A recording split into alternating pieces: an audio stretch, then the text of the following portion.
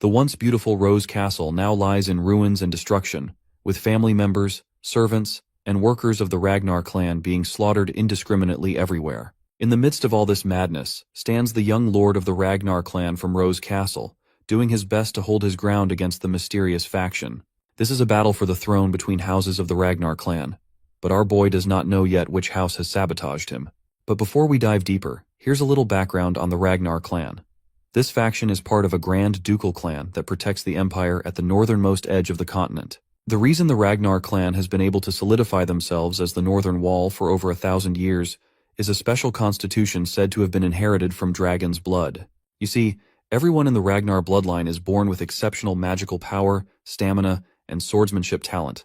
But one particular young lord wasn't so lucky, and he's the protagonist of our story, known as Theo, the bastard heir of Ragnar. The opponent he is facing is apparently his instructor and his swordsman tutor, who betrayed the Rose Castle, which is part of Ragnar clan. But our hero does not know his opponent's true identity yet. This filthy man just mocks our boy, calling him a talentless fool who's good for nothing, even though he comes from the prestigious Ragnar lineage. When he pulls off his mask, Theo's eyes widen in disbelief as he struggles to believe that his master, Rendon, would be the one to betray him. The man keeps berating Theo, saying he watched him train tirelessly every morning despite his lack of talent. He says it was a pitiful sight because no matter how hard Theo worked, it wouldn't get him anywhere. He laughs heartily, while Theo can only grit his teeth in anger, taking all the cruel insults. Theo finally tries to stand up for himself, and shouts about how this bastard infiltrated Rose Palace just to teach him those useless techniques, only to betray him in the end. But Rendon doesn't appreciate his disciple yapping back, so he swings his sword and cuts off Theo's arm. The poor guy screams as blood gushes out, and he eventually falls to the ground. Rendon feels pretty tired of hearing his disciple blame him, so he grabs Theo by the head and hoists him up, letting him know that everything happening right now is because of him. He forces Theo to look up at the Rose Castle burning, and reminds him that it's all his fault that his family members are dying.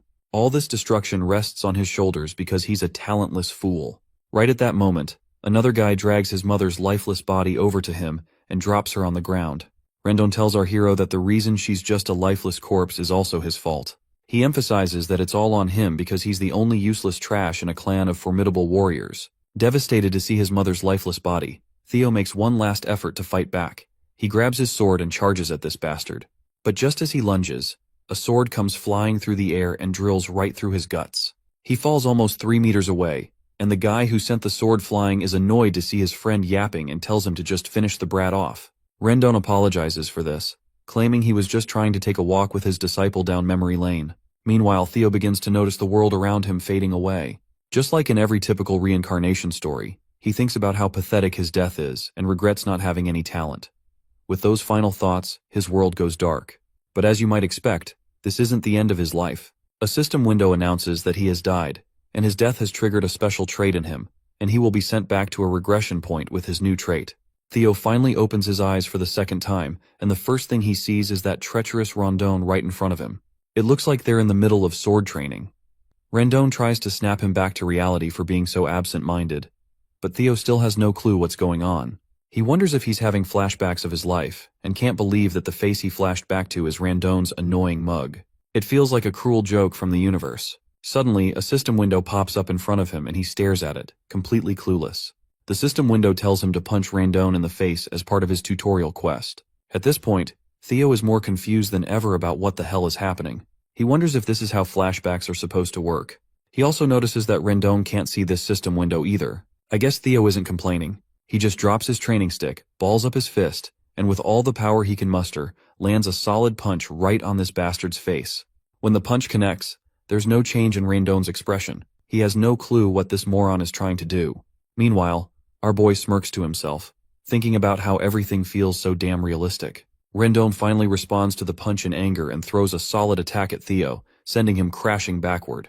Theo is annoyed that he has to endure this pain in his flashback as well. Meanwhile, the bastard master just sighs and explains that he understands why Theo might be frustrated, especially with the awakening ceremony coming up soon and his lack of progress. But he still can't forgive a student who lashes out against their master.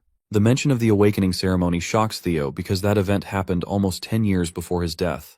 Rendon keeps on berating him for his behavior and walks away, saying he'll see him in the next lesson. The other clan members snicker among themselves, thinking about how this imbecile is blaming his master when he's the real talentless moron. While his peers continually shower him with insults, Theo finally starts to understand what's going on. He begins scratching the ground and can feel it clearly beneath his fingers. Then he looks at the injury Rondon inflicted on him, and the realistic sensation hits him hard. It becomes clear that he isn't just flashing back. He's actually come back 10 years in time to when he was only 17 years old. Right on cue, a system window pops up in front of him, congratulating him for successfully completing the tutorial quest. As a reward, Ragnar's talent has been activated. The system asks if he wants to receive the reward, and without hesitation, he presses yes. Arcane energy shimmers in the middle of his chest as the system confirms that he has received his reward, and that all his stats will now increase at an incredible speed. Back in the Rose Palace, we see that same filthy bastard is having tea with Theo's mother. He reports to her that he's never seen anyone as talentless as her son, but then he flashes a broad grin, saying that's precisely why he's here. The true teacher, Rondon, will do his best to make Theo strong enough for the awakening ceremony in 5 months at least. The Lady of the Rose Palace, Cecilia Ragnar, says she'll happily leave him in Rondon's capable hands. She also hands over a bag full of gold coins, telling him to give Theo a bit more attention. The filthy bastard takes the money and tries to reassure her that she doesn't have to worry. In response, she says she isn't worried at all because she believes in her Theo. Later, we see Rondon walking down the corridor with the bag of money in his hand, grinning. He's thrilled that he's getting paid such a handsome amount to teach Theo absolutely nothing. He smirks to himself, thinking how mother and son both are imbecile. Not only is he getting paid to train someone from Ragnar's direct line, but he's also going to be rewarded by his other master for leaking all of Theo's secrets and sabotaging his growth. It's an opportunity he's never had before. We then also see Theo in the corridor, sprinting at full speed, and he zooms right past Rondon. His so-called master just scoffs and calls him an idiotic loser as he runs by. Theo was running to meet his mother, and as he approaches, he calls out to her. When she turns around, she sees him completely out of breath. Without a word, Theo hugs her tightly and begins to cry, overwhelmed by the feeling to see her alive. This moment finally convinces him that he really has returned 10 years into the past. The painful memory flashes in his mind when Rondon forced him to watch his mother's lifeless body. But now, seeing her alive fills him with genuine happiness. He is now determined to change the future for her sake. If that mysterious system window is real, he knows he can grow stronger with the help of Ragnar's talent trait. He's sure he'll be powerful enough to hold his ground in the damned war for the throne. Most importantly, he's determined to get strong enough to take revenge on that piece of shit Rondon. The second tutorial quest arrives, telling Theo to train his body to the limit. It's still early in the morning, and the sun hasn't even risen yet, but Theo is already hard at work, fueled by thoughts of revenge against Rondon. He knows he needs to get stronger as soon as possible. In his previous life, he was part of an intelligence agency known as Black Word, but he was relegated to the information and was never given any major role because he lacked the combat skills. He never expected he would end up using the information he gathered back then like this. One thing he remembers is the potion that greatly empowers the body, known as the Bloody Sword Emperor Elixir. Its true worth will be revealed in the future through the secret manuals. Most importantly, he recalls the extreme training he had given up on because of his lack of talent. But now that he has the Ragnar talent, he's sure that he can gain strength if he works hard. His face twists with happiness as he notices that his running speed is increasing, and the system window promptly shows his progress as well. Other clan members have also appeared in the training halls, and they're quite bewildered to see him running without getting tired. They wonder if he's always been this fit. Afterward, he swings his sword and can definitely see that he's swinging faster than ever before. A few days later, we find him practicing in the dead of night. It's then that we also meet the training ground manager, Evelyn Nerveville, who is yawning and feeling tired. She reflects on how he's been training without sleep for days, and she starts to wonder if he really is the talentless fool people say he is. On the other hand, Theo is so tired that he feels like he's about to collapse, but seeing that progress bar going higher and higher keeps his spirits up. Just last night, he was totally wiped out from all the training. He had hit 90% progress, but right at that moment, his percentage dropped to 89 just because he took a little time to rest. That's exactly why he's been practicing relentlessly, pushing himself without a second thought about what speed even means. Now he's hit 98%, so he picks up his speed, knowing he's almost there. After this final push, he's exhausted and can barely breathe, but there's still 1% left to achieve. Somehow, he manages to push through, and finally, his sweat pays off as he sees the 3-digit number he's been craving for so long. The system promptly congratulates him for successfully completing the tutorial quest, and informs him that he has obtained the Dragon Heart as a reward. But before he can read all those juicy details, he just faints from exhaustion, while the system hovers over him, asking if he wants to receive the reward now. His hand trembles as he tries to lift his finger, but he manages to press the yes button. As soon as he receives the reward, a blue light engulfs him, and the hall manager watches in disbelief as he undergoes this power-up. A while later, we see him in a room. As soon as he opens his eyes and looks around, Evelyn appears and reassures him that he's in the break room of Training Ground 4, and reminds him that there was no need for him to push that hard.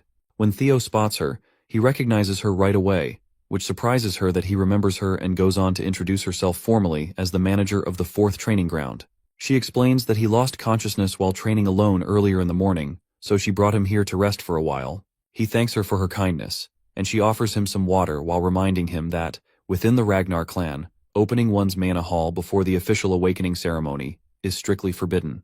Theo has no idea why she's bringing this up but agrees, saying he's aware of the rule. She then asks if he knows why did he break it. He still looks unsure and asks why she's questioning him like this. That's when she reminds him that right when he lost consciousness, there was a mana wave that perfectly matched the opening of a mana hall. With a menacing look, she demands to know if he opened his mana hall. Theo is completely clueless about what she's talking about, but then he finally remembers the incident that took place before he passed out. As we know, he received the dragon heart as a reward, and as a bonus for clearing the quest early, he also gained the magic power of 10 of his past lives. When he recalls this, he's at a total loss for words, because getting a dragon heart is no walk in the park. You see, a dragon heart is special because a mana hall can be placed within it. Placing a mana hall in the heart allows it to operate more efficiently. However, humans, unlike dragons, typically place their mana halls in the lower abdomen because the human heart can't handle that kind of power. That's why every warrior, especially those in the Ragnar clan, longs for a dragon heart, and it's the quickest way to become overwhelmingly powerful without placing the mana hall into the abdomen. However, humans have never been able to overcome the natural limitations of their heart. But now, with the dragon heart given to Theo as a quest reward, he's in an awkward situation. The rewards are incredible, but it's clear that this has put him in a tricky spot. On top of that, he is sitting before Evelyn Neville, a high-ranking swordswoman, who is now retired after losing her left arm and has become the manager of the training grounds. Evelyn was the commanding officer of the white-armored dragon cavalry, and her skills were so remarkable that even the demon dragon revered her. Known for her fierce principles, she was not the type to care about status or strength. She could not tolerate dishonesty or cowardice. At one point, when she found him inflexible, she relinquished her position as his direct master. In other words, if she discovers his dragon heart and mana hall, he could very well lose his head. But he smiles because he has a plan in mind. As long as he doesn't get caught, there's nothing to worry about. He makes a sassy comeback to her accusations, asking how she can talk about executing him just based on her gut feeling. He asks if she can handle the consequences of her words. The girl falls silent, unable to counter his question. Theo further tries to demoralize her by reminding her that he is also an heir of the Ragnar clan. If they find out that the suspicions against him are baseless and false, it could be seen as defiling the Ragnar name. She agrees, acknowledging that these are the rules. With a menacing look on his face, he asks her if she knows what the punishment is for humiliating an heir. She confidently replies that it's execution. He is glad that she understands, and tells her to think before she speaks. The lady is blown away to see this new side of him and wonders if this is the same person she knew. In any case, she's sure that what she saw was definitely a mana wave, so she decides to investigate further. Even if he is of Ragnar's bloodline, rules are rules, and she intends to hold him accountable. However, she soon realizes that he actually doesn't have a mana hall. Her expression quickly falls as she understands she might have been wrong.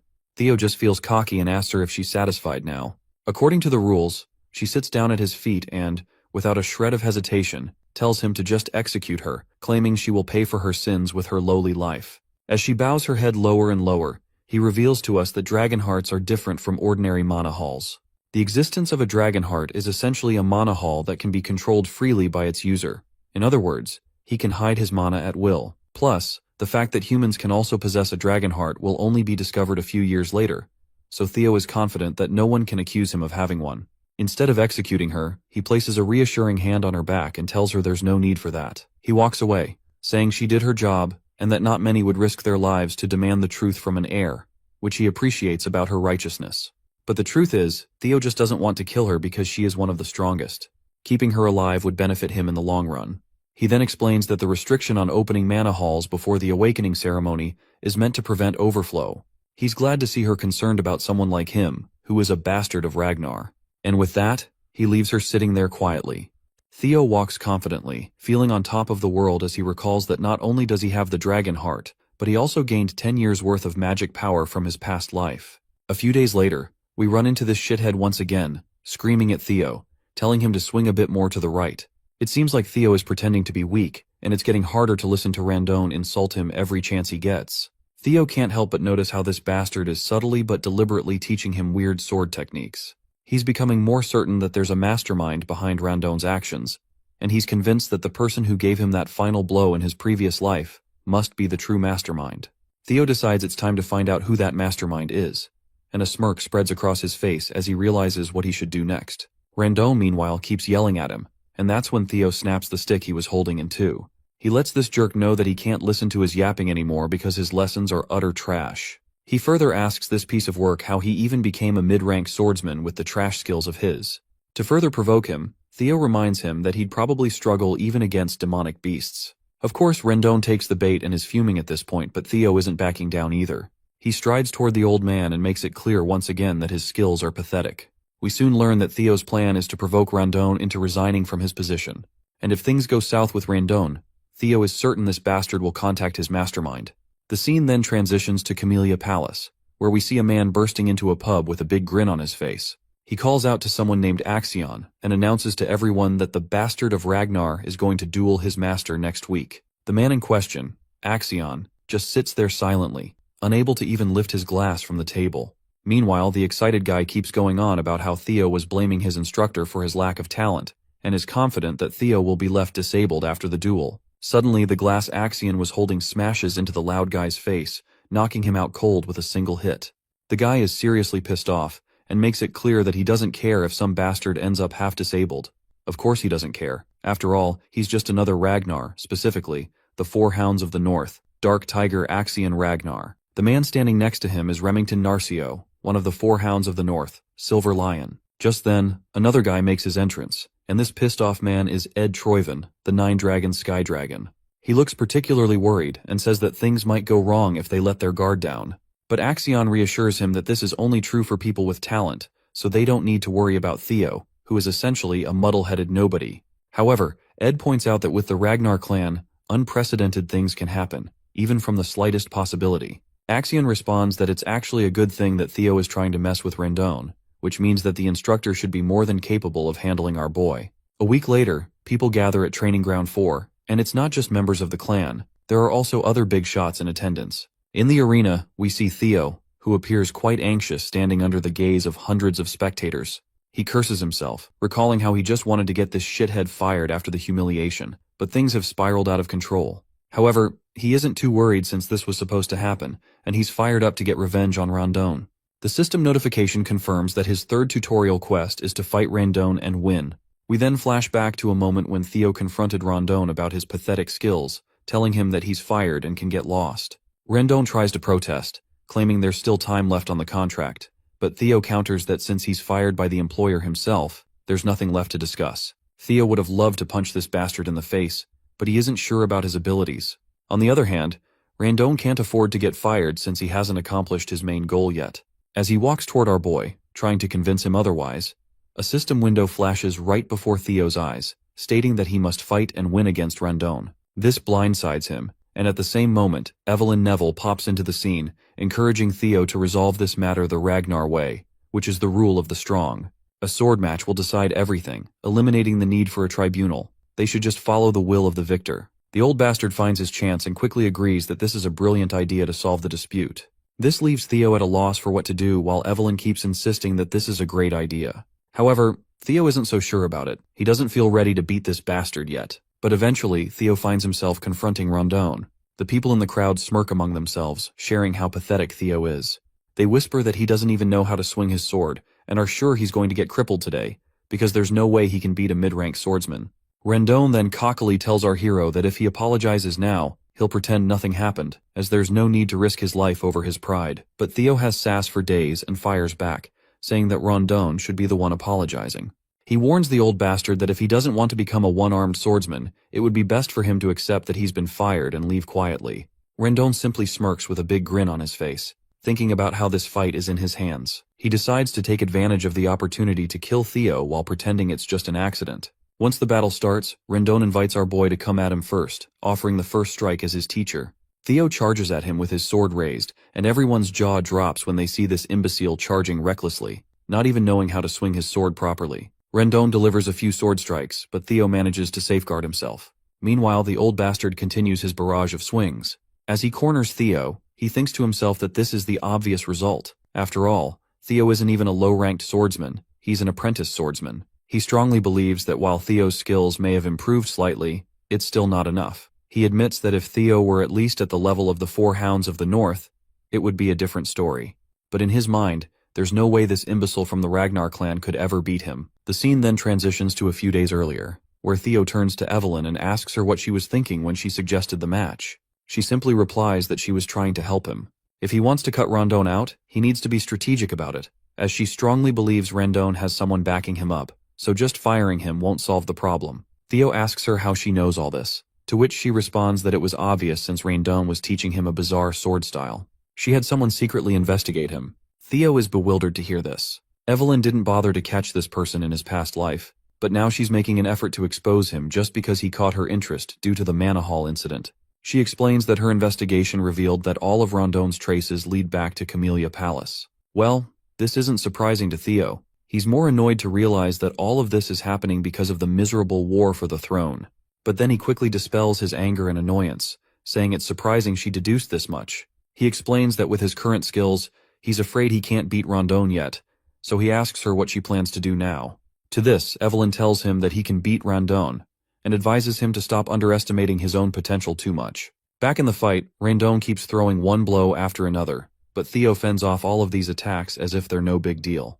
This is making Rondon wonder what happened to this brat, as he's clearly not the Theo Ragnar he knew. The tables have completely turned, and now it's Rondon who's struggling. Everyone in the crowd can feel the constipation of defeat. We also see this hoodie guy, Remington, and he is also shitting his pants in some corner of the seating area, though I'm not entirely sure if he is Remington. Meanwhile, Evelyn is having the time of her life watching the fight.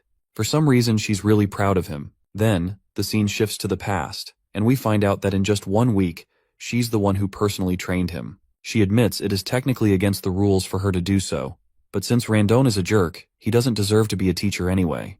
This revelation puts a smirk on our boy's face. He's feeling a mix of excitement and arousal, convinced that having Evelyn in his debt was totally worth it after all. However, there's one thing he's concerned about. He wants to know what's her real reason for going so far to help him. He asks if it's because of what happened last time. She agrees that's true to some extent, but she also mentions there's someone she knows who would like him, because that guy is obsessed with collecting talent. Back in the present, the battle rages on, and Rondon is getting more desperate by the minute. He starts to wonder if this brat has been acting like an idiot and pretending to be weak on purpose all this time. In the middle of the fight, our boy asks him who's backing him, which makes the old bastard lash out, questioning what he means by that. But Theo reminds him that he already knows he was teaching him trash lessons on purpose. He finally gets blunt and asks if he's working with Camellia Palace. This revelation leaves the old coot stunned for a moment, and the old man's reaction confirms to Theo that it's true. With that cleared up, our guy swings his sword the very next moment, severing the old man's hand. The amputated hand flies through the air, leaving the crowd absolutely boggled. The wannabe teacher cries out in pain and starts cursing under his breath. Theo strides confidently toward this shithead, finally feeling like he's actually gotten stronger. He reminds this old bastard of the words he had said in his past life. It was his fault things had come to this because he had been a weak, talentless fool. With a menacing swing of his sword, Theo throws those same words in the old man's face, reminding him that he is the weakest one here. He tells the old man that given Ragnar's belief in the rule of the strong, someone as weak as him shouldn't have come here. Then, with one final swing, the sword comes down, and this fucker's head rolls across the ground, leaving the blood splattering everywhere. The system window pops up promptly, congratulating him for successfully completing Tutorial Quest 3. Not only did he win the fight, but he also exceeded the objective, so he's earned a bonus reward. The system asks if he wants to receive the reward now, and of course we already know what his choice is. Everyone in the crowd has finally sharted their pants. It's mind-boggling to witness an apprentice swordsman just slaughter a mid-tier swordsman like that. Meanwhile, our guy is feeling like this old bastard was ridiculously weak. He's actually embarrassed that he ever suffered at the hands of someone like that in his past life. But hey, things are definitely different this time around. The system then reveals that the ability known as Observation has been activated as a reward, and as an additional bonus, he's gained 1 year of magic power. That's when a man comes crashing down from the sky, slamming into the ground like a goddamn meteor. Before our boy can even react, this man shouts Theo's name as he grins widely. The man in question is none other than Julius Ragnar, the demon dragon and commander of the white armored dragon cavalry. Theo is absolutely stunned to see him. He can't believe it's really him and starts wondering how long he's been watching this whole time. Meanwhile, the crowd starts losing their minds, because this man is the commander of the white armored dragon cavalry, and everyone's freaking out, trying to figure out why someone of his rank is even here. I think this is the guy Evelyn was talking about, the one who likes collecting talent. We then see Evelyn herself, absolutely devastated and dejected that the commander has literally destroyed the flooring with his landing. On the other hand, Julius looks like a literal beast, and his terrifying appearance leaves Theo sweating and completely unsure of what to do next. But his worries seem unwarranted as the man just laughs, flashing a big broad grin. He looks like a friendlier version of Brutus from Popeye the Sailor Man show. He gives gentle pats to our boy, which let's be honest are not so gentle. He continues to laugh, saying he's quite surprised to see someone carrying this much talent with him. He adds that it was a little disrespectful to kill his teacher, but he admits Rondon deserved every bit of it. Then, he bursts into laughter again as he pats Theo over his shoulder, and then promptly invites him to join the white armored dragon cavalry. Evelyn had already expected this much, while everyone in the crowd is left with their jaws hanging open. They're struggling to believe that the infamous Julius Ragnar has scouted someone as inexperienced as him to join the elite white armored knights. That's when we catch a glimpse of Remington once again. He asks a guy nearby if he's ever heard of a case where an apprentice swordsman who hasn't even undergone the awakening ceremony has been scouted. The stranger looks unsure how to respond and admits he's never heard of such an occurrence. Of course, Remington knows this too. It hasn't happened in the entire history of their world. Meanwhile, we hear our hero's thoughts. He thinks it's impossible to gauge someone's true potential while their mana hall is closed.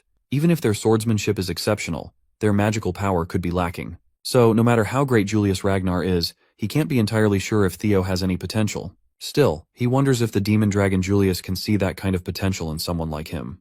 Theo quickly declines the offer to join, doing so flatly, without a shred of hesitation or doubt on his face. Julius is left looking like he just bit into a sour lemon. The crowd is in shock as well, their jaws hanging open at how coldly Theo turned down such a prestigious man. There's a moment of silence in the entire hall as everyone processes what just happened. As the day passes, news of the incident spreads throughout the clan. Everyone is talking about how this young master Theo, seen as an imbecile, destroyed his teacher, and when the demon dragon tried to scout him into the white armored dragon cavalry, he turned down the opportunity. Opinions are divided on whether he's being humble or just arrogant.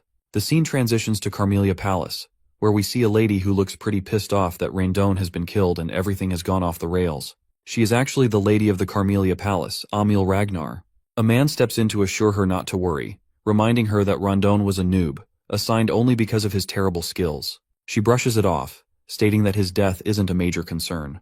The man speaking to her is her brother, Sky Dragon Ed Troyven, whom we've seen before at the pub. She explains that the demon dragon personally reached out to Theo, and what's even more troubling is that people are saying Evelyn ordered it. This means they can't interfere by assigning Theo a new master anymore. If Theo starts to stand out, it'll become much harder to take control of the Rose Palace. At that moment, Axion enters the scene, casually asking why they're so worried. He reassures them that there's no way the clan head will take an interest in this situation, and their plan can proceed as usual. Emil asks if he understands that the best way to take control of the Rose Palace without offending the clan leader is for Theo to remain powerless. Her son acknowledges this and says he knows it already, adding that he's certain Theo is still powerless. After all, how much could someone like him really have changed? He believes that Evelyn and the demon dragon have always been interested in underdogs, so there's no reason to make a big deal out of it. But Ed Troyven isn't vibing with his nephew's nonchalance and warns him not to take the situation lightly. That's when Axion pulls out a letter and, with a sly grin, says that since his mother and uncle are so worried, he'll just play with Theo a little and remind him of his place. Later, the scene transitions to the training grounds, where Evelyn is giving Theo props for his good practice session. He thanks her back, saying it's definitely different learning from a proper master like her. She then mentions that it would have been better if he had joined the white armored dragon cavalry, and she is curious about why he declined the offer. Theo thinks to himself before responding. He considers how it would be a lie to say he didn't regret rejecting that juicy offer since it was his dream in his past life. However, he just smirks, thinking that joining now would be detrimental for him. There's no reason to limit himself this early in the game. When he thinks about the privileges that will come with being at the top after the awakening ceremony, getting into the white armored dragon cavalry doesn't even compare. So he just smiles and says he didn't want to receive any special privileges and that he still feels he's not ready. He's satisfied just training with her for the awakening ceremony. Evelyn then reminds him that the commander will probably be disappointed after being rejected like that.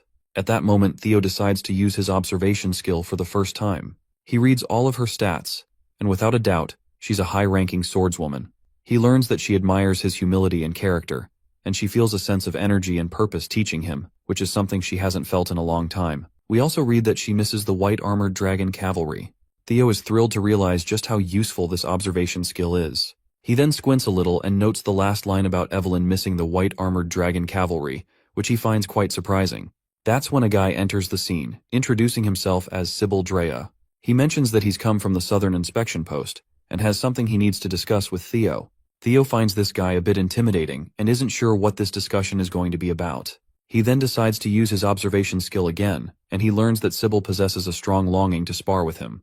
The revelation makes him sweat with anxiety, and he feels terrified at the thought of fighting someone with such a scary face. Right on cue, the system notification pops up, showing the 4th tutorial quest. His main goal is to discard the title of Imbecile of Ragnar, and he has already made almost 28% progress. Sybil Drea was quite frank with his intentions.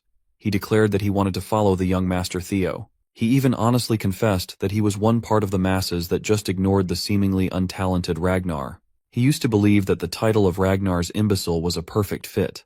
Theo appreciated the honesty, but he could not help but feel a little pissed off. The bastard was practically bad-mouthing him without realizing what he was saying. Sybil had a change of heart when he came to learn that the young master came out every morning to train harder than anyone else. Moreover, he was honored to see the results of such efforts in the fight against that fraud, Rendon Harvey. Sybil reveled at the sight of the instructor's head flying in the air. He was astounded to see Theo's miraculous growth firsthand. The sight of demon dragon Julius Ragnar personally inviting the young master to the white-armored dragon cavalry was etched on his mind. Sybil proclaimed that Theo had become his idol from that point on. He wanted to give up on himself after being called the idiot of the Southern Inspection Office, but that changed when Theo appeared. All he wanted was the opportunity to clash swords with his hero.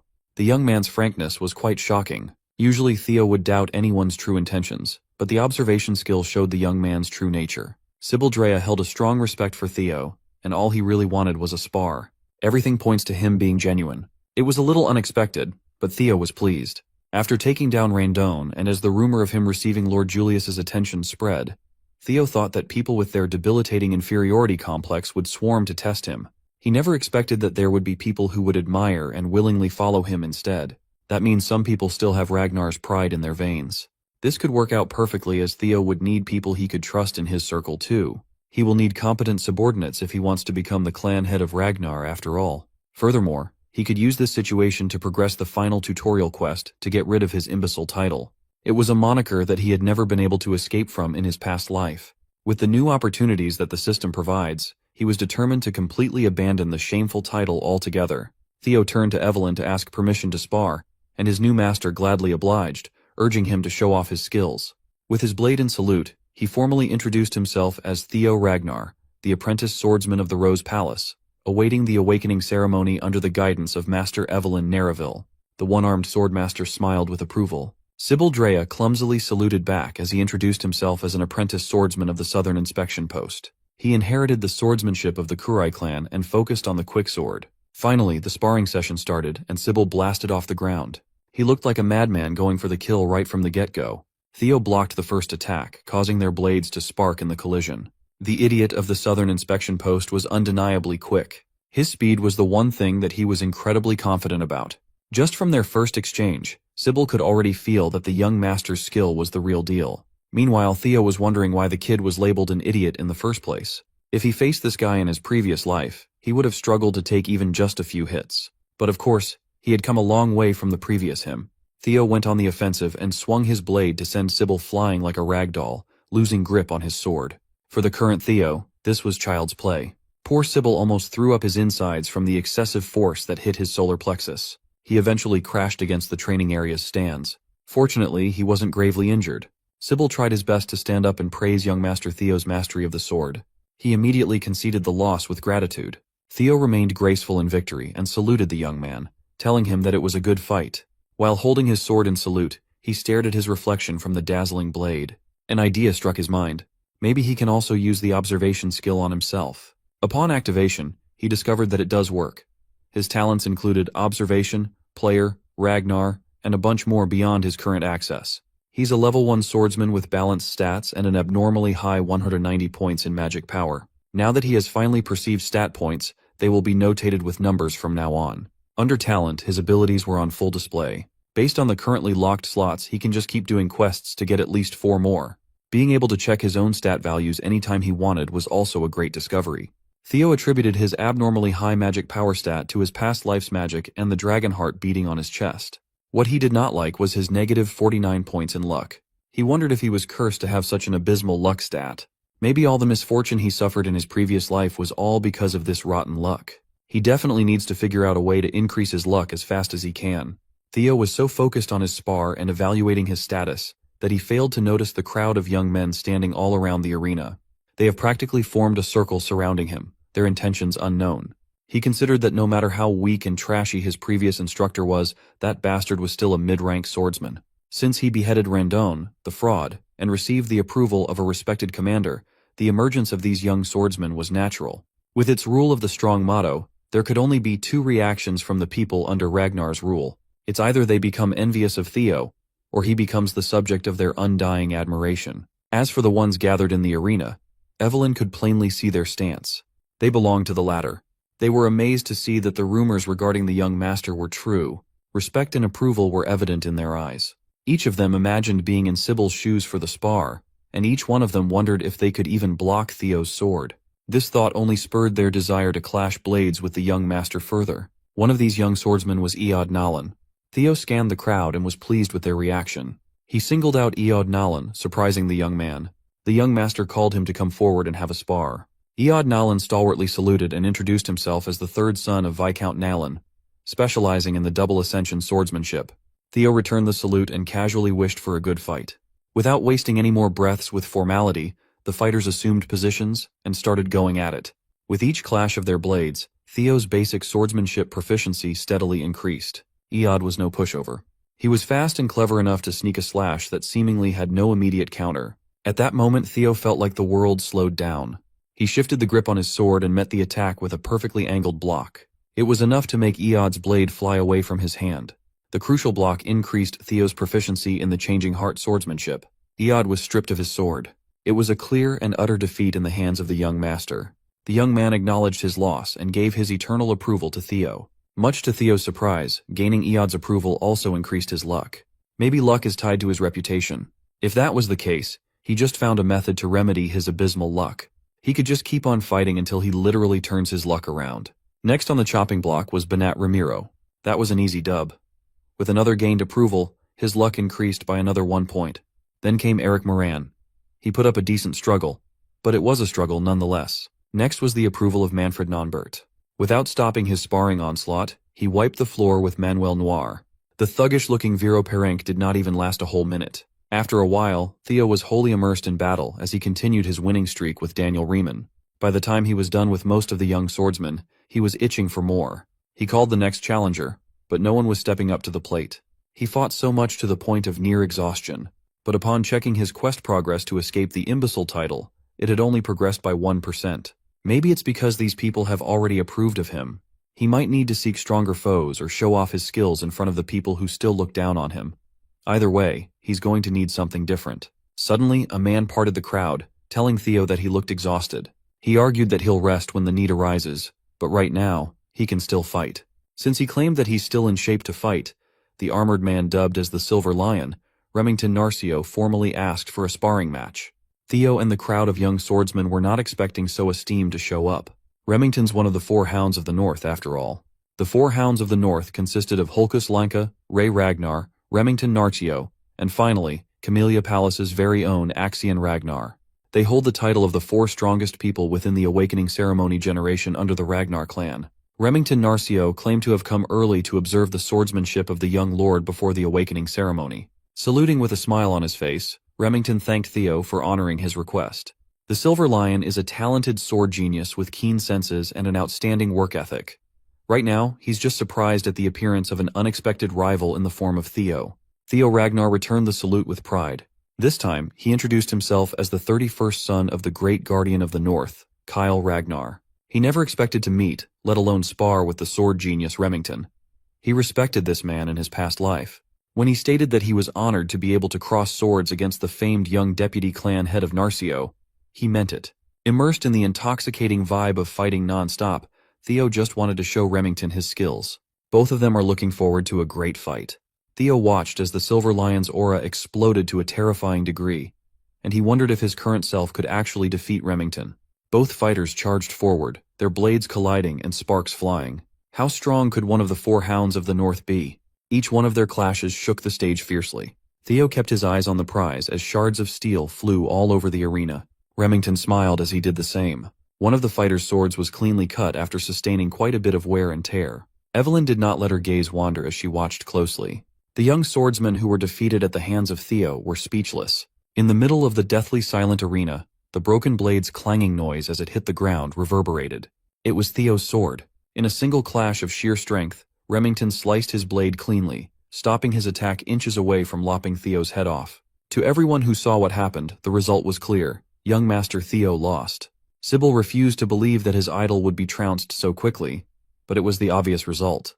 They resigned to the fact that no matter how much Theo had grown, it was still impossible for him to beat one of the four hounds. They were the strongest of the current generation for a reason. Sybil argued that the fighting spirit Theo demonstrated was more than enough to admire. Much to every bystander's surprise, the White Lion suddenly declared that the duel was his loss. He respectfully saluted Theo. His form was impeccable as he humbly thanked the young lord for the duel. Remington asserted that Theo's sword was already worn out by the time they started, not to mention the fatigue he was feeling after multiple fights. Theo insisted that on a battlefield no one would offer such considerations, so he already accepted his defeat the moment he lost his blade. Remington returned with an understanding smile. The White Lion and the imbecile shook hands. A more profound respect for one another formed between the unlikely tandem. Remington genuinely hoped that they could have a proper duel in a more ideal setting next time, and Theo did too. Everyone watched in surprise as Theo was acknowledged by one of the four hounds, thinking that the young master really was built different. The duel with Remington raised his quest progress up to 35%, a massive jump, all things considered. Evelyn sighed in relief from the sidelines. This could not have ended more perfectly. Theo finally had a gauge of just how strong the hounds were, thanks to Remington's display of power. By obtaining talent and secret manuals through quests, Theo had become incomparably stronger than he was in the past. But he felt true power the moment he crossed blades with the White Lion. He was reminded that he's still greatly lacking in a lot of aspects. It was a shame that the duel fizzled out thanks to his current condition, but he still gained a lot from the brief exchange. His luck increased by 10, and his reputation has dramatically improved. As for the quest, he's still a long way from finishing it all at once, so he might have to actively look for other methods. He needs to set a stage to gain approval. Remington confessed that he did not come to this place for a simple duel.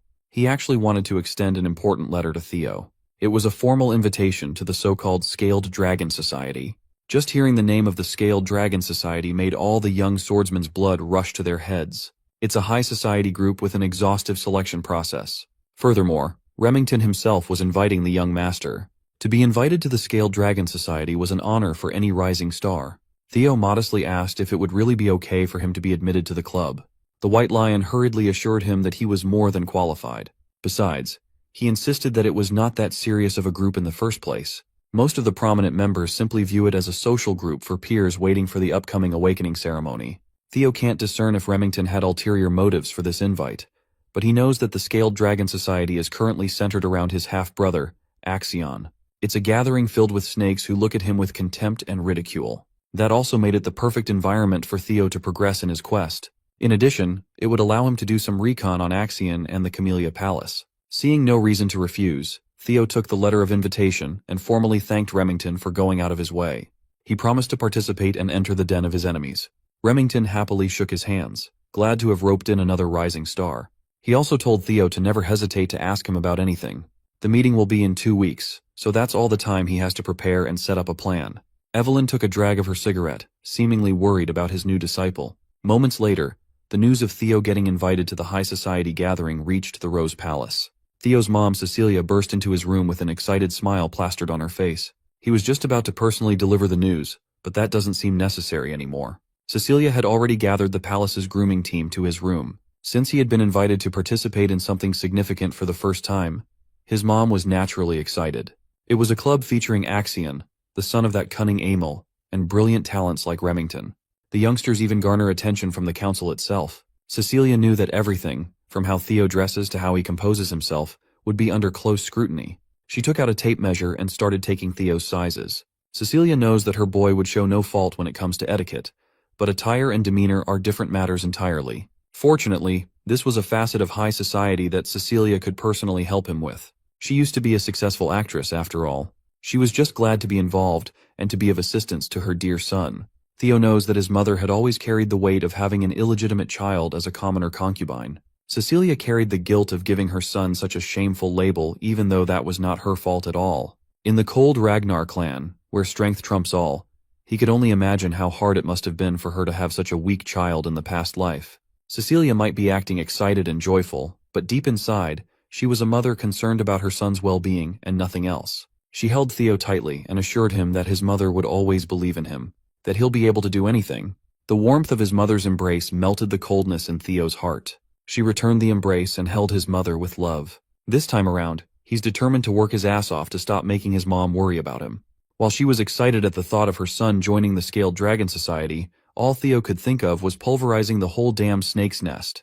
2 weeks later, the night of the society banquet arrived. Remington personally came by the Rose Palace to pick Theo up in a lavish carriage. As soon as he saw the young man, he thought he was seeing a different person. Theo had ditched his training clothes and obtained some exquisite drip thanks to his mother and the palace staff. Instead of a warrior, he looked more like an aristocrat. Remington commented on his new look, and Theo took it as a joke. The White Lion wasn't joking. He was genuinely impressed by the young master's transformation. Theo had to admit that his body had undergone a massive overhaul. He grew taller, his muscles developed perfectly, and all of this was a result of a mere 2 weeks of diligent training.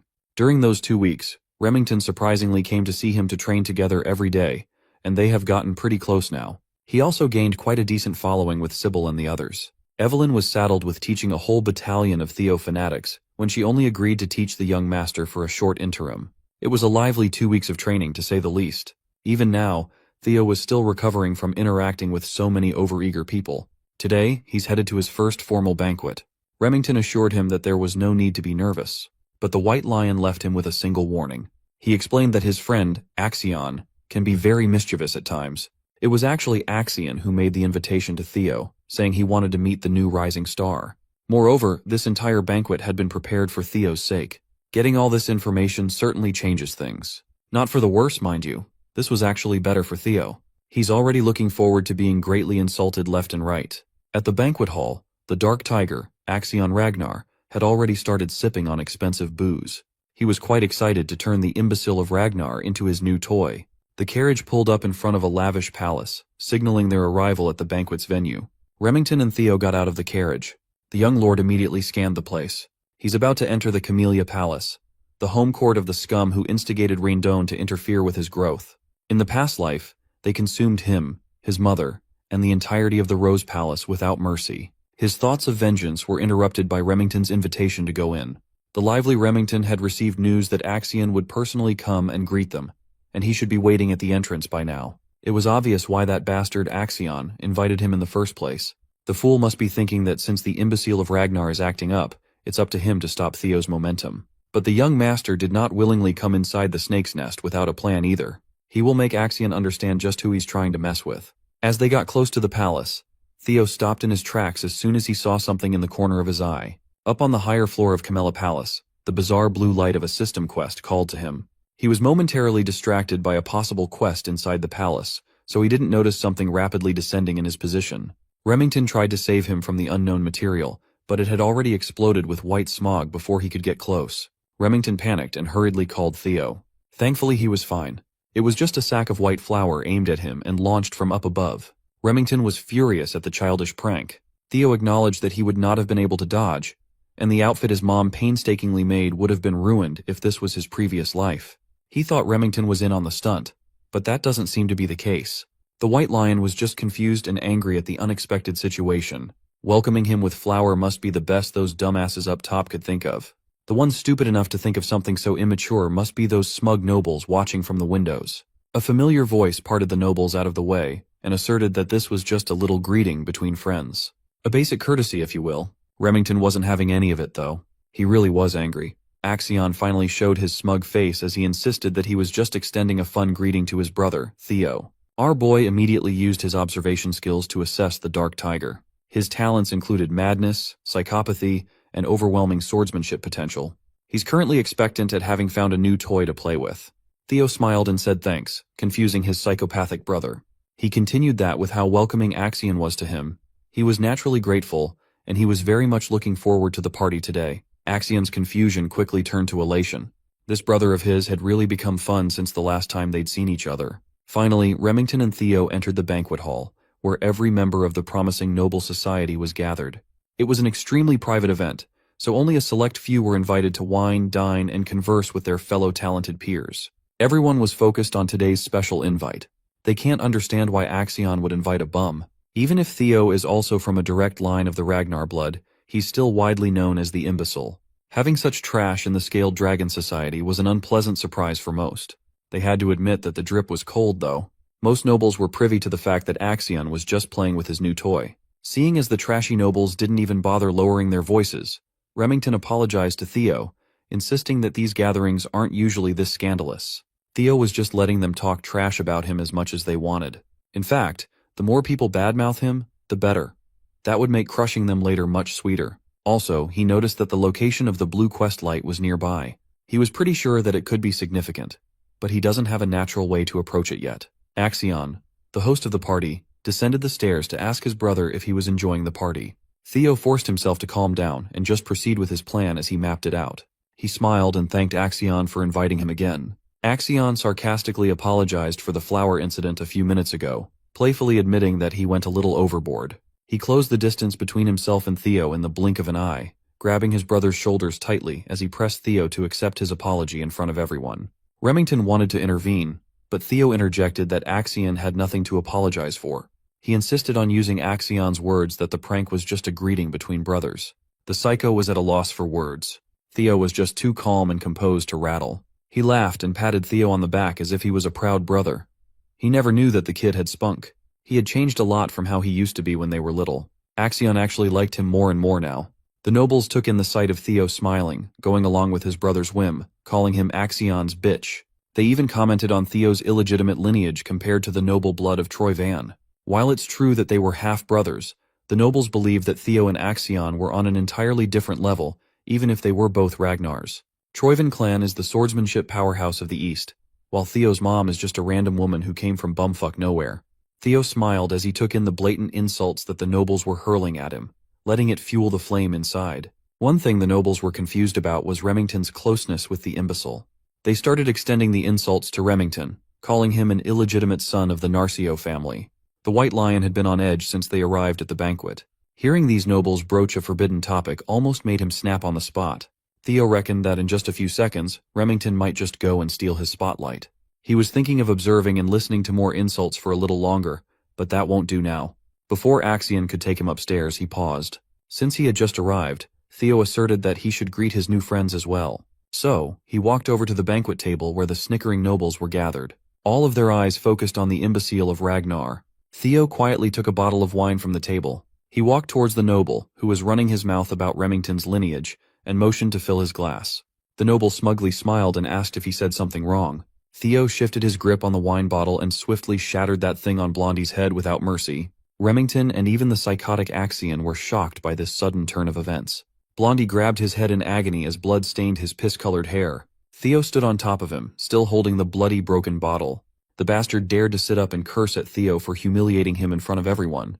Before he could run his mouth with a litany of the usual arrogant noble yapping, Theo sent a kick that broke the bastard's jaw. Theo's straightforward plan had finally started, as his eyes turned cold and crazy. He insisted that he was just giving Blondie a little greeting only to get a hurtful response back. The other nobles stopped in their tracks, scared and confused by what was happening. Meanwhile, Theo's quest progress was starting to go up, reaching 43% now. Remington had spent 2 weeks of training with the young lord, and he knew the guy to not be a hot-headed thug. He considered that Theo might be doing this for his sake.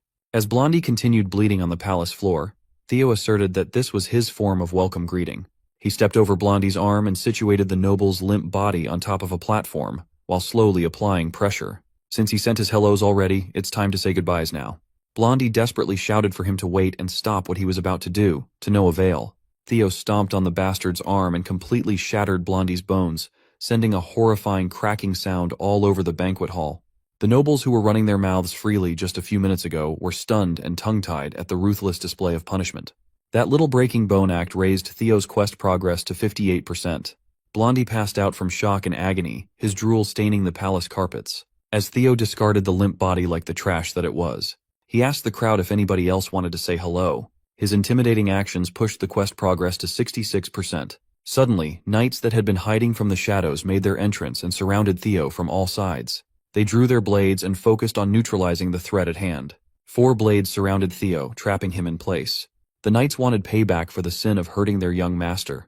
They asserted that the punishment for such vile actions must be death. Theo smiled as his plan just kept on getting better. He asked the knights who's the guy he just trashed.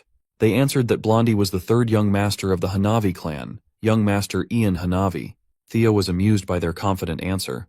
The Hanavi clan is one of the 6 snow clans that support Ragnar. He knew that the bodyguard knights of these spoiled nobles would not be able to sit by and watch the whole time.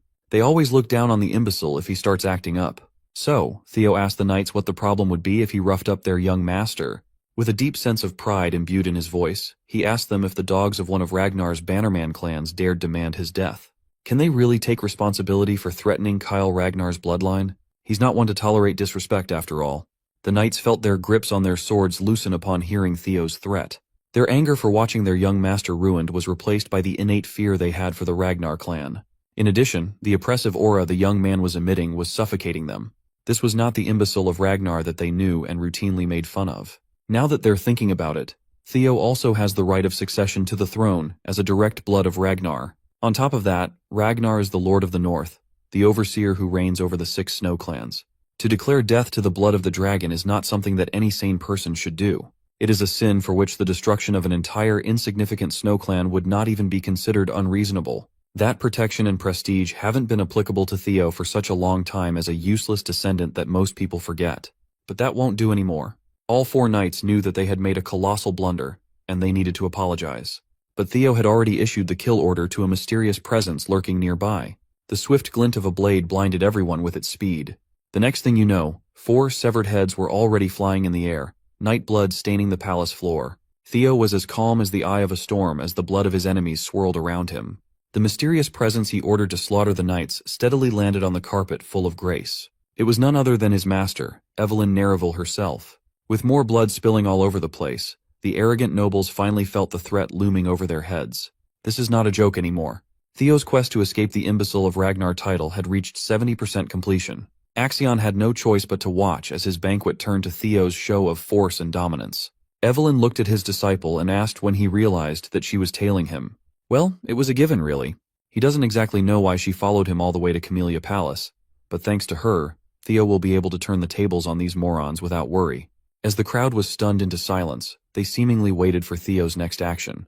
The night before the banquet, Commander Julius paid Evelyn a secret visit. He came to rag on her about not taking in any more disciples, yet diligently training her new student every day. Evelyn must have gotten used to this brute sneaking into her quarters, as she didn't even want to entertain his games. Recently, Julius's only joy in life has been tormenting his former comrade. That includes raiding her expensive wine stash for his own enjoyment. Tonight, Commander Julius really wanted to hear just what Evelyn saw in the kid. She knew that taking the bottle away from the brute's hand was impossible now. Evelyn answered that Theo was simply beyond expectations. Considering his attitude about honing his craft and talent, he's truly among the best ones she has ever taught. Considering that even Axion passed through her hands, that's a bold claim. Evelyn did not mince her words. Considering Theo's potential, she could confidently say that he was beyond that of even young Master Axion. She sincerely insisted that she was not just speaking empty words. Well, Julius always trusted her eyes for talent.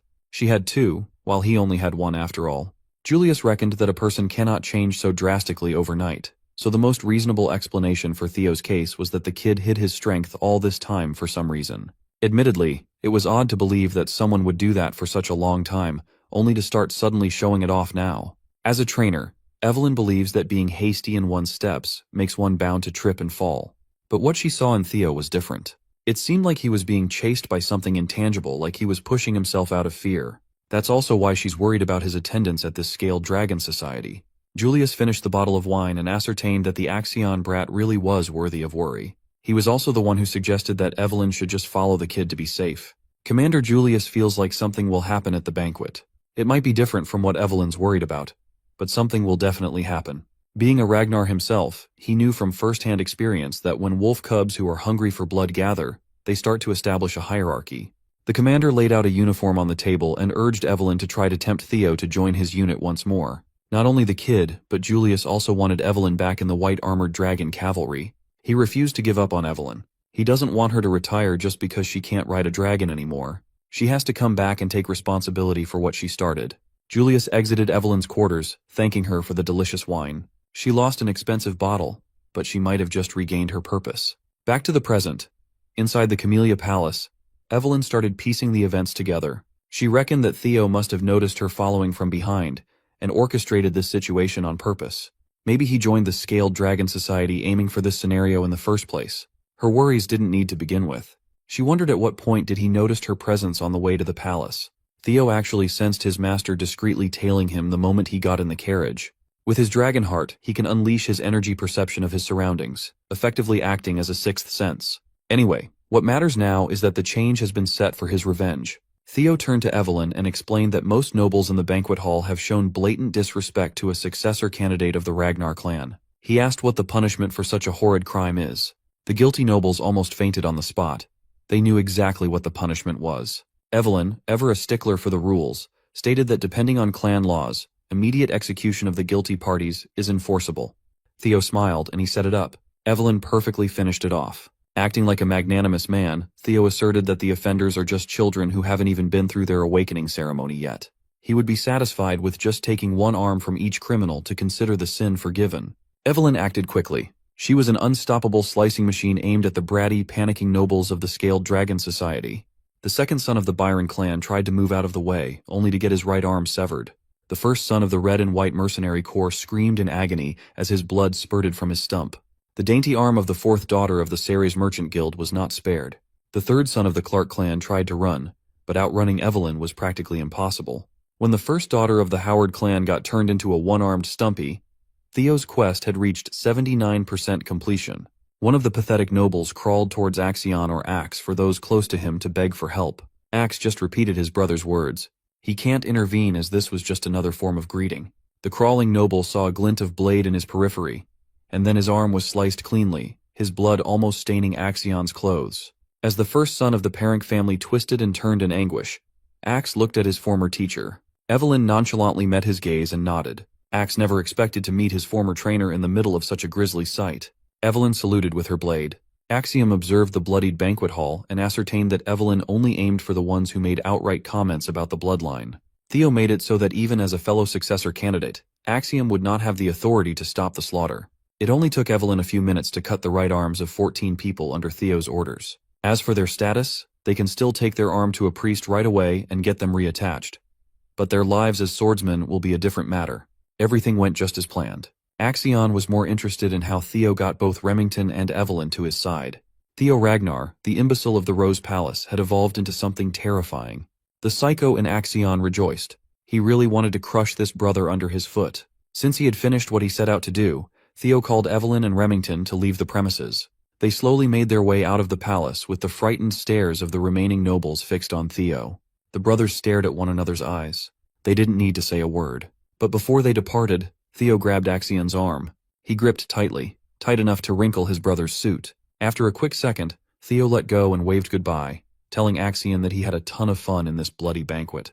The final tutorial quest to escape the imbecile of Ragnar title was finally completed. Axion was fuming. He wanted to make a move right then and there, but he knew it wouldn't be wise. The psycho vented his anger by crashing out of his own home and screaming Theo's name at the top of his lungs. With all the tutorial quests finished, no one would dare to call Theo the imbecile of the family. The tutorial is finished, but his true revenge is only getting started. His reward for literally changing his public perception was an experience elixir, a tonic that instantly raises one's level by 5 if the user is below level 30. News of the bloodshed quickly reached the ears of other palaces. Anyone would be shocked to hear that Axion's prestigious Scaled Dragon Society was torn limb from limb, literally and figuratively. As for Theo, he was on a very celebratory move after flexing on those nobles. His subordinates took him to a pub in celebration of his flashy and gory high society debut. Every one of his followers was there. Even Evelyn stopped by to get some drinks. He wondered how the Scaled Dragon Society was feeling after being done in by a man they loved to call an imbecile. Inside the Camellia Palace, Emil Ragnar is in disbelief after learning that not only did they give the MC justification for his actions, but he also chopped off everyone's arms in front of Axion. Axion answers positively, which makes her feel frustrated since it makes no sense to her, and she remembers warning Axion beforehand not to take things so lightly. She is disappointed to hear that they didn't just try pressuring him into submission, but have given our boy complete authority to go wild. Axion tries to defend himself and tells her that once Theo gets recognition, it will be hard to conquer the Rose Palace, assuring her not to worry. However, she tells him to reflect on his actions and doesn't agree to listen to him any further. She points out his mistakes, which almost caused their great plan to get ruined. Axion decides to listen to her and leaves. Emil wonders who Axion takes after to be so obnoxious. Ed Troyven replies that Axion resembles her when she was young. She's not in the mood to joke around, so he apologizes and assures her that the incident might not be worth worrying about so much. He explains that the Rose Palace has been a part of the clan head's harem, so it's very difficult to get its ownership. Even though it has been outside of the clan leader's interest since it's a place where riffraff gathers, it still has the support of the clan leader himself. He shares his plan that all they needed was justification, and thankfully, since our boy Theo has created chaos at the scale of the Dragon Society meeting, he is slowly becoming the representative of the Rose Palace. By using the incident as justification, they can suppress the MC through legal procedures. Emil is left speechless after hearing this and contemplates that the reason she was afraid of Theo becoming stronger was that she feared his power and influence would expand over time if the clan leader focused more on the Rose Palace. However, by using Theo, who is slowly becoming stronger, she realizes the Camellia Palace can suppress him through legal procedures, and the Rose Palace will have no other choice but to bow down in front of the Troyvens. She believes the plan might actually work and asks Ed how long it's going to take to prepare. The guy assures her that all preparations are already finished, and tomorrow morning when she wakes up, she will hear some great news. He comforts her and tells Emil that she can enjoy a bath and sleep well for the night while sharing that he has prepared an aromatic candle for her from the South Akron volcanic region. Emil decides to depend on her elder brother and shows her gratitude. Meanwhile, inside a tavern, Remington expresses how shocked he was and says he didn't know Theo cared so much for him. Our boy doesn't understand what he's saying and finds it funny to see him act drunk after drinking just orange juice. Remington says that despite enduring insults directed at himself, Theo didn't hesitate for even a second and stepped up for his friend as soon as Remington started getting insulted. He feels embarrassed and regrets not doing anything. Remington looks at the MC and feels surprised that Theo has been enduring the times when everyone looked down on him and saw him as an untalented, useless child, but he still ended up not giving up and becoming stronger. Even against opponents whom he doesn't have a slight chance of winning against, he showed strong willpower to win his battle against the Camellia Palace, which no one defies. Remington recognizes that Theo has the courage to wield his sword without any hesitation, and Theo did all that just for him. Theo's friend starts to get teary, and he realizes Remington has greatly misunderstood the situation. The guy gets up and tells our MC that despite the orders of his clan, he wants to follow a different idea and shares that he wishes to follow Theo. The people observing both of them start cheering and call the MC and his friend amazing. Theo tries to clear the misunderstanding, but Evelyn telepathically tells him to just let his friend be. He notices her, and she shares that it's not a bad misunderstanding, and that everyone probably intends to get along with our boy. After hearing this, he starts to smile, but understands that he is nothing special since all of his powers are thanks to the status window. He looks at his own stats and realizes that whatever he has gained is thanks to the status window while recalling that at first, he assumed it was a fragment of his own regrets. However, seeing how detailed this is, he realizes the status window is something else. He gets a vague sense of déjà vu but decides not to care about it since it's helping him improve. After the Scaled Dragon Society incident finished, the MC notices that his level has increased. Whenever a level up occurs, the system gives him points that can be used to raise his stats. Theo understands he can increase his abilities however he wants, and feels scared of the shining future that someone like him, who has so much potential, will bring. Evelyn sees his evil smile and gets concerned. Theo decides to prepare for the counterattack of the Camellia Palace first, and asks Remington if he is willing to help our boy with something. His friend assures him he can ask anything, a bit surprised to be called Remy in such a friendly manner. Theo pulls something out, and while giving it to Remy, he shares that the war for the throne between our boy and Axion is going to begin soon, so he needs help in the preparation for when the time comes. Remy becomes silent, recalling that in his past life, Remington became the clan head of Narcio, and the clan's forces became powerful enough to confront the Ragnars. The MC realizes how valuable this opportunity is for him to pull Remy to his side. He gives Remington a piece of paper, and the guy assures him that since he has already pledged loyalty to our boy, he will do everything in his power to help. Theo shows his gratitude, and suddenly someone barges into the tavern while screaming Theo's name. Everyone becomes surprised as some knights barge in and announce that under the sword of law, Theo is under arrest for assault, threat, and intimidation. Evelyn calls it complete bullshit, but our boy tells her to calm down and moves forward to see the arrest warrant.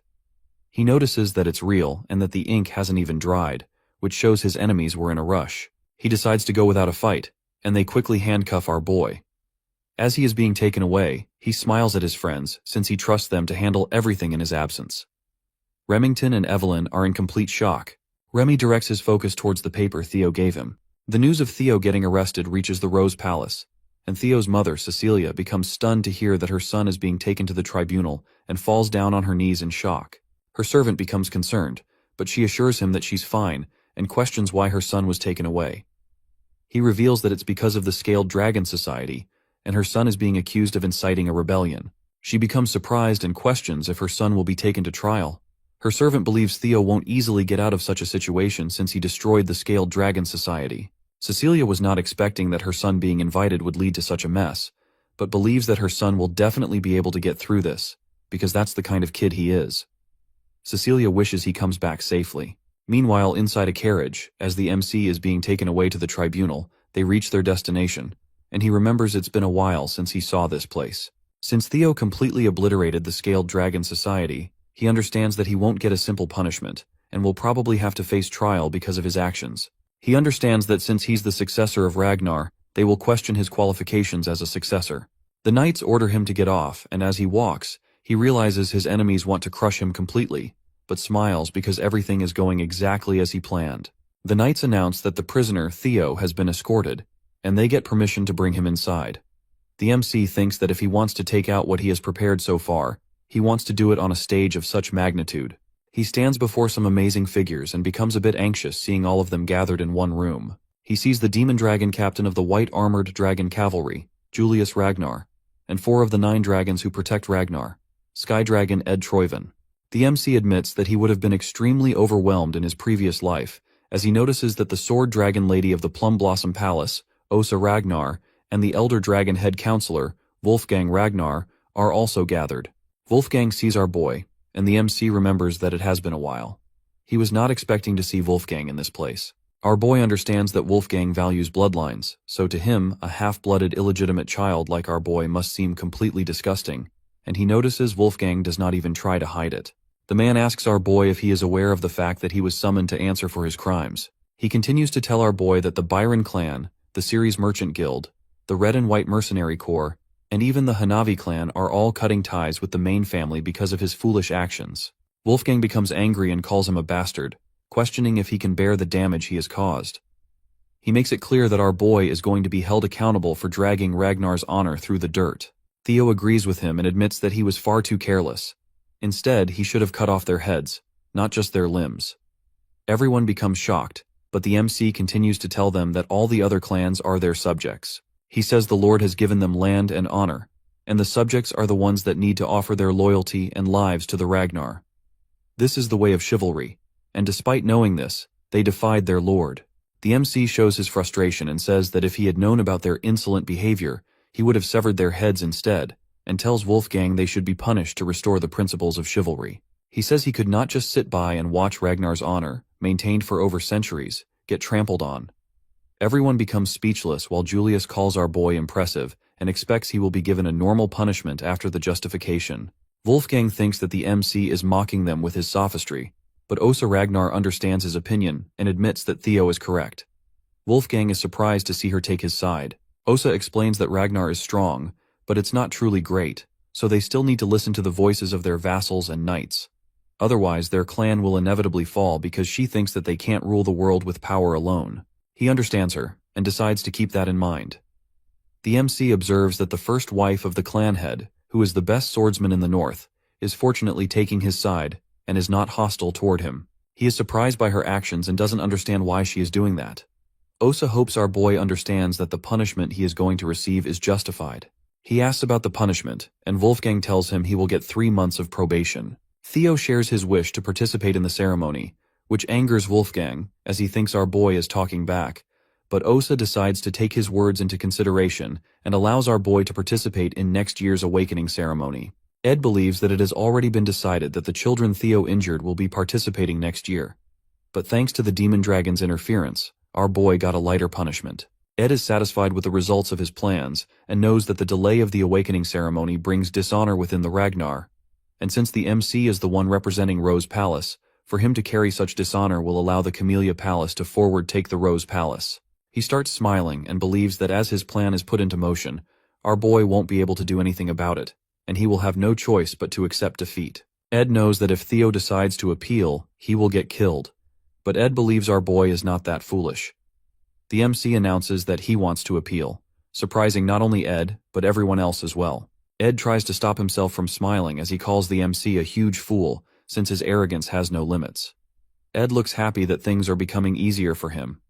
Julius questions if our boy is aware of what it means to appeal. He answers positively and understands it's not something that can be resolved with just 3 months of probation, so the demon dragon definitely pulled some strings. But he decides to follow his plan, and tells them that in the strong and proud Ragnar, appealing means war. Theo is not planning on taking even a slap on his wrist, and says that in the end, only the strong speak the truth. He thinks he should be rewarded for his actions, which leaves everyone speechless. Meanwhile, at the hidden northern branch of the Ceres Merchant Guild, as everything is engulfed in flames, Evelyn fights off the last guy left. Remington realizes this is where they were hiding, just as the MC said. At the trial, Ed's eyes light up with joy as he sees the Troyven Camellia Palace is now finished. As the MC stands before all the important figures, Wolfgang questions if he wants to take an issue that can be easily resolved if he waits 3 months into a war. Wolfgang calls it arrogance and questions if our boy is confident he can face the forces of 15 clans alone. Theo says that this is something he needs to handle. Since, in their case, the difference in power is huge, he thinks appeals through proxy battles are a normal thing. The MC understands that appealing means deciding the winner and the loser through a battle. However, if the war is completely impossible to win because of the sheer difference in power, each force is allowed to send a representative, and the winner gets decided after a 1v1 sword battle. This is how a proxy battle goes, which means our boy will represent himself. While there is a high chance that the representative of the plaintiff is going to be Axion, Julius understands that if this goes on, it is guaranteed that the MC will lose. He questions if Theo has a plan in mind, and thinks that if our boy believes someone will step up to be his representative, he will be disappointed. Theo requests to have a proxy battle in a week, just as the rules say. Ed thinks he can see through our boy's plan and understands that he is planning on having Julius or Evelyn as his representative, but no one is going to agree with him, so he will have to fight personally. Ed decides to send Axion as his representative to make the MC understand his place by finishing him off. Ed decides to announce his representative, but suddenly all of them hear someone and become completely speechless. Someone walks in and praises Theo's clever plans as he observes that our boy has changed a lot since he last saw him. He is the clan head, Kyle Ragnar. As soon as he enters the trial room, everyone bows down to show their respects, and the MC also gets on his knees and greets the incarnation of the great dragon god. Suddenly, the system window opens up, telling him to complete a new quest to take over the Camellia Palace and uncover its hidden secrets. He notices it's his first quest after the tutorial and questions if this is related to the blue light he saw earlier. The MC realizes he completely forgot about it because of what's been happening lately, and remembers that there was something there. He stops contemplating and decides to focus on the present as he faces his father. He needs to take care of the situation first since the king himself appeared, which is an insane variable that can jeopardize his plan. The MC asks the reason his father is here. Kyle tells him to stand up and says he heard about the whole situation and understands that his son is trying to make an appeal through a proxy battle. Theo responds positively, and his father says he recognizes it's going to be difficult for his son to enter the battle himself, and questions who Theo is planning on choosing as his representative for the proxy battle. Our boy realizes his father is trying to test him, and says there is no one who can stand in his place, so he is naturally thinking about stepping up himself and being his own representative for the appeal. His father believes his son will lose, but Theo thinks he shouldn't come to such a conclusion without even letting him try. The MC becomes determined to face his challenges and not bend against anyone willingly. After hearing all of this, the king bursts out in laughter and asks the other members of the trial if they heard what his son is talking about.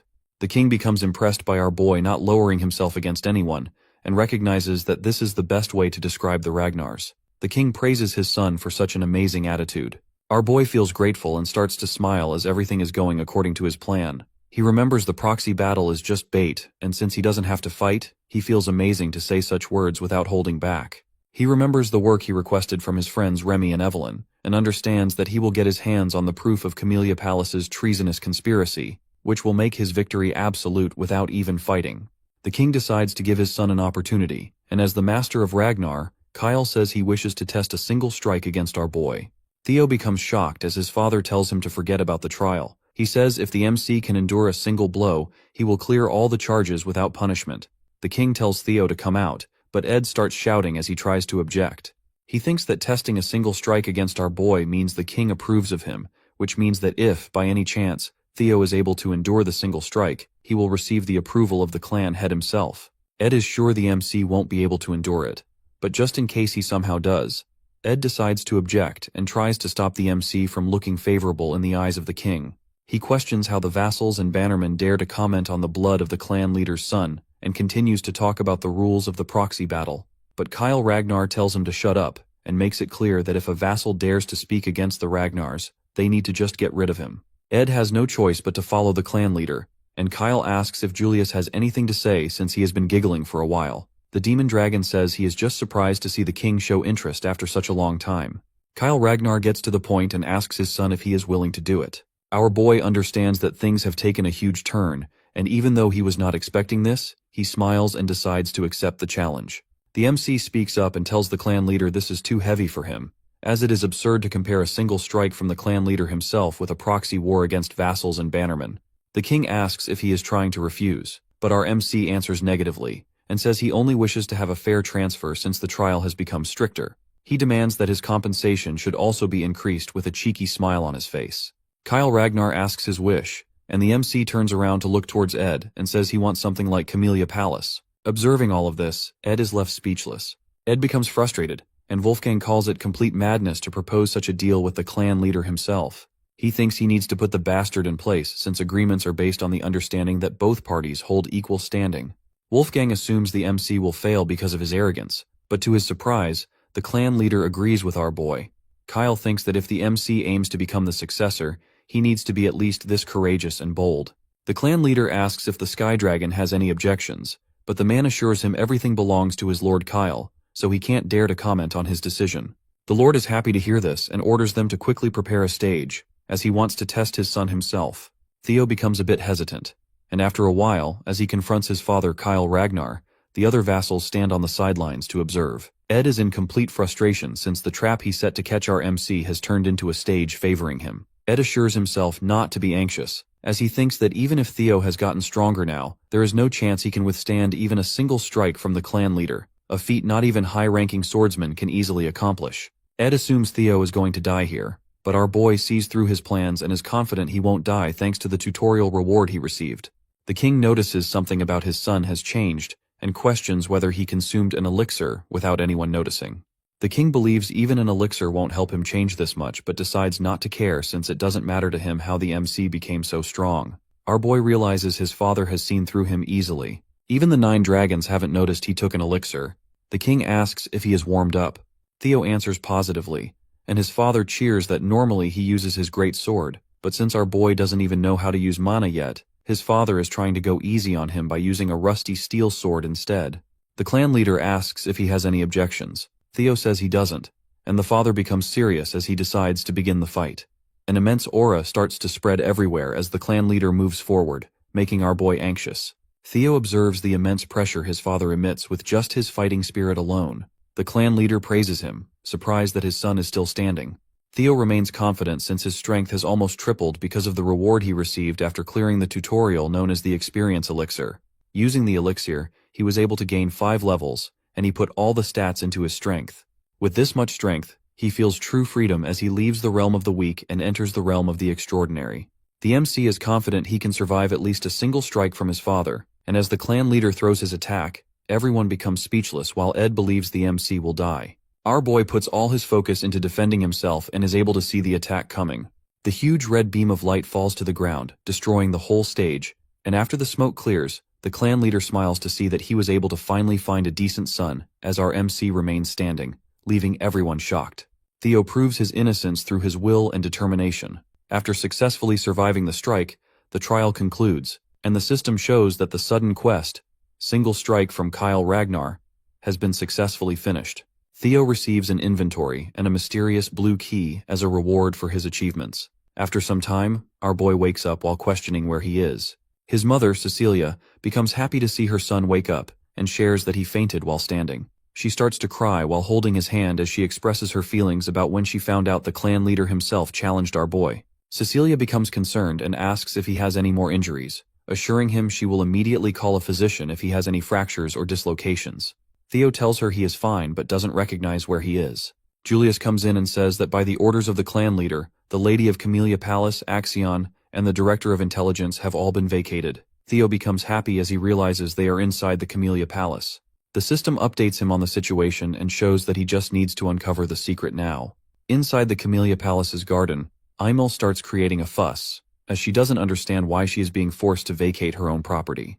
The servants try to calm her down and start begging her not to create such a fuss. Meanwhile, observing all of this, Ed gives an order to Axion to kill Theo Ragnar.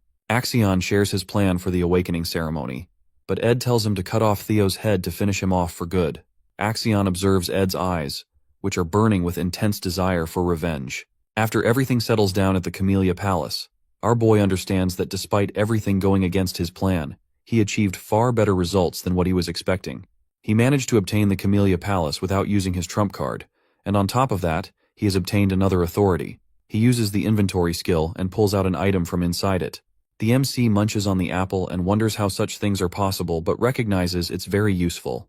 Theo pulls out the blue key from his inventory, which he obtained recently, and believes that it is definitely related to something important. As he focuses on a door, the keyhole suddenly lights up. Theo decides to unlock the door, and as he opens it, he is surprised to see a deep tunnel. The system tells him he has discovered a dungeon for the first time, and the experience he gains inside the dungeon will double as a reward. Seeing a cave inside the Camellia Palace, he assumes it is another quest of some kind and decides to clear it since he doesn't want to miss out on any experience. Before he enters, he remembers he shouldn't go inside the dungeon and prepares. After a while, he comes back with his inventory filled with weapons and decides to check the dungeon. As he walks forward, he notices a huge wolf staring at him and recognizes that it is big enough to be a demonic beast. The wolf monster pounces on him, but our boy is able to defend himself with a shield. He notices the wolf is very strong but quickly pushes it back, determined not to lose in a battle of strength. As he confronts the wolf, it charges toward him while screaming. He quickly slashes the wolf with his sword but fails to injure it and realizes its hide is too thick and the wolf is fast, meaning he won't be able to win against it with half-hearted attacks. The MC recognizes it's no ordinary wolf and might even be as strong as a demonic beast. He admits it won't be easy to defeat the wolf, and suddenly the monster tries to use its claws as it charges toward him. He wishes he could replicate the ray of light he observed when facing his father's single strike. He calls it amazing and tries to use the pure white arc on the wolf, but fails to copy his father's move, accepting that it's not going to be this easy. A single strike is an easier way to label a strike that brings certain death. He finally understands that the key to mimicking his father's attack is to put all his strength into a single sword strike. He leaves his shield and thinks about improving his sword skills and the secret sword arts that rely on his speed, taught by Evelyn. As he charges toward the wolf and stabs its eye, the monster starts screaming and takes a step back. Our boy realizes his plan is working and attacks the wolf once again, believing he'll win. 2 months later, at the training ground, Eod observes that the number of people is increasing. Sybil agrees with him and thinks they need to change the training grounds. A rumor about the clan leader teaching the young master Theo a single strike has been spreading lately. So many people now want to spar with him. As Sybil is talking about our boy, someone comes from behind and addresses him as a lackey. It is Henry Morris from Plum Blossom Palace. He questions when the incredible young master of theirs is coming, as it has been 2 months already. Morris is disappointed and says he assumed the young master never missed a day of training. He calls the MC a coward and thinks he ran away after a fake story of his spread too far. Sybil becomes angry, but Henry doesn't stop and thinks the whole rumor might be a total lie since there were no witnesses. He assumes our boy exaggerated it. Henry assumes the Scared Dragon Society being destroyed must also be fake news. But Sybil's patience runs out, and he punches Henry with all his might, completely destroying his face. Another guy from the Plum Palace becomes angry and insults Sybil, calling him a dropout, but everyone in the training ground starts glaring at him. Sybil calls him a shit-face while making it clear that no one can compare to their young master. Eod is surprised to see his friend call someone ugly with such a face. Sybil shares that he was already annoyed to see the guys from Plum Palace who kept coming here to cause trouble, and makes it clear he won't let anyone disrespect their young master Theo. Sybil and his comrades pull out their swords and declare war on the guys from Plum Palace. They also become determined to put the dropout losers in their place, but as they are about to fight, someone comes between them and freezes all of their weapons instantly. Everyone is surprised, and Sybil recognizes it is Ray Ragnar from the Four Hounds. Someone also joins in on the fun and starts laughing. It is Hulkus Lanka of the Four Hounds. Sybil is surprised to see two members of the Four Hounds suddenly appear, and Hulkus notices someone is missing. Hulkus asks one of the Plum Palace guys where the Luster Tiger is, which confuses him. Hulkus becomes fired up and questions if everyone is deaf, as he is asking for the master of the training ground. Hulkus announces that he is here to challenge our MC, Theo Ragnar. Meanwhile, inside the dungeon, the MC reaches his limits, and his sword shatters as well. The system notifies him that he has leveled up. Suddenly, multiple system windows start to pop up, showing that his stats are increasing, and he has hunted 170 demonic beasts. Our boy sits on the corpses of the monsters he has defeated, and the system shows that only one monster is now left. Theo drinks a healing potion to restore his strength and remembers that he almost died multiple times, but the healing potion always saved him. At first, it was difficult for him to defeat the monsters, but as he leveled up, things became easier. He is still surprised to see how fast time flew by. He has already spent 2 months inside the dungeon. The system shows him that only one demonic beast is left. He realizes that it's definitely a boss monster as he notices some stairs. The MC starts walking forward and enters the 5th floor. He looks at his broken sword and realizes it won't be usable, so he decides to enable his inventory and pull out another one. He finds only one sword and realizes it's his last one. Our boy remembers he received this sword from his mother as a birthday present. The MC recalls his past life. He had a lot of friction with his mother leading up to the awakening ceremony, so he decided to toss the sword away in his room and let it go to waste. He observes the ceremonial sword and realizes it's a good one forged from white snow steel. Theo becomes silent as he remembers his past life. His mother barged into his room wishing him a happy birthday, and shared that she was waiting for midnight to shower him with gifts. But he became angry at her and told her he didn't want to waste his time on birthday presents as the ceremony was near. He was expecting better from his mother, and made it clear that no good equipment would ever change his bloodline. He remembers asking his mother to leave him alone, but decides he won't repeat any mistakes from his previous life. Our boy finds the boss room, and the system warns him to be cautious as a strong demonic beast is going to appear soon. Inside the boss room, Theo finds a dragon taking a nap. He becomes relieved to see that it's just a lesser drake. Theo starts to question why the final boss of the quest is draconic. The Ragnars are said to be the descendants of dragons. Our boy wonders if it is merely a coincidence but decides to focus on defeating the boss monster as he can't get out of the dungeon without it. The system shows him the quest scenario and the number of monsters remaining. She questions if he can actually win this battle since he is still facing a kind of dragon. The MC starts focusing and decides to use a single flash. He remembers practicing it a lot against the wolves he faced, and even though it might not be on the same level as his father's dragon flash, he charges toward the dragon, believing that if he utilizes his dragon heart to the maximum, he should be able to land a serious hit. He pierces his sword through the monster's eye and successfully wounds it as the monster starts screaming in pain. Suddenly, it attacks our boy with its tail, but he is able to dodge easily and becomes disappointed that his weak attack was not able to pierce through its brain. The drake starts screaming and gets ready to kill our boy, but he is able to see possibilities and confidently charges toward the drake, believing he might be able to win. The MC lands a few hits and decides to distract the monster first with normal attacks so he can look for its weak point. All of a sudden, the lesser drake starts screaming again, and fear begins to dominate the battlefield. Theo's body completely freezes because of fear, and despite being able to see an attack coming his way, he is unable to dodge but blocks it with his sword. He gets thrown away and hits the rock wall, realizing how strong the boss monster is. He admits he can't keep this up for too long and gets up to attack the huge monster coming his way, while hoping he can hit its weak points for a quick win. Our boy already knows a dragon's weak point is its reverse scales and jumps onto the lesser drake's body while dodging all attacks. He is able to pierce the reverse scales with his sword, and blood starts gushing out of the monster. He keeps hitting the spot as it starts screaming in pain. Our boy believes his plan worked, but the lesser drake doesn't fall down and surprises Theo. At the training grounds, Hulkus gets mad at Ray and makes it clear that he wants to fight the young master first. She calls him a loser and tells him to stay out of it. But he starts defending himself and says he lost 3 years ago. He has worked hard to improve his skills every day, so 3 years are more than enough to close the gap. Ray doesn't listen to any of his words and calls him a loser again, which makes Hulkus angrier. He decides to have a duel with her and mentions that the winner will get a chance to fight Theo Ragnar. He hits her with a huge weapon, but she is easily able to stop his attack without being phased. Sybil and Henry don't understand what's happening, but become scared seeing the four Hounds members fight. As they both move forward to attack, Remington appears between them and tells them to go elsewhere since this is the domain of the young Master Theo. He makes it clear that he won't allow anyone to cause trouble for the Master. Hulkus becomes happy to see Remington and shares his desire to fight him as well, but Remington asks Hulkus to understand his words. Suddenly, all of them start to feel an immense pressure, and Remington questions the source of this menacing killing intent.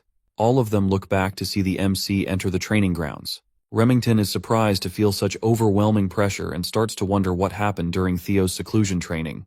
Ray and Hulkus become excited to see that the young Master Theo has finally arrived. Our MC dominates the whole training ground with the skill Lesser Drake's Fear. Earlier inside the dungeon, after the MC pierced through its reverse scales, the Lesser Drake finally died, and the system congratulated our boy on hunting it. As soon as he touched its reverse scales, the monster started going crazy. Our boy thought he would die, but the monster wore itself out after a few minutes since the scales were definitely its weak point. The system notified him that he had obtained the Lesser Drake's Tooth and Claw. The tooth was an enhancement material for weapons, while the claw could be used to increase a weapon's sharpness. He decided to use his rewards to fix the sword he had since he didn't want to lose a gift his mother gave him. The MC also received a skill called Lesser Drake's Fear, which surprised him. He read the stats and realized the skill could inflict fear on a target weaker than him. He was shocked to receive such a skill, as he believed only a few chosen ones could use it. He's happy to see he is getting a chance to try it, and while putting all his stuff back in inventory, he questions whether the skill will be useful for him in Ragnar, since the place is already swarming with powerful people. The Camellia Palace dungeon gets cleared, and our boy finally gets out after finishing the quest of uncovering the palace's secrets. For successfully clearing Scenario Quest 1, he receives a nest compass as his reward. He doesn't understand what it is, and questions whether it's going to be useful in the next quest. Theo puts it in his inventory and decides to go rest in his room first since he's completely exhausted. But suddenly, a maid rushes towards our boy and informs him that he needs to take care of an urgent matter. She notices the wounds on his body, but he brushes it off and asks about the issue. The maid informs him that there's a brawl happening in Training Ground 4. Our boy enters the training ground after hearing this, dominating everyone with his new skill, Lesser Drake's Fear. He angrily tells everyone to get lost since he needs rest. The immense aura knocks people unconscious, but Hulkus becomes excited to see such overwhelming killing intent and charges toward our boy without a second thought, to see who is stronger. Hulkus attacks with his sword, but the MC easily overpowers him with just one swing, leaving everyone shocked. Hulkus gets knocked back and cannot believe his strike was deflected so easily. The MC is surprised by his progress after dungeon training, but Hulkus doesn't back down. He has always been considered the weakest member of the Four Hounds of the North because he is very dumb, and never rounds out his arsenal either. Hulkus attacks Theo again, challenging him to block it. Despite being the weakest, Hulkus has never once been outmatched in terms of raw strength, but now the MC is surprised to see that he is able to keep up with Hulkus, and with a single slash, he counters Hulkus and defeats him. He feels amazing after leveling up so much, and Hulkus starts coughing up blood, loses consciousness, and falls down. Theo realizes he was too careless and should have held back but feels glad he was facing Hulkus, who is known for his toughness and can tank such attacks. The MC notices Hulkus only fainted. Sybil becomes surprised, and everyone in the training ground starts cheering for the young master who easily defeated the Black Bear, one of the Four Hounds, with a single strike. Theo assures them Hulkus is still alive. Suddenly, his sword breaks as well, which disappoints our boy since it was a gift from his mother. Everyone keeps cheering for the MC, and they all praise him for breaking his sword with a single strike. He doesn't understand why they are so happy. Meanwhile, observing all of this, Ray remembers one of her past memories. When she was a little kid one day, the MC found her and questioned why she was walking around in such cold weather while wearing barely anything. Theo gave Ray his own scarf and thought she still looked really cold, so he decided to take her to his house and told her he would take her home once the snow finally stopped. After recalling all of this, she starts smiling and leaves the battleground. Remington is surprised to see her smile. After a while at the Camellia Palace, our boy looks embarrassed as the maids congratulate him on getting a new title, Luster Tiger. One of the maids is happy to see his hard work finally paying off and advises him to keep it up and maintain the momentum until the awakening ceremony. She believes he can do it, and suddenly, his mother appears and starts feeding him the new abalone dish forcefully. He tries to stop her, but she starts stuffing his face with more food as he begs her to stop. While eating, he remembers his past life and starts to feel grateful. He tells his mother the food is very delicious, and she notices the broken sword. She becomes shocked, and the MC starts sweating anxiously.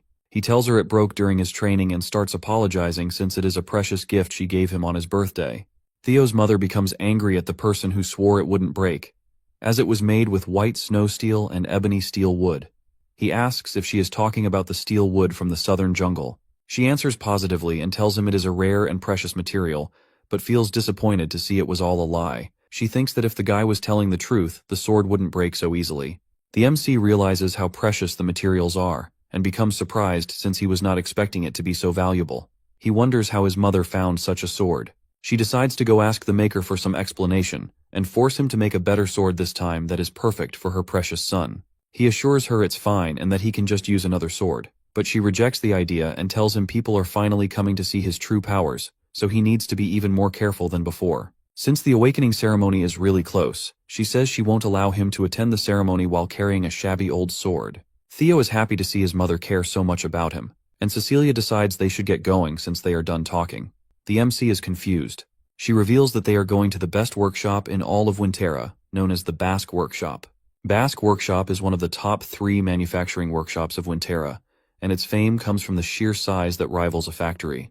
However, the most notable thing about the workshop is its master. She is a person who falls into the category of special rank by the intelligence agency, and a blacksmith with the title of Master Craftsman, which only 2 other Ragnar artisans hold. The MC is surprised to see the elf of capitalism incarnate, the demon craftsman Curson. He never expected to meet such a tycoon and questions how his mother has connections with the demon craftsman. Cecilia angrily questions why her mother is still smoking. Hearing her call Curson her mother, our boy becomes speechless. Curson tells Cecilia not to address her as mother since their relationship is not that of a parent and child. On the day Cecilia decided to run away, Theo was told his mother is an orphan with no family in the world, but is surprised to see she is the daughter of the high elf Curson. He realizes that the reason he looks so handsome is that he is also a quarter elf. Curson asks why Cecilia unexpectedly decided to visit her. Theo's mom throws back the sword and tells her it is a defective product. Curson doesn't believe her and becomes mad hearing her daughter call it a defective sword, even though she forged it herself. Curson pulls out the sword and realizes it's broken. Cecilia questions if that's not a defective product, and Curson becomes speechless. The high elf asks who the wielder is. Cecilia tells her Theo is the wielder of the sword. Curson asks if it's the kid behind her, and she tells her mother to watch her mouth because the MC is a genius who will one day reign over Ragnar from here on. Theo introduces himself to the high elf and expresses his gratitude for being able to see the renowned master of Basque Workshop. Curson remembers him and praises Cecilia for raising such a child. Curson asks if he is the only one who used the sword, and the MC answers positively. Cecilia thinks the sword is defective, but Curson becomes surprised and realizes it's going to be a long conversation, so she invites them inside. As they all walk in, the MC asks if his mother is related to the demon craftsman. She says he is right, and he becomes curious if Curson is her real mother. Cecilia tells him he wouldn't know since she didn't speak much about it, but even though it was for a short period, Curson took her in as a foster mother. Cecilia shares that her mother loves anything she finds beautiful, whether it is music, jewels, theater, or even people. She says that is the reason Curson took her in as a foster child. Curson tells them to stop talking about the past, calling it pointless. Cecilia thinks she is lying, and her son asks how she ended up getting out of this place. Curson reveals that Cecilia left because of her desire to marry the Ragnar clan's leader. Curson never expected her daughter to willingly go to such a miserable place, and is surprised she has survived for so long. Cecilia says she couldn't resist the manliness and handsomeness of the clan leader, who loved her dearly. Curson is disappointed that despite running away from home, she came back last year and started begging Curson to forge a sword to gift Theo. Curson calls her shameless, but Cecilia becomes annoyed to hear her say such things in front of her son. They both start arguing, and the MC smiles, as he has never seen his mother talk like this. He remembers that in his past life, he never tried to learn anything about his mother, and was an extremely ungrateful son. He questions if he was just too obsessed with the clan, and notices that Curson cares a lot about his mother as well. He wonders why she didn't do anything in his past life. They finally reach their destination, and Kirsten shares that this is the room she lives in. Cecilia asks why her mother brought them so far inside, and demands her to make the best sword for Theo to make up for it. Kirsten suddenly tells Cecilia to wait outside as she grabs Theo and quickly closes the door, leaving Cecilia outside. Inside her room, Kirsten completely ignores Cecilia calling her, and decides to get straight to the point. She asks if the MC has the relic of the primordial dragon. Our boy becomes confused and questions if she is talking about the ancestor of the guardian dragon that protects the clan. He shares that he has heard about the legend that treasure has been distributed across Winterra for the descendants of the Ragnar clan. She makes it clear that it's not a legend and questions if he really doesn't have any relic. Kirsten starts to tear up and becomes frustrated, wondering how he was able to destroy her sword, even though she poured her heart and soul into forging it. She doesn't believe the sword can break against anything other than a relic and questions if our boy has any idea how precious the sword was. He tries to apologize and remembers that the sword got damaged while he was fighting a lesser drake. He doesn't understand anything about relics, but she gives up and decides to show him instead so he can understand faster. She shows him a casket that's completely sealed with chains and asks if he notices something. The MC starts to see the blue glow and questions if it is a quest after recognizing it as the same glow he saw from the door of the dungeon in the palace. Kirsten shares that she doesn't see anything but believes he was able to notice something judging from his actions. She starts dragging the casket and tells him she has tried many times to open the sealed casket and obtain the item inside, but she always fails. She puts down the shield casket and mentions the primordial dragon's relic. Kirsten shares a story of the primordial dragon that removed one of its fangs and forged a blade from it, known as the monster sword, White Moonlight Blade. She tells him that if he tries to break the seal on the casket and is successful, she will hand him the sword known as the White Moonlight Blade. The MC looks a bit confused, and she reveals that if he fails to open it, he might lose his life in the process. She questions if he still wants to try it, and the MC starts smiling out of excitement. He makes it clear that the sword is now his. The system shows that the next scenario for the quest is to be chosen by the primordial dragon's relic, the White Moonlight Blade. The White Moonlight Blade is a sword of the leader of Black Snow, who is one of the 9 dragons known as the Black Dragon. Very few people know about the sword because everyone who has ever seen or talked about it has either died or gone missing. Our boy remembers a mysterious man who noticed him and was surprised he was visible to Theo. The MC ended up seeing the true form of the sword through sheer coincidence and doesn't understand why the Black Dragon let him live. He is surprised to find out that the Black Dragon's White Moonlight sword is here, and it is an actual relic of the primordial dragon. He remembers running into the Black Dragon 4 years ago and realizes Kirsten was in possession of the sword during that time. She asks if he wants to open it, and the MC starts smiling, becoming determined to obtain the sword no matter what. He tells her it's his sword now, and while observing the casket, he realizes it's very similar to the Camellia Palace. He tries to use the blue key to open the casket. Kirsten is confused as our boy unlocks the gasket, and a weird light starts to shine. Suddenly, Kirsten becomes concerned as our boy starts getting pulled inside by a mysterious black fog. The MC tries to free himself but fails and gets dragged into a mysterious place. He opens his eyes and doesn't understand where he is. Theo recognizes the Rose Palace while everything is engulfed in fire. He doesn't understand why he is seeing all of this again, and while watching his past memories, he realizes he completely forgot how weak he used to be. Because of this, he needs more power, enough to defeat Randone and crush the Camellia Palace. A griffin starts messing with his brain and grabs our boy, ready to eat him whole, but the MC wakes up and grabs its beak, catching it off guard. He becomes aware that the monster is trying to take over his mind by using his desire for power against him. The MC realizes this is why it is called a monster sword. The mysterious griffin calls him insolent and tries to free itself, but the boy confidently tells it he has already conquered all the despair it's trying to show him a long time ago. He questions if the monster was hoping he would be tempted by its useless powers, even though he has already seen many quests. The griffin becomes confused, and our MC notices it looks very different from the griffin in his memory.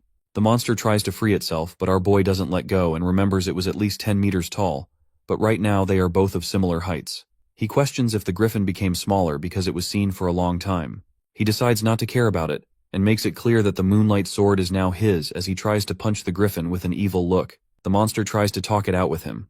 Meanwhile, inside Kirsten's room, Cecilia starts screaming after seeing her son knocked unconscious. She tries to wake him up, but nothing works, and Cecilia starts crying as she questions her mother why her son is unconscious like this. Kirsten becomes speechless as Cecilia cries and says she never asked her mother to do this. She just wanted a sword for her son. Kirsten observes that there is a monster's energy linked with Theo's bloodstream, which is something she has never seen or heard about before.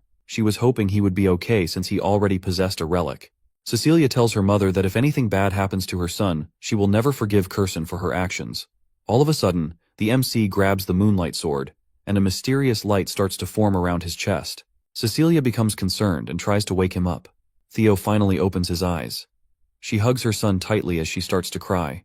She tells her son she was very worried, but he assures her not to overthink it as he is completely okay. The system congratulates him on hunting a griffin and finishing the quest. As a reward, he becomes the owner of the white moonlight sword. The MC understands that he survived because of his luck. The griffin was easily defeatable because it was just freshly unsealed, and any psychological attacks were of no effect on him. The system notifies him that he has observed the monster energy of the white moonlight sword, so now his magic power has greatly increased. His magic power surpasses 200, and his body starts glowing. Our boy learns that his magic power has started to gain divinity, and has increased to the level of a high-ranking swordsman. He feels disappointed to know he can't use the magic power right away, as he needs to hold himself back until the awakening ceremony. Curson expresses how surprised she was and congratulates him on succeeding. He questions if she is going to keep her promise, and she assures him that elves do not lie. He notices the sword is being rebellious, and questions if the sword still hasn't acknowledged him as its master. He becomes a bit anxious, but the elf assures him the sword is acting this way after being trapped for 400 years. She says since the sword is finally out in the world, it wants to release all the pent-up frustration. Curson suggests he can try taking a swing at the wall with all he has. He questions if it will be okay, but she starts mocking him and thinks he is worrying for no reason because, even if it is the legendary sword, a swing from a brat like him who is inexperienced and hasn't even had his awakening ceremony can't damage the Basque workshop. He becomes unnerved to hear this and decides to give it a try. Our boy understands that he can hide his dragon heart whenever he wants, so this is a nice opportunity for him to test out the new legendary sword he just received. He walks toward the wall and tries using all of his magic power. The MC excuses himself and removes the cover of the legendary moonlight sword as he gets ready to take a swing. Curson observes him and becomes concerned. She tries to stop our boy, but he ends up using an attack known as Single Flash, completely destroying the workshop's wall. Cecilia becomes astonished while Curson's eyes fill with anxious tears at the sight of the destruction. Contrary to what Curson thought, my guy literally split the building wall in half with just one swing of his sword, and he was not even aiming to destroy the wall. Curson couldn't help but sink into despair at yet another costly loss from our boy, especially after the sword he had just broken. Even Theo thinks this is seriously overkill, and he's already running on empty because that sword drained all his magic to pull off that devastating slash. Right at that moment, Curson starts giving him some mana, and she dashed towards him so quickly that he didn't even notice when she reached him. She's startled to see he really has no control over his magic at all. Whatever the case, after looking at this massive crack in the 10-foot thick wall, she's sure this lad is an absolute genius. She starts to feel kind of proud to have a grandson like him, and I can see those dollar signs in her eyes, which clearly show that her greedy mind is cooking up something juicy to profit off our boy. She puts her hand on him and tells him she'll be his patron from now on, and all he has to do is spread his wings and show the world his skills. Well, there you go. She's literally using him as a walking, talking billboard for her workshop, and Theo can clearly see the glint in her eyes. He bluntly tells her he can see those dollar signs shining right back at him. As the night deepens, Theo and his mother prepare to leave Basque's workshop. After exchanging their last goodbyes, they part ways. We see the fangs she's holding, and it turns out Theo gave them to her as wall repair funds. She's thrilled to have this loot from a Drake, and is sure he must have snagged it while obtaining the relic. She's also feeling proud of her daughter, thinking about how she raised such an incredible son. Right at that moment, someone drops by and greets her with her title of Demon Craftsman. Curson freezes for a moment at the sound of this familiar voice. She turns around and asks why he's here, but this mysterious crow of Rober Ragnar just simmers with a red glint in his eyes and doesn't say a word, leaving us hanging in suspense. 5 days pass, and the day of the awakening ceremony has finally arrived. As usual, Evelyn and Theo are in the middle of a sparring session. After exchanging blows with him, she can tell that his swordplay has gotten stronger and faster overall. My guy just flashes a grin, saying he's really glad to hear this because he never thought someone like Evelyn would ever praise him. The onlookers, as usual, are sweating their balls because they feel like weak sauce compared to Theo. You see, it's been half a year since Theo began to change, and Evelyn is amazed that he's already grown strong enough to push her back. If he awakens his magic today, it'll be the birth of a monster. After they spar for a while, the lady gives him props, saying he's done a great job, and that he might even aim to become the valedictorian of the awakening ceremony, and her prayers are with him. Theo flashes a big smirk back at her, thanking her for her kind words. He says that if he becomes valedictorian, he'll mention her name during his speech in front of everyone.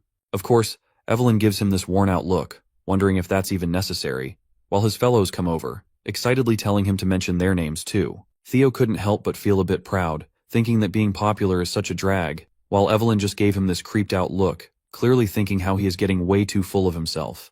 The scene then transitions to the central headquarters, where Theo makes his grand entrance, introducing himself to the guards as Theo Ragnar of Camellia Palace. Once inside, he notices the large crowd in attendance, as the awakening ceremony is the most important annual event for the Ragnar clan. Every participant is hoping to get good results, and as swordsmen of Ragnar, this is their first chance to be acknowledged and honored. With everyone from the Ragnar clan watching, including the clan head, Kyle Ragnar, the pressure is high. Even some big shots are present, like the 9 dragons and the former clan head from 2 generations ago, Hilda Ragnar. The more Theo looks at Hilda, the less she seems like someone who's 150 years old. Either way, he is relieved to see her attending again. The conductor then bangs a drum to grab everyone's attention. This guy is Vana Ragnar, the judge of the ceremony, and a Dragon Gate swordsman. He snaps everyone to attention and tells them it's time to begin the preliminary examination. The prelim involves grabbing a sword placed on the ground and leaving a mark on the steel wall on the platform. He reveals that the wall is forged with a mix of white snow steel, so ordinary steel blades won't even scratch it, but that changes if they channel their magic power into their attacks. To help with that, he decides to hand out Soma to everyone. This single Soma pill will provide the power of 10 years worth of magic, an elixir designed to help open their mana halls. He tells them to swallow the Soma, and focus on opening their mana hall in the Dantian, and only then will they be able to cut through the white snow steel wall with their swords. The depth of their cut will determine their results. Vahana screams out that from now on, the participants whose names he calls will have to step forward, grab a Soma, and get on the platform. The first participant is Theo Ragnar, and they tell him to come forth. Of course, my guy steps forward promptly, and as he's taking that pill, he reflects on how, in his past life, Axion was the valedictorian. He then grabs a sword and walks toward the white wall, determined that this time won't be like the past. As he does, a system window pops up with Scenario Quest 3, become the valedictorian of the awakening ceremony to clear the quest. We then cut to the 150-year-old Hilda asking Kyle if this boy is the one he mentioned before. Kyle responds positively, and asks if he has caught her attention too. Hilda replies that she's definitely curious after hearing so much about this boy, and wants to see for herself just how competent his descendant really is. My guy stretches his shoulder muscles, while he can't help but to feel nervous. The judge Vana promptly appears and reminds him to swallow the Soma. Theo promptly pops the pill into his mouth, reflecting on how in his past life he had swallowed the Soma but was unable to control the mana, seriously injuring his Dantian. But this time, something like that won't happen. As soon as he swallows the pill, he feels a surge of power, and the mana begins to scatter around the area. Vana finds himself bewildered to see this brat causing a mana wave of this size. He's worried Theo might not be able to properly control it. You see, when someone swallows Soma, they need to handle it with care. In order for the mana hall to settle in the Dantian, the more talented Ragnars, who have loads of mana, need to be extra cautious. If not, they can end up disabled, and Vana is certain this brat is done for. But, as surprising as it is, my guy quickly stabilizes. Theo couldn't help but feel a rush of happiness, realizing he has both a dragon heart and a mana hall. It's almost a bit disheartening how easy it feels this time, unlike in his past life. But anyway, from now on, he's officially allowed to use mana, and he won't have to hold back the vast amount stored in his dragon heart. He prepares himself, leaps into the air, and just unleashes everything. A dragon manifests from his mana, soaring straight toward the wall. In a single flash, it hits the wall, creating a giant crack. Vana is left absolutely boggled, and he announces without a doubt that Theo Ragnar has passed. The spectators are equally bamboozled by such a display of power. A system window promptly pops up before Theo, announcing that the curse of bad luck that's been in effect has ended, and his fame is beginning to spread throughout the world. A genuine joy spreads across our boy's face because he's finally reached the same starting point as the others. The system further reveals that many people have taken an interest in his impressive performance. Osa Ragnar Plunus wishes to take him in as a disciple, while Julius Ragnar is discontent with the amount of attention focused on him. Meanwhile, Rober Ragnar remains cautious about him. And lastly, Hilda Ragnar shows interest as well. My guy is thrilled that not only the Black Dragon and the Sword Dragon are paying attention to him, but the fact that he's also caught Hilda's eye makes him especially happy. After all, she has the heart of Garuda. He thinks to himself how amazing it would be if he could just obtain that. The other contestants also try their luck with the white wall. One of them manages to leave only a tiny scratch, as thin as a hair. He cries out to see that he has a long way to go to even come closer to Master Theo. Ray Ragnar gives it a shot, and so does Hulkus Lanka and Remington Nacrio.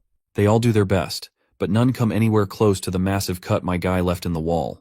This poor guy is absolutely devastated that all 4 Hounds of the North had monstrous results, yet not a single one of them made a mark as great as the young Master Theo. It's finally Axion Ragnar's turn, and as he walks forward, people start murmuring among themselves. Some say that at this rate it's a contest between the Luster Tiger and the Dark Tiger, while others doubt even Axion can match that level. The fact that people are talking about Theo like this only angers Axion beyond belief. He strides toward the wall with his sword in hand, and once he swallows the Soma pill, he's fired up. The mana crackles around him, and out pops a giant red dragon that slashes directly at the wall. The sheer power of it leaves Vana utterly speechless because this is the first time he's been surprised so many times in one day.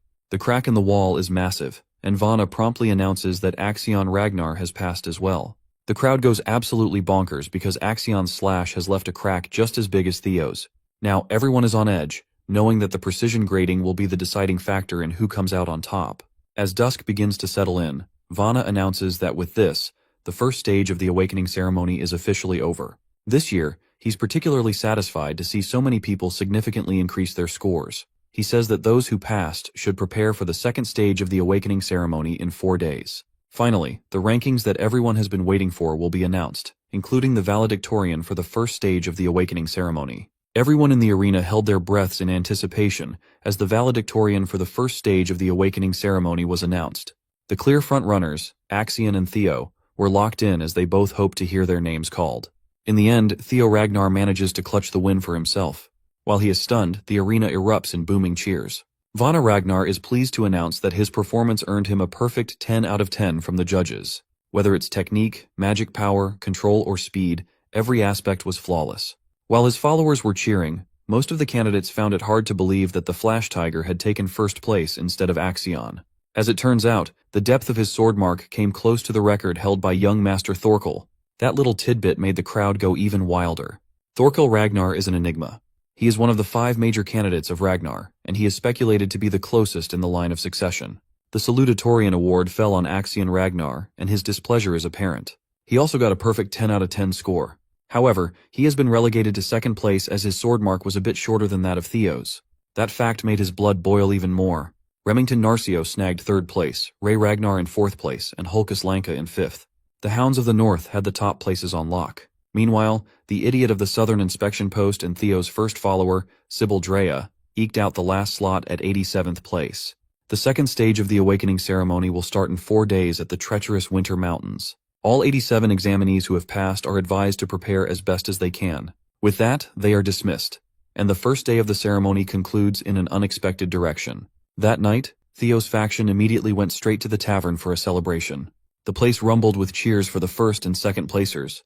Everyone felt vindicated as the true might of Training Ground Number 4 was made known to the world. Praise and applause for their very own Sir Theo and Sir Remington started flowing along with liquor. Theo thanked his men for the support, but he knew better than anyone else that the trials were not over yet. His goal is for every one of them to pass the second stage together. He pulled his buddy Remington closer and confidently announced to everyone that they would be aiming to be the final valedictorian and salutatorian of the batch. Evelyn is also in a festive mood, and she genuinely believes that the two can pull it off somehow.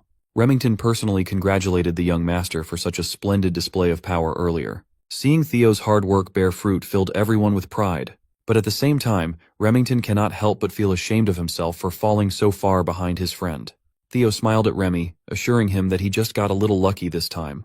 Also, ranks and such things should not matter between friends, right? Hearing that cleared Remington's mind of useless anxieties.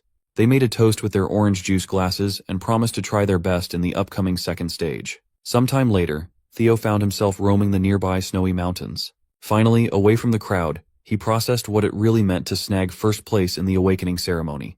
It is an achievement that he would not even dare dream of in his past life. Though it might not have been a real fight, he defeated Axion fair and square. He can hardly believe how far he has gone in such a short time. Clenching his fists in anticipation, Theo proclaimed that this was only the beginning of his story. Defeating and decapitating that traitorous fraud, Randone is far from enough. That guy is just a lackey to the actual players. Theo's true enemies are the psychotic Axion and the tricky Sky Dragon backing him up. Theo is willing to use everything at his disposal to get his ultimate revenge down the line. For now, He has another matter of great importance to take care of concerning the nest compass he got as a reward. The mysterious artifact is actually pointing toward the Winter Mountains, the venue of the next trial. In the second stage, he will have the chance to find out what the compass is steering him into. While he was lost in his own thoughts, he sensed something fishy nearby. His instincts immediately kicked in, ready to defend himself from whatever was hiding nearby. Someone has been tailing him, and Theo hates surveillance. The hooded spy watched in surprise as his target vanished out of thin air, only to feel the cold glint of a blade aimed at his neck from behind. Theo demanded to know who the spy was, and the dude tried his best to convince Theo that he was not Seuss. He introduced himself as Gatsby Yotan of the renowned Gale Sword Platoon. Gatsby insisted that his captain sent him after witnessing such a splendid performance at the first test of the awakening ceremony. Theo had an unreadable poker face as he stared into the man's soul. It seems like the scouting offers are arriving sooner than he expected.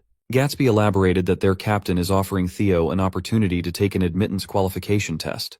This offer flabbergasted him. He is offended that the Gale Sword Platoon wanted him to take some useless test rather than a full-on invitation. Gatsby bragged about the illustrious reputation of his platoon, asserting that even a chance to take the test is hard to come by. Before the dude could spout any more bullshit, a fiery voice cut him off, calling the Gale Platoon a bunch of morons. A woman carrying a great sword on her back addressed Theo as a young master and offered a far better deal than the morons of Gale Sword Platoon. This feisty girl is Ayan Sosoli, also known as the Fire Goblin and Vice Commander of the Black Iron Cavalry. She personally came to extend a direct invitation for Theo to join their ranks. Gatsby stumbled on his words as soon as he saw who had just come through. Those that recognize the Fire Goblin's name know not to piss her off. But before Ayan can get close to Theo, multiple scouts from different factions come out of hiding in fear that such a promising candidate might get signed before they can extend their offer. They all ran in, shouting their ridiculous proposals. The Black Sword Platoon is willing to promote him to squad leader within 3 years. The Swords of Law and the Security Bureau also threw their eager hats in the ring. Annoyed at the bidding war unfolding, the Fire Goblin snapped in anger. The scouts were supposed to entice the young master with promises of assisting and advancing his career, only to fight and bicker amongst themselves. Theo just watched from the sidelines as the idiots cursed and jabbed at one another. He figured that he should just quietly slip away before they pester him even more. But his exit plan might have to wait. Pink plum petals slowly filled the area, dancing in the air. A sultry voice silenced everyone with sheer aura. Even though she knows she will be criticized for being too greedy, the newcomer just can't help herself. Slightly sullying her sterling reputation is nothing if it means gaining an exceptionally talented individual to her side. Lady of the Plum Blossom Palace, the sword dragon herself, Osa Ragnar Plunis, has joined the scouting war, shocking everyone into silence. Ayan was the only one who dared to question what business the clan head's first wife had in this place. Lady Osa confessed that she came with the same intention as everyone else. She has come all the way out here just to see Theo Ragnar personally. While Theo is dealing with the ridiculous situation he was put in, the salutatorian is relieving some stress by beheading some people. Calling Axion Ragnar a sore loser is an understatement. This dude is wantonly killing his men to get his frustrations out lest he explodes. He weaved, maneuvered, and slashed his way through a number of young swordsmen, treating them like training dummies as he snuffed their lives out one by one. Axion Ragnar is hungry for blood, and blood he shall get. With every dash and slash, he remembers Theo's smug face after leaving a bloody, armless mess back in the Scaled Dragon Society banquet.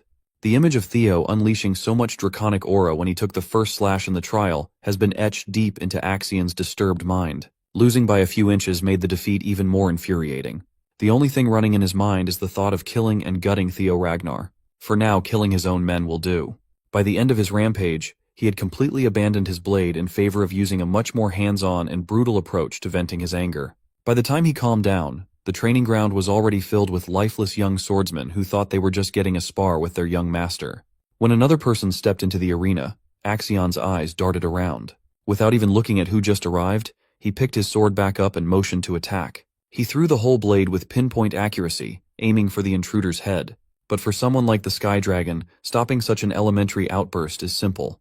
He just grabbed the sword's tip out of the air. Ed Troyven cursed his nephew out for being so pathetic when releasing his rage on random people won't change a thing. When Axion got a good look at his uncle, he calmed down a little. The Sky Dragon advised that at times like this, Axion needs to cool his head and come up with a proper plan. Ed Troyven had already put some things in motion, and Axiom only needed to follow. The nefarious uncle and nephew duo are hell-bent on turning the second stage of the awakening ceremony into Theo Ragnar's funeral. Back in the snowy woods, the scouts made way for Lady Plumblossom out of fear and respect. They knew that whatever they tried to offer Theo would be insignificant if she was in the competition. Just as they were about to appeal how unfair that would be, the space between Theo and Lady Osa was severed from the outside world, locking them in her personal domain. Ayan reckoned that setting up an isolation zone could only mean one thing. She might be planning to personally share her teachings with the young Ragnar inside the swirling lump of energy. The inside of the isolation zone was a lot bigger than what it looked like outside, as the space stretched as far as they could see. Theo recognizes this as one of Lady Plumbossom's signature moves. She can freely create a perfectly isolated space severed from the outside. He used to hear stories about the technique, and now he's experiencing it. His popularity is catching up with him. Lady Plumblossom laughed at his reaction. She's certain that Demon Dragon will be furious once he finds out what she's trying to do, but no one can stop her from giving Theo a gift if she wants to. By gift, it can only mean one thing. She slowly unsheathed her blade as she described how intense the clan head's swordsmanship was. It is akin to dragonfire descending from the heavens and destroying everything and incinerating everything in its path. Lady Plumblossom's style cannot be more different than that, for she prefers to embrace countless variations in her sword. Theo looked around to see that the snowy trail he had walked on a minute ago had turned into a tranquil field of vibrant plum trees. Her steps are rhythmic, sending ripples on the surface of the still water floor with each stride. This is the form of the dragon that she pursues, one that contains constant and infinite changes. As the sword dragon began slowly moving forward, she started swinging her sword, making the plum blossom bloom as countless petals gently drifted down. Her blade softly traced through the petals as they danced alongside her blade. She executed a peculiar flow of movement that seemed impossible. She slashed, stabbed, and chopped with a strange tempo. By the end of her demonstration, she slowly lowered her sword, making the petals spiral alongside the blade, beautifully falling on the ground. It was absolute cinema, a feast for Theo's eyes. The ridiculous thing was the entire sequence was performed within just a single breath. What she just showed is the celestial flower rain, the first full bloom technique of the plum blossoms. Opening her eyes, the First Lady's deep gaze turned towards Theo. The young man was speechless as he felt his heart pound loudly. He just witnessed something truly awe-inspiring. Within a single continuous movement, he counted 120 circles and variations. It gave credence to the claims that, in terms of pure swordsmanship, she is above even the clan head. If Theo could absorb and apply even a little bit of what he had just seen into his single flash, his power would undoubtedly skyrocket. He humbly asked her if he's really deserving of such a gift. She laughed lightly and assured him that it was fine as long as he enjoyed watching it. Finally, Lady Plumblossom dissolved the isolation zone. The tranquil field of plum trees vanished, and the snowy woods returned. She asserted that if Theo ever wishes to see what comes after the first technique, he can come to find her whenever after the awakening ceremony. Such a blatant offer shocked the scouts. The First Lady simply wishes for Theo to become a new wind in this desolate place. With that, her body turned into a pile of beautiful plum petals drifting away. Theo knows more than anyone that he just received something far too great. It would be hard even for him to act shamelessly and not show any gratitude to the First Lady. Now he's in a complicated position. He reckoned that it would be way too greedy to become Lady Plumbossom's disciple and join the white-armored dragon cavalry at the same time. 3 days later, the second phase of the trial has finally kicked off into full gear. The 87 eligible candidates have gathered at the Winter Mountains near the northern Great Wall. Such a treacherous venue is perfect for the challenge ahead. Winter Mountains stretch across a ridiculously vast distance, from their home of winter all the way to the Demon Sea. In this place, the Ragnars have shielded humanity with all their might. They have been at war with the cursed land beyond the Great Wall for over a millennium now. They have been culling the Demon Sea, a place where countless demonic fiends lay waste. High-rank swordsman and second-stage exam overseer Jackie Ragnar cautioned everyone that the new generation would inherit that duty one day. This makes Winter Mountain the perfect testing ground. However, as apprentice swordsmen, the examinees are not allowed to cross over to the Demon Sea, and the exam area is restricted to the inner side of the Great Wall. Today, the exam is very simple. They will have 15 days to defeat demonic monsters that roam the Winter Mountains and retrieve the bells that have been placed on their necks. There are 7 different colored bells out there: red, orange, yellow, green, blue, indigo, and violet, the colors of the rainbow. Each bell increases in point value in the same order. Naturally, higher points mean confronting a more powerful demonic fiend. Overseer Jackie emphasized the danger of violet bell fiends. Those abominations are at a level that no apprentice swordsman can touch, let alone defeat. Yet they are worth a ton of points. The hunting method will be left entirely up to the examinees. Whatever method they choose to use doesn't matter. All they have to do is bring back the bells to be tallied before the exam ends. Everyone picked up on what the overseer implied. Since they can use whatever method they want, snatching someone else's prey or bells is allowed. No, it is encouraged. They are purposely sowing seeds of discord amongst everyone. But that's just another reflection of Ragnar clan's law of the jungle approach to things. As a final note, the overseer taught them about the totems that repel fiends installed across the mountains. Inside these safe zones, supplies have been buried nearby, and everyone's encouraged to utilize them effectively. Finally, Overseer Jackie formally signaled the commencement of the second trial. As soon as he dismissed everyone, several candidates rushed off and scattered without hesitation. Most of them had the same idea as Sybil. Since the exam will stretch for 15 days, supplies are essential. First, they must secure those resources, and then go with their own strategies. It had only started, but Hulkus Lanka loved every second of this test. He is in his element. Axion, motivated by revenge, has come into this exam with a malicious goal in mind. His Sky Dragon uncle heavily emphasized that he must move precisely according to plan. All he has to do is play his role, and Theo will fall. As Axion single-mindedly pushed forward at breakneck speeds, he failed to notice someone tailing him from behind. It was none other than the ever-so-mysterious Ray Ragnar. Seeing as everyone was already rolling out, Theo walked towards the woods to get started too. But before he could get far, a familiar voice called to him. Remy ran to his side and asked if Theo remembered how he said they were friends. The Silver Lion has thought long and hard for the past 3 days leading up to the trial, and it seems that he considers Theo both a friend and a rival. With that realization, a desire has taken root inside him. The desire to truly surpass young Master Theo in power. The young dragon was shocked at first, but he eventually grinned with delight. He knows what Remy is feeling all too well. The moment they first crossed swords in that training ground, a mutual respect for one another blossomed. Theo felt the same way as the Silver Lion. He considered him a dear friend and rival too. Remy heartily laughed in relief as he had been stressing if the feeling was one-sided. With renewed clarity, Remy proclaimed that he would try to beat Theo during the second stage. Theo genuinely wished him good luck with that goal. Without wasting another precious second, Remy exploded in speed and headed deep into the Winter Mountain. Theo took a second to soak the feeling in. Someone incredible like Remington has set him as a goal, someone to surpass. It made him feel a thrill he never felt before. He's finally becoming someone that's truly strong, and it is delightful. Opening his inventory, Theo set the mushy feelings aside for after the trial. He retrieves the nest compass and officially starts the search for the dragon's nest. The compass needle pointed him in a general direction, enough to get started. On the side of one of the deadly cliff faces, the familiar blue light of the system shined through a hidden cavern.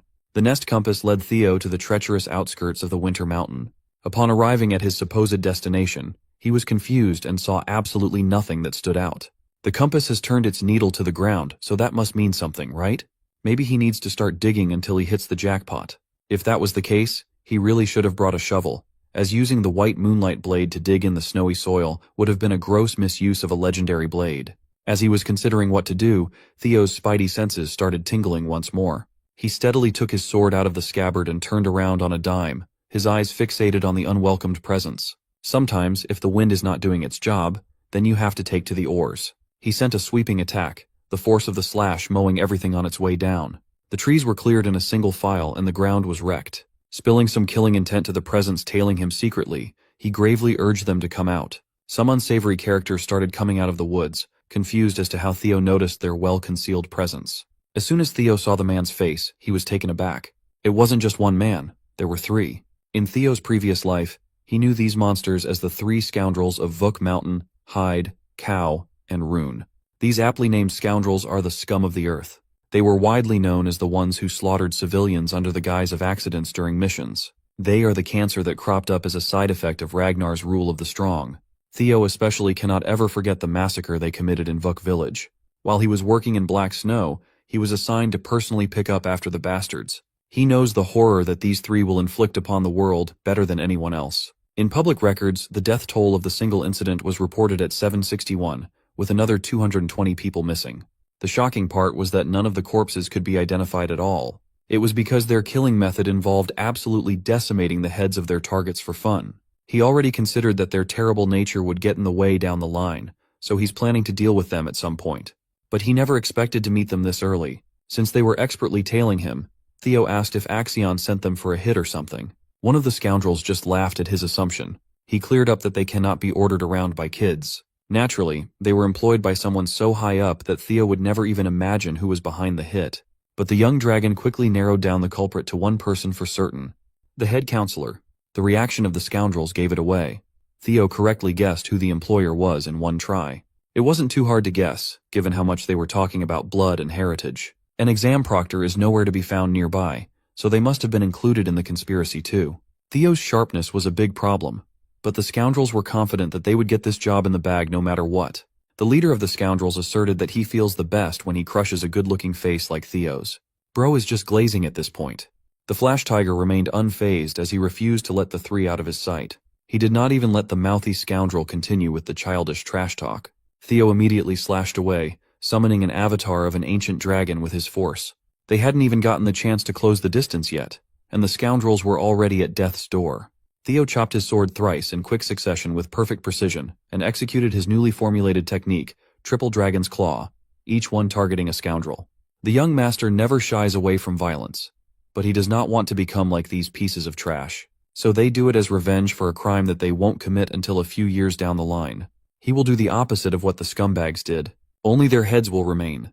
The destructive power of the dragon's claw was so potent that it could decimate a human body into a pulp while leaving the head intact. He simply flexed on these criminals, giving them the comeuppance they deserved. Theo was actually surprised at how fast these troublemakers fell by his blade. Maybe that's because they were still young at this point in time. He owed this new skill to the celestial flower rain that Lady Plumblossom imparted upon him briefly. He dissected and reconstructed the style for the past 3 days, and came out finding a way to use 3 single flashes in a row. Using circles and arcs to draw curved lines of slashes was hard. A whole new world of different transformations and applications has opened. Of course, completing those transformations 120 times in a row like the First Lady is still out of reach. Theo quickly grabbed the severed heads with the scoundrels' pained and surprised expressions have been preserved. He simply threw the evidence down the cliff for beasts to feast on, while he went back to thinking about how to get underground. Much to his surprise, he heard a dull thud as soon as the heads reached a couple meters down. Upon further inspection, he ascertained that there was an invisible staircase winding down the cliff. It's now stained with scoundrel blood. The hidden quest to find the unseen stairs and explore the blue cave has officially started. Theo excitedly jumped down from the cliff to head for his treasure. Unbeknownst to him, a strange bird has been keeping an eye from afar. Back in the palace, the officials posted that they were receiving the test's initial results for the first few hours. Currently, Axion Ragnar holds the first position with 41 demon bells collected as he tears through the exam with 20 of his men. Second place is Ray Ragnar. But everyone has been wondering about one thing. How is Theo Ragnar faring? The messenger had to scroll all the way down to the last page of his report for Theo's recorded progress. Currently, the young man has collected 0 demon bells, and he is off on his own without a team. It's safe to assume that he is moving quietly or lying in ambush somewhere. Those assumptions can easily be verified if there are proctors to confirm. Everyone at the table heard Lady Plumblossom's impatience. The head counselor argued that there are no rules that exceptional performance in the first stage would lead to the same caliber in the second. He even proposed that the kid's heart might not be prepared for real battles, especially considering that he is a so-called natural child and not a pure Ragnar. The head counselor assumed that his goons must have taken care of business quickly, doing their job better than expected. Suddenly, the old councilman received a telephonic transmission from Ed Troyven, asking him if he did anything behind the scenes. The head counselor did not even bother to deny the allegation. He's bummed that he couldn't tell everyone else beforehand, but it looks like things have worked out, so that's good.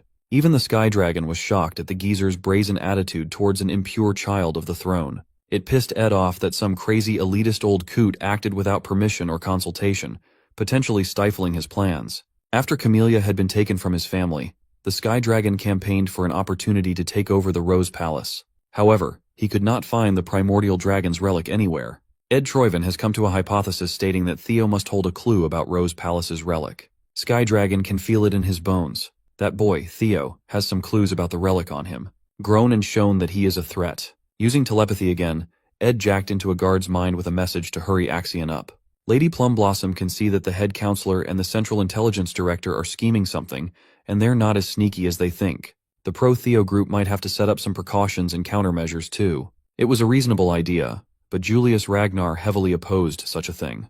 The Demon Dragon genuinely believes that Theo is not someone who would crumble on a mere challenge. Julius trusts his gut that Theo is safe and just stuck in his own unknown circumstance. Also, Julius has not gotten over the fact that Lady Plumblossom sneakily met with Theo. The First Lady feigned ignorance and playfully laughed.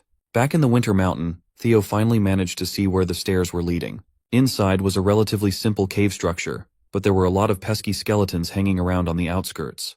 They constantly attack with a pretty strong mental attack trap set up inside. Most people will have a breakdown if they happen to get caught in it. However, such low-level mental attacks are nothing after he passed White Moonlight Blade's tough test. More importantly, Theo managed to follow the compass needle and find something. To check on the situation, Theo expanded his senses outwards, making the wildlife scurry for their lives. For times like this, the special divinity skill is just too juicy. He can even see what's lurking behind every corner. Casting those thoughts aside, Theo was the first to arrive and be tested. Finally, he found the hatchling's lair. 3 years from now, things might be a lot different.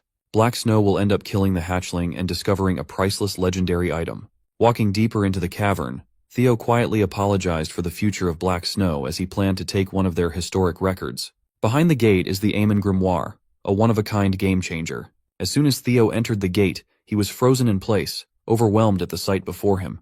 There were literal mountains of gold and legendary weapons, gems and trinkets scattered everywhere. One thing is for sure, this place is not a hatchling's nest at all. In the middle of the gigantic room was a sleeping draconic beast and an ancient dragon, using its sea of gold coins as the most expensive bed in the world. Looking a bit closer, he saw that it seemed to be in a deep sleep, uncaring of the outside world. Theo wasn't delusional. He knew that if this thing woke up and attacked, he could forget about the relic and all the riches in this place, and he would surely die. Could the reports from Black Snow be false? Why is there a full-grown dragon in the chamber instead of just a hatchling? Maybe he's a victim of misinformation, or maybe he just came 3 years too early. Either way, he needs to think of his next move in this unexpected situation. He seriously considered just leaving without touching anything. It's unfortunate, but he can always just come back before the Black Snow can get here again a few years later. But that choice left his hands as soon as the dragon opened its eyes. When he turned around, Theo was locked into a staring contest with one of the most archaic beings in the world. Much to his surprise, ancient dragon Roadbroke spoke in human tongue, calling him the first selector that had come in a long time. The giant beast was actually kind of chill. It even introduced itself without a hint of hostility. Roadbroke explained that the Ragnar calls her the guardian dragon and the owner of Winter Mountain. Everyone who grew up around the clan knew the name Roadbroke. Trying not to be rude and disrespectful, Theo crashed down to his knees and paid respect to his ancestor. Roadbroke was quite interested in the fact that the young human called her an ancestor. As far as Theo was taught his whole life, the guardian dragon Roadbroke is the companion of the Ragnar clan's progenitor, Sigurd, and the mother of Friedreif. The beast asserted that Friedreif the bastard must have been spreading nonsense out there. While it's true that she and Sigurd were old companions for a time, she viewed it just as a sign of respect for the contractor who sold his soul to dragons. There wasn't much emotional exchange between them. It is impossible for humans to mate with dragons in the first place. Maybe the humans in this world are not real monster bangers. This led Theo to ask if his family's line really has the blood of the dragon, or if it is just one big propaganda to lift the Ragnar name up. Roadbroke cleared up that the claim was not wrong at all. Through the long-term contract between her and Sigurd, her dragon's blood is shared. Just as Theo was about to ask more questions about his family's history, Roadbroke cut him off as she was done with the pleasantries. She will now begin her duties as a guardian dragon to the selectors.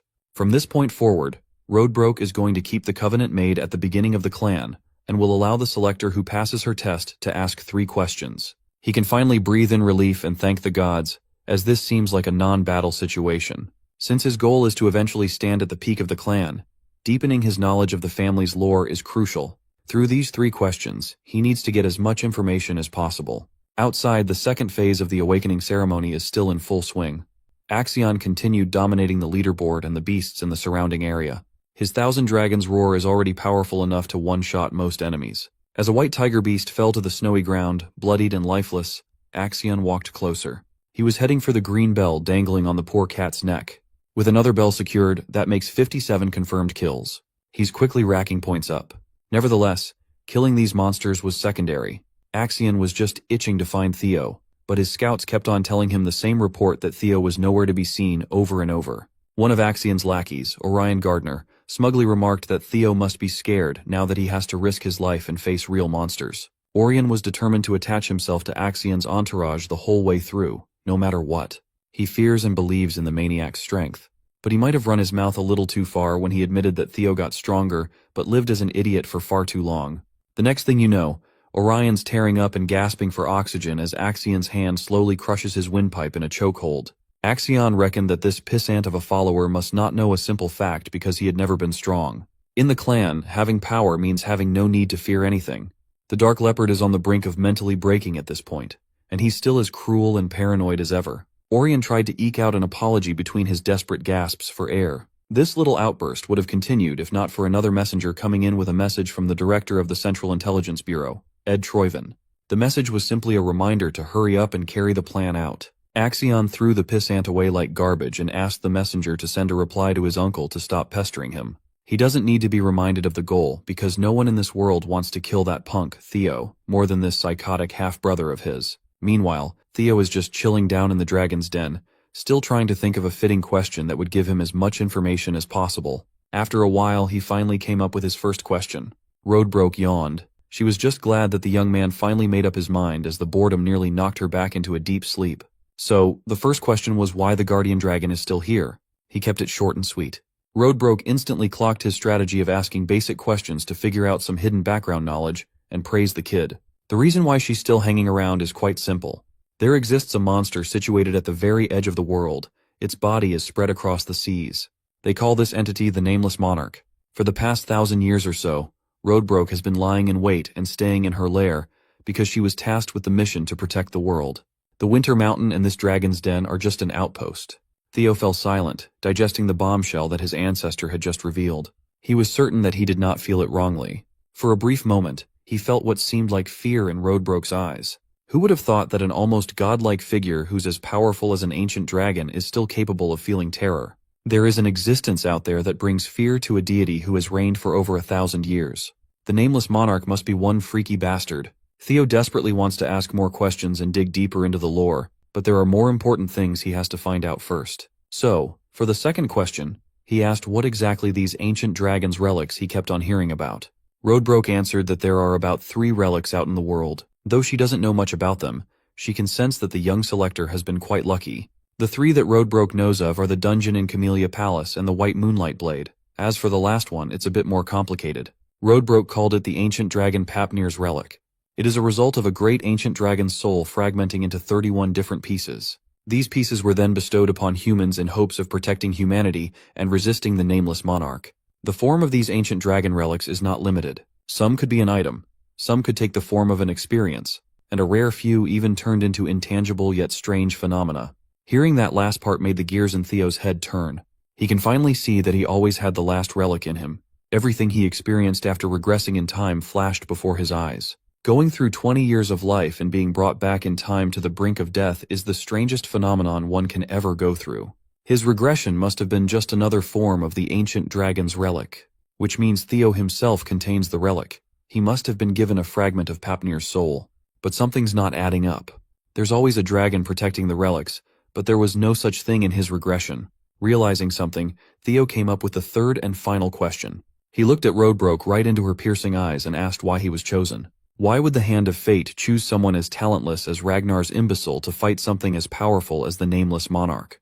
Roadbroke stared back fiercely, and decided to answer his final question with a question of her own. She asked why Theo would think that he was the only one chosen out there. The simple reply made Theo realize that he had not been looking at the bigger picture. He might not be the only one chosen by these powerful relics. Sky Dragon Ed Troyven, Demon Craftsman Curson, and even the Black Dragon all knew about the existence of relics. They even actively go out of their way to find and collect said relics. Chances are, they were also chosen by some form of Papnir's soul fragment. If that's the case, are they also seeing the same messages he has been seeing? Did they also regress back in time? While these series of questions led Theo one step closer to uncovering the world's truth, it also made things a lot more complicated. To summarize, there is a nameless monarch lurking at the fringes of the planet that even the ancient dragon fears. And it is entirely possible that there are more regressors apart from Theo. Now that Roadbroke has answered his 3 questions, the quest is complete, and Theo will be given his reward. The young man was so engrossed in all the implications of what he just found out that he almost forgot that he came to obtain Amon's grimoire. But now that his horizons have expanded, he had changed his mind.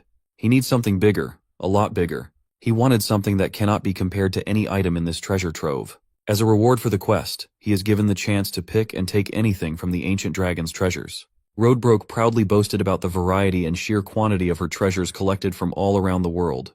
There were gems, relics, elixirs, skill books, armaments, anything you could think of. She had them in stock. Whatever Theo chooses will be a priceless fortune worth beyond his wildest imagination. Roadbroke urged him to pick wisely, and she said she would deliver. Theo's lips slowly twisted into a sly smile. When prompted by the ancient dragon to state his desire, Theo Ragnar proudly proclaimed that he wanted to have Rodbrok herself. That answer was definitely out of her expectations. Theo's remark comes across as a joke to the ancient dragon king, who responds accordingly. However, she's done with kidding around, and wants the Ragnar descendant to speak his real choice. Standing resolute on his words, Theo declares that he just told him what he wanted. First, the dragon pauses, and then asks to confirm if he's really serious. After receiving confirmation, the dragon exerts its menacing aura that makes the ground rumble beneath Theo's feet. Using the tantalizing dragon fear attack, the ancient dragon deems his words disrespectful and lashes at him for overstepping his boundaries. Feeling the sheer weight of the dragon fear attack, Theo does his best to stand his ground. That mere roar of the dragon is powerful enough to make blood come out of every crevice of his face. In response, he counters the roar with a lesser drake's fear of his own. Of course, it's a pointless attack in every sense of the word. Even Lodbrok thinks he's an idiot for challenging an ancient dragon's roar with an incompetent one. Determined on his feet, Theo shouts his request, reminding the guardian dragon that he was told to select any treasure from its nest. According to his own words, there wasn't a condition preventing him from selecting the guardian dragon Lodbrok as his desired treasure. He may be speaking confidently, but even Theo thinks this is a huge risk he's taking, one that he's willing to put his life on the line for. This beast, the guardian dragon Lodbrok, has firmly established the Ragnar clan with the help of the progenitor, Sigurd. Becoming her partner will mean for Theo to have proven himself as a legitimate warrior of the Ragnar clan. In order to prevent the atrocities of the dark past, he's willing to cast his life away for this opportunity. Theo demands the guardian dragon to surrender herself as she promised with her own words.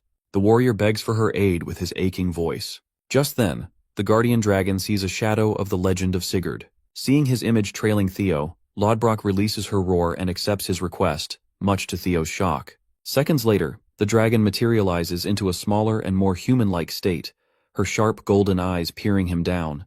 Lodbrok has been impressed, so she's willing to give him a shot. She stands before him in her majestic beauty, causing him to go speechless for a few seconds. Lodbrok reminds him that she's over 2 millennia old, so there's no point thinking about those thoughts.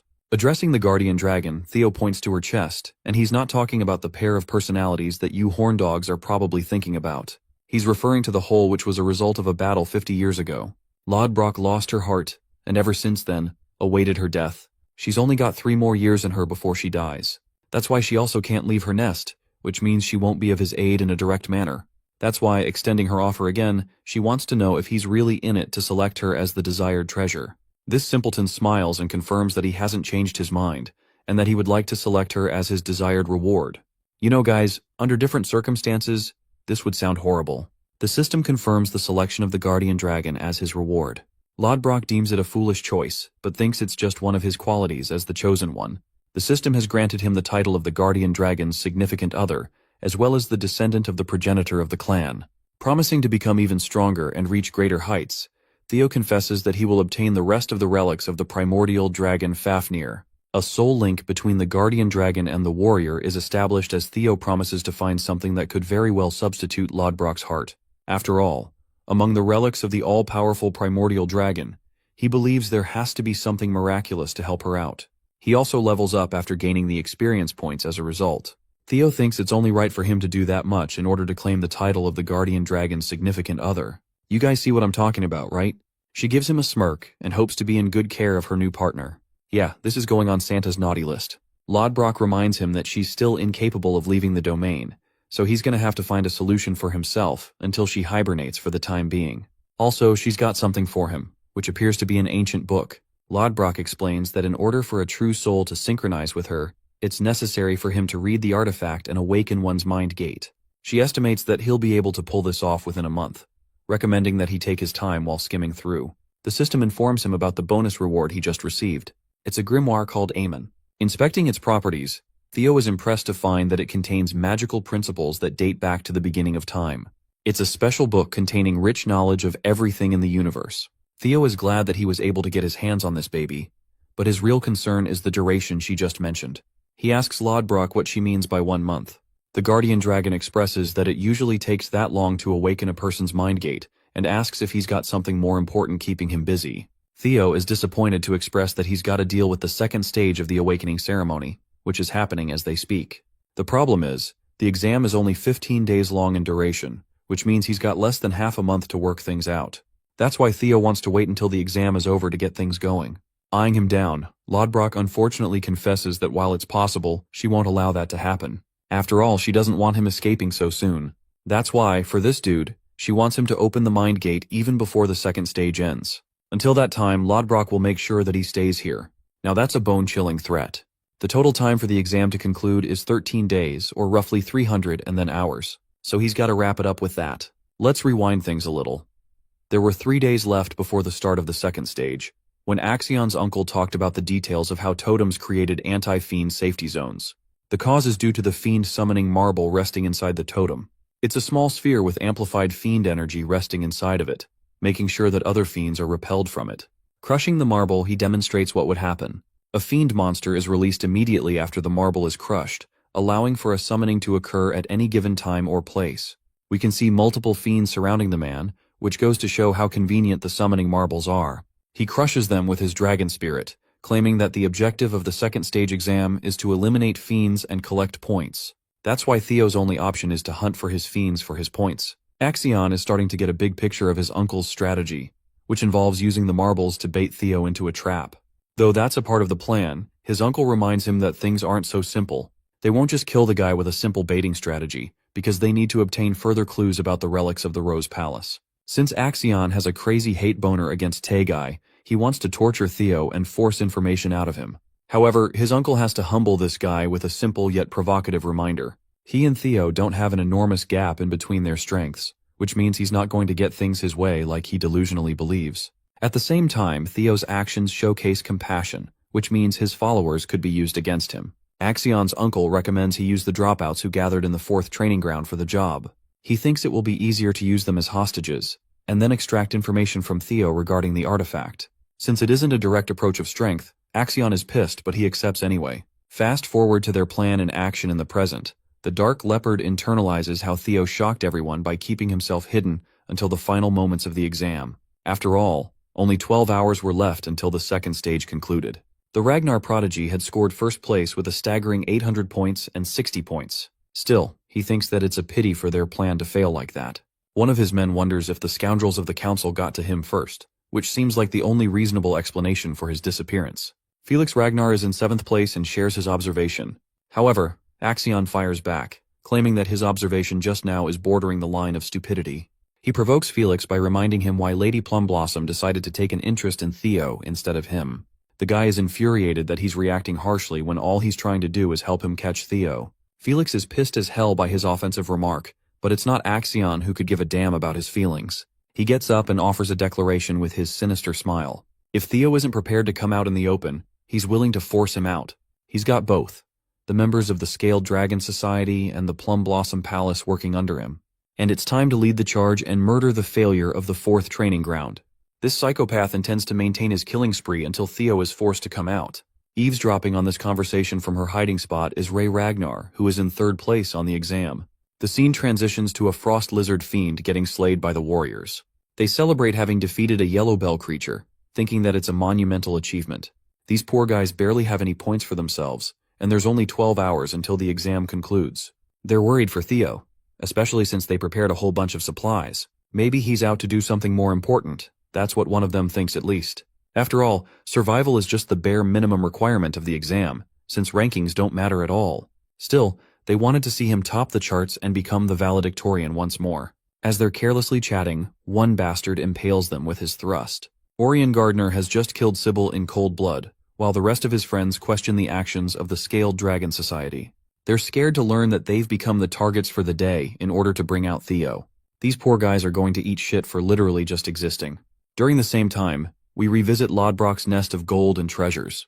The Guardian Dragon is fervently impressed by Theo's remarkable ability to open his mind's gate in less than half a month. The system confirms his initial grasp on the magical principles. This is all thanks to what he heard in his previous life before regressing.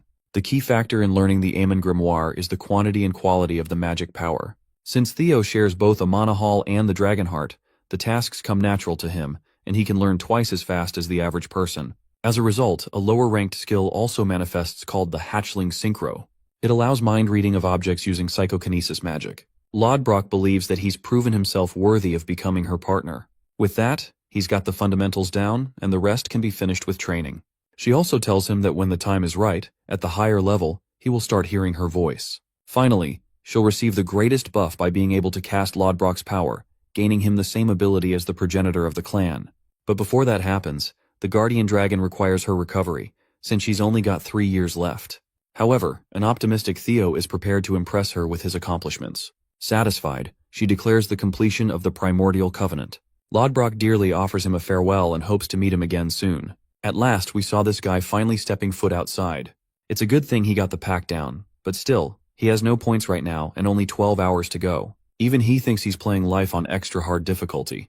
Theo assesses his options, because if he hunts fiends in the typical manner, it's just going to be an impossible task to score first place in 12 hours. So the only reasonable strategy is to steal bells from other candidates.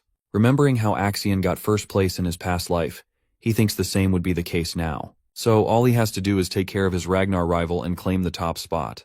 Of course, that's only easy to say. Behind him, a figure emerges from the woods. They barely made it here with their injuries and immediately caught the hero's attention. This is Rey Ragnar, and she's in really bad shape, which makes our boy wonder if she was attacked by a powerful fiend. Even then, he fails to understand that Rey was bested by a fiend. However, Theo quickly sees a sword slash across her body, realizing that a person was responsible for doing this. He worriedly asks for what happened, but Rey is in no condition to speak and urges him to go west. Before saying anything else, she collapses in Theo's arms. Armed with his latest ability to read minds of objects, Theo learns the memories of the sword's owner. He sees that Rey was secretly spying on the group who were out to hunt Theo's companions. The failures of the 4th training ground were all restrained and brutally beat down.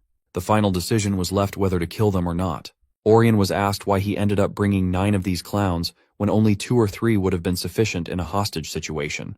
But before these lunatics ended the lives of the innocent, Rey valiantly stepped forward, exposing herself before Axion.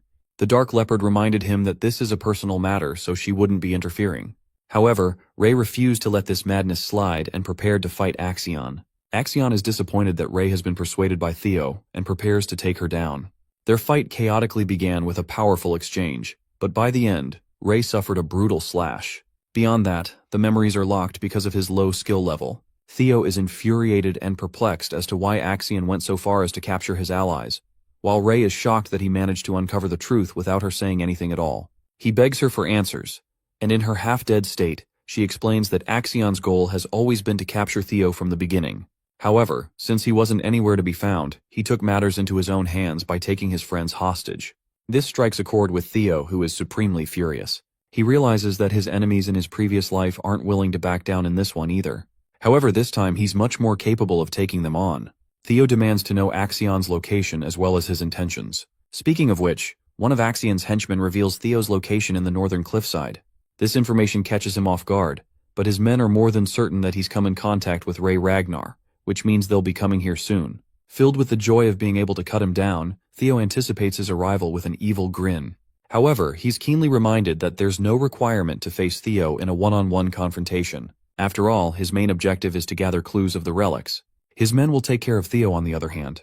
In the meantime, they want him to activate the summoning marbles to cause a distraction in the surrounding area. Axion is sold on this plan and states that he's willing to follow through. Going back to Rey, she is begging for him not to go. After all, even the Central Intelligence Proctors are a part of this grand scheme to take him down. It's a task beyond his current strength. She advises him about the current state of the exam, which is more of a slaughtering battleground, a trap that was set up purely to kill him. That's why going alone is the riskiest move ever, and it's better to seek the help of proctors. Even so, Theo thinks there's just no time, and while he's grateful for what she did, he can't allow his conscience to ignore the state of his friends. That's why he's willing to go at once after she drops Axion's location. At this point, the girl is convinced that he's gone crazy. The stakes are too high and death is promised if he goes there. She recommends playing it safe this time. In response, Theo lashes out claiming that he has no desire to lose his precious loved ones a second time. They promise to make it out of the second stage together after all. Mouthing the inevitable fate of the Ragnars, Rey reminds him that sacrifices are always on the table. He bites back by pointing out her personal resolve to fight against Axion's cruelty, because not even she could bear to sit around and watch the terror unfold. The scene makes him relive the memories of his original life, where everything he knew went up in flames, all because he was weak in a clan that was meant to foster the strongest. Theo is done with always losing people and being played for a fiddle. He emphasizes how he doesn't want to relive the mistakes of his past. Fueled with his anger and determination, Theo demands to know Axion's location. The scene transitions to Remington Narcio's side of things, who has just come across the abandoned supplies dropped by Sybil and the rest of his friends. There's blood indicating that something is wrong. He turns to confront the two warriors standing in the distance, Holkus Lanka, who is in 5th place, and then Erica Lanka in 4th place. Finally, Remington Narcio is revealed to be trailing behind Axion as the 2nd placer. Going back to Theo's side of things, he's out here fighting a snow fiend. The first few attacks he manages to dodge, before quickly finishing the fight in one move, prioritizing other pressing matters. Theo runs in the direction of Axion, hoping that some of his friends are still alive and well. He knows for a fact that Ed is playing with Axion's feelings, and making sure that Theo is taken out without much outcry from the clan. There's the fact that the Intelligence Bureau proctors are siding with Axion, which is the greatest piece of evidence available. Theo cuts down the creatures with his Triple Dragon's Claw Strike, reflecting that the proctors who are supposed to kill him will likely suppress Axion from lashing out. Still, he prioritizes his speed, knowing how Axion is just easy to provoke and impulsive in his actions. Lunging for an aerial strike against the fiend, Theo thinks that he could very well manipulate this nature of his in his favor. The sword pierces the creature's head, releasing a pool of blood. Let's see how Ray's doing. She collects her thoughts, remembering how Theo has never once changed from when he was a child. Despite her injured state, she wishes to help him out this time. The hostages are getting brutally smacked around under Axion's heel, who is prepared to cut them down for even making the slightest noise. Again, he's reminded by the proctors not to act on his own to cause unnecessary conflicts. That's why Axion stops his blade and patiently waits. He knows that 4 high-ranking swordsmen from the proctors are being sent to silently assassinate Theo. After all, his uncle is of the opinion that Axion isn't powerful enough to take down Theo, which is frustrating for him to accept since he regards Theo like an insect. To everyone's expectations, the devil himself decided to show his face. Axion spots him covered in trails of blood like a killing machine of war. Theo is armed with his determined eyes, seeing the hurt state of his companions all around. He glances at the scumbags who caused such a scene, and then turns back to Axion, who had been waiting for him for a long while. Finally, his eyes turn towards the corpse of his friends, making him clench his weapon. Axion picks out his sword, ready to fight, but he's again reminded to stay put. That's why he releases his weapon. To follow up with the negotiations, Axion asks Theo to simply reveal information about the artifacts if he wants to see his friends live. Shockingly, Theo Ragnar questions if he is afraid of him. This is a calculated approach from him, because he was planning on using Axion's nature against him.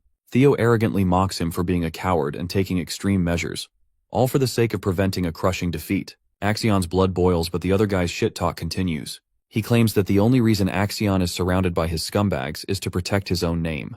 Then, there's the hostage game going on.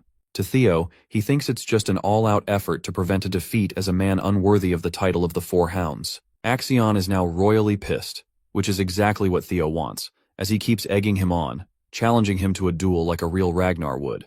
Unless he wants to back out like the coward he is, as Theo puts it. This is the final push for Axion, who can't contain himself anymore. Theo lays out the conditions for the fight. If he loses, he'll give up the information and his life. But if he wins, he will walk away with his friends. The Black Leopard has lost himself to his madness, and arrogantly reminds the imbecile of the Ragnar of his place in the clan.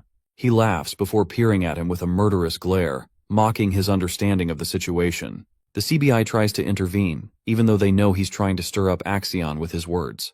They urge him to follow the plan, but this guy is done playing around. He accepts Theo's challenge and walks forward to take him on, just like our boy wanted. The proctors watching the scene realize that things are going the opposite way of what they intended. They're prepared to act accordingly as planned if Axion is nearing a crushing defeat. The brutal warrior reminds his group not to step in to carry out the tradition of honor in a Ragnar duel. He also doesn't want anyone to hurt the hostages for the time being. Their fight begins with Theo taking the first slash and surprising his opponent. With that settled, it's time to get serious as both swordsmen clash on equal grounds. Axion talks down to his opponent and goes on the heavy attacks. He wants to show Theo the difference between their strengths by releasing a Heaven Dragon shout. This roaring attack even has Theo concerned for his life. In response, he prepares a charged slash of his own, and responds with the Triple Dragon's Claw, severing Axion's attack and surprising him greatly. Standing before him is a confident man who can challenge the best of his attacks. Theo returns the trash talk and wonders if his opponent is really on his level to be lecturing him. Seeing this clash go down, Orion is sweating bullets after the aftermath of Theo's recent attack. At first he was doubtful of the warrior's abilities, but now even he's starting to believe in the imbecile's real strength. The situation seems tense, and suddenly Axion is the one who might lose the fight. Concerned for his own life, Orion wonders if he should switch sides when there's still time. He also believes that Axion greatly underestimated his opponent. Ultimately, Orion decides against betraying Axion, as the bastard proctors of the Intelligence Bureau are sharply watching. He thinks they'll still take down Theo regardless. Commanding the rest of his men, Orion tells them to scatter and search for the remaining proctors. They want to avoid getting caught up in their battle. The story explores Axion's past, who was expected to seize the throne of their clan at a young age. Both his mother and uncle sought his success for their prosperity. The Ragnar name is nothing more than a cover, because underneath, they regarded the boy as a Troyvan. Axion can't help but praise his opponent's performance. He lunges forth to strike down Theo. However, his attack is unsurprisingly blocked with a confident smile. He's acting just like Theo intended for him to act. Breaking away from their fight and back at the council, they talk about Theo's resurgence and news of his contact with Axion. His supporters are pumped that he survived safe and sound, while his haters are shocked he wasn't done away with by the scoundrels. Axion's uncle is happy that he survived, and while no one knows what he's planning, their plans could be furthered by extracting information from the guy. He's just waiting for the information to come out, and then he'll send the high-ranking swordsman to destroy Theo. Suddenly, they receive new information regarding the fight taking place between Theo and Axion. As you can imagine, the dude is scared shitless because this is definitely against what he planned. Back to the fight. Theo executes his Jester's footwork secret technique, giving him an edge in mobility and evasion. Axion is trying his best swinging his sword around, but nothing connects. Through their exchange, he has come to understand Theo's strength, which has grown immensely.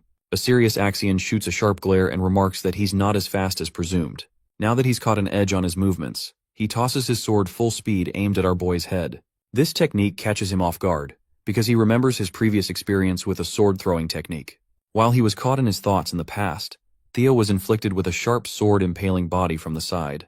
Axion claims that he may be using a secret technique, but it still has predictable movements, which could easily pinpoint the exact location of where he would next appear. Blood trails down the body of the sword, and it seems like Theo survived the attack by catching the blade with his bare hands. Now, he's also confirmed the identity of the assailant who shot him down in his first life. Axion was one of the people who betrayed him and made the downfall of the Ragnar clan come to light. Filled with hatred, Theo is happy to confirm that he's the bitch who knocked him down last time. The same day he died was the day he couldn't even learn about the perpetrators who caused the downfall of the Rose Palace. He had no strength and ran blindly, but it's only thanks to Randon taking off his mask that he was able to understand what was going on. Evelyn's investigation concluded Randon's connection with the Camellia Palace.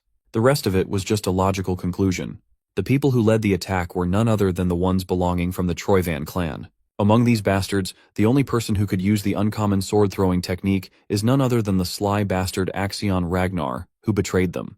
He was so arrogant that he risked losing his weapon. At first, he was only suspecting them. But now, the truth of the situation stands before his eyes. He grips the sword tightly, and in his fury, shatters it with his mere grip. Theo is dying to know what makes them so motivated to kill them that they have to go through such lengths. Seeing his display of physical strength, Axion is left speechless. Unfortunately for his enemies, Theo isn't the same man from his previous life.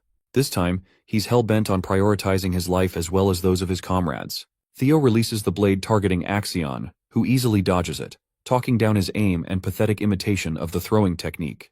All of a sudden, Axion feels a wave of anger and bloodlust emerging from his opponent, a killing intent so monstrous that it draws out an enormous mana level. Axion's eyes widen as he realizes that Theo has been hiding his skills alone. Our hero vanishes in the blink of an eye before appearing right underneath Axion for a devastating strike. The sheer force of the attack sends Axion flying on the back foot. He's the one going defensive against Theo's attacks now, who even manages to graze his face with a precise cut. Smirking at the impulsive warrior, Theo wonders when Axion is going to decide and pull out his full strength, provoking him even more. Surprisingly, Theo's arm is caught as Axion returns the favor by slicing his face. They're fighting each other on equal grounds. Theo chooses to disappear before his eyes again, and ushers a slash so strong that it knocks away Axion's blade. Now he's left wide open without any defenses. Theo quizzes his opponent before preparing his blade to pierce his damn stomach. He's about to take the kill shot and not even Axion can dodge it at this distance. Let's focus on Remington's side of things. He observes that the blood trails are caused by the dragging of an injured body. The only person that comes to mind is Axion, even though it doesn't make sense for him to act recklessly, especially with first place already secured. Remington cleverly deduces their plan to hunt down Theo during the second stage of the exam. Hulkus is pissed that he had to take such measures and took the way of a coward. But Erica is unsurprised, stating that things like these are supposed to be within expectations in the awakening ceremony of the clan. Remington knows this, and claims that it's the very reason he despises the Ragnar way of doing things. They blindly believe in raw strength and cross boundaries. A provoked Erica warns him to watch his tongue. Remington doesn't really give a damn and focuses on saving the lives of his friends just like Theo would do. He wants their help and Hulkus is all in. For Erica, she doesn't care and turns away. She only wanted to meet Theo and he's nowhere to be found. She has no interest in saving weak men, which prompts her brother to ask if she's really that much of an asshole. Remington understands her intrigue to meet Theo, and he advises her that by helping him now would serve her benefits in the long run. The three warriors bounce to uncover the hostages' location. Remington is hoping they are safe and sound until they arrive. However, they're stopped by a bunch of men. Warriors of the Scaled Dragon Society are confronting them out of the blue, indicating betrayal.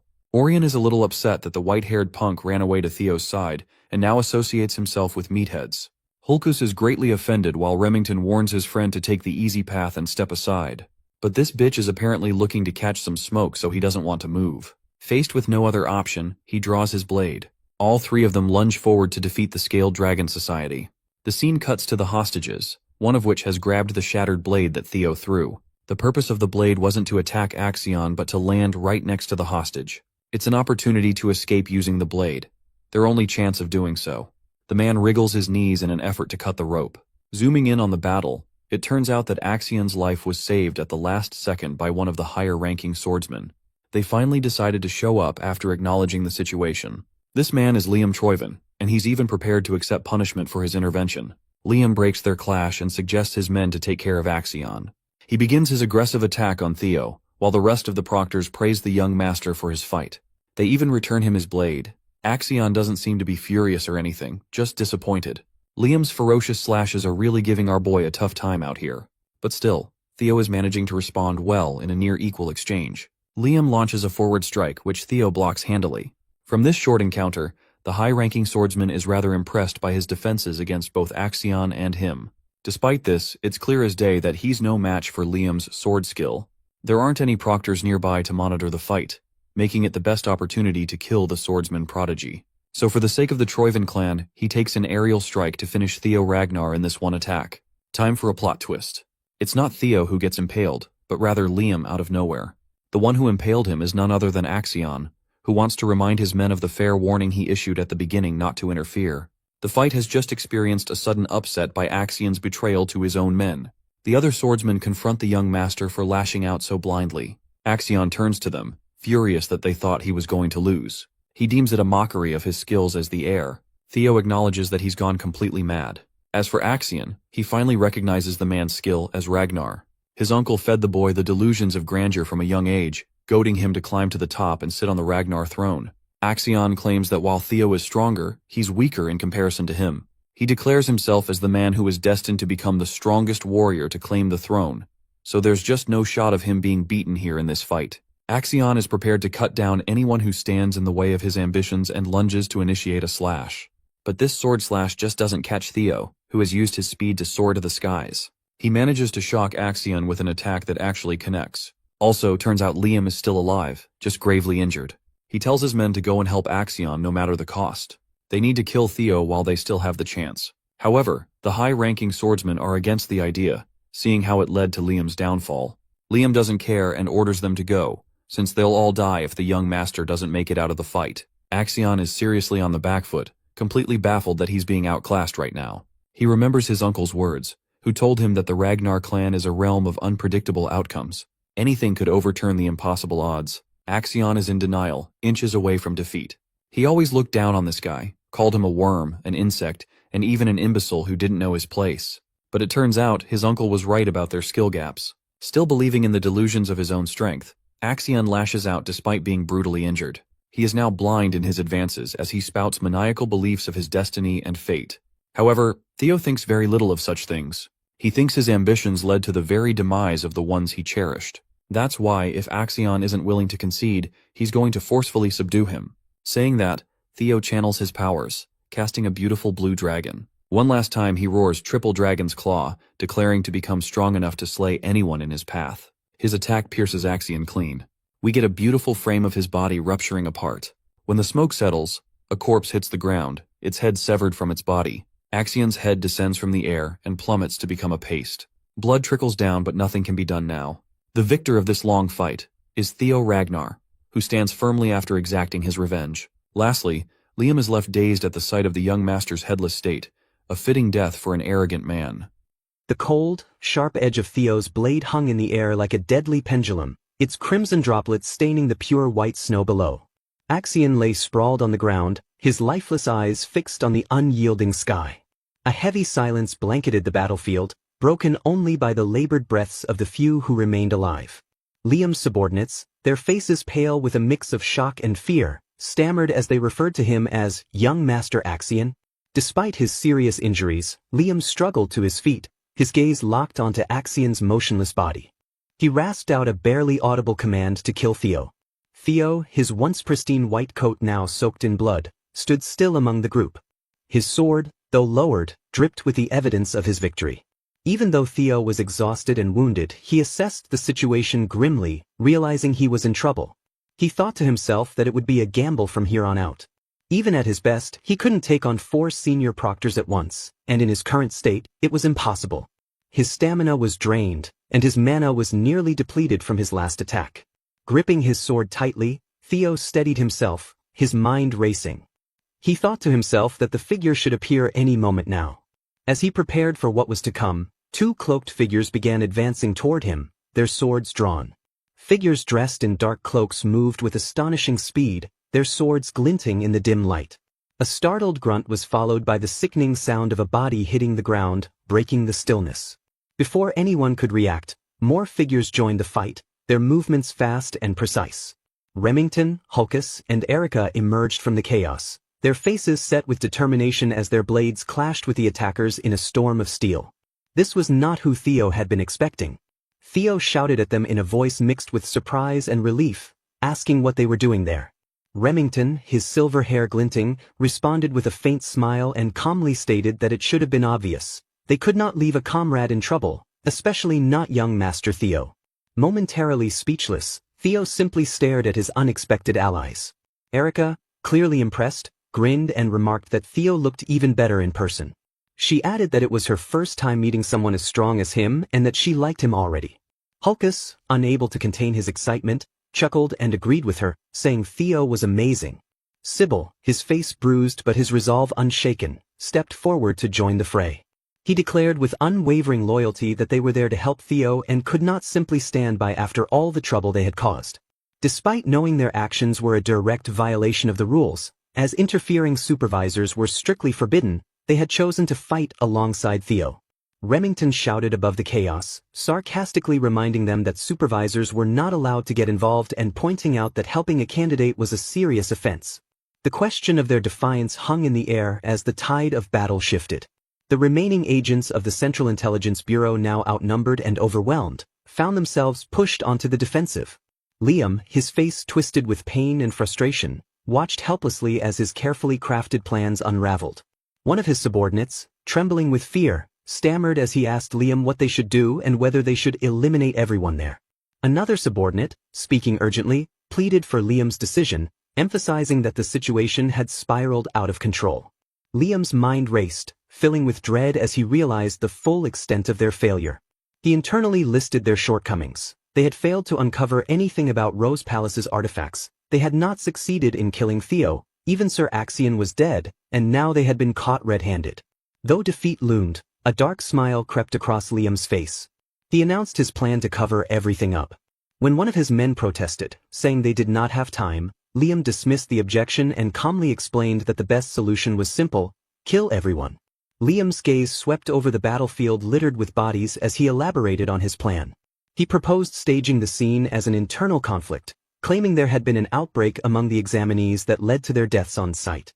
Pulling several dark orbs from his coat, he revealed a 5th-grade monster summoning stones and explained that they would create enough chaos to make the situation look like an accident. His men hesitated, but under the weight of his commanding glare, they quickly nodded. One of them, his voice shaky, agreed to the plan. As Liam prepared to unleash the monsters, his twisted plan began to take shape, threatening to turn the battlefield into a scene of carnage. However, a voice suddenly cut through the tense atmosphere, stopping Liam in his tracks. He gasped as a sharp blow struck him. The arrival of 3 supervisors, representing the White Dragon clan, Plum Blossom Palace, abruptly halted the chaos. Their faces reflected concern and suspicion as they scanned the scene of destruction. Supervisors Selford Gardner and Sally Gardner from the White Dragon clan and Plum Blossom Palace stepped forward, demanding answers. Natasha, the supervisor from Plum Blossom Palace, observed the devastation with a grim expression. The remaining members of the Central Intelligence Bureau were confronted by the other supervisors. One of the supervisors commanded the trio to stop and warned them to follow if they wanted to save themselves. Otherwise, the supervisor added, they would end up like Liam. A tense standoff unfolded, thick with unspoken threats. Amid the turmoil, Theo stood silently, watching the events unfold. Though he had survived against impossible odds, the cost of victory weighed heavily on him. He softly mentioned that it was a relief the supervisors had arrived in time. One of the supervisors, her expression a mix of concern and admonishment, reprimanded Theo for being reckless and asked why he had risked so much. Theo silently met her gaze, his eyes conveying what words could not. As the chaos subsided, the snow-covered battlefield, dimly lit by the moonlight, bore witness to the aftermath of the brutal confrontation. Survivors gathered around Theo. Remington, Hulkus, and Erica stood close, their faces showing relief and exhaustion. Sybil and the others from Training Ground Number 4, their eyes filled with tears of gratitude, cried out that Theo had done all this for them and that they had no regrets, even if it cost their lives. Theo looked at them, his heart heavy with the burden of their sacrifices. His gaze shifted to her, her pale face glowing with unbroken determination. She declared aloud that she aspired to have strength like his and extended her hand, telling Theo to give her the bow and that she would take first place. Her faint smile held a glimmer of hope, a rare light amid the desolate scene. The moonlight bathed the stark snowy landscape, casting a somber glow over the unfolding drama. Far away, at the Central Intelligence Bureau headquarters, Ed listened to a subordinate's report. His face turned pale with shock and disbelief as the subordinate informed him of Axian's death. Ed murmured Axian's name in disbelief, his voice barely audible. The news hit like a hammer. The other council members, Wolfgang, OSA, and Julius, sat in stunned silence. Years of planning and manipulation had unraveled in a single night, and their carefully constructed schemes lay in ruins. Everything had come to an end.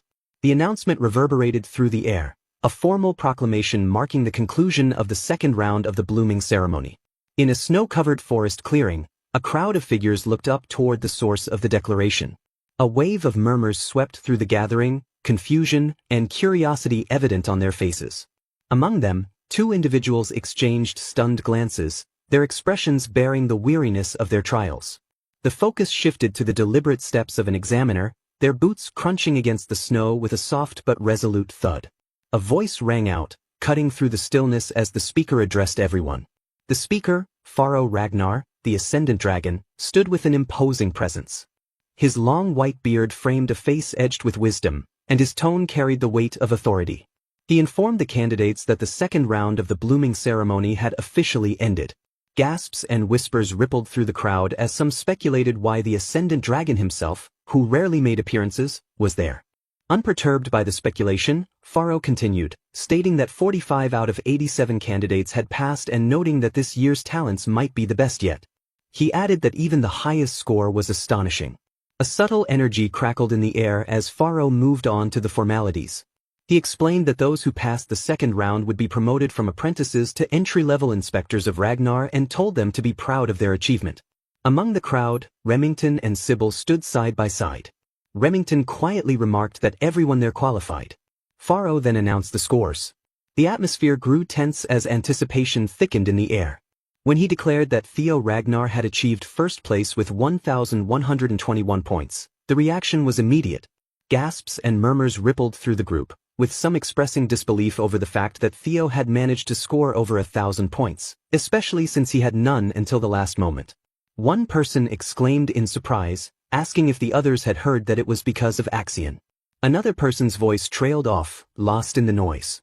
Pharaoh continued, announcing that second place had gone to Remington Narcio with 926 points, Third place to Erica with 843 points, fourth place to Ray Ragnar with 789 points, and fifth place to Hulkus. He added that Isla Laman had taken the 45th and final place with 28 points.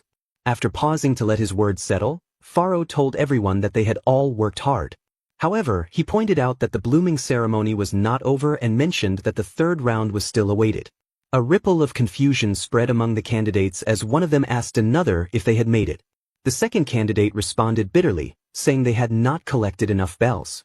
Faro raised his hand and asked those qualified for the third round to raise their hands. Remington raised his hand first, followed by Erica, Hulkus, and Ray. Among the crowd, Theo lifted his hand high, standing out with its dark contrast against the light.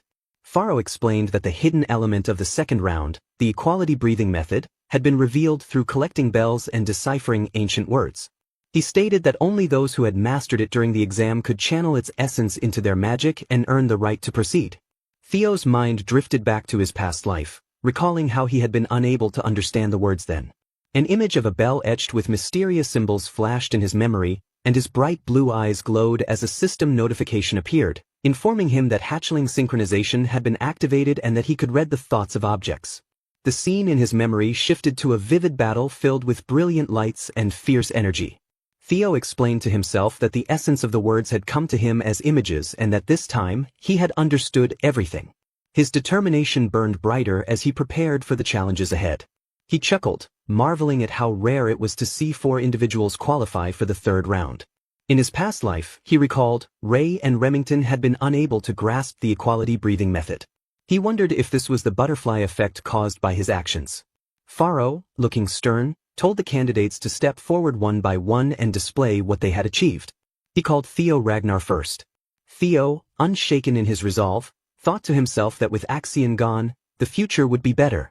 As he stepped forward, a faint blue aura enveloped his foot, and he declared aloud what he had gained. The air crackled with latent power as Theo's blue eyes narrowed. A glowing system notification appeared, listing the actions to be taken: grant, express, control, expand, and solidify. Theo muttered to himself, granting the mana a thunder attribute while maintaining a calm expression, although determination gleamed in his gaze. He thought about expressing it next. As the ground trembled violently, brilliant lightning exploded around him, illuminating the area in flashes of raw energy. Some in the crowd shouted in astonishment, unable to believe Theo had reached the level of expression. Others, including Sybil, exclaimed their admiration, declaring that it was as expected of young Master Theo. Lightning coiled around Theo like a living entity, his power leaving those around him in awe and disbelief. Determined to push further, Theo concentrated energy within himself, causing his chest to glow. Suddenly, he unleashed an enormous wave of lightning that tore through the ground, sending bolts raining down from the skies above. Among the crowd, Erica murmured that she liked him, while Hulkus shouted about how amazing Theo was. Faro, observing with a faint smile, broke the stunned silence, remarking that he was impressed and hadn't expected Theo to wield such control. Theo, keeping his expression steady, said nothing as energy swirled around him. With another explosive display of lightning magic, he left the crowd in awe. His red eyes gleamed as he unleashed a powerful spell called Thunder Dragon. The spell stunned the onlookers, and some cried out in disbelief, suggesting that Theo was attacking the supervisor. Faro, however, seemed amused, chuckling as he noted that Theo had already reached the level of expansion. He countered Theo's lightning with water spiraling around him and declared that Theo had the right to test him. Theo met Faro's gaze without wavering, while the spectators gasped at the exchange. Faro complimented Theo, stating that he would grant him an additional 1,000 points. Theo expressed his gratitude with a simple thank you. The crowd murmured with admiration, calling Theo the Ascendant Dragon and remarking that Faro rewarded those who rose to challenges. An updated score display appeared, showing Theo Ragnar in first place with 2,121 points, Remington Narcio in second with 1,426 points, Erica Lank in third with 1,143 points, and Ray Ragnar in fourth with 1,089 points. Hulkus exclaimed how insane it was for Theo to have 2,000 points, with another voice crying out that he was nearly on par with Lord Thorkel. Faro chuckled softly, clearly amused. The remaining candidates waited for their turn. First up was Remington Narcio. A system message popped up, Remington Narcio with 500 points. Then Ray Ragnar stepped forward, Ray Ragnar with 300 points. Lastly, Erica went, Erica Lank with 300 points. Pharaoh, holding a scroll, proudly announced that this group was incredibly talented. Normally, anyone with more than 1,000 points would take the top spot, but now there were 4 contenders. The updated rankings showed, first place, Theo Ragnar with 2,121 points. Second place, Remington Narcio with 1,426 points. Third place, Erica Lank with 1,143 points. Fourth place, Ray Ragnar with 1,089 points. With snowy mountains behind him, Pharaoh spoke to the crowd, praising everyone's efforts. He announced that those who didn't advance to the third round could leave and prepare for the nomination ceremony, set for 1 week later. As the crowd dispersed, the 4 remaining candidates stood before Pharaoh, who was on a stone platform. Suddenly, a dark, threatening energy surged from the mountain peak. A red aura spread out, and the ground shook. The candidates stumbled as a blast of energy caught them by surprise. Pharaoh's voice changed, now sounding sinister as he asked, "Shall we begin the third round?" Theo's eyes widened as he felt an unfamiliar energy filling him. His vision blurred, and he thought he could see the faint outline of a dragon, Lodbrok. Pharaoh explained that the third stage of the exam was to meet the clan head. Anything could happen in this meeting, which would decide if they'd be nominated to serve in the clan head's manor. Serving there was considered proof of being a strong successor candidate since the previous 5 clan heads had all served in that role before.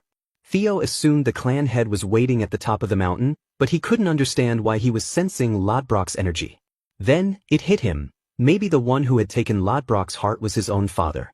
Pharaoh ordered the candidates to overcome the dragon's fear and climb to meet the clan head.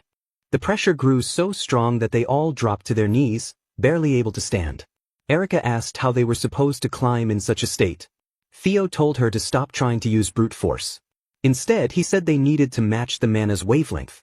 Erica looked confused and had no idea what he meant. Remington stepped in and explained to her that Theo was talking about creating an anti-phase wave to cancel out the pressure. Theo complimented Remington for understanding so quickly, while Erica stood there, still completely lost. Remington explained further. He said Theo's message was that only those who could properly control their magic power were worthy of meeting the clan head. Remington had grasped this right away, but Erica couldn't follow and asked if they were speaking some foreign language. Sighing, Remington simplified it. He explained that magic power is like a wave. The clan head's aura was also made up of waves, and to push through it, they needed to create an opposite wave with their magic power to cancel it out. Even after hearing this, Erica was still shocked because it made no sense to her. Frustrated, she summed it up herself. "So, we just need to make magic power that's opposite to the pressure?" The others agreed it was basically that. Annoyed, Erica called Remington a goody two-shoes and asked why he hadn't just explained it that way from the start. As they bickered, Ray quietly focused on what they were saying, trying to figure it out. Erica teased Remington, asking if he was really only 17 since he sounded like an old man. Meanwhile, Theo concentrated. A powerful blue aura surrounded him, shocking everyone nearby. Theo balanced his mana perfectly, and the huge wave of energy neutralized the pressure. With a cold, sharp voice, he declared, "Of course I can do this. I'm the next clan head." Hearing this, Remington was shocked. The old man stood stiff, and Erica grew serious. Theo spun on his heel and marched forward, his steps echoing purposefully. He declared with confidence as if the outcome was already set, "I'll go ahead." Behind him, the remaining participants shouted after him, their voices filled with frustration and desperation. The Zenith Dragon observed the 3 remaining participants with an amused glint in its eyes. Its deep booming voice carried an unusually cheerful tone as it spoke, "Don't dawdle, little ones. The points depend on the order you arrive." The revelation struck like a thunderclap. The 3 remaining participants exchanged startled looks, the stakes climbing higher yet again.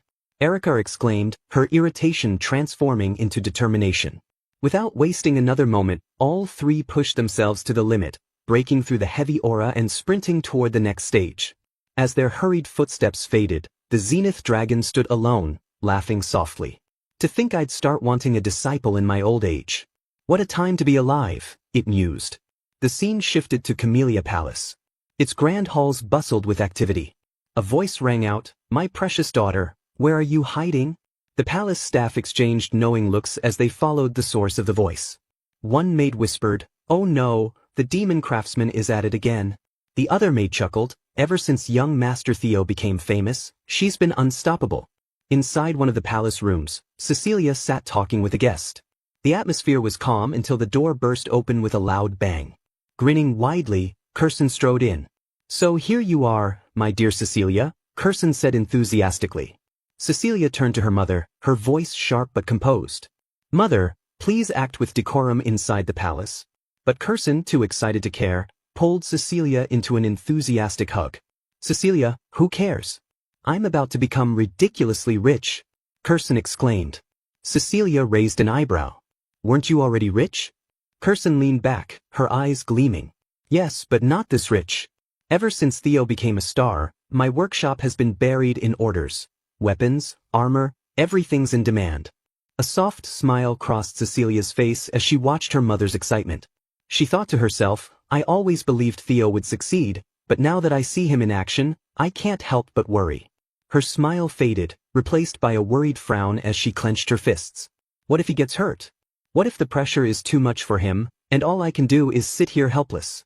While Cecilia wrestled with her thoughts, Curson continued rambling, her energy nearly boundless. "The days of just making weapons are over. I'm branching out, bracelets, necklaces, maybe even an entire jewelry line. Can you imagine?" Curson's declaration suddenly sparked an idea in Cecilia. Her expression sharpened as inspiration struck. "Mother, listen," she said. "Have you ever made a prosthetic arm?" The scene shifted again, this time to a quiet windswept field. Kyle Ragnar, the head of the clan, sat amidst the graveyard of swords, his deep laughter resonating through the tranquil space. The clan head perched on his shoulder was a crow, its sharp eyes gleaming with intelligence. The bird cawed softly, delivering updates on Theo's progress. Kyle's grin widened as he listened to the report. "I know what you're worried about," he said, his tone calm yet firm. "But even a parent has no right to stand in the way of their child's dreams." He reached for the hilt of his sword, its blade old but still sturdy. Around him, the sword seemed to whisper of battles fought and aspirations pursued. "It's impossible to extinguish the fire of youth," he reflected. "Even we were like that in our prime, weren't we?" He gestured to the countless swords surrounding him. "This place is proof of that, the graveyard of swords. Each one stands for a dream, a challenge, a legacy." The crow let out a sharp, disapproving squawk, as though questioning Kyle's confidence. He chuckled but remained steadfast. "I told you, don't worry. All I want is the prosperity of the Ragnar clan. Anything that threatens that, I'll handle it." The crow tilted its head, still unconvinced. Kyle's grin faded, replaced by a steely, unyielding expression. "Even if my damn son is a regressor," he said, his words hanging heavy in the air. "Well, Guy's Noble is different from Manhwa. They missed a few things from the novel. There are 6 primary elemental attributes in the world: Thruma, the thunder attribute; Vatten, the water attribute; Fror, the frost attribute; and last but not least, Elder, the fire attribute. There is also Vyre, the wood attribute, and Svik, the poison attribute.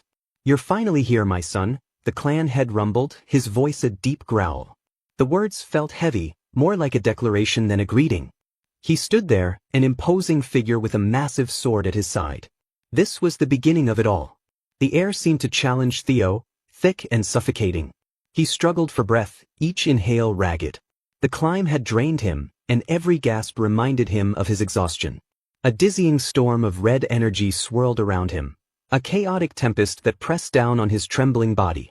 "It should have taken me just an hour," Theo thought, "but it took 4. His legs shook under the oppressive weight. "What a suffocating pressure," he murmured. The world pulsed with a sinister energy. The ground was scattered with swords, grim reminders of those who had come before. Blades jutted out like fallen tombstones, surrounded by a crimson haze. "Do you know what this place is?"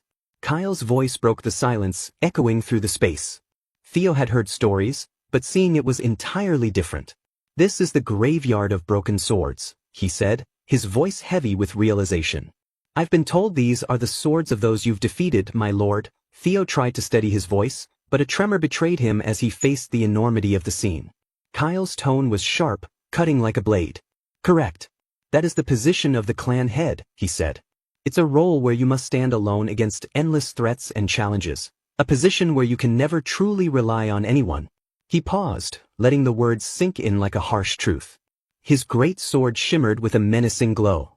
It's a position that follows the rule of the strong, Kyle continued, his voice ringing with authority. You must rise above everyone else with your power. Do you think you have the right to claim such a position? His tone dropped dangerously low. Yes, Theo replied, the word firm but quiet, a small act of defiance. Kyle's gaze darkened, his displeasure evident. Don't answer lightly, he snapped. I've killed thousands to stand here, he growled, his voice heavy with the weight of bloodshed. Can you do the same?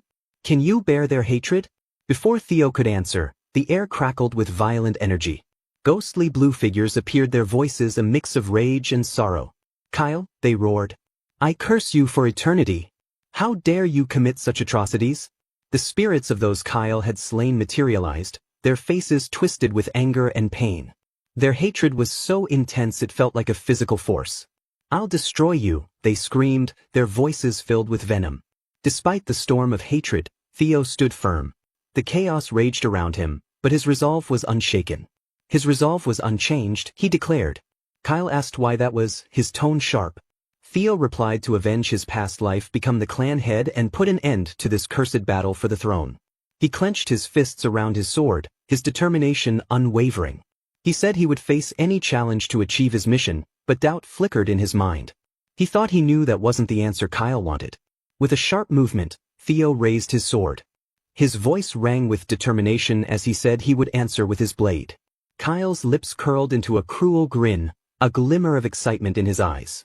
He said very well, his voice laced with anticipation. From that moment on, he wouldn't see Theo as his son, but as a challenger. His gaze pierced through Theo. He wanted to see what he had learned from her teachings. The mention of her startled Theo, confusion flashing across his face, but there was no time to dwell on it. He exclaimed in surprise, his mind racing as a dark thought began to take shape. He wondered if Kyle had just said her. Drawing his blade, Theo's face hardened with grim understanding. His eyes widened in realization, but there was barely time to react. A sharp gasp escaped his lips as the world around him exploded into chaos. He questioned if he was dead, his vision blurring. He felt disconnected, as though his body no longer belonged to him. Suddenly, a shocking surge of power erupted. His heart raced as Kyle unleashed a devastating attack. Kyle's expression shifted from cruel amusement to one of disinterest. Beside him, a crow appeared. He addressed the crow, asking if it was worried that their little prodigy might die. The crow chirped twice, its glowing eyes locked on the unfolding scene. Kyle nodded at the bird's response, his gaze growing serious. He said only those with an unyielding will and determination could escape the heart sword. His voice carried a strange mix of pride and uncertainty. Kyle's demeanor grew colder. He muttered it was a harsh test for someone so inexperienced, especially in the middle of the awakening ceremony. His voice hardened, turning icy and calculating. If his resolve wasn't strong enough, he said, it was better for him to die there as nothing more than a wandering soul. He clenched his fist, saying he didn't need a regressor who would only bring ruin to the clan. The world around Theo dimmed, consumed by a suffocating darkness that seemed to seep into his very being. Theo thought he was dead, his consciousness slipping away. He reflected it was only natural since he was struck down by his father. His thoughts felt strangely detached, almost clinical, as he observed his demise. He told himself he had no regrets. A strange peace washed over him as he reviewed the events of his life like a series of fragmented memories. He recalled his past deeds, including stealing Camellia Palace and killing Rendon and Axion. His mind was heavy with the weight of his sins. He admitted everything had just been a stroke of luck. His thoughts faded into the growing void. The truth hit Theo like a physical blow as he observed it. As his life flashed before his eyes, a strange calmness settled over him. He realized this life had been happier than his previous one. His face softened into a serene smile. He said softly that his time had come and it was time for him to go now. His thoughts began to fade into nothingness, the edges of his consciousness blurring. A distant hollow voice echoed as his awareness slipped further away. The last thing he saw was a swirling darkness that soon dissolved into oblivion. But then a harsh guttural voice shattered the silence, startling him. It was loud and clear, and it didn't seem to be meant for him. Out of the shadows emerged a magnificent beast, a creature woven from light and darkness. It commanded him to get up, saying that if he was going to sulk like this, he should have just let it devour him. A small spark appeared, faint but powerful. It grew rapidly, flames licking at the edges of the void. Theo thought he was right, thanking the voice as a newfound strength surged through him. He felt alive again, the icy grip of death retreating as his determination rekindled. He resolved he couldn't let it end like this. His consciousness stirred as he recalled his promise. Lifting his head, Theo's eyes shone with a fierce inner light. His mind was sharp and focused. Drawing his sword, he felt a surge of power flow through him. He thought he may break, his body stretched to its limits, but he would never yield. He roared his voice as a raw challenge to the encroaching darkness. His body moved instinctively, a symphony of power and precision. His sword became a blur of light, unleashing a devastating attack that shattered the darkness into countless fragments. As the chaos subsided, Theo stood dazed, his vision clearing. The shattered world around him began to reform. He lunged forward, his sword glowing with a brilliant blue light. The air vibrated with a violent energy. But Theo had survived. Kyle lowered his gaze, his expression unreadable. His eyes were shadowed beneath his dark brows. He declared that Theo passed.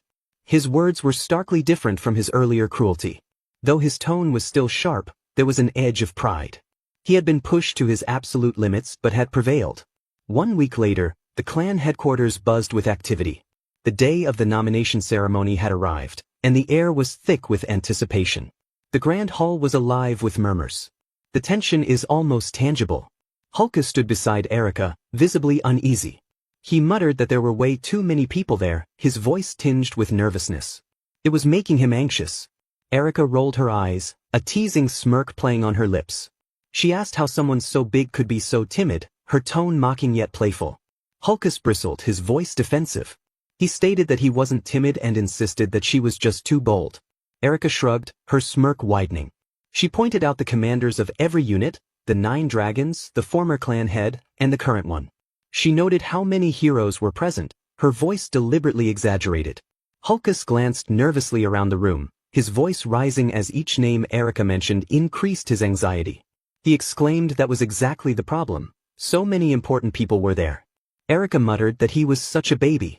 She claimed no one would care about someone who couldn't even master elemental breathing, her voice dripping with mockery. Hulkus sputtered, his eyes wide in disbelief. His face twisted in frustration and embarrassment, his lips pulled into a deep frown. A sudden jolt ran through Hulkus as he began to shake. He demanded to know what she had gotten from the clan head during the 3rd stage. "It's a secret," Erica replied coolly. Hulkus's face twisted into a mask of outrage. He yelled that she was so stingy, recalling how his Theo would have been cool about it and shared it already. Erica raised an eyebrow, her expression a mix of skepticism and amusement. She questioned him again about his Theo. Hulkus turned away, his expression hardening. He explained the life of a Lank was to serve as the sword of Ragnar. They had to stake their lives for a Ragnar. He thought back to the power of a dragon, a majestic creature of bone and fire, surrounded by a horde of bears. He declared that in that case he wanted someone cool and strong, someone who had it all, power, character, and ambition. That was Theo, and he decided to dedicate himself to him. Hulkus spoke firmly, a strange light shining in his eyes. That was why Theo was his. And he agreed to this? Erica asked sharply. Hulkus paused, furrowing his brow. He wondered if Theo needed to agree. He admitted he had only planned to join the same unit as him. He looked away, his fists tightening. His face clouded with uncertainty. He revealed that the clan head said Theo wasn't being taken into the clan head's manor. Clenching his fists, determination flared in his eyes. He resolved to follow Theo. A steady thud of footsteps echoed through the grand hall, followed by the resonant clang of a staff striking stone. The sound carried across the courtyard, silencing the crowd. "Attention!" Vanna Ragnar announced, his voice booming, holding his staff aloft. He continued, stating that the nomination ceremony would now commence. He named Theo Ragnar as the overall valedictorian. The crowd erupted in cheers, their excitement filling the air. The sound reverberated through the hall as they chanted Theo's name. Theo stepped forward, his features calm and composed. Behind him was the sprawling headquarters. The crowd cheered, their enthusiasm unwavering. All eyes were on him, young Master Theo. A voice murmured from the crowd, asking where he would choose. The words felt both like a challenge and a plea. Evelyn watched from the sidelines, a hint of longing in her eyes. She wished he would join the white-armored dragon cavalry, but knew it was just wishful thinking. Theo stood alone in the courtyard center. Congratulations on being the overall valedictorian, Theo Ragnar, Vanna declared. He praised his excellence in every category, calling it truly inspiring. A sharp sound interrupted him, drawing everyone's attention. Vanna's face shifted to shock, his eyes wide. Ed, the director of the Central Intelligence Bureau, stepped into view. His expression was unreadable, his eyes obscured by shadows. Sky Dragon, someone whispered. The murmurs quickly spread through the crowd. Speculation arose about his intentions, whether he was there to avenge Axion. Vanna's voice was strained as he addressed Ed, commanding him to sit back down. Ignoring the command, Ed spoke with calm authority. Theo Ragnar, he began, his voice cutting through the tense atmosphere. Theo recognized Ed as the Sky Dragon and narrowed his eyes. He reasoned that Ed must still be angry about Axion's death. But even he wouldn't dare disrupt a nomination ceremony. Ed extended a hand, a charming smile on his lips. He offered Theo the position of deputy director. Theo's eyes narrowed further, his face a mask of suspicion. He didn't trust Ed, not even a little. Theo becoming the valedictorian was a big deal. It showed how far he had come as a Ragnar, starting from nothing. A broken dark egg in a pile of twigs represented his humble beginnings, while the image of a mighty dragon soaring through the bright sky symbolized his success. The crowd murmured in surprise. "I knew he got strong, but I never thought he'd defeat Axion," someone whispered. Another voice added, "I heard he almost killed a proctor before they stopped him." Theo's journey from being mocked to becoming a legend inspired many young swordsmen. People no longer looked down on him. Now they admired him. The fool of Ragnar had turned into someone they respected. Just then, a message popped up in front of Theo. "You have become the overall valedictorian of the awakening ceremony." Another notification followed. "Congratulations, you have completed scenario quest number 3, Victor of the Awakening Ceremony. You have obtained an ether core as a reward." The item was stored in his inventory. Theo stared at the message, confused. "Ether core?" he muttered. Since the quest took so much effort, the reward had to be valuable. His eyes shifted toward Ed Troyvan, who stood among the crowd. Ed was from the Central Intelligence Bureau. Theo narrowed his eyes. Ed smiled and reached out a hand. "I'd like to offer you the position of deputy director," he said. Theo didn't reply. Instead, he activated his skill to check Ed's information. Age, 46, title, Sky Dragon, talent, wolf in sheep's clothing, status, aims to recruit Theo Ragnar as a pawn to uncover the secrets of the primordial dragon's relics. Theo smirked. "So that's his plan. He must know I already have one." His expression darkened. "But I won't let you get what you want, Troyvan. I'll crush you myself." His fingers curled into a fist. "What is the meaning of this?" a voice demanded. It was Julius Ragnar, the central director.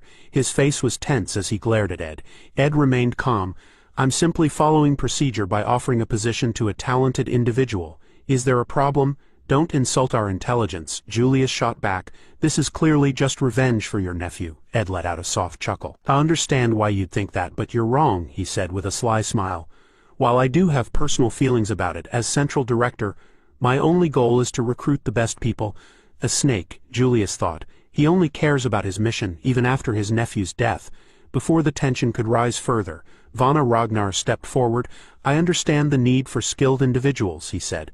"But we haven't even started the official selection process. Let's not rush things." He turned to Theo. "Theo Ragnar, have you made your decision?" "Not yet," Theo admitted. "That's why I'd like to hear what offers are available." His sharp eyes scanned the grand hall. After a moment, Osa Ragnar stepped forward. "I offer not only to take Theo Ragnar as my disciple," she announced boldly, "but to appoint him as junior lord of the Plum Blossom Palace." The crowd started murmuring in surprise. "Did she just say junior lord?" someone asked in shock. "But Lady Plum Blossom doesn't have any children," another person whispered, sounding doubtful. "This is like accepting him as her adopted son," a third voice added, astonished. Theo watched Osa Ragnar calmly, fully aware of the importance of her offer. "He'll be the next sword dragon," someone pointed out. Glancing at Theo with admiration, "2 of the 9 dragons have already made their offers," Remington said excitedly. "You really are amazing, young Master Theo," Halkus exclaimed. "Even most commanders and directors can't compete with these offers," Erica noted. Suddenly, a lone figure appeared among the swirling clouds with a bird flying nearby. "I'd like to make my offer as well," a powerful voice announced. A massive force crashed down, shaking the hall with an earth-shattering impact. A figure descended, surrounded by dark energy. As he landed, he stepped forward, revealing himself. A man with long white hair partially hiding his face behind a dark mask. Gasps filled the hall. The Black Dragon, Robert Ragnar, someone shouted in shock. Even he's getting involved. Robert's sharp eyes locked onto Theo. Theo Ragnar, I've been watching you throughout the awakening ceremony, he said. Theo met his gaze without hesitation. So he's been watching me, Theo realized. Come to Black Snow, Robert continued. I'll grant you the rank of Null Snow. Null Snow, the highest position in the Black Snow Intelligence Agency, allowed its agents to live public lives while gaining both fame and honor. Theo remembered that in his past life he had never been able to reach that rank. To think I can achieve it so easily now. Pharaoh Ragnar cleared his throat, drawing everyone's attention.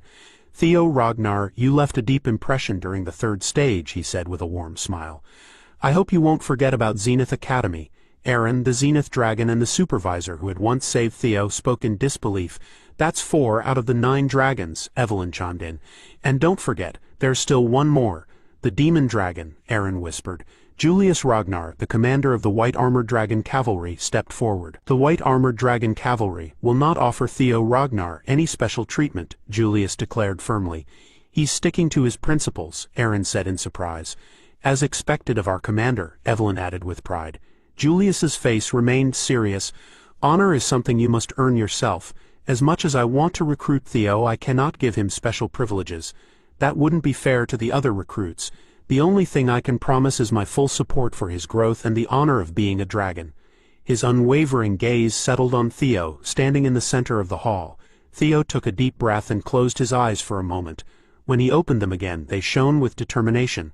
With a confident smirk, he declared, I will choose. Suddenly, a sharp voice filled with a strange power cut through the air. You're a regressor, aren't you? Theo's eyes widened in shock. He quickly turned around, looking for the person who spoke. His gaze landed on a woman sitting like a queen on a throne. Hilda, the former leader of the clan. His throat went dry, and he swallowed hard. I don't know what you're talking about, he said, keeping his voice calm and steady. Hilda smirked, her eyes full of understanding. I don't know what kind of life you lived before, but your acting is flawless, she said, amused. Truly impressive. Before, what does she mean? Does regression have a limit? Theo's mind raced, trying to make sense of her words. Are you okay? You don't look well, Vana Ragnar asked, concern in his voice. Can I have a moment to think? Theo asked, his voice tense. As you wish, Vana said with a nod. This is an important decision, but don't take too long. Hilda leaned back, her smirk deepening. There's no need to hide it. After all, I'm also a regressor, she revealed. But my cycles have come to an end. Theo's mind spun. She said it again. That means she's regressed multiple times. His eyes narrowed as more questions flooded his mind. Are there other regressors? How many? He decided to ask directly. By cycles, do you mean a person can regress more than once? Hilda chuckled, amused. Wait, you don't know? Kyle must not have told you anything. I guess I shouldn't be surprised. Kyle hates regressors, she said. I was surprised he let you live. Theo's voice shook with confusion. Is that why he gave me such a harsh challenge? Hilda laughed softly, her eyes glinting with understanding. You have a lot of questions, but we don't have time now. If you want to learn the secrets of this world and our clan, come find me. We'll continue this conversation later. Theo stared at her, his thoughts a mess. During the third stage of the awakening ceremony, Father gave me no answers, only the heart sword. He looked down, remembering the ceremony. So Father hates regressors. But that energy, Lodbrok's essence, I sensed it from him back then. A realization hit him. The stolen heart of Lodbrok, was it really Father who took it? Is it because Lodbrok, the ancient dragon, supports regressors? A human defeating an ancient dragon should be impossible. But maybe not for Father, who's called a demigod. His gaze shifted to Kyle Ragnar, who sat silently on his throne watching everything. To uncover the clan's secrets about regression, I have no choice. Vana Ragnar's voice broke his thoughts. Now then, Theo Ragnar, have you made your decision? Theo took a deep breath, his determination solid. Yes, I have decided, he declared, his voice strong. Remington chooses Zenith Academy and becomes the Zenith Dragon's disciple. Theo thinks he probably made this choice because both he and Remington used the water current breathing technique in their past lives. Remington went back to his Narcio clan to become stronger. Later he started a rebellion against the Ragnar clan, but this time he didn't leave the clan. Theo is sure this is another opportunity created by his own actions. The two friends shake hands as Theo encourages Remington to do his best, promising they will meet again once they are stronger. Remington smiles and says he is looking forward to their reunion. They exchange a respectful glance before parting ways. Just as Theo expected, Ray returned to Daffodil Palace where her mother, the Ice Dragon, lives. It is the best place for her to grow stronger. Some of Theo's followers wanted to go with him, but their grades were too low. He feels it's unfortunate that he has to separate from his friends like this. After the ceremony ends, Theo looks up at the sky, hoping that everyone will work hard to achieve their goals. Just then, a voice calls out to him. It's Hulkus. He says he didn't expect them to end up in the same unit. With him is their strong female companion. As they walk towards Theo, he greets them with a smile, happy to have made new friends. He thanks them for helping him during the second stage. Erica, blushing slightly, tells Theo that he owes her a favor. She secretly thinks that strong guys are the best. Meanwhile, Hulkus, like a sibling, also believes that strong guys are the best. As they playfully argue, Theo wonders why they are suddenly so interested in him. The supervisor interrupts, telling everyone to focus because the commander is arriving. Despite this, Theo feels satisfied. He has accomplished his goal. He has joined the most honorable unit. This is the perfect place for him to begin his journey toward becoming the clan leader. They are now part of the White Armored Dragon Cavalry. The commander arrives and congratulates them on becoming new members. Theo plans to meet Hilda later to clear up some of his doubts. The commander then asks the recruits to state their goals. Hulkus, the simple-minded one, loudly declares that he wants to become an awesome dragon. Another recruit shouts that he wants his name to be known everywhere. Erica confidently states that she will become the strongest of her generation. One by one, the recruits share their ambitions. Soon, everyone turns to Theo, waiting for his declaration. Before speaking, Theo thinks about the great war that will happen in 5 years. Determined, he declares that he will become the commander of the White Armored Dragon Cavalry within 5 years. The supervisor is shocked at his bold statement. Meanwhile, the commander laughs loudly, saying that big dreams are the way to go and that Theo has joined the right place. The commander then speaks. He tells them that no matter their personal reasons for joining this cavalry, they must all remember one thing. Every drop of blood and sweat they shed will be remembered in history. He says that today's hardships will become tomorrow's pride. Their shields will never break, their swords will never waver, and their comrades will always have their backs, just as they must protect their comrades in return. With a smirk, he finishes by saying that at the end of their difficult path, forged through blood and sweat, glory awaits. Finally, he welcomes them as the newest members of the White Armored Dragon Cavalry. As the speech ends, a huge dragon lands behind the speaker, destroying the field instantly. This dragon can fly and is the commander's partner. Muscle Turd introduces the dragon, saying its name is Gullah. He explains that Gullah is a flying dragon and represents all dragons. Suddenly, many dragons start falling from the sky. An old man tells the people to get on their senior dragons. He climbs onto his dragon and announces that the admittance test is about to begin. He explains that it's time for them to find their own dragon partners. But Theo already has Lodbrok. As he looks at the flying dragons, he finds them amazing and wonders if he will have one too. Just then, a voice calls out to him, surprising him. It's Evelyn. She is happy to see that Theo has joined the White Armored Dragon Cavalry. Theo is shocked and asks if she is back on duty. She smiles and tells him that it just happened that way. However, he is clearly surprised, and Evelyn smiles at him with admiration, showing her new arm. A flashback begins. Theo's mother, along with her own mother, visits Evelyn to thank her. When Evelyn sees Theo's mom, she is shocked but greets her politely. Theo's mom tells her that even if Theo hadn't received help, he would have still grown into a talented person. However, she knows that Evelyn trusts and cares for Theo. She believes Evelyn is someone who would help him without expecting anything in return. Theo's mom then says that Evelyn is one of the most important people to Theo. Evelyn is stunned and replies that she is just a one-armed trainer. Theo's mom continues, explaining that light guides people in darkness, even when they don't realize how bright it shines. She tells Evelyn that she is like that light, leading the way for others. Evelyn is deeply moved by these words. The scene shifts back to the present. Evelyn is riding a dragon, looking determined. She thanks Theo's mom and also thanks Theo. She reveals that Theo wrote everything his mom said in a letter to her.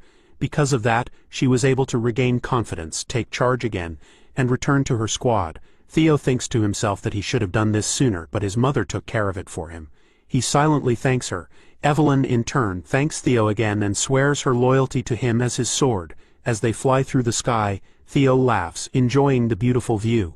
Eventually, they arrive at a specific location. Evelyn tells him that this is the White Dragon's Nest, home to flying wyverns. She explains that the White Dragon unit uses wyverns for their missions. The introduction ceremony is happening here. She then tells Theo that he must find a partner.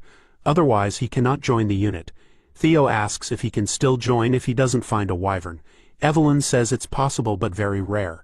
Theo wonders if his friends will be okay, but he doubts that wyverns would suit them. Evelyn advises him to explore the area. She explains that usually people can tell right away which wyvern will become their partner. The first dragon is the Opteryx, a huge predatory monster with a massive body that has a massive body and can get as big as 15 meters. These large, brown-scaled wyverns are regarded as tyrannical predators. Next is the poison dragon, Aviarii. With their long serpentine bodies, these poison dragons are able to spray out a violet poison mist. The poisonous stinger on the tips of their tails is a lethal weapon. Then comes the blade dragon, Sigia. As docile herbivores, they normally burrow and nest underground. When they sense danger, they will ambush the enemy from below. Finally, speed dragon species Velociraptor. These small and fast dragons have high intelligence, typically hunting in packs. They can breathe fire. Just by visiting them, Theo turns into a deformed Lego figure. Evelyn explains that the wyverns managed by the White Dragon Corp are usually divided into 4 types. She asks Theo if he feels anything. He thinks to himself that he has a good eye for people, but right now, he can't see what he's looking for. 6 years after the Great War, a wyvern suddenly attacked the White Dragon unit. It destroyed over 100 carefully raised wyverns all by itself. Because of this, it was named the Shadow Evil Dragon. This wyvern burned down 8 villages and killed dozens of inspectors. In the end, it was stopped, but it took both the Demon Dragon and the Sword Dragon to defeat it. The wyvern earned the nickname Evil Shadow Dragon, because it could hide in the shadows. Theo thinks this kind of wyvern would be the perfect partner for him, but then he starts searching for the person he was in his past life. That's when he finds the wyvern surrounded by multiple other wyverns. The scene changes to a strong warrior resting. A voice catches his attention, saying that he looks happy. He replies that it would be stupid to feel happy just because a dragon has joined his group. She tells him it's actually great, and curiously asks if he's thinking of making Theo the next captain of his unit. She finds it impressive that he chooses his words carefully, like a leader. He responds that trouble always starts with words. She believes he's planning something bigger than she thought, but he looks confused. He tells her that since Theo has already joined his unit, he can't just hand him over. She explains that she's here to make a suggestion. She wants him to allow Theo to have double enrollment. Hearing this, he is completely shocked. Meanwhile, Theo, feeling nervous, asks her if she knows about the blue and white wyvern. She explains that this wyvern has been bullied for a long time. They tried to stop it, but nothing worked. She suspects that the reason it is being criticized is because it isn't actually a wyvern. Theo is confused and asks Evelyn if it is not a wyvern. She explains that it was born from a male wyvern, which is why it is a viper. Theo is even more confused because vipers are powerful monsters that live deep inside the forest. Evelyn tells him that this is what makes it strange. Normally, it should have been impossible for one to be born. First-class monsters like the viper are treated as natural disasters because they can cause massive destruction, even breaking through the Great Wall. Among these powerful creatures, the viper is one of the strongest, living in the deepest part of the forest. Theo wonders if its strength comes from being a viper. As Theo laughs while thinking about it, Evelyn tells him that when the creature was born, it caused a big problem in the unit. At first, she decided to observe its nest, but she noticed that the other wyverns did not accept it. She was very worried because isolating it completely was not a good solution. Theo feels like this is another reason why he should choose it. It reminds him of his own life. He tells Evelyn that this creature will be his partner. Before she can say anything, he jumps off the wyvern, determined to make it his. Suddenly, a huge explosion of thunder lights up the whole area. Theo shoots into the air with incredible speed, completely surprising Evelyn. She cries out in shock as she watches him soar through the sky, his face showing both excitement and determination. A blue-bordered system notification appears in front of Theo, showing that he is now using his new telekinetic abilities. With just a thought, he summons several swords to his side. The swords glow with a strange blue light, matching the eerie glow in his eyes. Young vipers can also use telekinesis to control certain objects. Theo lands smoothly, the floating sword circling around him for protection. Using controlled bursts of energy, he propels himself upward again, moving quickly and precisely. Evelyn watches in amazement and whispers, "When did he learn telekinesis, and how is he already so skilled with it?" She is both shocked and impressed by his rapid progress. The wyverns in the nest react nervously to Theo's power. Their cries are full of fear and unease. One wyvern, Umbra, lets out a loud roar, its eyes glowing white with intensity. But Theo does not back down. He keeps flying higher, locking his gaze onto Umbra, remembering how he was treated in the past. Ragnar's fool, people had mocked him before, doubting his heritage. Is he really a Ragnar? He's too useless, even for a bastard child. Theo's eyes narrow in anger, and sparks of blue energy crackle around him. His power surges as he activates his Thunder Dragon breathing technique. The air hums with electricity, and a glowing dragon emblem appears on his skin, surrounded by a blue electric aura. The wyverns, sensing Theo's immense power, shrink back in terror. Their cries grow louder. Some panic and try to escape, fleeing the moment they sense his overwhelming strength. "Bullies are just cowards hiding behind masks," Theo said, watching the wyvern fly away. Then, noticing Umbra looking uneasy, he called out, "Are you okay?" Umbra let out a low growl, filled with both fear and defiance. "Key," he cried as he started to take off, sensing the wyvern's hesitation. Theo shouted after him, "I'll wait for you," Evelyn, watching from the side, warned him. "Theo, he's nervous. Getting close to him won't be easy. You should wait and try again later." But Theo was determined. "No, that's exactly why I need to be with him now," he insisted, looking back at Umbra. His voice softened. "Why do you think he stays near the nest even though he's been rejected?" He sighed. "Emotional wounds are harder to heal than physical ones." He turned to Evelyn with concern. "He's hurt. He couldn't have gone far. Please help me find him." In the mountains they spotted Umbra, tired and on edge. Theo walked toward a glowing rock that lit up brightly. Many had tried to tame Umbra before, but none had succeeded. The commander, his voice serious, said, "He's extremely cautious around people. In his current state it'll be even harder." Then he turned to Evelyn. "Can you get something for him to eat?" Theo nodded. "I'll try to understand him. This is my entrance test, after all." He activated his ability, Wyvern Fear, while Umbra countered with Drake Fear. The wyvern let out a powerful roar. Theo took a step forward, Umbra did the same. Theo stepped closer again, and Umbra mirrored him. Using his ability, Theo began healing Umbra. He poured a vial of healing potion onto the wyvern. "How's that? The pain should be less now, right?" he asked gently. Umbra looked confused. Theo thought to himself, "Maybe it's because of the dragon heart, but I can feel Umbra's emotions. His anger at the herd that abandoned him, his sadness and longing to still belong, the loneliness he has endured for so long. He feels the same way about me, both suspicious and hopeful. He wonders if I will abandon him too." Theo reached out and touched Umbra's face. "Don't worry. I won't leave you," he said warmly. Then he reached into his inventory. "I know what he likes." A gem appeared in his hand, catching Umbra's attention. The wyvern's eyes gleamed as he stared at it. "You want it?" Theo asked. Umbra, clearly interested, reached out for the gem eagerly. Theo handed it over. "Here, it's a gift. If you come with me, there's plenty more where that came from," he said with a grin. He extended his hand toward Umbra. "What do you say?" Umbra was speechless. Meanwhile, Theo muttered to himself, "Guess I'll have to raid some from Grandma Curson." Far away, Curson shivered. For some reason, she had a bad feeling like she was about to lose a fortune. Back with Theo and Umbra, the wyvern let out a loud roar, and nodded firmly. A blue system message appeared in front of Theo. "New skill acquired. Wyvern Taming Rank C Mastery 1%. Higher mastery increases the dragon's trust when mounted and gives a 10% power boost to both the rider and the mount." With that, Theo flew into the sky on Umbra's back. Evelyn, who had been watching, was shocked. She stood there, holding two bulls behind her, looking confused. How did you do that? He's never let anyone ride him before." Theo smirked while Umbra looked satisfied as they returned. Evelyn watched as the wyvern ate the food she had brought and commented, "It's nice to see him eat so well." Theo nodded and said, "Thanks for the meal." Still curious, Evelyn pressed on. "Seriously, how did you do it?" Theo replied casually. "I just helped heal the wound in his heart. Once his emotions wavered, the gift sealed the deal." Evelyn was speechless. Theo teased her with a laugh. "Ha ha, you wanted him to eat that?" Evelyn, still trying to process everything, thought to herself.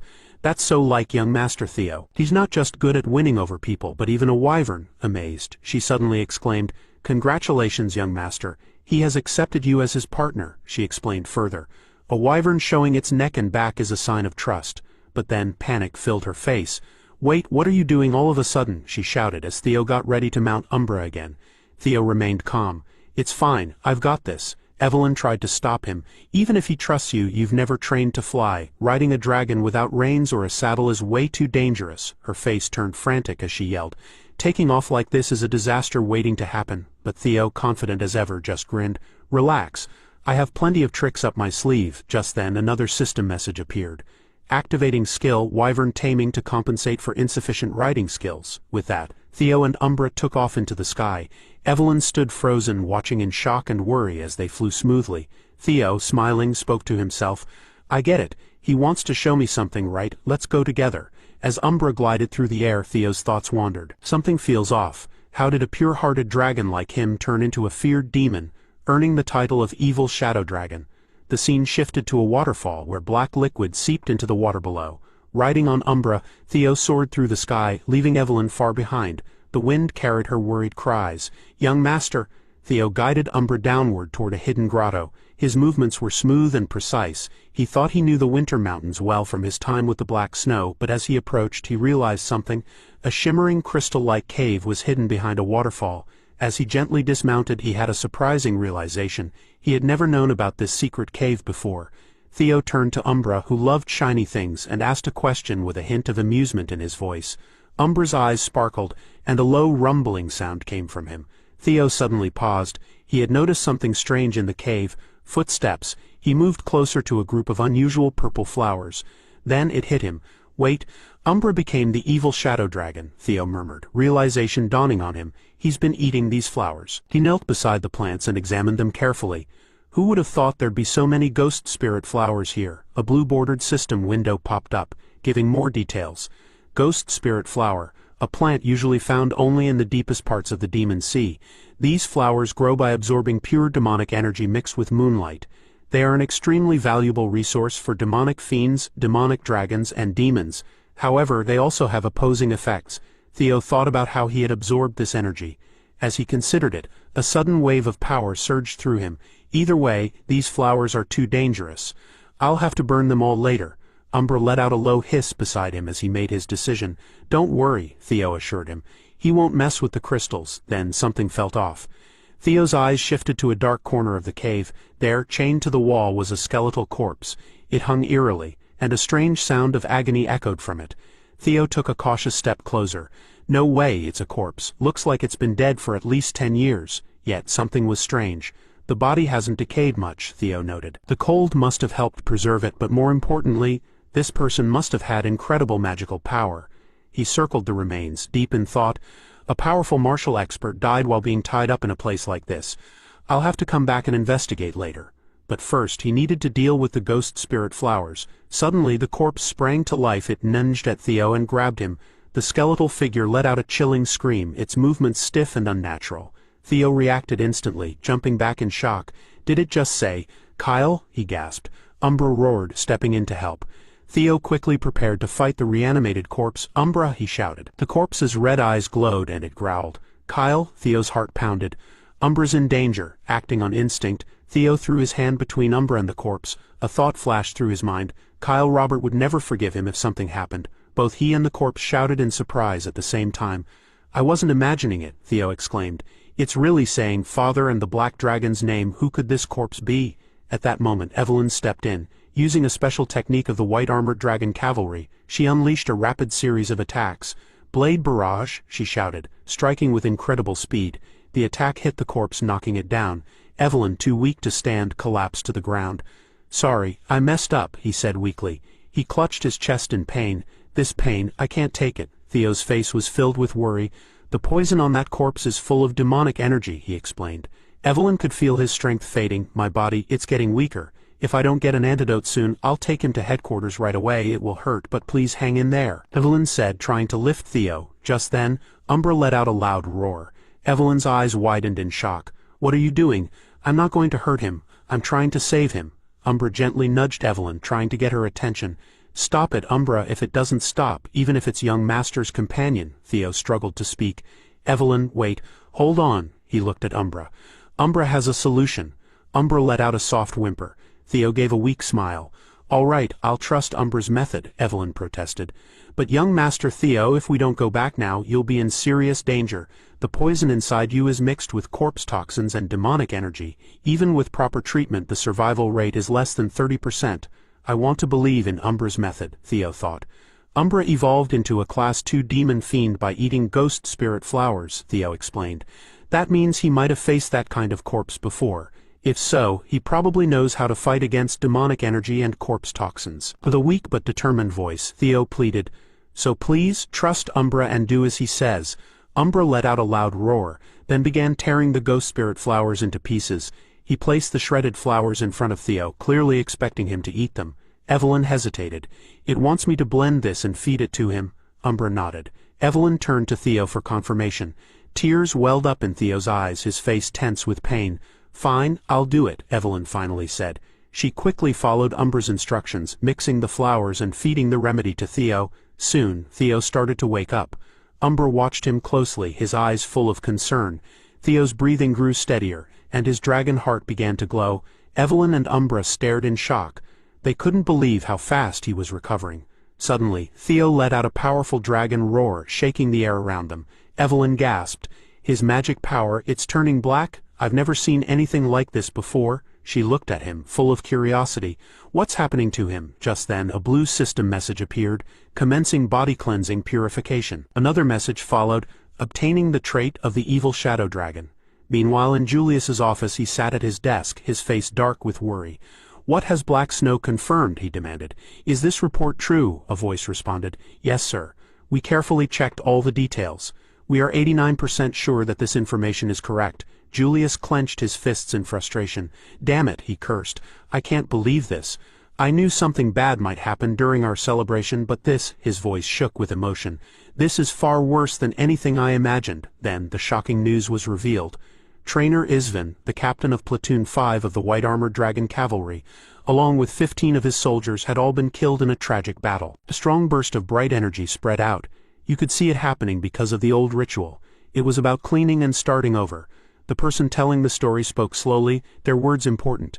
"It takes bad stuff out of your body and changes it so you can hold more magic easily.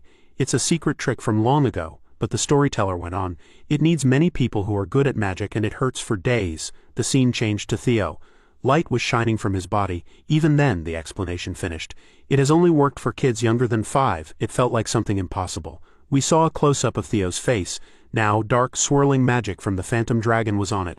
The fact that this cleaning process happened to Theo was because many unlikely things happened at the same time. The first of these strange things, the storyteller said, was the really strong poison from a dead body that got into Theo. A scary skeleton figure with glowing red eyes jumped at Theo, its bony fingers reaching for him. The skeleton was shown tied up with chains. The second important thing, the storyteller continued, was the thick magic that built up from eating ghost shade for many years. We saw pictures of dark purple flowers opening up, showing where this strong magic came from. And Umbra, the storyteller added, had figured out how to stop the poison from working. Crystals, flowers, and leaves were shown. Everything came together in a weird balance, the storyteller explained. A see-through picture of Theo's body appeared, with bright and dark magic swirling together inside him. Instead of the poison destroying him or him getting rid of it, Theo's body took in the powerful part of the poison, the storyteller finished. The picture zoomed in on a swirling circle of dark energy, which showed how Theo had changed. Theo's eyes opened wide with surprise and pain. He gasped as he felt the strong power flowing through him. Evelyn's voice sounded worried, but also relieved.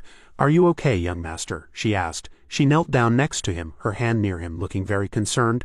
"Evelyn," Theo whispered weakly. A tear rolled down his cheek as he remembered what his father had said. Theo smiled a little and said, "Sorry for making you worry." He looked around the magical cave. "These shiny rocks in the cave are all pure strong energy. Their power made the ghost shade poison less strong and actually helped me," he said. Theo looked at Umbra. "I'm glad I trusted Umbra. Ragnar was already strong, but now he's been cleaned, reborn, and has phantom dragon abilities too," Theo stated. Theo then clenched his fist and declared, "From now on, how fast he grows will be unbelievable." Evelyn seemed distant but also relieved.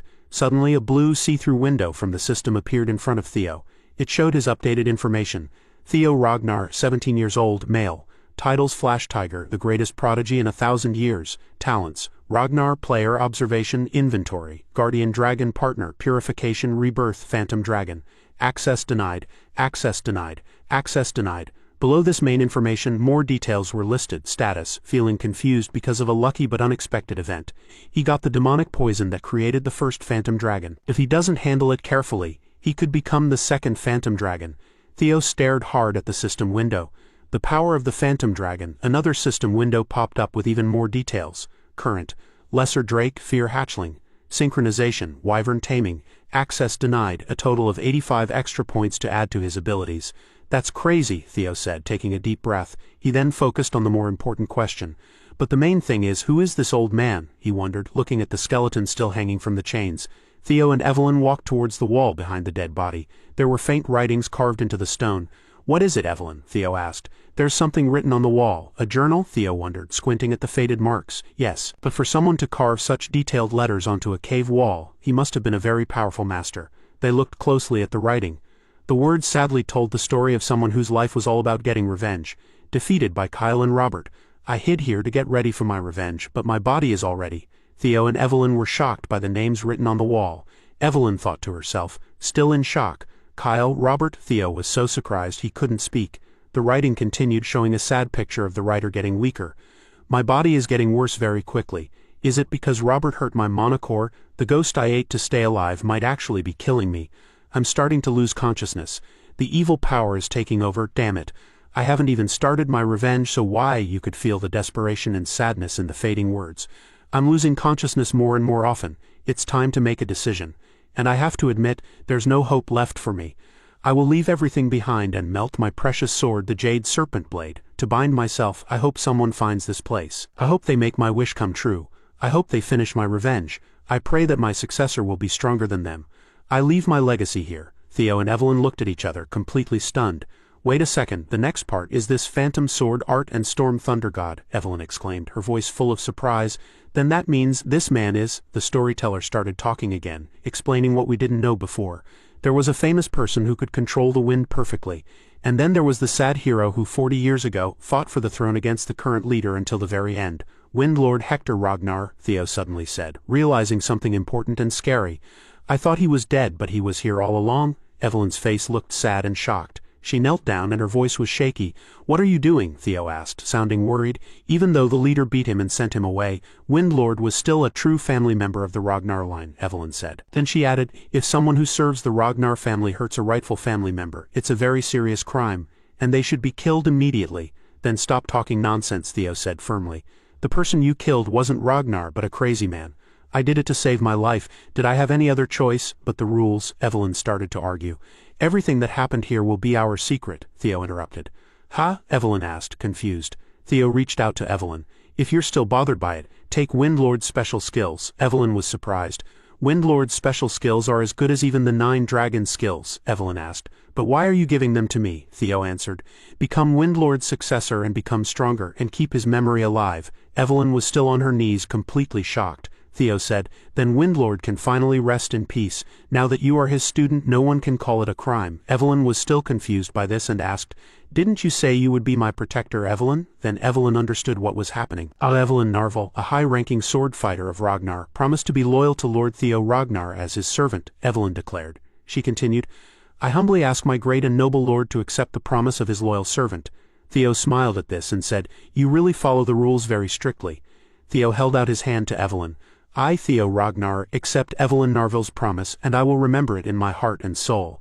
And for the long journey we have ahead, I promise to make you my most important sword. Theo smiled at Evelyn and Umbra. The sound of wind blowing loudly could be heard. The scene changed and the camera showed a large training area full of activity. It was the main place for the White Armored Dragon Corps, a place where they trained very hard and followed strict rules. Hulkus, with his usual loud and happy voice, shouted, haha, that Theo still hasn't arrived yet. Maybe I'm actually the most talented person in the White Armored Dragon Corps. He grinned and showed off his big muscles. He suddenly stopped moving. His eyes opened wide because he couldn't believe what he was seeing. A person he knew was walking toward him, and with that person was an even more familiar and scary dragon. Ah, he started to say, but he wasn't brave anymore. Theo came closer. Hulkus stuttered, Theo Ragnar, what did you bring with you? Evelyn was walking next to him. The other new soldiers were just as surprised and looked at each other, confused. One of them said, no way, is that Umbra? How did he get that wild animal to be his partner? Another one said, so this is why they say he's the best talent in 1,000 years. Wow, even this is amazing. Someone else just said, what the heck? The supervisor spoke. Senior swordsman Hulkus Narvel and junior swordsman Theo Ragnar. We finished the test and came back. But where's the captain? Theo asked. He noticed their leader wasn't there. A young new soldier answered, sounding a little nervous. He just got an important message and went back to his office. Evelyn looked worried, like something bad was going to happen. An important message, she whispered, looking closely at something. They heard something moving fast. A whoosh of air and sparks of energy like something was moving very quickly. Julius said, "I know you just finished joining, but I'm sorry everyone. You will all be sent to Blanky Fortress." Theo, Evelyn and the others were shocked by this news. "Real fighting?" Theo asked. Theo looked worried and said, "So it's finally happening. The Sarah's Merchant Guild people being held at Blanky Fortress." An image in his mind showed the dragon-slaying sword, Balmung, stuck in the mouth of a huge fiery dragon. He remembered that someone was trying to steal the dragon-slaying sword, Balmung, to start a fight against the government. A plan made by Ed Troyvan. But Commander Julius spoke to the new soldiers in a serious voice. "Everyone here will be sent to Fort Blanky." A quiet murmuring sound went through the group as the new soldiers looked at each other feeling uneasy. One of them asked, sounding like he couldn't believe it, "What's going on, Commander? What mission is so important that you're sending new people who haven't even finished their training?" Julius squeezed his hand into a fist, his voice tight with held-back emotion. "Platoon 5, Captain Trainer Isvan, and 14 soldiers under him are missing." Theo's eyes widened in shock, and a cold feeling of fear started in his heart. Trainer Isvan was the oldest knight in the white-armored dragon cavalry. Even Julius would ask him for advice. He wouldn't be defeated easily. A scary thought came to Theo's mind. Could this be because of something I changed in the past, he wondered. And a drop of sweat ran down his face. Commander Julius spoke, his voice serious and firm. "The Black Snow Group says there's a very high chance, like 89%, that they are dead. Even if they are alive, they won't be able to continue their mission." He looked at all the new soldiers. "The troops we have now will become the new temporary Platoon 5, and they will take over the mission." He stopped and looked at everyone before giving his final order. "Evelyn Narvel will be the leader of this temporary Platoon 5. You will leave for the mission in 3 days. Finish all your basic training by then." Julius clenched his fist. "I don't believe they are dead." The next day he stared at the far-off land and said, "But we still need to get revenge for them." He turned and walked out of the training area smoothly and quickly. The narrator explained what had happened. At first it seemed like the Black Skull bandits just kidnapped the Sarah's Merchant Guild, which was sad but simple. Everyone thought no one was hurt because the white-armored dragon cavalry worked hard. But that wasn't the whole story. The real reason for the kidnapping was to steal the Dragon Slayer sword, Balmung, and move it somewhere else. A mysterious person in a cloak and mask made all this chaos happen. Ed Troyvan used the Balmung that was secretly taken out to start his takeover. Theo looked worried as he thought about what was happening. "Things have changed from what I remember," he thought, and a drop of sweat ran down his face. "If this is all my fault, I need to see what happens myself." Suddenly, a see-through blue window appeared in front of Theo. It showed a new and scary task. New hidden task. The Dragon Slayer sword Balmung. 3 days later, the new soldiers stood in front of the big Fort Blanky. They were wearing thick fur clothes because it was very cold. "It's so cold, I can't get used to this weather," one person complained, and their breath looked like white smoke in the air. "Why does the moon look weird?" another soldier mumbled, looking up at the strangely bent moon. Suddenly, everyone started shouting, "It's the white-armored dragon cavalry!" A guard high up on the fort wall yelled a warning, "Sound the alarms, it's the white—" His words suddenly stopped as dark magical attacks hit the tower, destroying it in a burst of energy and silencing him. Evelyn's voice was loud and clear, "Everyone throw the bombs." The new soldiers looked determined and threw explosive weapons. The air filled with the loud sounds of their dragons and the big booms of the explosions. The ground shook hard from the constant fighting. It sounded like a noisy mess of destruction. "Hide inside the castle, don't die for no reason," someone yelled. You could hear the fear in their voice over all the noise. People were fighting each other in a fast, swirling mix of swords and anger. The real battle had started. Blood landed on the snow, making it look scary. Theo and his friends moved quickly and killed the enemy soldiers they came across. "Kill every single one of them. Show them what happens when they mess with the white-armored dragon cavalry," Evelyn shouted. She was so angry that it made her stronger when she attacked. The castle, which used to be strong and safe, was now on fire.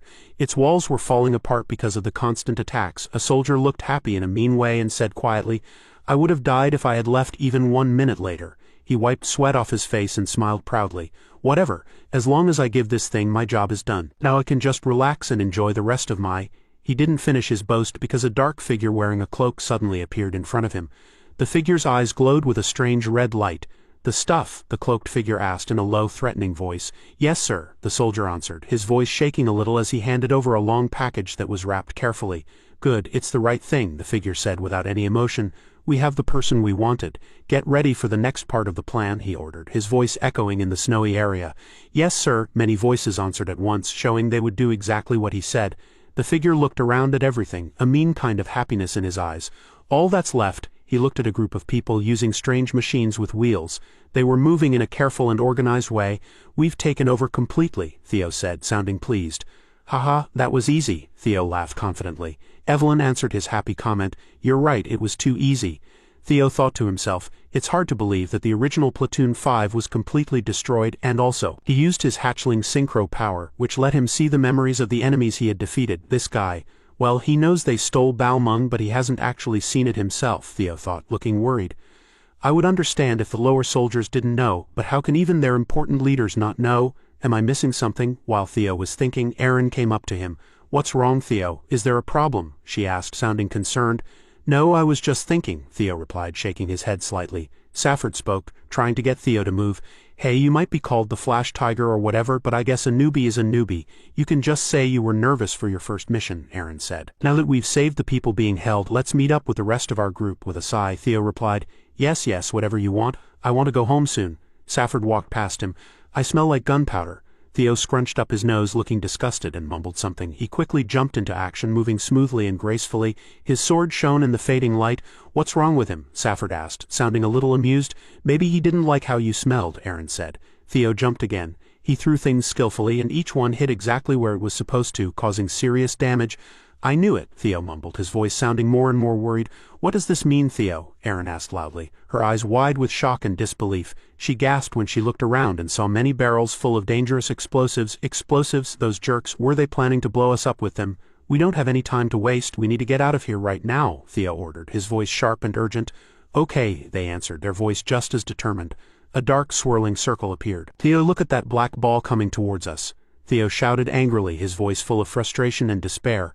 The ground shook as the fort was hit by a huge explosion. The force of the blast sent waves of pressure through the air. Reload, someone ordered in a cold, emotionless voice as they got ready to fire again. With a precise, almost robotic movement, he reached out his hand and disappeared into the swirling darkness. Another set of explosions ripped through the fort, making the ground shake under the constant attack. Kill them all. Don't let even one person live, the figure commanded, his voice showing no mercy at all. The scene changed. Now it was a fancy, richly decorated room with a baby's bed. A woman named Emil, her face pale and tired, held a small baby wrapped in blankets. There, Axion, my sweet baby, she whispered, her voice gentle against the loud noise and destruction. Did it hurt a lot, Mommy Will? Her eyes, filled with a scary mix of sadness and craziness, glowed with a strange light. Bring you the head of that disgusting creature, she promised, her voice full of bitter hatred. The group of shadowy figures came down on the fort, moving quickly and silently like ghosts. Evelyn had her sword out and stood firmly, ready to fight the attackers. Don't let anyone get away, she shouted, her voice echoing through the chaos. Yes, many voices answered as they ran into the fight. Evelyn looked at the attackers, her face showing disbelief. Their whole fifth team, led by Trainer, was destroyed by these people, she mumbled quietly. No, it can't be. There has to be. Her eyes got smaller, and for a moment she looked like she didn't trust something. A bad feeling came over her, and she looked scared. Suddenly, many fiery things fell from the sky and exploded all around them, making the air shake. Leader, someone yelled, sounding worried and afraid. Evelyn moved quickly and blocked the things that were coming at them. She quietly said a curse word and looked around the battlefield to see where the attack was coming from. It's a trap, she yelled, her voice loud and urgent. Everyone get down, a soldier who was hit by the explosion screamed in pain as he flew through the air, his body on fire. Ah! Evelyn's face showed pain and worry as she reached out her hand towards the falling soldier as if she could stop him from dying. The soldier's scream suddenly stopped as he hit the ground, his body broken and still. Theo and the others ran to find a safe place.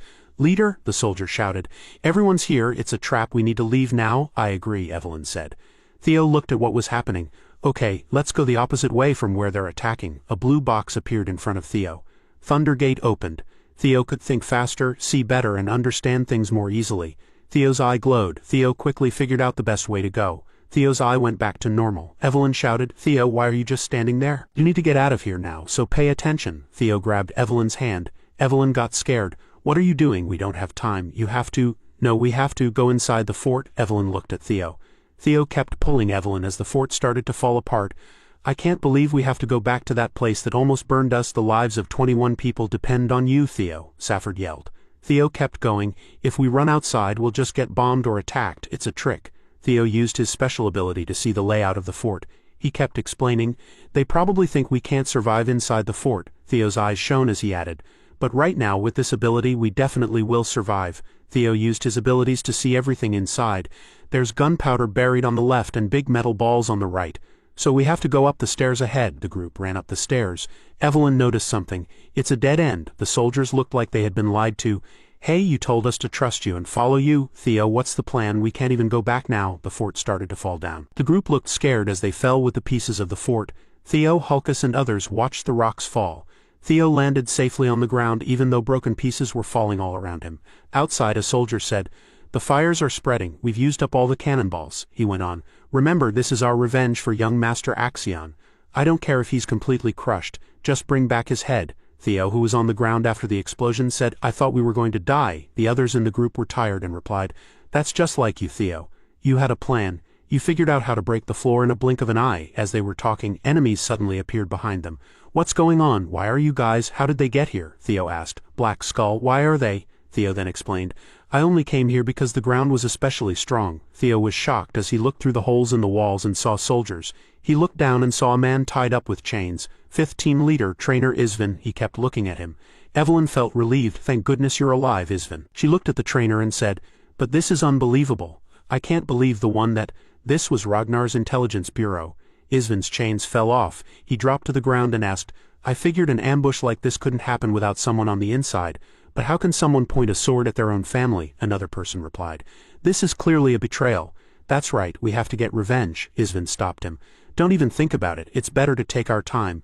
They planned all of this to trap us from the beginning. It will be hard to fight them with the few of us left. We should go outside and tell the Black Pillar." Theo looked down and said, "That's not possible. Since the Black Pillar isn't sending backup right now, it means the Black Pillar members who were ambushing them were also caught.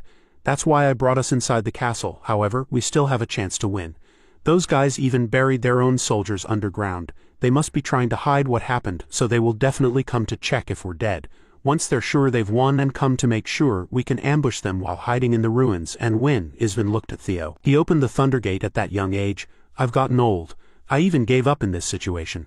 "I think they chose the new people very well this time," said Eisen. He jumped up and exclaimed, "You're right, the White Dragon Squad can't be defeated. The plan is what you just heard. White Dragon Squad, get ready to fight." The battlefield was a destroyed wasteland under a sky that was starting to turn light with the dawn. Dead bodies were scattered like broken toys among the smoking ruins of Fort Blanky. A lonely figure, hidden in the shadows of the fallen fort, walked through the destruction. His boots crunched on broken stones and bones. He stopped next to a body that was barely alive, a soldier holding on to life by a thread. A soft "help me" came quietly from the man, then weaker, he begged. "Please, just this once." The leader in the cloak spoke, his eyes shining a cold, cruel red, like the dying man's last words making them sound like a joke. "Help me." Another person, hidden in a thick cloak, stepped out of the darkness. "Did you find it?" His voice was rough and cold. "No," the first leader answered, sounding annoyed. "We've looked all over the west and now we're searching the east." He stopped, a little unsure. "Also, we haven't heard anything special from the group that was supposed to attack." He looked around at the dead bodies on the ground. "But then how come there isn't a single body from the White Dragon Squad?" "Wait, hold on," the cloaked leader ordered, his voice loud and sharp. "Has anyone seen the White Dragon Squad?" Before anyone could answer, something moved quickly out of the shadows. It was the White Dragon Squad. They attacked suddenly with fast movements and angry sword strikes. The cloaked figure made a surprised low sound as a sword flashed a silver line in the dim morning light. Evelyn was right behind, her sword moving in a deadly dance, accurate and sharp. The fight began, a messy mix of clashing swords and desperate shouts. Evelyn stepped on an enemy's chest to jump away from his attack. Like a dancer, Evelyn leaped, her sword ready to strike a fatal blow. "It's a trap," the leader yelled, his voice a battle cry echoing across the broken fort. "The enemy is the White Dragon Squad. Get ready to fight." Evelyn and Theo fought together perfectly, like one destructive force. Their swords a quick blur of silver death. Theo, full of the powerful energy of the Thundergate, sent out many glowing bluish-white blades, each strike a warning of death. "I hoped it wasn't the Intelligence Bureau," Evelyn said quietly, her face serious and determined. "But according to Ragnar's rule," her voice became firm, showing the importance of the old law, "anyone who betrays us must be killed right away." She and the leader attacked strongly. A constant wave of steel, their swords sounding like a song of revenge. "How did they live through those explosions?" he shouted, his voice full of disbelief and fear. "How?" another person cried. Fear making it hard to speak, Evelyn's sword moved quickly, blocking attacks and cutting through enemies. "Cook," the leader made a painful sound as he blocked a desperate attack. His eyes became narrow, focused and dangerous. She attacked back with many quick strikes, each one precise, her sword a silver flash in the growing light. "Intelligence Bureau, fighting anymore is pointless." Evelyn shouted loudly at the enemy, her voice sharp like a whip. "Now that our surprise attack worked," she yelled, sounding happy, "you have no chance left, but if you give up, we will let you live. Everyone use the secret power," their leader ordered desperately. The enemy leader and his friends were shocked by what was happening. The people in cloaks looked serious and determined. They used all the energy they had left, getting ready to use a forbidden power. Secret powers, what are those? Theo asked, not knowing what that meant. Suddenly, there was a very bright flash of light and a loud booming sound. The air felt full of strong energy. Sparks flew as Theo's sword hit the enemy's weapons, making a bright shower of light. What is this? Theo stammered, stepping back. A backflow explosion, the forbidden powers that use up your own energy, Theo said, sounding horrified. A powerful wave of energy rushed through the battlefield, throwing people and broken pieces of things around like toys. KWA, one of the enemies screamed as the blast hit him hard. The enemy soldiers' bodies now glowed with an evil red light. They charged forward like they wanted to die. They were like living bombs, powered by the dangerous forbidden magic. Their bloody swords were raised, ready to take their enemies down with them. Our new guy, run away, a comrade said weakly as he died, his voice fading. Theo's eyes were wide with shock and excitement as he watched the enemies coming. His face twisted into a mean, knowing smile. You jerks, how dare you?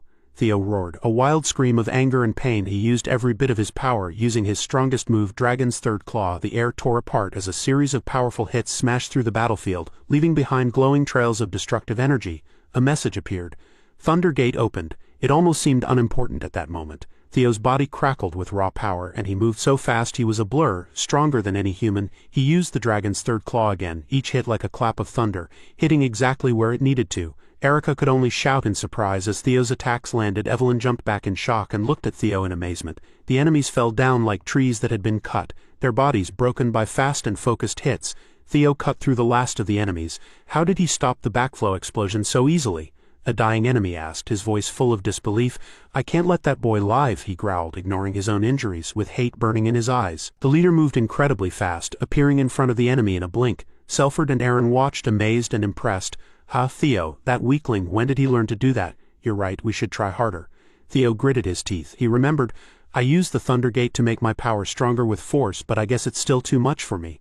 Theo Ragnar, I will take you to hell with me no matter what. The enemy's eyes, shining with craziness, jumped forward. His power center, it's messed up. No way he's going to blow himself up. Evelyn's loud cry cut through the noise of the fight. Wind, thunder, powerful magic. A blast of wind. The air moved and seemed to glow around her. Evelyn yelled, reacting right away. She used her own power. Wind, thunder, powerful magic, vortex. A spinning circle of green light and wind appeared. The explosion from the enemy's power center stopped. Theo shouted, feeling very relieved. With a final, very strong burst of energy, Evelyn attacked. Her attack was the result of her skill and desperate power. The enemy soldier fell down, his body broken and dead. Theo, very tired but alive, fell heavily to the ground, breathing in short, uneven breaths. You've worked hard, Theo. Evelyn's voice showed both relief and respect. Hulka, Cell, Ford, Aaron and Ray stared, their faces showing a mix of amazement and thankfulness. As I expected, this man I recognized. Don't want to take the position of Lord Theo's first sword, it belongs to me. We lived, thanks to you. Thank you so much. Theo, exhausted and quiet, could only nod weakly. He took a shaky breath, the air making a whistling sound in his lungs. Slowly, with effort, he reached out a hand. Evelyn took it, her grip strong and comforting, helping him stand up. Isvin, his voice full of wonder, asked, Captain survived too. When did you learn those skills? A feeling of great relief spread over the survivors. They gathered together, sharing a moment of weak friendship. Isvin's eyes looked thoughtful and calculating. The sky above was starting to get lighter. The long, scary night finally ending and a new day beginning. The broken remains of Fort Blanky stood dark against the rising sun, showing how brutal the battle had been. And there, among the destruction, was a single shiny sword, a quiet promise of more fights to come. Inside the fancy rooms of the Rose Palace, far away from the smoking ruins of Fort Blanky, a woman moved wildly against unseen ropes, tears and spit on her face showing her pain. Ed Troyvan, the Sky Dragon, stood over her, his face cold and hard. He spoke angrily to the woman, hitting her hard across the face. She cried out. Troyvan coldly asked for an explanation for what she had done, especially for taking his helper, likely talking about the main agent Evelyn had killed. He held up a wrinkled piece of paper with an official mark, the order she had apparently given. Kill that bad person Ragnar and the White Dragon Squad. He questioned her boldness, asking if she even understood how serious it was to give such an unauthorized order. The woman was crawling on the floor and angrily shouted that she had done it for Troyvan. She said it was to protect his important plan, and then she claimed she had messed it all up. Her voice became a loud, wild scream as she demanded that Troyvan cut off the head of the person who killed her Axion. Was that really so hard for you to do? She yelled. Her sadness turned into strong, hateful anger, and she focused all of it on Theo Ragnar. Everything she shouted was about that terrible person. They had to be separated. Everyone connected to him had to be killed. Only then would her heart and Axion's spirit find any peace at all. Hearing Axion's name seemed to bother Troyvan. His face didn't show any emotion, but he bent down, grabbed her hair, and told the foolish woman firmly what she was supposed to do. He asked if she had forgotten. Fear showed in her eyes, replacing the anger. Troyvan's voice was full of dislike. They had lost the dragon's sword, called Balmung, which was the most important part of their whole plan. Also, his nephew, Axion, was dead. Because she had failed, he said she would no longer be called daughter of Troyvan. The woman looked up at him, shaking. The cold anger in his eyes reminded her very much of her own father. Troyvan turned away, thinking she was useless. He told his guards, who were standing nearby without any expression, to take her somewhere he couldn't see her. He also ordered them to get rid of anything connected to her, or any information to stop secrets from getting out. The woman begged her brother desperately to change his mind, promising she would do anything if he would just let her live. Troyvan ignored her cries and walked away as she struggled to breathe among the bodies of other servants lying on the stairs. They were probably victims of her earlier anger that she wasn't supposed to have. All his careful plans were ruined, and Troyvan was very angry inside, all because of one thing, Theo Ragnar. He promised himself right then and there, his eyes burning with cold determination, that he would kill the boy himself. It seemed like this family had problems that were way beyond just needing to talk things out. Meanwhile, back in the quiet of his room at the White Armored Dragon Cavalry headquarters, Theo was looking at the rewards shown on a screen. A beautiful large sword appeared from the system, shining in the light of the room. The screen gave details about it. Dragon sword. Strand of Fate, type, Greatsword, Divine Relic. It said how to use it was unknown. And what it did was also unknown. A note said it was currently locked and needed a special release to be used. Theo quietly said the sword's name, Dragon Sword, and reached out to grab the handle. As his fingers closed around it, a burst of dark, thick energy shot out, pushing his hand away hard, and making the heavy sword fall to the floor with a loud clanging sound against the stone tiles. Theo wiggled his hand, which was still stinging. He knew it held a powerful force. It truly lived up to its name. This energy felt strange, completely different from the natural power that people from the Ragnar family had. It was the total opposite, in fact. And as the system told him, it wouldn't work until he figured out how to break the special lock on it. He remembered that special old objects, like things from myths and legends, often looked very simple, even like trash. They wouldn't just fall into anyone's hands, but if someone could break their locks, they could get power like the heroes in stories, making these objects truly legendary. In his past life, Ed Troyvan had somehow managed to break the lock on this very sword, the Strand of Fate. Thinking about what Troyvan did back then, one important thing stood out to Theo. Until that lock was broken, the sword, even though it had great potential, was just a fancy and very dangerous toy. A gentle knock interrupted his thoughts. Evelyn stood in the doorway saying sorry for being late. She told him that the captain, Commander Julius Ragnar, wanted to see him and asked if he had a moment. Commander Julius sat behind a big desk looking surprisingly relaxed. Julius greeted him with a rough smile, saying he was really relieved that Isvan had come back alive. Then, the commander's face became more serious, and he put his hands together in front of him.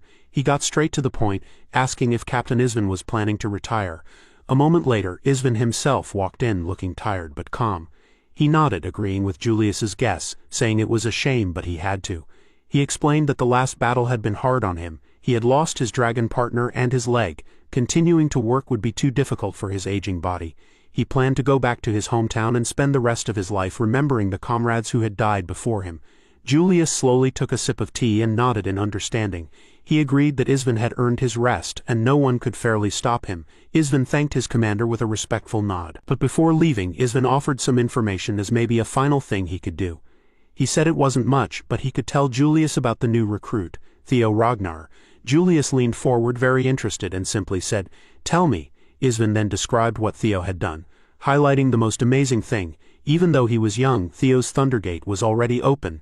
Julius's visible eye opened wide in shock, and he repeated Thundergate to show his surprise. He wondered out loud what it meant. Could this boy really overcome the limits that separate normal people from superhumans? Isvan said he was just as surprised as the commander when he first saw it, and he put his cup down firmly. He explained that Theo's ability wasn't something he was born with. It felt like a door had been forced open, maybe through a lot of hard work or a strong will pushing past what was normal. He compared it to a bowl. Theo's ability to grow had suddenly become much bigger than what he currently knew. It seemed impossible, but it had happened. A fierce smile spread across Julius's face. He understood. So their job was clear. They needed to fill that big bowl and help Theo's sudden potential grow. He said that this was all the advice he could give as someone more experienced. Julius looked towards the door, where Theo was probably waiting. From now on, the commander announced, Theo would have to learn and find his own way forward. Theo walked fully into the room, understanding the important conversation he had partly heard. Later, under the huge, snowy training area for the cavalry, Julius went up to Theo. He praised Theo again for doing a great job during their mission. Theo humbly said that their success was because of his teammates. Julius chuckled and playfully called him a little rascal before becoming serious. He asked about how Theo's fighting skills were developing. Theo thought about the question, at first thinking Julius meant his general fighting ability. He said he felt more comfortable in fights now. Julius shook his head slightly to make it clear. He wasn't asking about basic fighting. His eyes were sharp, looking at Theo's sword hand. He wanted to know what level of swordsmanship Theo had reached. Surprised, Theo admitted he wasn't sure. He explained that he had just focused on copying the sword techniques of the Ragnar head family. Julius made a neutral sound, saying that everyone says that. He lifted his large training sword, and with a small change in how he stood, the world around Theo seemed to break apart. Reality disappeared, and in its place was a swirling mix of red energy and sharp floating pieces of ruby-like crystal. The air buzzed with power. Theo immediately recognized this. The demon dragon glass domain. He noticed that this looked very different from the calm flower-filled glass domain that Osa Ragnar, the sword dragon, had shown before the nomination ceremony. He started to understand. Was this realm a picture of someone's own fighting style? A flash of understanding appeared in his eyes. Julius nodded seriously, confirming it. This violent red world was how his demon sword looked. Energy glowed around the commander as he got into a low, strong fighting stance. He moved, a fast burst of controlled anger, showing his fighting style. His sword cut through the red space with powerful slashes, each hit filled with raw, wild power and the ability to destroy. Theo watched with wide eyes, a little scared but also amazed. It was like the whole area around them roared along with Julius's movements. He felt strong, wild energy all around, like a storm that Julius was somehow holding back. When it stopped, Julius stood in the middle of the swirling red light, his sword still shaking a little. He looked at Theo and simply asked, "What did you think? How did you see the demon dragon fighting style you just saw?" Theo answered honestly, still feeling the raw power of it. "It was incredibly strong, like it could destroy anything," Julius grunted, agreeing. "That's what the demon is like," he explained. "It's natural and direct. It's like a will that never gives up and breaks through everything. It's a straight path of fighting, destruction, strength, and even death, smashing through anything in its way." After showing his own way of fighting, Julius then changed the subject. He asked Theo to remember the sword of Osa Ragnar, the Lord of Plum Blossom Palace, that he had seen. Theo said it was beautiful, like looking at blooming flowers. Julius nodded. "Osa's sword is about the meaning of life," he said. "It's like a seed growing into a bud and finally blooming into a flower, life showing itself. It's a process that's slow but steady and can't be stopped. Even if it's pushed around, broken, or forced to go a different way, life, like the plum blossom tree, keeps growing." Suddenly, Theo understood what Julius meant by martial arts and the world of the sword. It wasn't just about the moves, but the basic ideas and beliefs behind them, which could be very different even among the 9 dragons. A small smile appeared on Julius's face. He asked Theo a question. "Do you think these two ideas, Osa's life and my demon, which is like death and violence, are completely opposite?" Theo hesitated and stammered. "Aren't they?" Julius stepped closer and leaned in a little. "It wouldn't teach you much or be very interesting if I just gave you the answer," he said. Instead, a thick leather book appeared in Julius's hand, glowing softly. Theo stared, curious. Julius explained what it was. "This book has the records of a discussion about sword-fighting ideas between the master of the Plum Blossom Palace and a sword dragon from the past." Theo's eyes widened in surprise as he realized what this meant. Julius looked straight at Theo.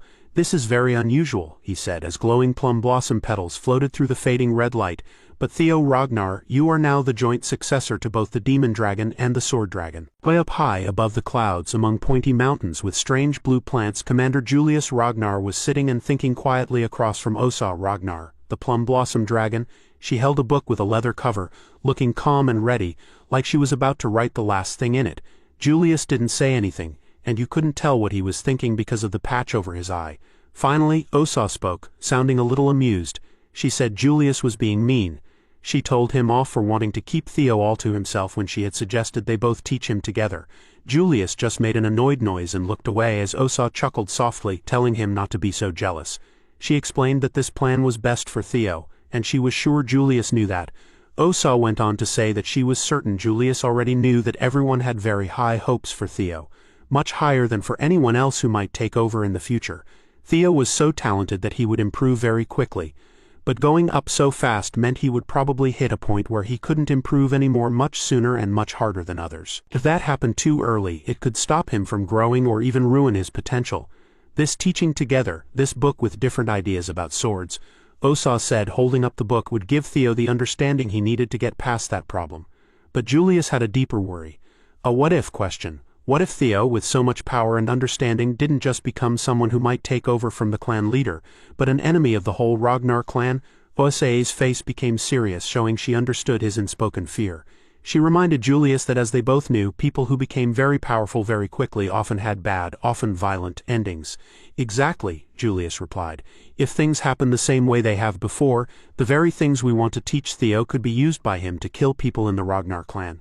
Osa smiled slightly, surprised by his worry. She had thought he was only focused on being tough with the boy. It seemed he was genuinely worried underneath his rough outside. But after hearing his fears, she felt even more sure of her decision. Julius, she said with a confident smile, was definitely the right person to keep this book for now. She gave him the book and told him exactly what to do: watch over Theo. When Julius was sure that the boy wouldn't become greedy, when he had grown into a true Ragnar who valued every moment and understood how much power he had, only then should he give the book to Theo. Julius took the book, looking determined, and thought about the big responsibility. Theo, still surprised by what he had just learned, held the book close, knowing he was now going to be taught by both the sword dragon and the demon dragon.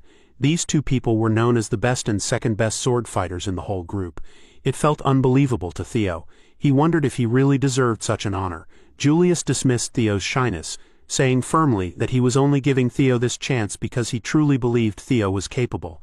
A real rare smile spread across Theo's face. Thinking back, he realized how much Julius and Evelyn had helped him from the Rendon trouble until now. They had helped him grow a lot, and always supported him, even though he hadn't done much for them in return. He looked at Julius, who was standing nearby, and told him how grateful he was, promising sincerely that he would repay their kindness someday.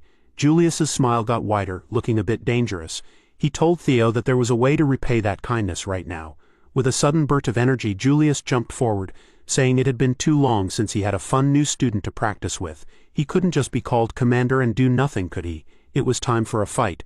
The real lessons, he shouted. We're starting now. Theo barely had time to get ready as the commander's strong presence came down on him. A drop of sweat running down his face. The lesson that followed was hard. Hours later, quiet sounds of effort and hitting could be heard from a training room with strong locks.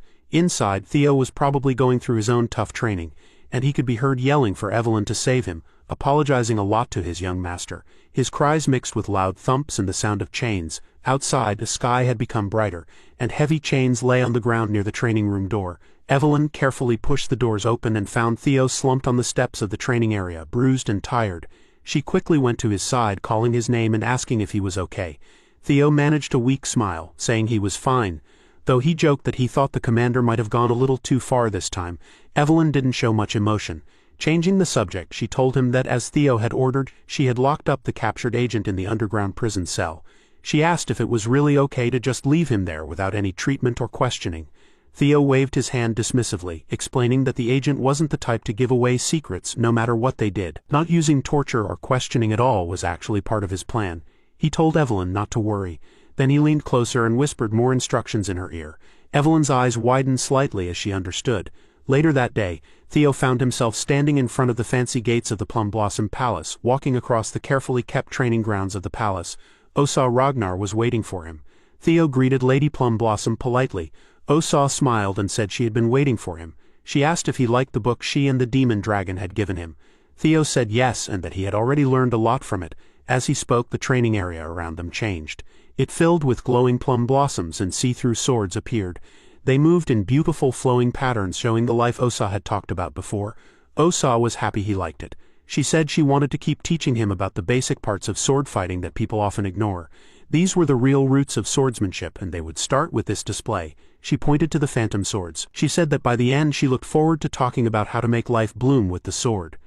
Then her face became serious. She asked again, "Theo Ragnar, will you become my student?" Theo bowed his head a little. Before answering, he asked if he could ask something first. He wanted to know if Osa was asking him as the Heaven Dragon Sword Master. Osa's eyes opened a little in surprise, and a slow, interested smile spread across her face. She said she was impressed he knew something most people didn't. Standing straight, she put her practice sword firmly on the ground. She simply said she wouldn't deny it. The Heaven Dragon Sword was a secret school, and its teachings were passed down to only one student at a time. She confirmed that she was the only one who had inherited it, the Heaven Dragon Sword Master. Seeing Theo look thoughtful, she asked if he wanted to know her real reasons. Theo quickly said sorry for assuming things. Osa waved her hand saying she wasn't upset and that she had no hidden reasons. She had planned to share everything with him, from the beautiful plum blossoms to the secrets of the Heaven Dragon sword. Just as Theo was thinking about this amazing offer, he heard footsteps coming closer through the courtyard full of blossoms. A voice called out, "Hey you!" A group of men wearing Plum Blossom Palace clothes walked up. Their leader looked at Theo closely and said Theo was the new recruit of the white-armored dragon cavalry. Theo said that was him, and asked rudely, "So what?" The leader got annoyed at his rude reply.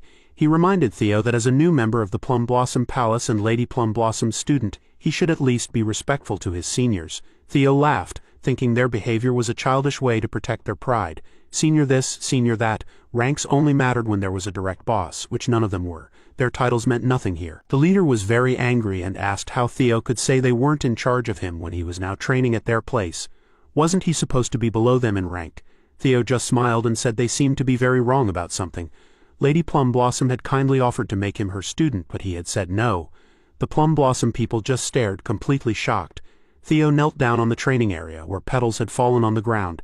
He was thinking hard about Osa Ragnar's offer. She wanted to give him both the important history of the Plum Blossoms and the famous Heaven Dragon sword fighting style. Osa looked at him calmly and asked if that didn't sound good to him.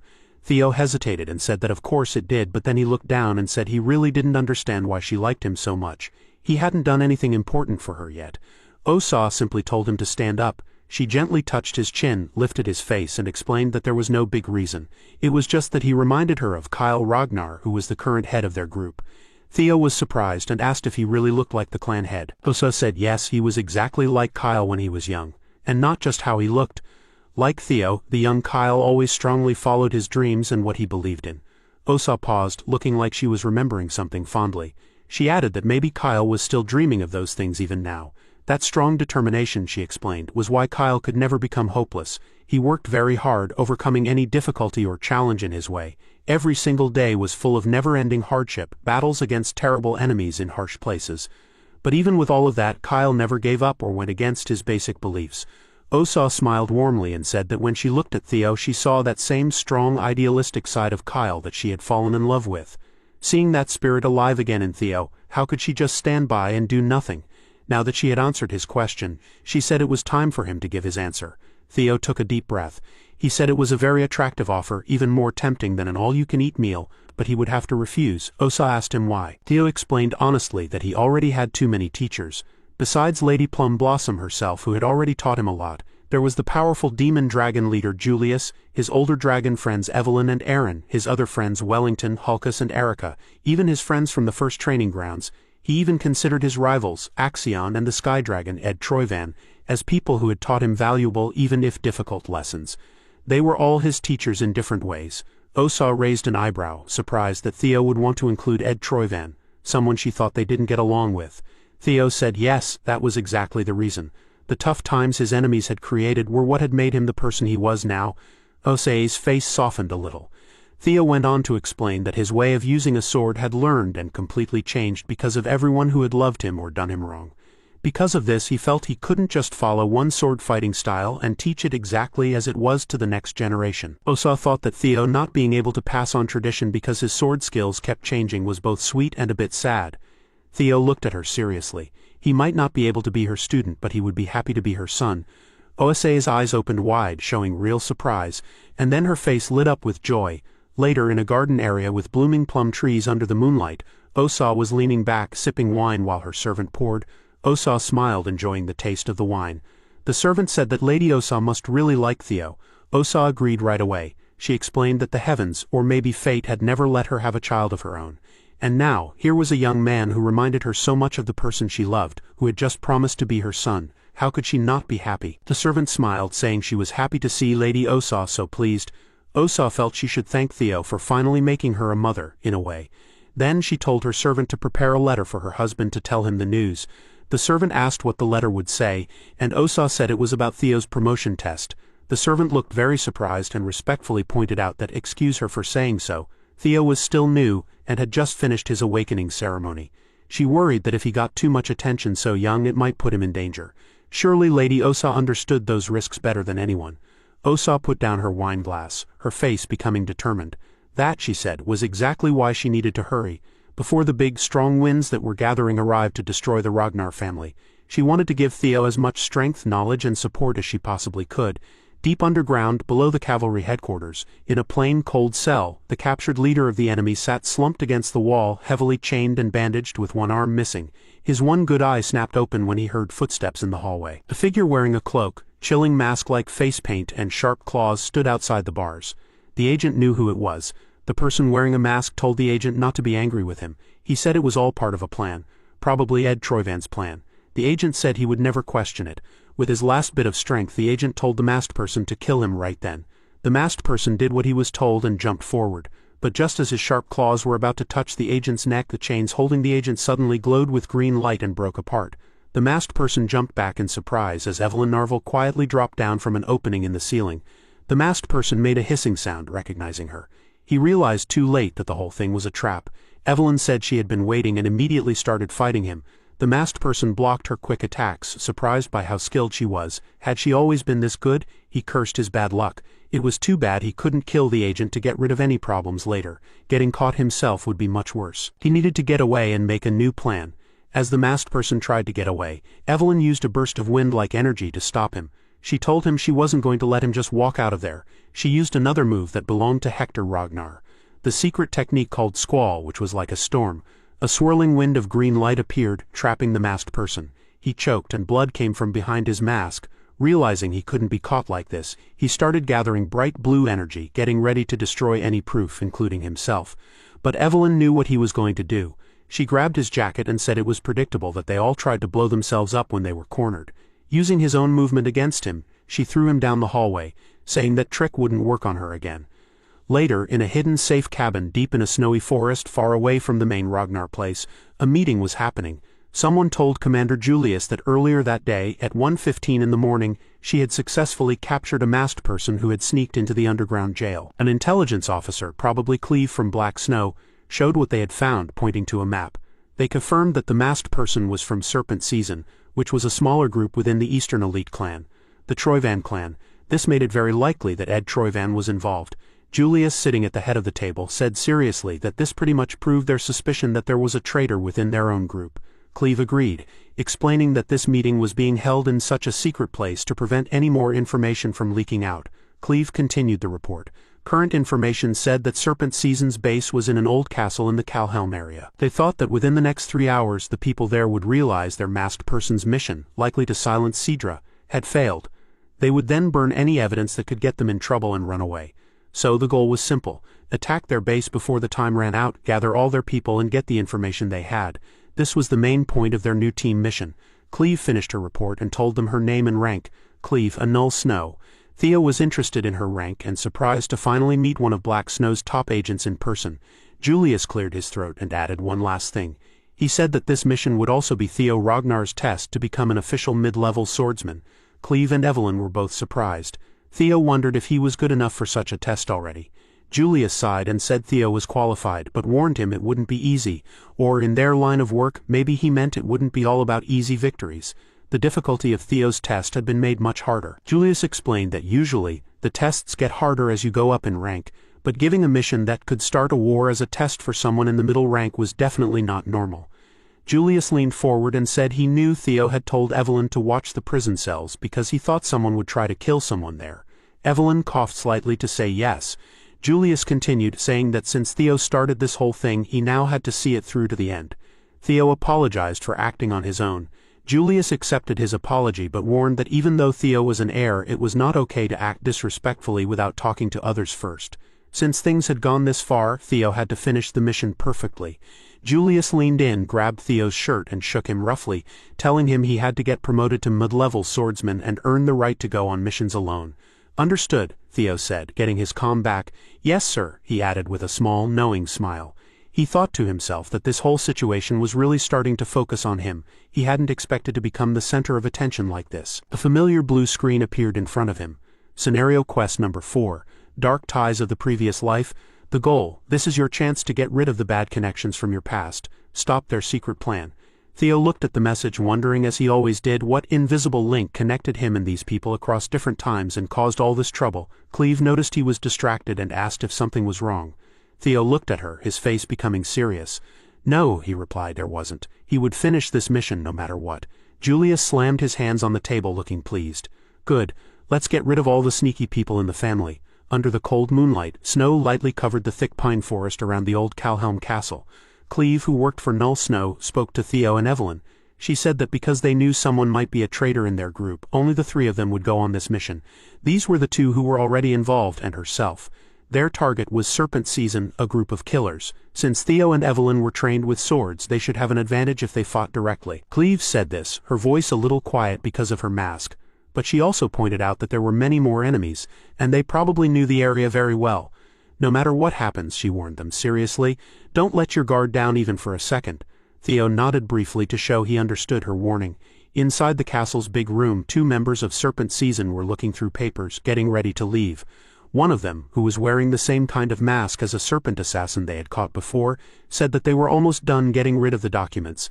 They planned to leave as soon as their friend came back. The other one said it had been a little less than 2 hours, so the person returning should be there soon. He casually threw a small round object. It suddenly exploded, filling the room with thick smoke. It was a surprise attack. Before the assassins could react, Cleve moved quickly through the smoke, making fast and precise sword strikes. One assassin made a short, sharp sound as Cleve's sword hit him. He fell down a moment later, cursing his bad luck. Cleve looked around as the smoke cleared, putting her foot down firmly as she announced that the area above them was safe. She told Evelyn to help her secure the main floor while Theo had to go into the basement.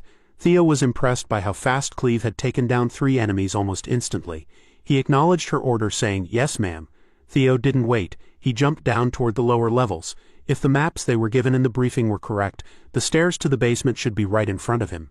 As he went down, his senses became very sharp, noticing several hidden dangers. Tiny needles, almost impossible to see, shot out from the walls. Theo reacted immediately, dodging them as he continued down. The needles hit the stone around him without harming him. He landed quietly and immediately used his hatchling synchro skill to get information about the area. The system confirmed what he suspected. There were not only traps but also enemy fighters waiting to attack. Without stopping, Theo used his power. Using the system to get swords from where he stored them, he activated Thunder Dragon breathing. Black lightning crackled around him as he used his Dragon Mark technique. The attack rushed forward, hitting the hidden assassins before they could set their trap. One of them, completely surprised, could only say a confused "how?" before the dark energy surrounded him. Theo kept going forward. The path ahead was clear now, but he could feel the strong resistance. He thought that if the security was this tight even at the entrance, there must be something very important hidden deeper inside the basement. A drop of sweat rolled down the side of his face. He turned a corner and entered a room that was stained red. A person wearing red priest clothes stood in front of a strange altar made of blood and bones. The priest turned his head and sniffed the air, looking disgusted. "Oh my," he said, stating that he could smell Theo's impure presence. He asked if Theo had to interrupt their holy prayer time with violence. The priest made a tut-tut sound, calling Theo an impatient follower. Theo's eyes opened wide with recognition and fear. The Holy Demon Church. He remembered them well from his past life. They were a dangerous group that talked about the world ending soon and a savior coming down. They tricked people who didn't know better. Most importantly, they were the secret cause of the terrible Great War that would eventually destroy the Empire. The Blood Priest smiled slightly, noticing that Theo seemed to know who he was. Theo didn't say anything. He focused his senses and used hatchling synchro again, this time to understand the flow of magical energy around him. He felt a cold feeling. A strange, corrupted magical energy that didn't follow the normal rules was coming from the priest's open mind gate. It was a source of power completely different from anything Theo had ever known. Was this the grace that the blood priests always talked about? The priest chuckled sadly, seeing that Theo still didn't believe. But that was okay, he kindly told Theo, because he would give Theo the special honor of being a sacrifice for the one and only true God. A powerful wave of bloody energy rushed toward Theo. He quickly moved to block it, his sword hitting the priest's outstretched hand. The impact shook him. The priest's hand felt strangely hard, like stone, not flesh. Sparks flew as Theo blocked the priest's next attacks. The strange power behind them pushed Theo backward. Theo dodged another hit and quickly swung his own sword. His blade made contact. The priest's hand only had a small cut. The flesh underneath was strangely tough. House Cadenitz. The priest had stopped Theo's full power attack easily, and his hand was already healing the small wound. Theo frowned, tasting blood in his mouth. This man was supposed to be just a blood priest, one of the lowest members of the Holy Demon Church. Yet he had this much power. And even worse, using the triple dragon's claw here was too risky. The explosion could bury him and the priest alive. But simple magical attacks weren't working either. What could he possibly do? What could he achieve with the sword he was holding? His mind raced, remembering the different sword ideas that Osa and Julius had taught him. Julius taught that swordsmanship's base was strong, destructive power, like death itself. Osa showed that swordsmanship could also bring life, like a flower blooming from a sword. So, violence held both life and death. Julius had asked Theo if he thought these two ideas were completely opposite, like two swords fighting each other. The priest lifted his hands and chanted, "Dear Lord, this young person is wasting precious life." He got ready to attack again with great force, asking his God to accept this poor young person as a sacrifice. The floor cracked from all the energy building up, but at that moment Theo understood something. Life and death weren't truly opposites, they were part of a natural cycle. Death always comes at the end of life, and life grows again using what's left from death. They weren't two separate powers but one. If he could use this idea, gather the power that was being wasted by spreading it out too much, combine the opposite energies of destruction and life from what both his teachers had taught him, and focus it all into a single bright flash of light. The priest smirked and called Theo foolish. He asked if Theo hadn't realized that his sword just didn't work on him. Blocking Theo's attack with his strangely tough hand, Theo rushed forward, his sword aimed carefully, using his new technique called Dragon Flash. The attack, a mix of violent darkness and bright life, hit the priest's hand. The priest noticed the attack was louder, but it didn't seem any different than before. Then his eyes opened wide in shock. The attack wasn't just strong. It felt alive, digging through his defenses and exploding outwards in a powerful burst of black and white energy, leaving behind only scattered remains. The defeated priest, his body fading away, whispered that Theo had gained knowledge through killing. He called Theo a source of evil, saying he couldn't be allowed to ruin the Lord's world any longer. As the priest disappeared, Theo quickly moved forward, placing his hand on the dissolving figure's head. He used hatchling synchro again, this time to read the priest's memories. He needed to use this chance to find out where the Holy Demon Church's strange power came from. Energy rushed into him, twisting and confusing his senses, pulling his mind away. He felt like he was floating in a huge empty space filled with stars. This was completely different from any other time he had read memories. It felt like he had been moved to a different place. He felt a very strong presence. His system information flickered, showing messed up text for his current task, followed by a loud red warning. "Warning, you have encountered an enemy who is much stronger than you. Please run away." What was this? A giant, unclear being stood before him, its voice echoing not in his ears but directly in his soul, asking, "Who are you? What are you that you disturb my peaceful sleep?" The empty space filled with countless sharp blue-green eyes. "My sweet slumber." Floating in the dark emptiness filled with stardust which looked like the dying memories of the blood priest, Theo looked up at the huge thing in front of him. Was this giant, unbelievable shape the creature that the Holy Demon Church worshipped? Many bright blue-green eyes looked at him. The strong pressure around him grew stronger as a voice spoke directly into his mind, asking, "Tell me, who are you?" Theo felt a cold fear mixed with a new understanding. The special favor that the cult members always talked about, it wasn't just crazy talk. This being, the source of their power, was terrifyingly real. Then the biggest eye closest to him seemed to recognize him. Theo saw his own shape reflected in its depths. "Oh, it's you," the voice said, sounding old and tired and also like it knew him. "Theo Ragnar." Theo stepped back suddenly, shocked. This being from space knew his name. "I have been looking for you," the powerful being declared, its dark, thin arms reaching out not just for Theo but also towards the glowing computer screen nearby. It called him something terrible, the blight of this world.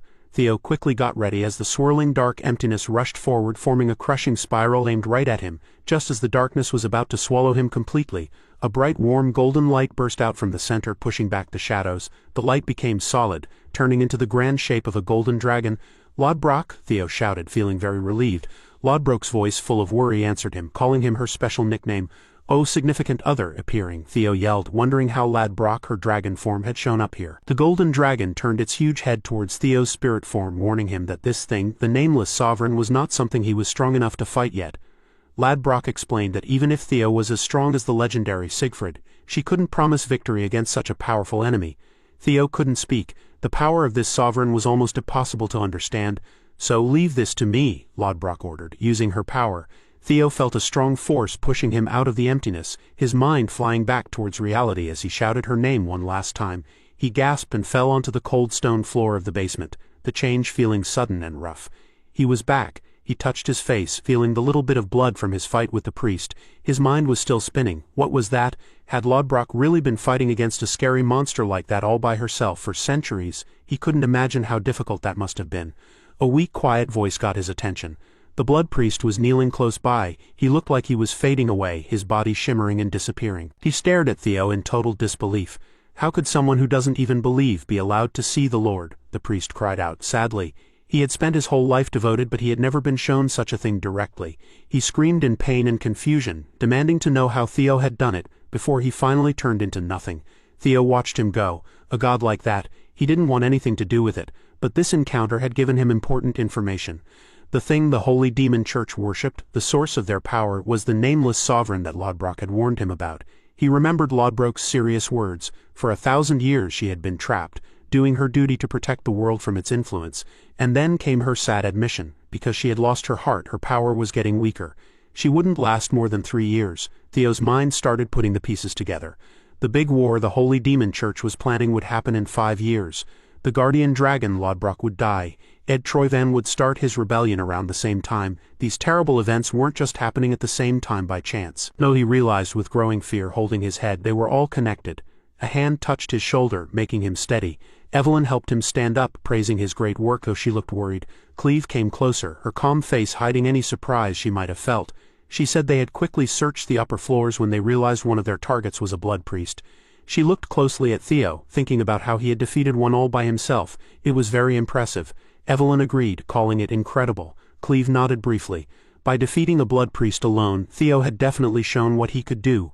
Back in the main hall, they looked through the documents they had found in the castle. Cleve sighed, saying that most of it was evidence that suggested things, but wasn't direct proof. It was useful, but not enough to openly accuse Ed Troyvan. Theo then showed them the small fancy box he had found deep in the basement. Asking Cleve to look inside, Evelyn gasped quietly, recognizing it right away. It was the lockbox she had kept safe for Theo before his awakening ceremony. It held the secret records of illegal trading between the Sarah's Merchants Guild and the Troyvan family. She wondered out loud why Theo hadn't used this important evidence sooner. Now realizing how much he had planned ahead, Cleve opened the logbook. Her eyes narrowing as she looked through the pages, she pointed to specific entries that showed trades directly involving Ed Troyvan, confirmed with his official, unmistakable stamp. "Great job, Theo," Cleve said, snapping the book shut. "With this clear evidence, we can finally prove Ed Troyvan is planning to betray us and show that the Holy Demon Church is involved. We have enough proof now," Cleve then announced their next plan. "We're going to attack the Sarah's Merchant Guild right away." Theo watched her, a strong cold feeling settling in his eyes. "Just wait, Ed," he thought. "It's finally your turn to be crushed." Meanwhile, in a fancy office at the Ragnar clan's main building, Julius Ragnar slammed a first report down on his desk, his face twisted with anger. He yelled that he knew it, that he always knew that rotten Ed Troyvan would betray them someday. Across from him, Robert Ragnar, the mysterious black dragon, calmly drank his tea. He told Julius not to jump to conclusions, saying that even though things looked suspicious, Ed was only a suspect for now. Julius laughed scornfully, asking if Robert thought he was stupid. Robert replied calmly, pointing out that the fact that he, the head of Black Snow, was sharing this very secret information showed that the situation was much more than just a suspicion. He advised Julius not to waste time guessing. Julius's eyes narrowed as he accused Robert of knowing about these things but letting them get worse. Robert smoothly changed the subject, mentioning Theo Ragnar. Julius immediately became defensive, getting angry as he remembered Cleve's report about Theo defeating a blood priest all by himself. Robert said Theo was very talented and perfect for Black Snow's secret missions, and he demanded that Julius hand the young man over. Julius exploded, asking what nonsense Robert was talking about.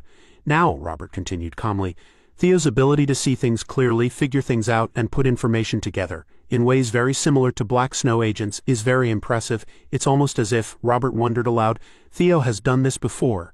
Julius strongly interrupted, telling Robert to stop trying to justify stealing Theo. "I already claimed Theo like finding treasure," he warned Robert. "So keep your greedy hands off." Julius called both Robert and Osa thieves. A small smile touched Robert's lips behind his mask. It had been a long time since Julius had called him Big Bro, he said with a hint of warmth in his voice. "It's been too long." A quick picture flashed in his mind. 4 young figures standing together against the setting sun: Kyle, Osa, Robert, and Julius. Robert sighed, remembering how it felt like only yesterday the 4 of them had become like brothers. Julius didn't care at all. He told Robert that his sad story wouldn't work, and that Robert would be sorry for trying to steal Theo. Robert chuckled quietly and said that Julius still didn't get it. He leaned in close and whispered like they were sharing a secret. "It's normal for an older brother to take things from his younger brother." Before Julius could say anything, Robert turned and grabbed a fancy bottle of liquor from Julius's shelf. He told Julius to get something even more expensive next time to make up for it.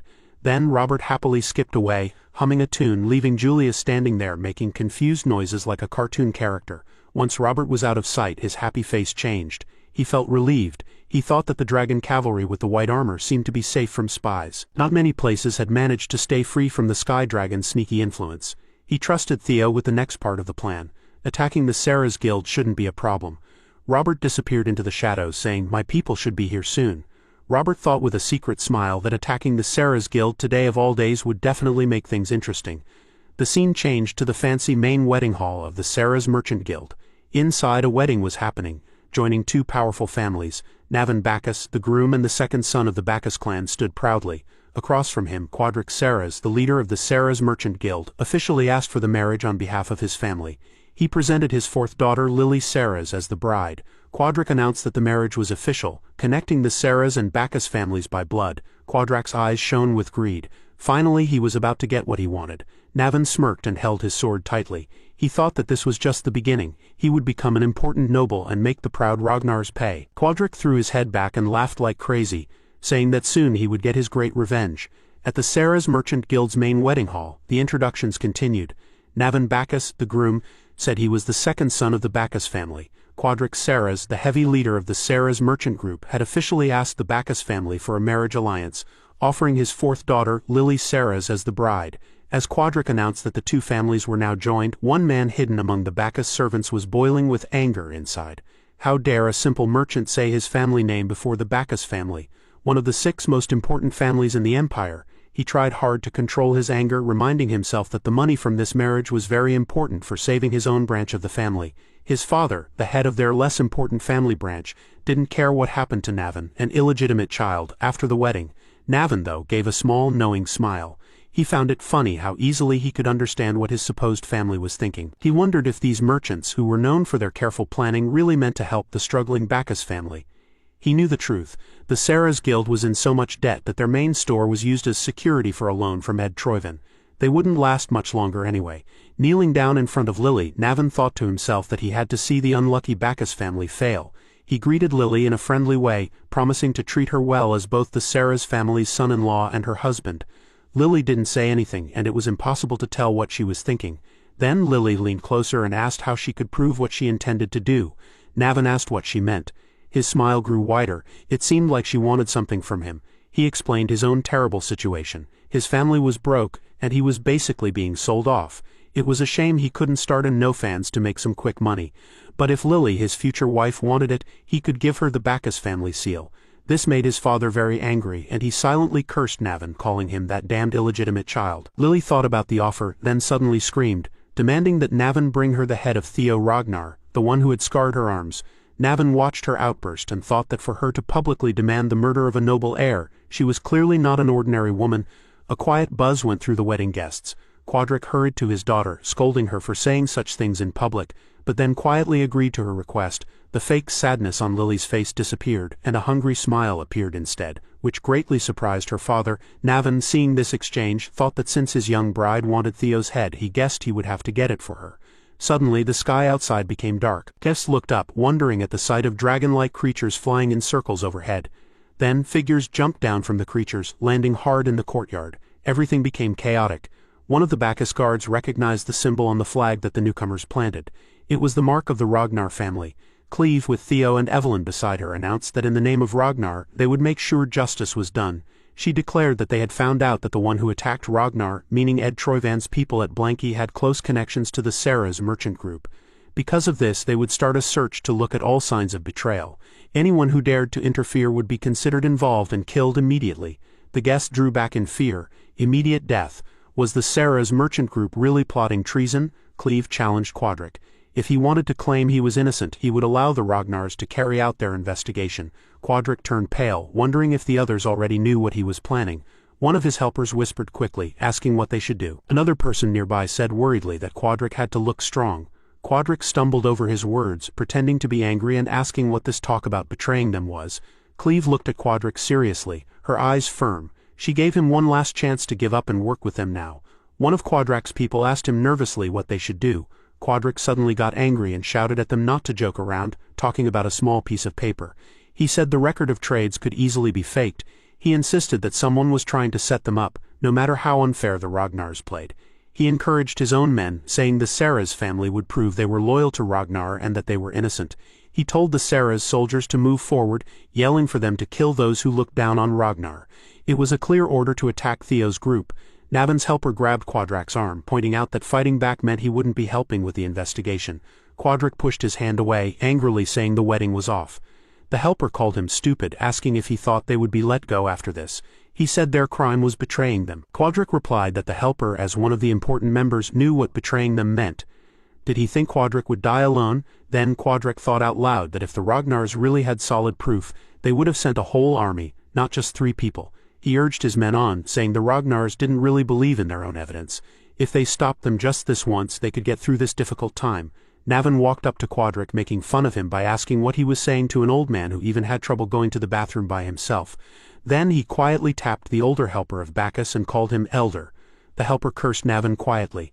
Navan, not bothered, said this was better, a chance to bring a wedding gift to his future wife quickly. He jumped onto a nearby balcony before the Bacchus helper could react, then leaped down into the courtyard, his sword shining. The helper cursed the illegitimate fool. Realizing that the moment Navan picked up his sword, the Bacchus group became involved in Ceres's fight against them. He reluctantly ordered his men to join Ceres and help them. Spears flew toward the 3 people from Ragnar, who were ready to fight. Cleve gave a final warning. If they didn't move, they would all be killed for betraying them. The Ceres and Bacchus soldiers hesitated, sweating nervously, before running forward to attack. Theo, Evelyn, and Cleve faced the attack directly. Navan watched the chaos unfold, a small smile on his face. People from Ragnar, he thought, really seemed to enjoy killing people. The 3 warriors with Ragnar became alert as Navan spoke to them. He moved so fast it was hard to see as he stopped their attack. Navan greeted Ragnar's group, especially Theo. He said he never thought he'd say this when they first met. Theo was very surprised to see him there. It was Navan Bacchus, the ghost sword. Theo remembered him from the Great War as someone who caused big problems for Ragnar, working with Ceres and Troyvan. Navan smiled widely and said he was going to cut off Theo's head. He jumped forward, his sword a flash of silver aimed at Theo's neck. Theo just barely blocked the very fast attack, but Theo was already thinking about what to do. He realized that if he used what he knew from his past life, this could be a chance to become much stronger. He said he would fight Navan himself. Evelyn shouted to warn Theo, but Cleve stopped her, saying it was okay to trust Theo. Cleve pointed out that the others were probably getting rid of evidence and they didn't have much time. They needed to finish quickly. Evelyn hesitated but agreed to do her best. Navan was happy they wouldn't interfere. He asked Theo if he would be all right, bragging that even though he might not look it, he was quite strong. Theo smiled confidently back and said that he had to say the same. Then Theo asked if he could ask one question first. Navan was curious and told him to ask whatever he wanted. Theo pointed out that holding a sword at Ragnar was clearly an act of betrayal. Did this mean Navan was a traitor? Was he trying to ruin the Bacchus family? Or maybe, Theo asked, was this revenge for Navan's mother? Navan's smile disappeared. He said that the great young leader of Ragnar was bringing up a sad memory that just gave him another reason to take Theo's head, and he would chop it off well. Just listen to me until I'm finished, Theo said, looking serious. Let me help you get your revenge. As the Bacchus family fell, a message appeared in Theo's mind. Secret task, get Ghost Sword Navan to become your ally. Navan Bacchus is the family's unofficial strongest sword. The reason he didn't receive any recognition from his family was that, despite having abilities comparable to Thorkel, it's because he's an illegitimate child born in a brothel. Because of this exceptional talent, his mother was killed as he cried in deep agony. Because of that, he must also have the intention of taking his revenge against the Bacchus family. If he can make use of this information, he can come to his side. Theo says he will help him with his revenge and the downfall of the Bacchus family. He holds his head, telling Theo that he is not aware where he got this information about his mom. But one thing is certain, that in that instant, he launches an extremely strong attack, which Theo blocks. As Navan says that he has no reason to accept his offer, even without working with Theo, the Bacchus family is going to fall because of treason. Theo says that he is right, that without his help the Bacchus family is going to disappear together with him. That is this lazy ass size telling him that there is no need to worry since he doesn't have any regrets in life anyway, so he doesn't mind disappearing with that useless family. He remains quite the second. Theo says that it is because of the ether fever, an illness he got because his young body couldn't bear his talent. If he received intensive treatment in the early stages, it would be curable. But if one misses the time, it becomes an incurable disease and dramatically shortens his lifespan. The Bacchus family didn't treat his illness on time, so his remaining life expectancy was reduced. Navan says that he has 5 years at max and elaborates that, as expected from a young master of a noble clan, he must have done a dirty investigation on his background.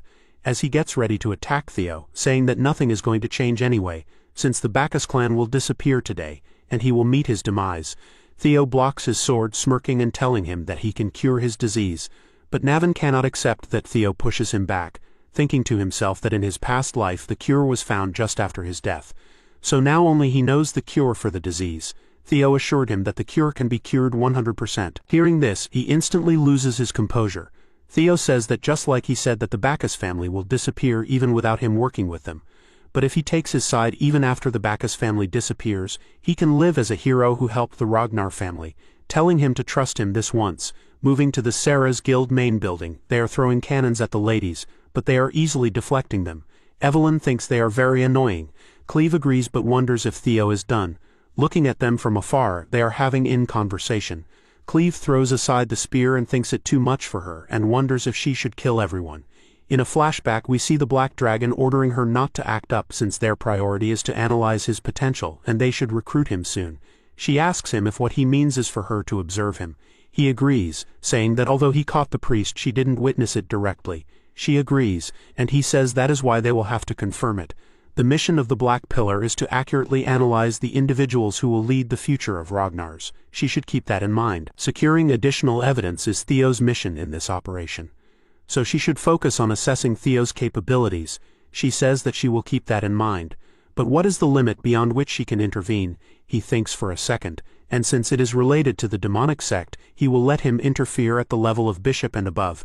Moving to the present, she thinks that the leader is going to nag him a lot if she interferes only at this level. But if the mission is delayed, her time off will also be delayed. That's when a figure rushes forward at blazing speeds at none other than Navin Bacchus. Evelyn is worried that Theo has lost to him, but he is rushing behind him. Seeing all this, she gets shocked as he blazes through all the arrows, telling the ladies that if they will forgive him for the discourtesy with this. Since now they are on the same side, the hidden quest of making the ghost sword Navin an ally has succeeded. The three of them charge towards the minions, with Navin being overexcited. As he leaps in the air, one of the turds says that they can shoot him down since he won't be able to avoid the arrows mid-air. But he is no ordinary fighter, as he jumps over them and lands on top of one of the weapons. Then he proceeds to destroy the weapons along with the people operating them. The clan leader curses him, saying that he dares to betray the family that raised him, telling him how he could point his sword towards his family. Hearing the word family, Navin charges towards him. With cold-blooded eyes he says that for an illegitimate child there is no family. Then in a heartbeat he splits him in half. In a matter of seconds he finishes them off. Seeing the display of power, she is surprised that he lives up to his reputation if being able to fight equally with young Lord Thorkel. She wonders how he managed to convince him. Hearing this, Theo says that he just promised him what he wanted, telling them not to stay still and follow him. As Theo leads the group, he tells them to capture Quadrek Sarah's. Moving to the Quadrek, one of his minions informs him that they are getting pushed back. Quadrek is aware of all this, so he tells them that they must destroy all documents. At first, they must burn documents related to the Troyvan clan. He tells the minions that they cannot burn those documents. He tells Quadrek to think rationally, or else there will be unnecessary casualties. Quadrek says that if they burn those, how will they get back their investment, asking him if he is going to give up on that money just because of these turds. A figure enters the scene, telling Quadrek that he cannot think far because he is drunk on his greed. With a frightened look he says that he is here and requires his help. There are two shadowy figures. As for Theo, he is charging straight towards the castle. In an instant he neutralizes the minions guarding the door. But the door opened by itself, and a huge figure, followed by his minions, said that it was time for his believers to rejoice. A turd chants religious terms, saying that mortal beings have been blinded by greed and failed to see the bigger picture. Quadrek says that he requires his help right now. As the two evil worshippers walk towards him, he says that they have come at the perfect time. As fat rapidly burns from his body, he says that the universe wouldn't let him die in vain. Telling them to think the Holy Demon Church sent their bishop since they came, a bit of help would suffice. This blabbering dog claims that since they are in the same bed with the Troyvan clan, they are all in the same boat, and he is sincerely asking for their help. One of them turds says that they will be needing him on the day of the judgment, so they will lend a hand. But before all that, they want all the documents related to Troyvan. He asks them why they are looking for it. He has hidden them since they are his cash cow. He blabbers about money. But before he could finish, one of them grabs Quadrek by his mouth, calling him another fool. He called Quadrek a worthless non-believer, asking him if he is trying to defile the Great Lord's grand plan. The bishop tells his minion to just kill him since they have people standing in line to fund them. Anyways, as Fatty was getting crushed, he apologized, telling him that he had committed a great sin by showing discourtesy. He says that if he dies now, Troyvan will continue to be under suspicion.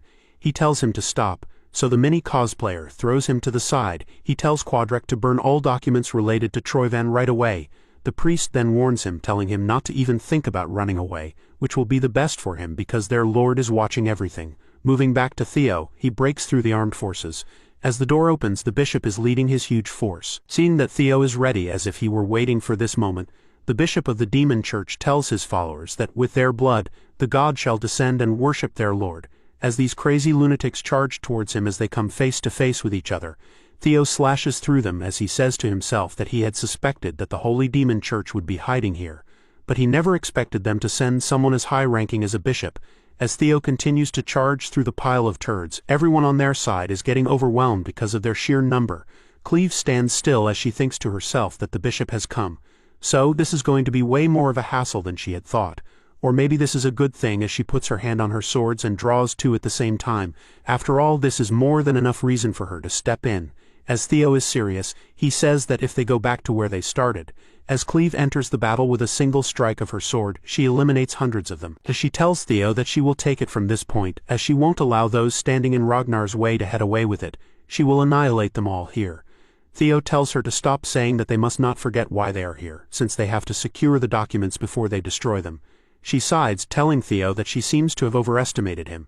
As she continues to chop them up like slicing butter, she says, since the demon turds have intervened, they don't need any more evidence. Theo runs with her as he disagrees with her, telling her that they are currently trying to stop them right now, which means the documents are much more important than they thought.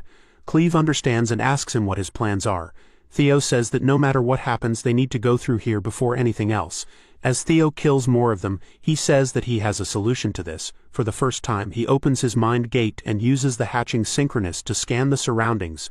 As Cleve continues to kill them, he says that he doesn't have any solid proof, but considering the black dragon said she will wait and watch. One of the turds tries to act up in front of her. She is so quick that she instantly finishes him off, telling her that she will trust him just this once. As Theo leaps forward, hundreds of the turds surround him. A strong gust of wind rips through them, but Navin interferes, killing more of them, as he tells him that his humble self has cleared the way ahead for him. Hearing this, Evelyn gets pissed as she asks him when he started calling him Lord. Theo uses the dragon's footwork to leap through them as he thanks them before leaving. It's called the Thunder Dragon breathing the Dark Mark. He swiftly travels through them in a matter of seconds, since they wouldn't leave the task of destroying classified documents to someone else. The right person for this job would be Quadrek. Moving to him, he stares at the documents.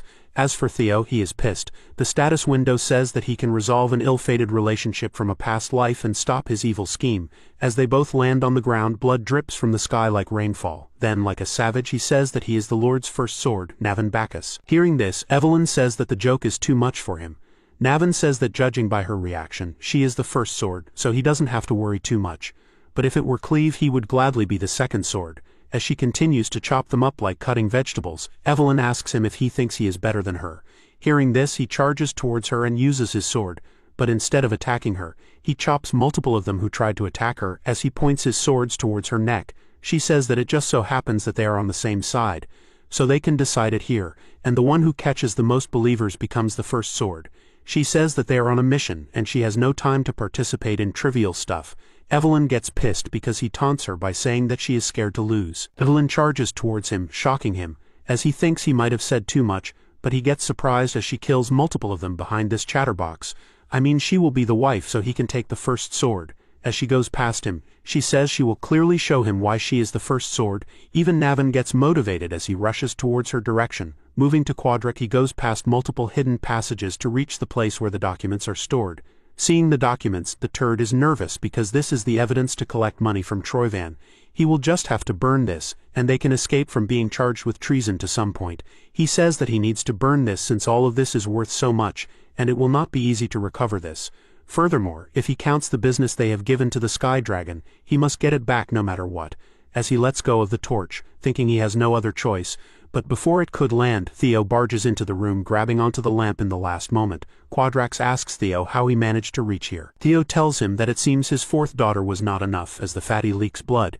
He apologizes, telling him that he will do anything if he spares him. Without any hesitation, Theo uses a simple strike, finishing him off instantly, saying that a traitor of Ragnar must be executed. As Theo is done with the task, a system panel says that the fourth quest has been completed.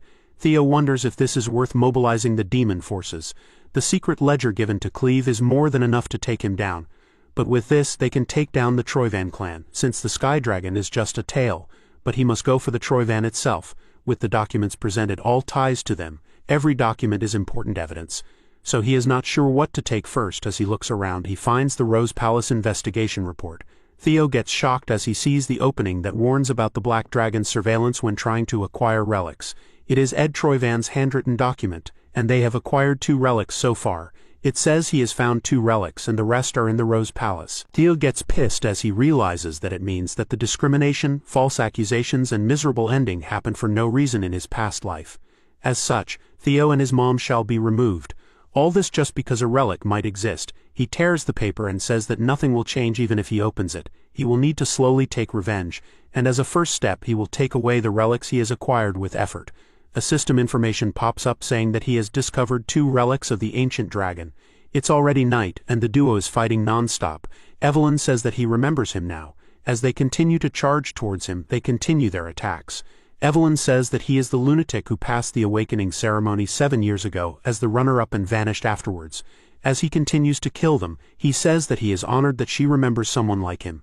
As he continues his assault, he asks her if she has time for this, since at this rate he is going to take her place as the first sword. But he gets shocked when a strong wind forms a tornado. Evelyn used the God Tempest's secret manual squall tug, instantly killing hundreds of them, telling him that it's a tie now, and he has no choice but to agree on this. A huge man tries to attack him, but he manages to dodge the attack. Moving back to the unknown man who just appeared, he says that our duo is a bunch of insolents for interfering with God's plan.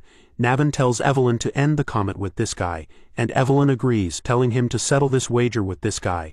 As they both charge towards him with full power, a figure appears behind him, instantly crushing him to death. It's Evelyn's subordinate, as he asks her how his performance was, telling her that he showed up at the perfect time. But both of them are extremely pissed, asking him why he touched him. As for him, he is turned into a donkey, thinking about what they are talking about. Soon enough, hundreds of drakes surround the place. As one of the squad leaders, he orders the platoon to annihilate the Ceres Merchant Guild and Holy Demon forces. As their battle continues from inside the church, a voice echoes. It's the bishop, as he says that he deeply yearns as the blood sky heralds a new sun that never draws its end. And their faith shall not falter, and their sacred guide shall bring in peace. As for Cleve, she is exhausted after her battle. She sighed, saying that being calculative doesn't sit right with her as she went all out for this battle. As for the bishop, he has been turned into a pile driver, as she says that it feels like weight has been lifted off her chest. After the battle, Evelyn sits with townspeople and tells them to show their trade association ID, and they are free to go. She orders the damage control people to move over to another desk. As for the guy helping her, he has gone mad, telling her why she even needs this information. Everyone has gone crazy as rumors mention that someone ate Flying Dragon's cargo horse. Another turd asks if they will get a special allowance for this commission. Their voice floods her ears as she cannot control her temper. As she loses her control, she throws them away, telling them to figure it out themselves since she sucks at paperwork herself. She then starts looking for Black Snow, since they dumped their work onto them and ran away. Theo reports that the files he has submitted are the ones they try to destroy. It contains evidence of stealing property and intel from Ragnar, and even a detailed treason plot. Cleve shocks Theo as she praises him, calling him a mid-rank swordsman. She says that he works well like someone who has been with Black Snow, so it might not be bad to accept the Black Dragon's offer. Theo acts like a turd, so she says that she was only acting joking, so there is no need to get flustered. He says he cannot figure out if he is joking. She tells him that she has good news for him. The Sky Dragon operation is underway, as the ledger from last time was enough to prove their treason after all. She says that Black Snow's elite arrest team is on the way. They are likely taking them to the capital. Somewhere else, another masked dude enters the scene, telling them that Ed Troyvan has been hiding his power all this time. As he slaughters them, only a fool reveals all his cards. As he is done with the elite force, he congratulates Theo, saying that he has destroyed everything he has worked hard to build, and he is tearing it all down this time. As he laughs like crazy, saying that he will go crazy if that is what he wants because the Troyvan's plan is still in motion. Although they might have lost the Dragon Slayer's sword, he got his hands on this, which is more than enough. He says to his father that the time is coming, and he will need to call him forth. At the Camellia Palace, which is filled with people, everyone is busy making clothes, and it seems that they are serving customers. The blacksmith is surprised because this place is getting busier day by day. Cecilia greets her mother as she asks her what it is with the tailor. With enthusiasm, she says that they are starting a new business, a high-end brand dealing with luxury fabrics and accessories. How did she get prettier, her mother thought. She laughs, telling herself that it has been ages since she saw her smile like that. Cecilia tells her mother that she does not have to worry about payment anymore. Before she could say anything, she told her that she must be here for money, and Elf tells herself that she catches on way too fast. She agrees, but that is not the only reason she is here. Hearing this, Cecilia asks what news it is about, but hearing that it is about the Rose Palace, fear struck her face. With a worried look, she asks her if anything has gone wrong with her son, then says that wicked Emil did something to hurt him again. Looking at her face, she wonders how worried her daughter has been all this time. She holds her head, telling her to calm down since it's the opposite of what she is wondering. She tells Cecilia not to be surprised, but her information shocks her to the core. Back at the Rose Palace, everyone is shocked to the core, since what they are witnessing is her at the top of the gates. Just the sight of this is enough to shock everyone present. Back at the place, she fell to the ground saying that she had thought about all this, and her legs gave out. She continues to cry, telling her mother if it happened, and she asks her if she has ever seen a lying elf. As she cries, she tells her that all this time she didn't let it show since she felt like she was walking on a blade's edge. There have been constant plots, false accusations, and even assassination attempts.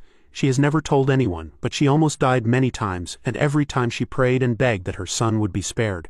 As tears pour down her face, she asks if all this is over. Elf gets shocked by her answers, so she calmed her down, saying that it's all over and she has endured a lot on her own all this time. Moving to Navin, he tells Theo that he has turned into quite the celebrity. As for Theo, he is making tea, telling him that it took him long enough. Asking him if he has wrapped things up, Navin says that he told Black Snows not to let it out, but he already knows about it. He says that the Bacchus clan will be dissolved from the head of the clan to anyone who has signed the merchant receipts. They will all be stripped of their titles at least. He laughs, saying that they are reaping what they have sown. With this, the Bacchus clan will be done for. Theo asks him if this is enough. Hearing this, Navin cannot figure this out, so Theo proposes something to him. He gets shocked because he says that he will become the head of the Bacchus clan. With a focused look, he says that if everyone besides him loses their title, he will be the only one who can become the head. Also, he should join hands with him for the coming war with Troyvan. Navin laughs, realizing what is happening, and thinks to himself that he was aiming for this from the start. The power struggles between them are in the open, and a war with the Troyvan is inevitable. The involvement between the Holy Demon Church and Troyvan has been confirmed in the Sky Dragon Rebellion. Outside, this information is available on the notice board, and the people of Ragnar think that it is a declaration of war between the clans. Since they have been exposed, the Holy Demon and the Troyvan won't stay silent. Navin says that these mean nothing to him since he has no time left. He also needs to be getting something in return. Theo laughs, saying he has done something about it, and he drops something on the table. It's a device, as he says, that is the cure to his disease. He hands him the recipe for the cure of the ether fever, and the main ingredients of an ether core. Although it is not publicly known yet, ether fever is caused by disrupted internal mana flow. The core will stabilize his mana flow, saying he didn't expect this. Theo gets shocked when he says that he had figured Theo would treat him just enough and he wouldn't, and keep him on a leash. Then suggests that he take what he wants and then run away. Theo says he wouldn't mind if he did. Right now, the way Ragnar's obsession with power has a lot of problems. Both of them are victims of that culture after all, and he doesn't want to dominate all this through strength but trust alone. Hearing all this, Navin remains quiet. What Theo wants to build is not oppression or pressure but trust. As he picks up the teacup, he says that he tried not to look down on Theo for being young but not an immature romantic. After drinking his tea, he took out his sword, saying that he was Navin Bacchus of the Bacchus clan. Swears to serve him as the sword of Theo Ragnar. He says if this is enough for him, and Theo says that it is more than enough. After dealing with him, Theo gets up, wondering that the war with the Troyvan is unfolding quicker than he had thought. But he is not worried since everything is going smoothly so far and it's time for him to open the treasure box. The second he touches one of them, a sub-quest pops up telling him to conquer the 2 relics. As Theo touches the artifact, he says that till the relics he has absorbed are of the Lesser Drake and the Griffin, which have been very effective. As he opens the box, he comes across a ring, which, according to Theo, is the relic. As he wears the ring, a system panel pops up. It says that the primordial dragon relic, the Thirsted Ring, has been equipped. As such, the entire space distorts and he gets teleported to a desert. All Theo can see is sand and rock, and if this is the desert he talked about, it is hotter than he had expected. As he sweats crazily, he wonders what he is supposed to do here. The system panel informs him that he has entered the Guardian's territory, and he must survive for 72 hours. Theo continues to sweat. He cannot believe that he has to survive for 72 hours, as he feels like he will have a heat stroke. All of a sudden the ground starts shaking, and from the ground something bursts out. Seeing the entity, Theo has a face of déjà vu. A huge worm which is the boss has appeared. In front of it, Theo looks like an ant. Seeing Theo, it recognizes Theo as an intruder and opens its smelly mouth to eat him. As Theo creates distance, he summons his sword and instantly uses the Thunder Dragon breathing mark. Although the strike looks strong and heavy, it just left a small mark. Theo is shocked that his dragon mark did nothing to it. That is when an attack shocks Theo, turning him into a white-faced turd. Huge waves of thunder are emitted from it as Theo realizes it's a thunderworm. His earlier attack was not effective because they possess the same element. This ugly worm continues to blabber intruder die as it spams its thunder attack. Although it is stupid, it knocks the mountain in front of Theo, blocking his escape route, and then opens its ugly mouth and tries to eat Theo, but he manages to escape in the nick of time. He was so fast that he used his footwork to create some space. Theo checked his timer, just to see that all of this happened in a span of 5 minutes, and with the time left, he cannot survive. This worm travels underground, so it is hard to attack this as it blasts out again from the ground, releasing immense thunder, and since they are from the same element, it's ineffective. Moreover, even the terrain is on its side. Thinking about this, he generates an idea, putting a smile on his face. He then takes something out from his inventory, and it's another relic he got from his last mission. As he continues to barely dodge this ugly worm, he gambles and equips the beautiful earring. Since it might be worth a try, the system window pops saying that he has equipped the primordial butterfly, saying that Theo is about to enter the 3rd dungeon. An error occurs, and the system says that he is currently in the middle of another mission, so he may not enter another mission. Theo already expected this, but to his surprise, the space starts cracking, ripping open, and from an extreme amount of cold is released. The system pops up and says that the 2 dungeons are attempting to invade each other from the portal. And it says that the ice bloom as the huge creature arrives. It has a unique design as it is a dragon with butterfly wings. It tells Theo that it has been a while since he saw a chosen one. This guardian is the fairy dragon. As it starts raining ice shards, it says that Theo has to pay for his arrogance. Theo manages to save himself in the nick of time, saying that this is not what he had expected. Theo realized that from both sides he has been surrounded, and he has no way to escape, so for the next 72 hours all he can do is defend himself. So he should survive on his own, getting ready to kill them. That is when a huge wave of energy ignores Theo and instead is aimed towards the dragon, which it manages to block by curling itself into a ball. He asks the guardian, and it says what this worm is doing, and the response is intruder should die. The dragon agrees, saying there cannot be 2 guardians. Seeing all this, Theo is flabbergasted. Meanwhile, a huge fight between the 2 turkeys starts. The system window pops up, saying that 2 guardians are fighting for priority. As the 2 colossal guardians turned their rage upon each other, their temporary truce shattered in an instant. Theo watched the unfolding chaos from a safe distance. The sheer power on display sent a shiver down his spine. He felt his weapon tremble. The spirit of the white moonlight blade, the griffin, was itching for a fight. Theo smirked, patting the blade and telling it to hold on a little longer. He had a feeling this glorious mess would be over soon. The battlefield became a storm of elemental fury as lightning met ice. The fairy dragon's crystalline form was battered by the worm's electrical assault, while the worm writhed in pain from the dragon's frost attacks. The fairy dragon pierced the worm's hide with a shard of ice, but the worm simply coiled around its foe, its massive jaw preparing to crush the elegant beast. The fairy dragon retaliated, unleashing a beam of pure frost that froze a section of the worm's body. The ground was littered with shattered ice and scorched sand. The worm howled as its flesh was torn by the dragon's ice. The 2 beasts mauled each other relentlessly. A flurry of scales and teeth. The worm chomped down hard, its teeth scraping against the dragon's icy armor. The impact sent the fairy dragon reeling. Though both were bloodied and bruised, the fairy dragon found an opening. Tearing at the worm's side with a furious counterattack, it ripped and clawed, finally managing to tear one of the worm's limbs clean off. Seeing his opportunity, Theo decided it was time to crash the party. He shot forward like a dark arrow, spinning his blade as it glowed with power. He declared that the worm was first on his list. His attack, amplified by the chaotic energy, struck the wounded dragon. The beast shrieked in pain. Theo then gave his blade permission to run wild. With a surge of power, he unleashed the spectral form of the griffin. The ethereal beast dove towards the shocked desert worm, its phantom claws tearing through the monster's spiritual essence. The fairy dragon could only watch in stunned horror. The battlefield fell silent. Theo landed softly on the now frozen ground. A pair of system notifications confirmed his success, congratulating him on hunting the desert worm and updating his sub-quest progress to 1 of 2.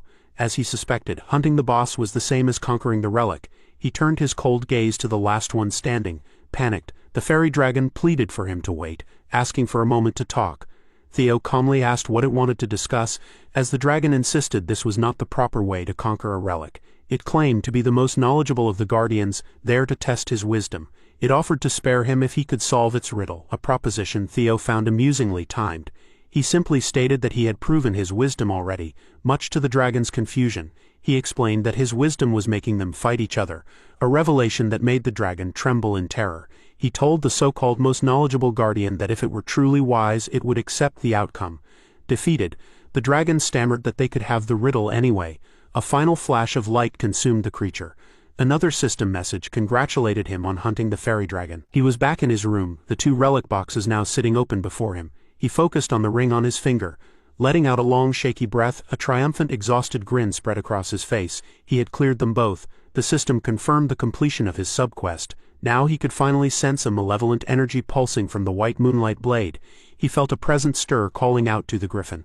A dark spectral eye formed from shadows, its voice echoing in his mind. It addressed him by name, Theo Ragnar. The entity declared its desire to eat his heart, lunging at him with shadowy claws. He instinctively grabbed the manifestation, wrestling against its power. He cursed himself for forgetting. The blade was constantly craving flesh. He realized with dawning horror that before returning the blade must have consumed the guardian's powers. The dark energy grew exponentially, erupting from his arm. It had eaten both souls and now it was far stronger than before. If this continued he was going to be consumed. The griffin's voice boomed in his head, promising to swallow him whole and chase the moonlight once more. The darkness closed in.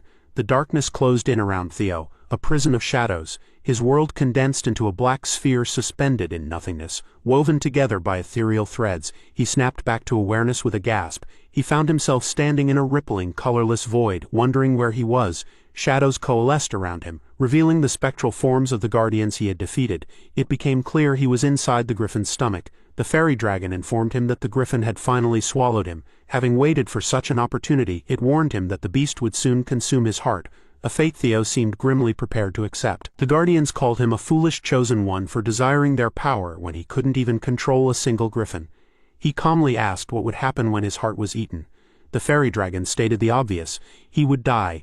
The desert worm added that they as guardians do not die. He was the only one facing oblivion. The fairy dragon confirmed this, noting they would simply revert to relics and wait for the next chosen one, though it would be quite boring. Theo remained silent for a moment, letting their words hang in the air. Then he asked if they had forgotten their mission from the ancient dragon, which caught them completely off guard. He reminded them of their duty to aid the chosen one against the nameless monarch, warning that if he died, the world would collapse again. He chided them for their irresponsibility, leaving the fairy dragon speechless. With a smirk, he questioned whether they only cared for their interests just like the griffin. The fairy dragon erupted in fury, accusing him of bluffing by invoking their master's name. It threatened him, saying it seemed he truly wanted to die. It reminded him that they could simply wait for a new chosen one. Theo looked the dragon dead in the eye and toned it to kill him. He dared it to stop the empty threats and just do it. He added that they should if they truly wanted to see the world ruined by their failure. The guardians fell silent, their threats deflated. The worm was the first to speak again. Its crystal prison shattered. Both guardians conceded. The worm called him brave while the fairy dragon admitted he was good. The fairy dragon confessed it liked his confidence. It announced it would open a door for him to escape. The worm declared it was opening the way as well. A portal began to swirl into existence before him. They explained that opening the door was all they could do. The rest was up to him. They urged him to get in. Theo didn't hesitate. He leapt toward the portal. He vowed to teach the griffin a lesson once he was out. He shot through the swirling void, emerging into a different part of the internal space. The griffin spirit had finally found Theo's core consciousness. It was prepared to swallow the orb of light, certain that Theo's body would soon be its. Suddenly it let out a choked cry. Theo burst out from within, impaling the spirit with his essence. The griffin writhed in agony. As Theo stood over it victorious, he had escaped. The griffin's physical form collapsed, stunned at how he got out of its stomach. It looked around wildly, accusing the other guardians of helping him and having no pride. Theo promptly grabbed its beak, shutting it up. He reminded the talkative creature that they had first met through subjugation, not discussion. The griffin stammered, asking to be let go so they could talk. Theo stated he wasn't expecting cooperation, pointing out that if they all kept fighting for dominance, they would just exhaust each other. The guardians considered this. The griffin's glowing eyes dimmed slightly. Theo simply told them to be sensible. As the griffin relented, Theo noted it was a wise choice, but he was interrupted by another presence. The lesser drake, his first relic, materialized. greeting the Chosen One and asking if the others had forgotten it. The Drake explained that pitting the spirits against each other to control their power was a method used by past Chosen Ones. When Theo asked about these others, the Drake dismissed the question as something he didn't need to know yet. It simply promised that they would all help him grow. Now they would be looking forward to what he did from now on. Back in his room, system notifications confirmed new buffs. The fairy buff granted enhanced immunity, while the worm eater provided resistance and increased attack power. The dark corrupting energy receded from view. Theo staggered slightly. The ordeal is finally over. He was surprised to find that the Guardians were not dead, but living inside of him. His eyes narrowed. The white moonlight blade lay still on his desk, its malevolent aura gone. It was finally calm. He walked over and asked if it had finally settled down. He mused that things had turned out for the better, as he now had a deeper understanding of the ancient dragon's power. He picked up his relic boxes. Whether they liked it or not, he would be in their hands. Meanwhile, in a desolate, snow-covered graveyard of swords, two powerful figures stood. Robert Ragnar, the Black Dragon, asked Kyle if he was truly going to recognize Theo as a successor candidate. Kyle confirmed it, but asked if Robert was worried because Theo was a regressor. Robert admitted he was, and Kyle noted his well-known loathing for them. Robert recalled that Kyle had killed every last Ragnar regressor with his own hands. Kyle confirmed this without emotion. He stated that was precisely why he would take this chance to test Theo himself. Robert was taken aback. Kyle explained that to be an official candidate, Theo must follow the proper procedure. His eyes fell to the sword in Kyle's grasp, noting its dangerous aura. Kyle agreed but said there was no sword more suitable for the task. He revealed it was the sword of the previous family head, the crazy dragon whom he had also killed. At that moment, Julius summoned Theo, announcing that the family head had summoned him. He was to go to the sword grave immediately, a command that left him utterly shocked. The air in the sword grave was thin and cold. Each snowflake is a frozen whisper. Theo's boots crunched on the icy ground, the only sound in the desolate field of blades. He walked with a grim purpose past the countless monuments to fallen warriors. A crushing weight pressed down on him, far heavier than the last time he had stood here. He understood now. The spectral resentment clinging to this place felt heavier because he now had more burdens to bear. He recalled his father's words from their last meeting. A grim smile touched his lips as their meaning finally clicked into place. A voice cut through the wind, announcing his arrival. Theo immediately dropped to one knee, formally greeting the great family head. Kyle Ragnar stood before him, dismissing the formalities with a wave. He began to list Theo's recent accomplishments with cold precision, from the instructor to his brother Axion. Then came the master of the Rose Palace, whose execution was a direct result of Theo's actions. He continued, stating that it wasn't all. The Sarah's merchant group was exterminated, and the Central Intelligence Bureau was mostly executed. He finished by saying he heard they all cried Theo's name in their final moments. A statement that struck Theo with the force of a physical blow. Before Theo could stammer out an explanation, he commanded Theo not to make excuses. A family head, he explained, must carry such weight silently. With that lesson delivered, he presented Theo with a massive, wicked-looking great sword, the Crazy Dragon Sword. Theo stared in shock, recognizing the name of a tyrannical former family head who had massacred thousands, an enemy the current head himself had killed. Kyle noted his reaction, seeing that he knew something. Theo chose his words carefully, stating he was only aware of the name, knowing all information on the man was confidential. Kyle was silent for a moment. Then he asked if the information about the crazy dragon was lacking in Theo's past life, a question that shattered Theo's composure. He had been found out. Kyle's eyes glowed with an intensity that promised death. An immense pressure washed over Theo. The family had admitted he loathed regressors.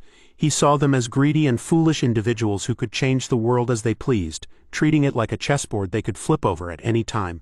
That was why he had resolved to kill any he discovered personally. Theo felt the pure, undiluted killing intent.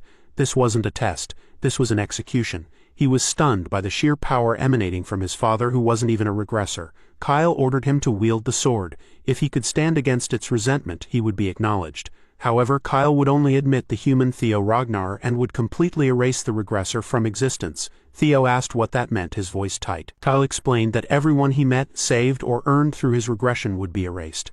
They would cease to exist. Theo clenched his fist, the shadow of his past life's failure looming over him. He would refuse such conditions, but he informed him he could not. He repeated his vow to kill every regressor. Theo had two choices: die for rejecting the offer or survive as the sixth successor after cleansing himself of his past. The choice was his. Theo admitted he wanted his father's acknowledgement. However, if he had to earn it that way, then he would refuse with every fiber of his being. Kyle attacked, asking if Theo took this position so lightly. Did he think he could reach this point without sacrifice, without determination? The blow sent Theo flying, the world painted in crimson. The gap in their power was still immense. Kyle declared that by being swayed by emotion, Theo was no different from the other aggressors. He struck him down again. He asked if Theo thought he could just regress again and escape. Theo pushed himself up, telling Kyle not to misunderstand. The reason he had come this far was to take responsibility and protect everything that was ruined because of him. If he had to throw everything away to be acknowledged, he would do it right now. The swords in the grave began to resonate with his power. He vowed to surpass his father. He launched himself forward in a desperate assault. Kyle effortlessly blocked the attack, his power flaring. The sky itself seemed to crack under the pressure of their combined might. Kyle caught Theo's arm, but Theo used his new guardian's powers to maneuver through the storm of blades, landing a shallow but meaningful cut on his father. As the dust settled, Theo stood before a silent, colossal dragon spirit. But Kyle's sword flew at him, piercing him. He grunted, the impact rattling him to the bone. He landed on the ground, battered but standing. He was alive. His will had not broken. Robert admitted he hadn't expected Theo to fight back. Kyle noted that Theo was unique. Every other regressor they had fought used others as disposable tools. Kyle agreed this one was different. A faint smile appeared on his face. A regressor who wielded his sword to protect. He admitted that he was interested in Theo's way. He then formally acknowledged regressor Theo Ragnar.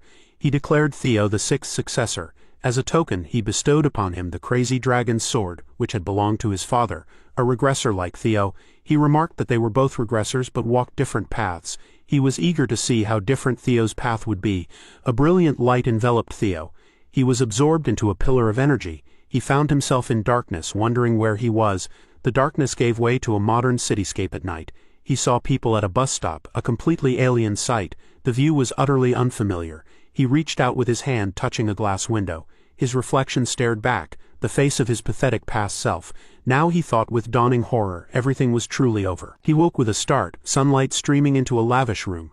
He sat up, groaning, wondering what that vision had been. A familiar voice asked if he was awake. It was his mother smiling warmly at him. She noted he must have been tired from waking up so late. He asked if she was all right, a question Cecilia felt she should be asking him. She explained that the family head had carried him in unconscious last night, which had shocked her immensely. Theo realized with a jolt that the entire ordeal, the life or death ultimatum, had been a test. Just then, Evelyn entered the room, asking if the young master was awake. Captain Julius was with her, and he congratulated Theo on passing the family head's test.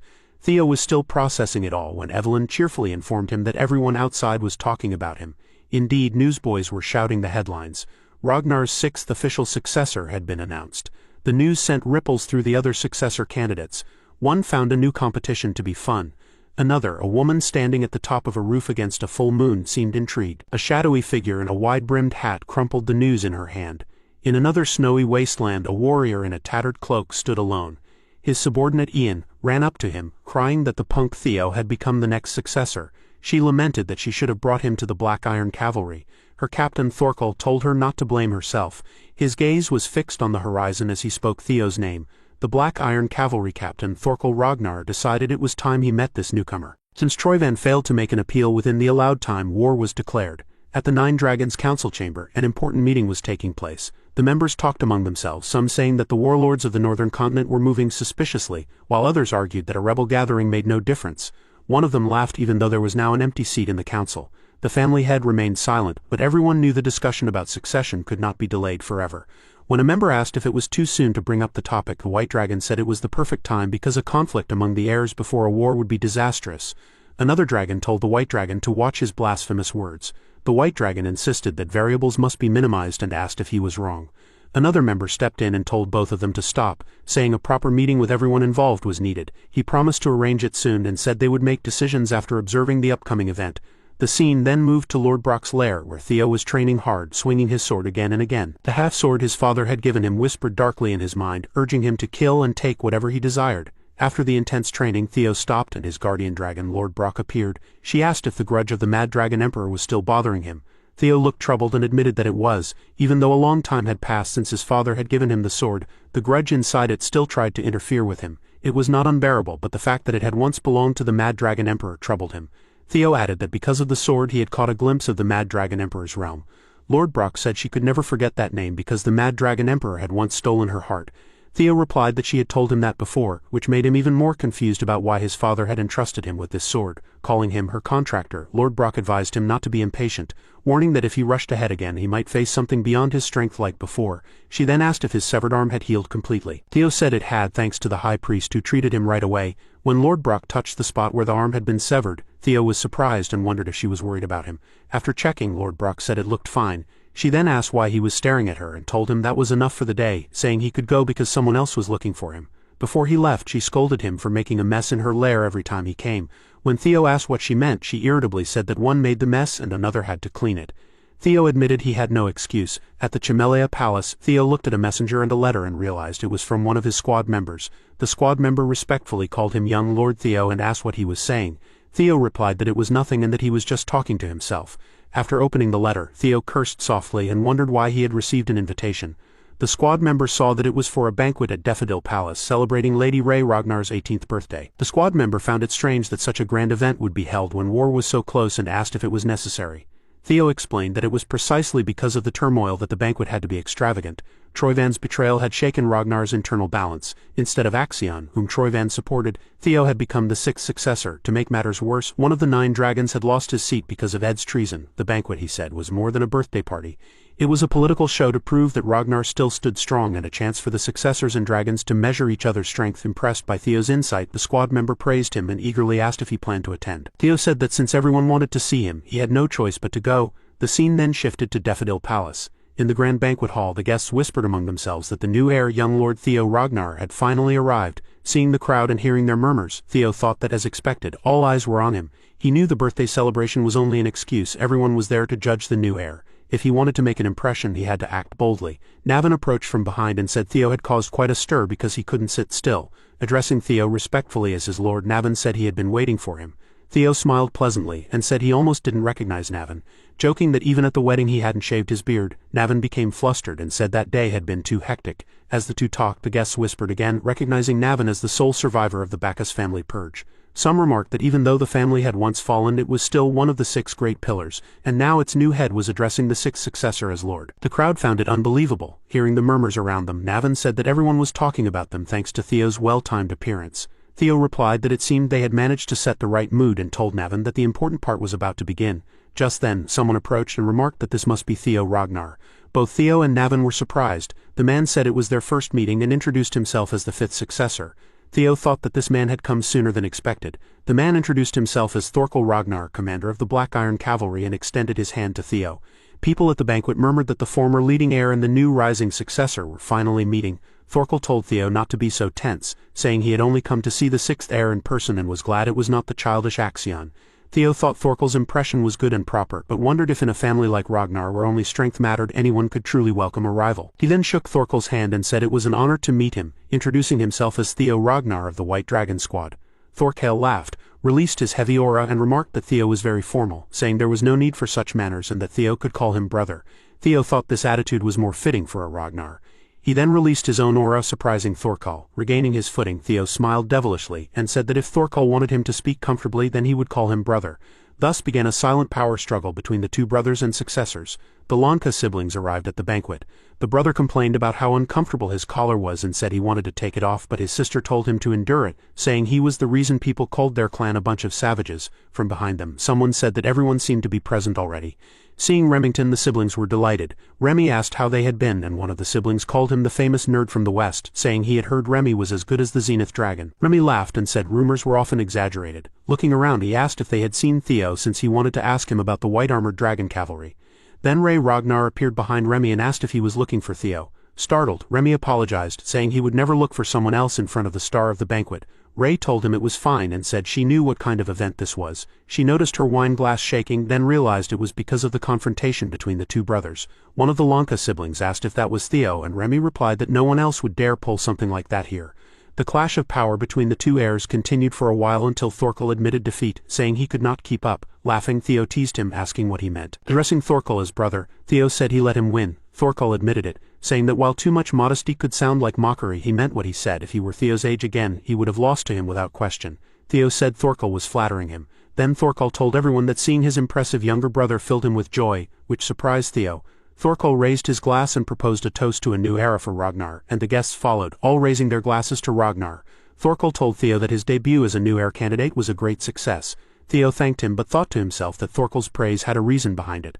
Thorkel had shown his strength to reinforce his position while publicly recognizing his rival to win over the crowd, shifting the mood Navin helped Theo create in his own favor. Theo realized that Thorkel Ragnar was not someone to underestimate despite his friendly appearance. One of the Lanka siblings reminded Theo not to forget his vow to become Theo's sword. Behind him, guests whispered in awe, wondering how Theo had reached such strength at such a young age. Someone asked if he was still unmarried and said he wanted to introduce his daughter to him. Meanwhile, on the second floor, an elder dragon grew angry, thinking he had planned to criticize that half-breed's behavior and get him expelled. Calling Theo a clueless brat, he raged that Theo dared to stir up the family like it was his playground. Then the elder dragon noticed someone outside the banquet hall. It was Evelyn. Furious, he muttered about her daring to come here. Nearby, Aaron, addressing Evelyn as platoon leader, told her she looked amazing. Surprised, Evelyn asked if he really meant it. Aaron assured her he never said anything he didn't mean and told her she looked absolutely beautiful and adorable. Blushing, Evelyn tried to leave, saying she would change into her uniform, but Aaron stopped her, saying she couldn't wear that to a banquet and insisted she come with her instead. At that moment, someone threw a wine glass at Evelyn's face. The man said that just dealing with that one person was already making his blood boil. Evelyn recognized the voice and became terrified, trembling in fear. The elder dragon asked why she had come out here at all. Hearing that, Aaron got angry and protested that even as one of the 9 dragons, the elder dragon had no right to treat Evelyn that way. But Evelyn stopped Aaron, insisting she was fine. She gritted her teeth and kept repeating that she was fine, begging Aaron not to do anything for her sake. Aaron could see how scared Evelyn was and thought she had never seen her leader this terrified before. She wondered what the elder dragon had done to make Evelyn like this. The elder dragon approached Evelyn and said he had warned her never to show her face to him again. Noticing her mechanical arm, he asked what it was, then violently tore it off and threw it on the ground. He asked if she really believed that wearing such a pathetic toy would make things return to how they once were. He said that if she was trash, she should live like trash, crushed and crawling on the ground. He warned that if he ever saw her again, he would tear her apart. Evelyn ran away, trembling, while the elder dragon laughed and said the stench was finally starting to fade. Aaron shouted that she would report this to the tribunal.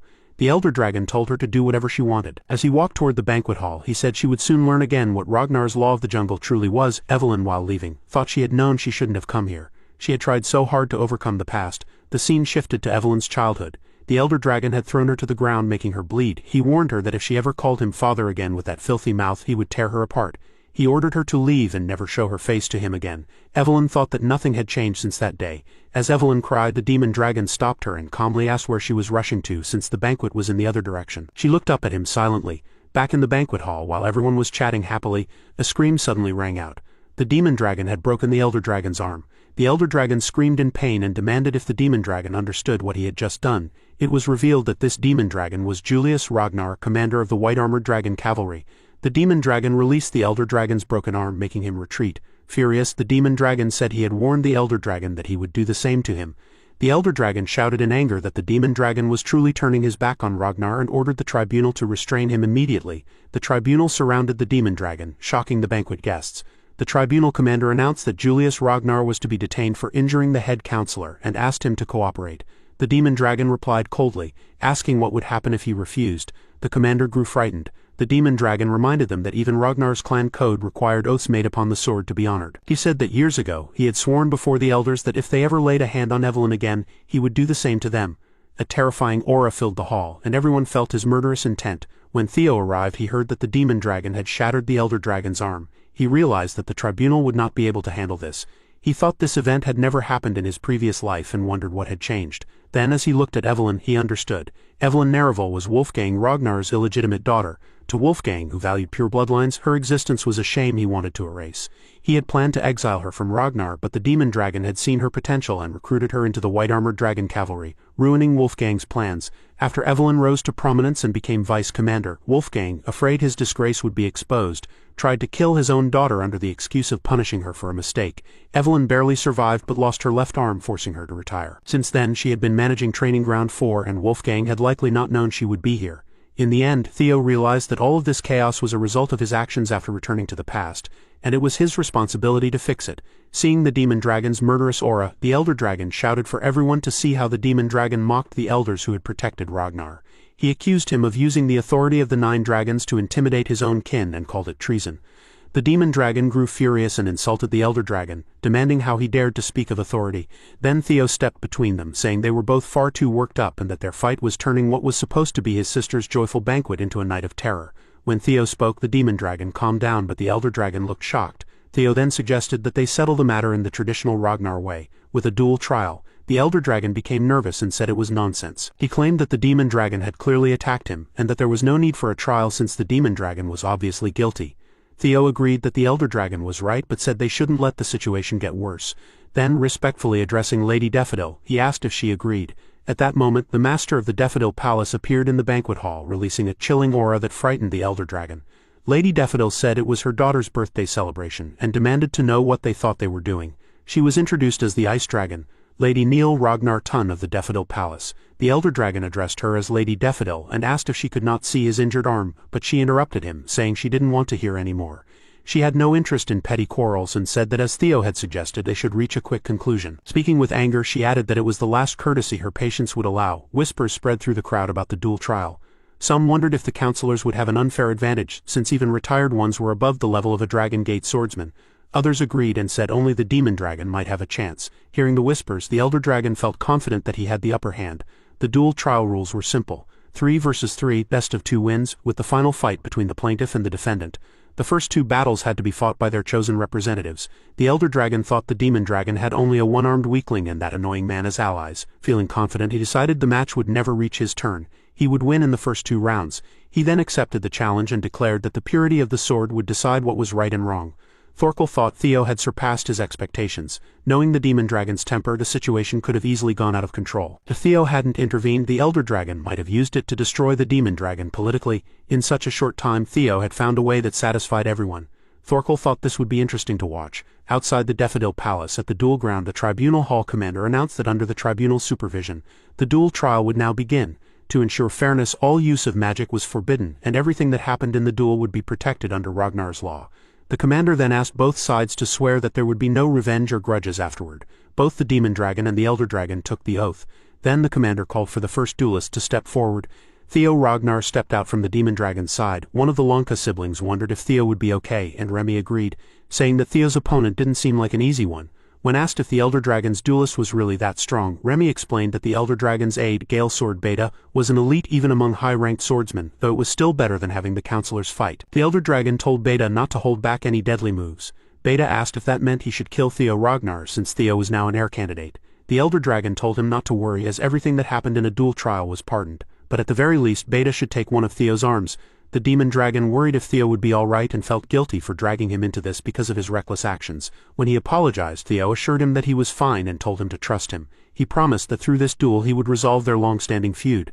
Then Theo took his fighting stance, ready to face Beta. Beta also prepared himself. When the tribunal hall commander blew the whistle, both of them rushed forward at incredible speed. Beta swung his sword fiercely, but Theo blocked it with ease. The clash of their blades echoed through the hall, forcing both of them a step back. Without losing focus, Beta narrowed his eyes and attacked again, his blade slicing through the air. The real duel began as steel met steel. Blow after blow, sparks flew from their swords while the crowd held its breath. Beta grew increasingly shocked. He had thought Theo would fall quickly, but Theo was keeping up with him. Even while exchanging rapid strikes, Beta couldn't believe what he was seeing. He realized that this was what it meant to be an heir candidate. Then, trying to gain an advantage, Beta kicked a small rock toward Theo's eyes, making Theo raise his hand to block it. Beta took advantage of the brief moment, smirked, and rushed in, convinced that Theo's lack of combat experience would betray him. He angled his blade toward Theo's neck and told himself that out of respect for Theo's status as an heir candidate, he would make the death painless. The blade shone as it came toward Theo's throat, but Theo simply tilted his body and dodged easily. His movements so smooth that Beta felt as if Theo had never taken him seriously. Beta stared in shock, wondering if Theo had shown him an opening on purpose,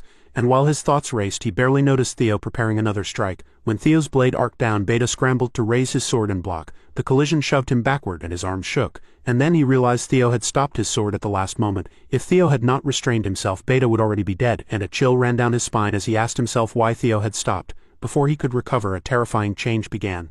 A blood-red aura started to wrap around Theo, swirling like angry flames, and the half-sword in his hand began to whisper into his mind, its dark, insistent voice urging him to kill everyone who had mocked and humiliated him. Beta noticed Theo's odd behavior, his stance loosened and his defense opened, and for a moment Beta suspected another trick. Anger rose in him at what he saw as Theo's casual contempt, and he resolved not to be fooled again, charging forward determined to cut Theo's neck before anything else could happen. At the last moment Theo deflected the strike, then shouting in fury he spoke back to the half-sword, rejecting its commands and saying he did not need it, telling him to kill. His voice boomed through the hall and the blood-red aura crackled more fiercely as he tried to wrest control from the cursed blade. Before Beta could understand what had happened, Theo moved with terrifying precision. His blade cut through and severed Beta's arms and legs in a single devastating motion, and the strike sent a shockwave toward the audience. The ice dragon in the stands reacted instantly, using huge power to intercept the attack just before anyone could be hurt, then stood very still, staring at Theo with narrowed eyes and thinking that the boy was truly exceptional to have such raw power without using magic. Beta lay on the ground, limbs gone, writhing in pain, his confident eyes now only fear and despair. The tribunal hall commander was stunned into silence, but after several seconds cleared his throat and loudly announced that the winner of the first round was Theo Ragnar, which sent gasps through the crowd and whispers spreading like wildfire while Theo stood in the middle, his presence terrifying and his aura strong enough to silence even the bravest voices. As the half-sword's influence faded, Theo finally exhaled and wondered about the strange feeling he had just experienced. It felt different from the usual grudge whispers that haunted him. This time it had been as if someone or something guided him, and when he surrendered to that feeling he had unleashed power at a new level.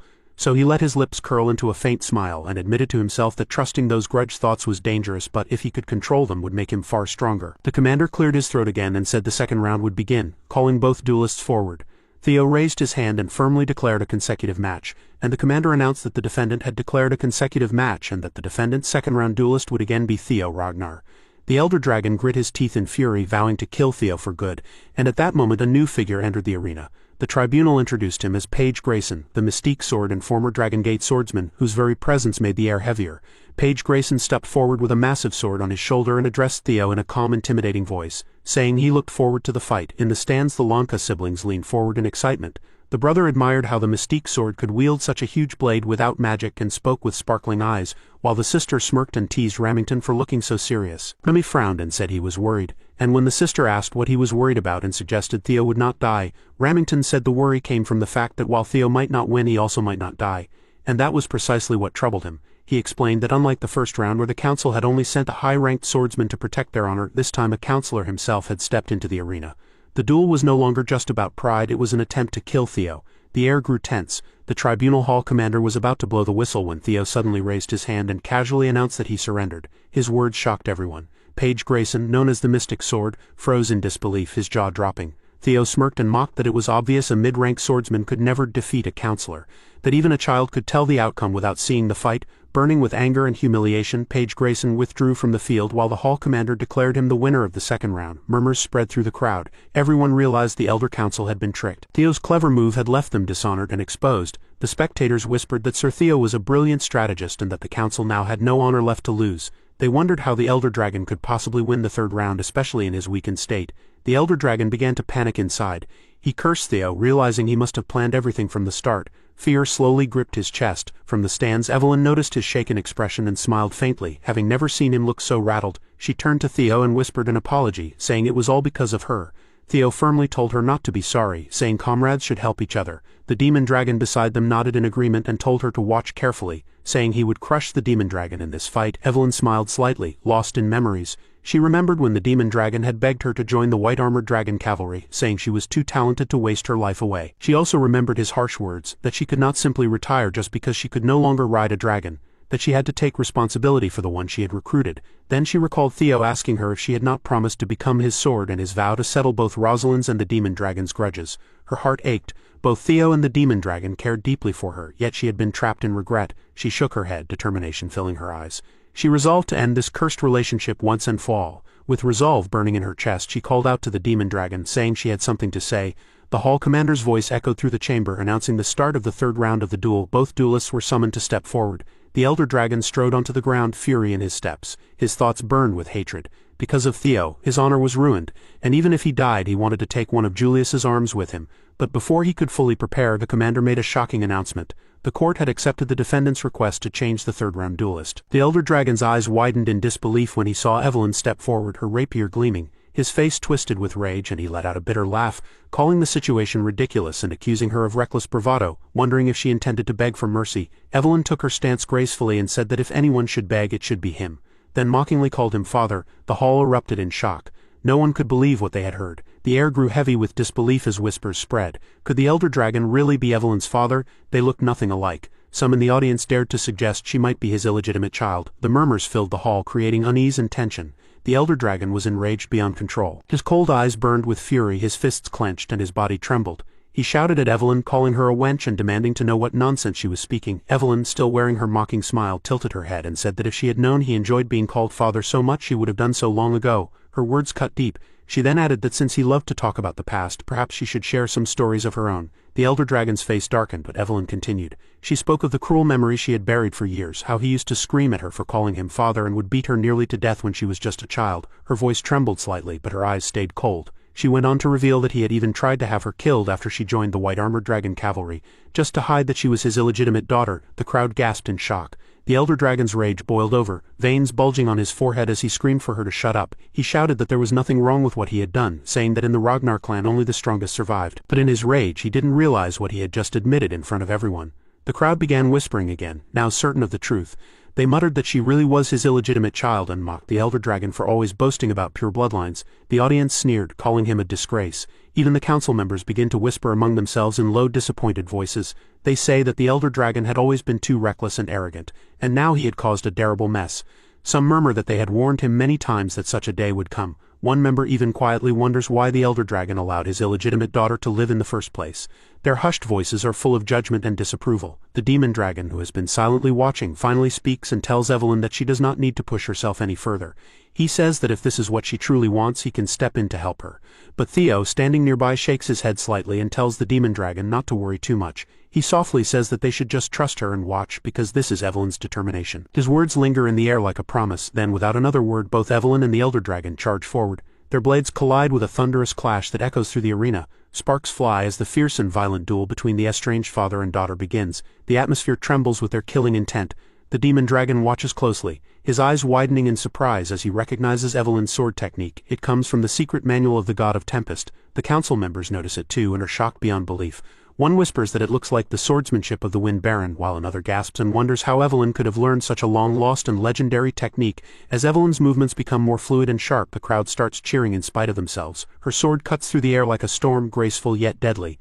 The whispers grow more excited as they realize she is not only blocking the elder dragon's attacks, but actually pushing him back. The audience can hardly contain their amazement. Some wonder how she managed to master the Wind Baron's lost swordsmanship, while others say that a swordsman of her level, rivaling one of the 9 dragons, is unbelievable. Compared to her, the elder dragon's swordplay seems lacking and clumsy. Hearing the growing admiration from the crowd, Theo watches silently and thinks that it all makes sense. Since mana cannot be used in the duel trial, any advantage from magical power is meaningless here. He also reflects on the elder dragon, realizing that without the strength of his pure bloodline, the man's actual skill would never have been enough to make him one of the 9 dragons. The battle grows more intense.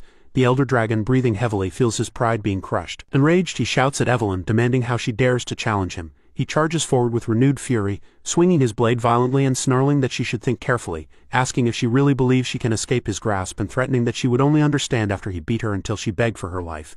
His words are full of hatred and arrogance. Evelyn, however, remains calm and unshaken. Her eyes are fierce and steady. Gathering her strength, she blocks his attacks and replies coldly that she would like to see him try. The elder dragon's eyes widen when he realizes she is pushing him back. His attacks grow weaker, his balance falters. Evelyn's voice rings out clearly across the arena as she tells him that when she was a child he had been her whole world, and that was why she had feared him. But now, she says, she has many people she can trust and who trust her in return. So she is no longer the weak little girl she once was. Her words strike deep into the elder dragon's pride. Then, in one decisive moment, Evelyn breaks the stalemate. Her sword flashes like lightning, slicing through his defense, and she strikes him down with tremendous force. The elder dragon is thrown backward, blood spilling as one of his arms is cut off. The hall falls silent. Overwhelmed with emotion, Evelyn shouts in anguish that no one would ever cling to him. With that final cry, Evelyn Nerval defeats the elder dragon. The once proud warrior who stood among the 9 dragons now lies beaten, trembling and humiliated. Gritting his teeth, he tries to rise, his face twisted with rage and disbelief, shouting hoarsely that the duel is not over yet. But as he attempts to stand, his hand freezes solid. The ice dragon steps forward, her cold voice sharp as frost, telling him that if he truly is one of the 9 dragons, he should stop this disgraceful behavior and accept defeat. Her words pierce through his arrogance like a blade of ice. Then the tribunal hall commander raises his voice and firmly announces that the winner of the 3rd round of the duel trial is Evelyn Nerval. His words echo clearly through the arena. Evelyn Nerval not guilty. Cheers erupt from the audience. Evelyn lowers her blade, catching her breath, and walks toward the demon dragon and Theo with a bright, beautiful smile. She proudly says that she, Evelyn Nerval, is back on duty. The demon dragon nods gently and tells her she did a great job. Hearing that, Evelyn smiles warmly and says that it was all thanks to him, her voice soft but filled with gratitude. Several members of the Elder Dragon's faction rushed to the Elder Dragon's side. One of them knelt and said he would take care of the Elder Dragon's sword, adding that the Elder's injuries were serious and needed treatment first.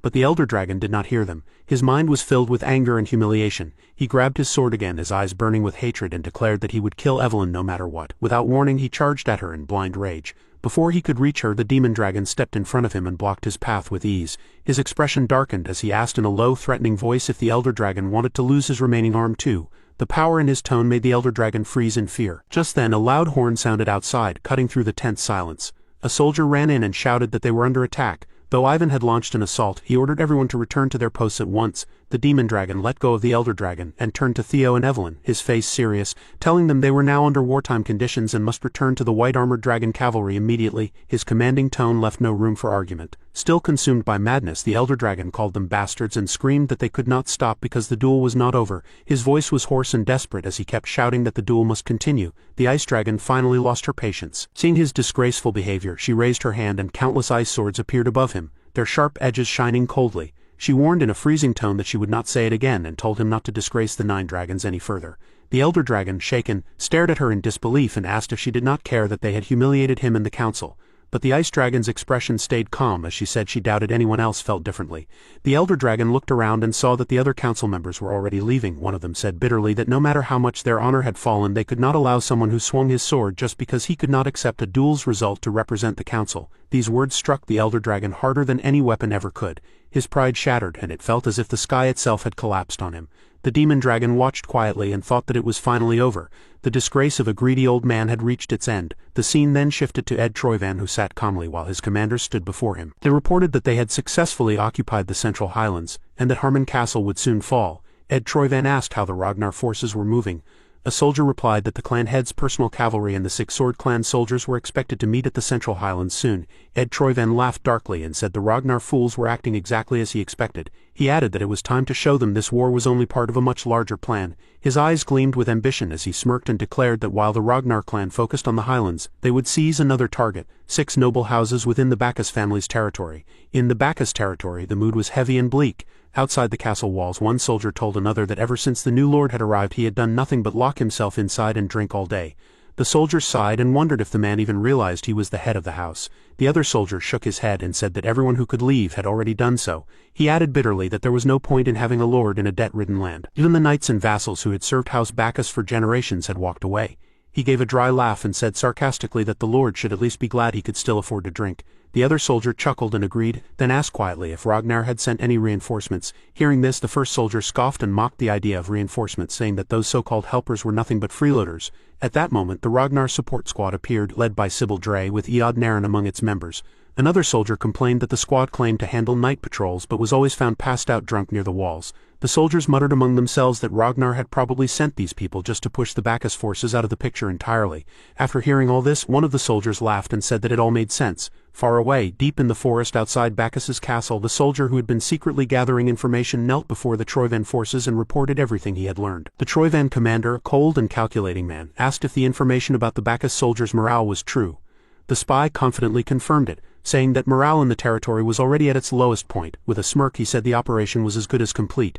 The Troyvan commander let out a cruel laugh after hearing the report. He raised his voice so all his soldiers could hear and told them that the enemy was already broken and they should finish quickly so they could return. The soldiers cheered, and soon the Troyvan army began marching toward Bacchus's castle under the darkening sky. On the castle walls, Sybil Dre, leader of the Ragnar support squad, sighed and stretched lazily, still drowsy from drinking earlier. The air was calm and the night was unnaturally quiet. Then a sudden gust of wind swept over the wall. Out of the shadows, a Troyvan soldier climbed silently up the stone wall, his dagger glinting in the moonlight. He saw Sybil sitting idly and smirked, thinking that the guard had passed out drunk on duty. He muttered that it worked perfectly for him and raised his dagger, whispering that Sybil could finish his drink in the afterlife.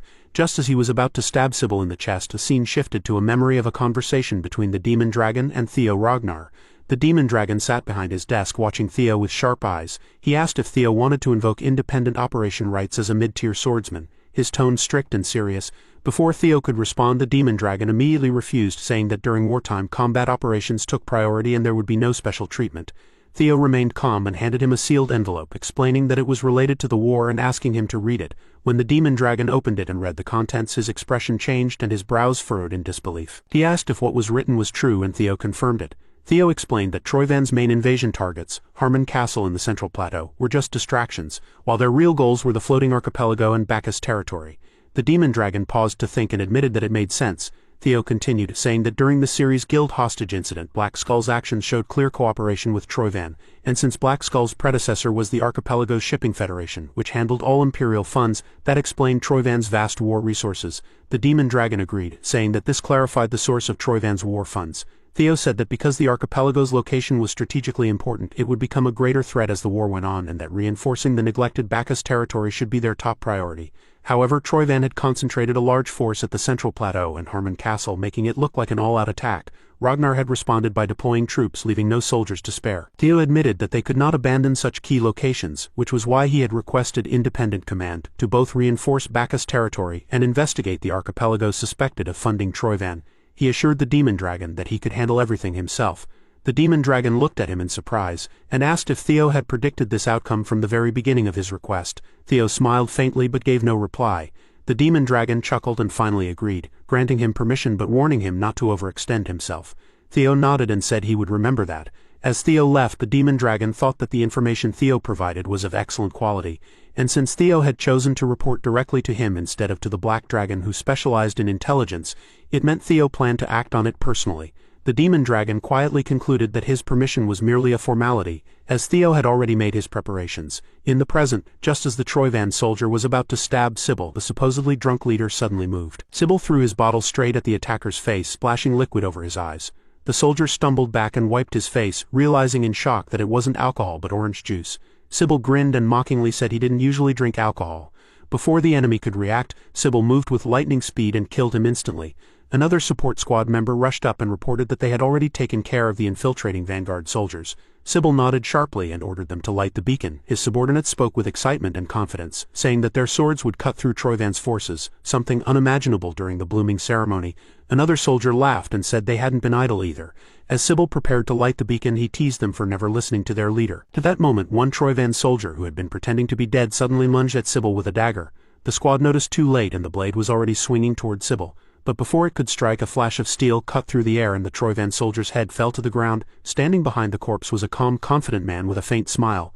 Navin Bacchus, the head of House Bacchus, lowered his sword slowly and told them to be careful. He added that if anyone got hurt, he wouldn't know how to face their lord. His tone was light but firm. Sybil, flustered by his presence, quickly bowed and promised to correct himself. Navin laughed warmly and waved his hand, saying he was just joking and that Sybil should make himself comfortable. As Sybil began to relax, Navin's expression suddenly grew serious. He said sharply that if Sybil wanted to be comfortable, there was something the Lord should handle, and asked if he was all right with that. Sybil stiffened and said he would light the beacon immediately. Navin laughed again, saying he was joking, but by then the beacon was already lit. One by one, all the beacons along the castle walls burst into flames, casting light across the dark night. Soldiers rushed to their positions, shields raised and bows drawn, ready for the attack. Navin stepped up to the wall and looked down. His sharp gaze caught the Troyvan forces climbing the stone walls. He wondered quietly how their lord could have foreseen all this and how he could see through everything. Down below, the Troyvan forces froze when they saw the blazing beacons. Fear spread among them as they realized their ambush had failed and that they had walked into a trap. Sybil shouted in a commanding voice filled with fury that Troyvan's forces had attacked and ordered the soldiers to hold the castle and eliminate the raiders. His command echoed through the courtyard, and then the one-sided slaughter began. Castle soldiers rained arrows and spells down from the walls, cutting through the invading Troyvan troops mercilessly. Later, under a stormy sky, Theo finally arrived in the farthest territory. He gazed into the distance, seeing faint smoke rising from the battlefield, and murmured to himself, wondering if the fighting had already started. He realized he had arrived just in time. With determination in his eyes, he leapt onto his dragon's back and dove toward the castle. The wind roared around him, and he smiled faintly, thinking that after a long time he would finally see some familiar faces again. As the morning light shines outside the Bacchus castle, we see a gruesome scene. All the Troyvan forces are massacred, their bodies lying powdered across the ground, weapons fallen from their lifeless hands. The faint smell of blood mixes with the cool morning air, a silent reminder of the fierce battle that has just ended. Sybil screams, his voice echoing through the stone walls, saying that as Lord Theo commanded, the mission to defend the back territory has been completed. His tone carries a strange mix of pride and exhaustion. Theo, standing calmly amid the aftermath, casually tells Sybil that he doesn't have to shout like that. Theo approaches Sybil and tells him he has done well this time. Unable to contain his emotions, Sybil cries, his shoulders trembling slightly, thinking Theo acknowledged him for real this time. It was not just an order followed or a duty fulfilled, it was recognition from the man he respected most. Navin steps forward and tells Theo he didn't expect him to come here in person. Theo, with his usual composed tone, says he dropped by just in case, but seeing it for himself, it seems Navin didn't need his help after all. Navin smiles faintly and says it's all thanks to those lads. He gestures toward the group of men who stand proudly, their armor still dusted with battle dirt. He asks Theo where on earth he found people like them. Theo answers simply that they are the ones he trained with back when he was an apprentice inspector. They wanted to serve him, so they joined the Chemelia Palace Guard. Theo tells Navin that it looks like they have earned his approval. Navin nods slowly, admitting honestly that he didn't expect much at first. They were only intermediate inspectors with no remarkable experience after all. But after a few days of operating together, though their skills are still rough, Navin realized they are people he can trust. With a satisfying smile, Theo says, hearing that makes him proud. His eyes soften, and for a moment the tension of command fades into something warmer. Theo then says that in that case he has a request for Navin. Now that the vassals and knights have left, the position for the Bacchus family's Knight Order remains vacant. How about Navin train those friends of his to become the Bacchus Knight Order? Hearing the name Bacchus Knight Order, Navin pauses. He looks distant, almost nostalgic. It's been a long time since he has felt this kind of anticipation.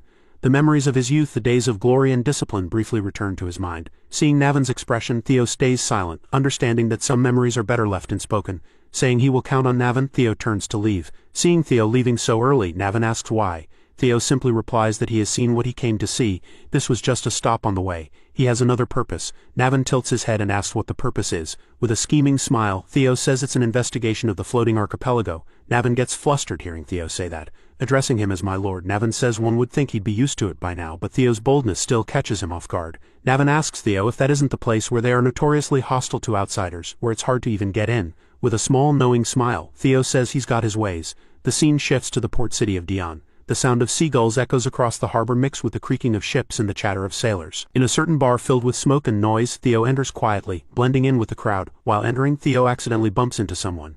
The big guy he bumps into glares down at him and calls him Shorty, asking if he can't open his damn eyes when he walks. Theo, mocking and calm, says it's his bad. He guesses he didn't see him down there. While holding a beer mug, Theo adds that he'll make the big guy lower himself to Theo's level.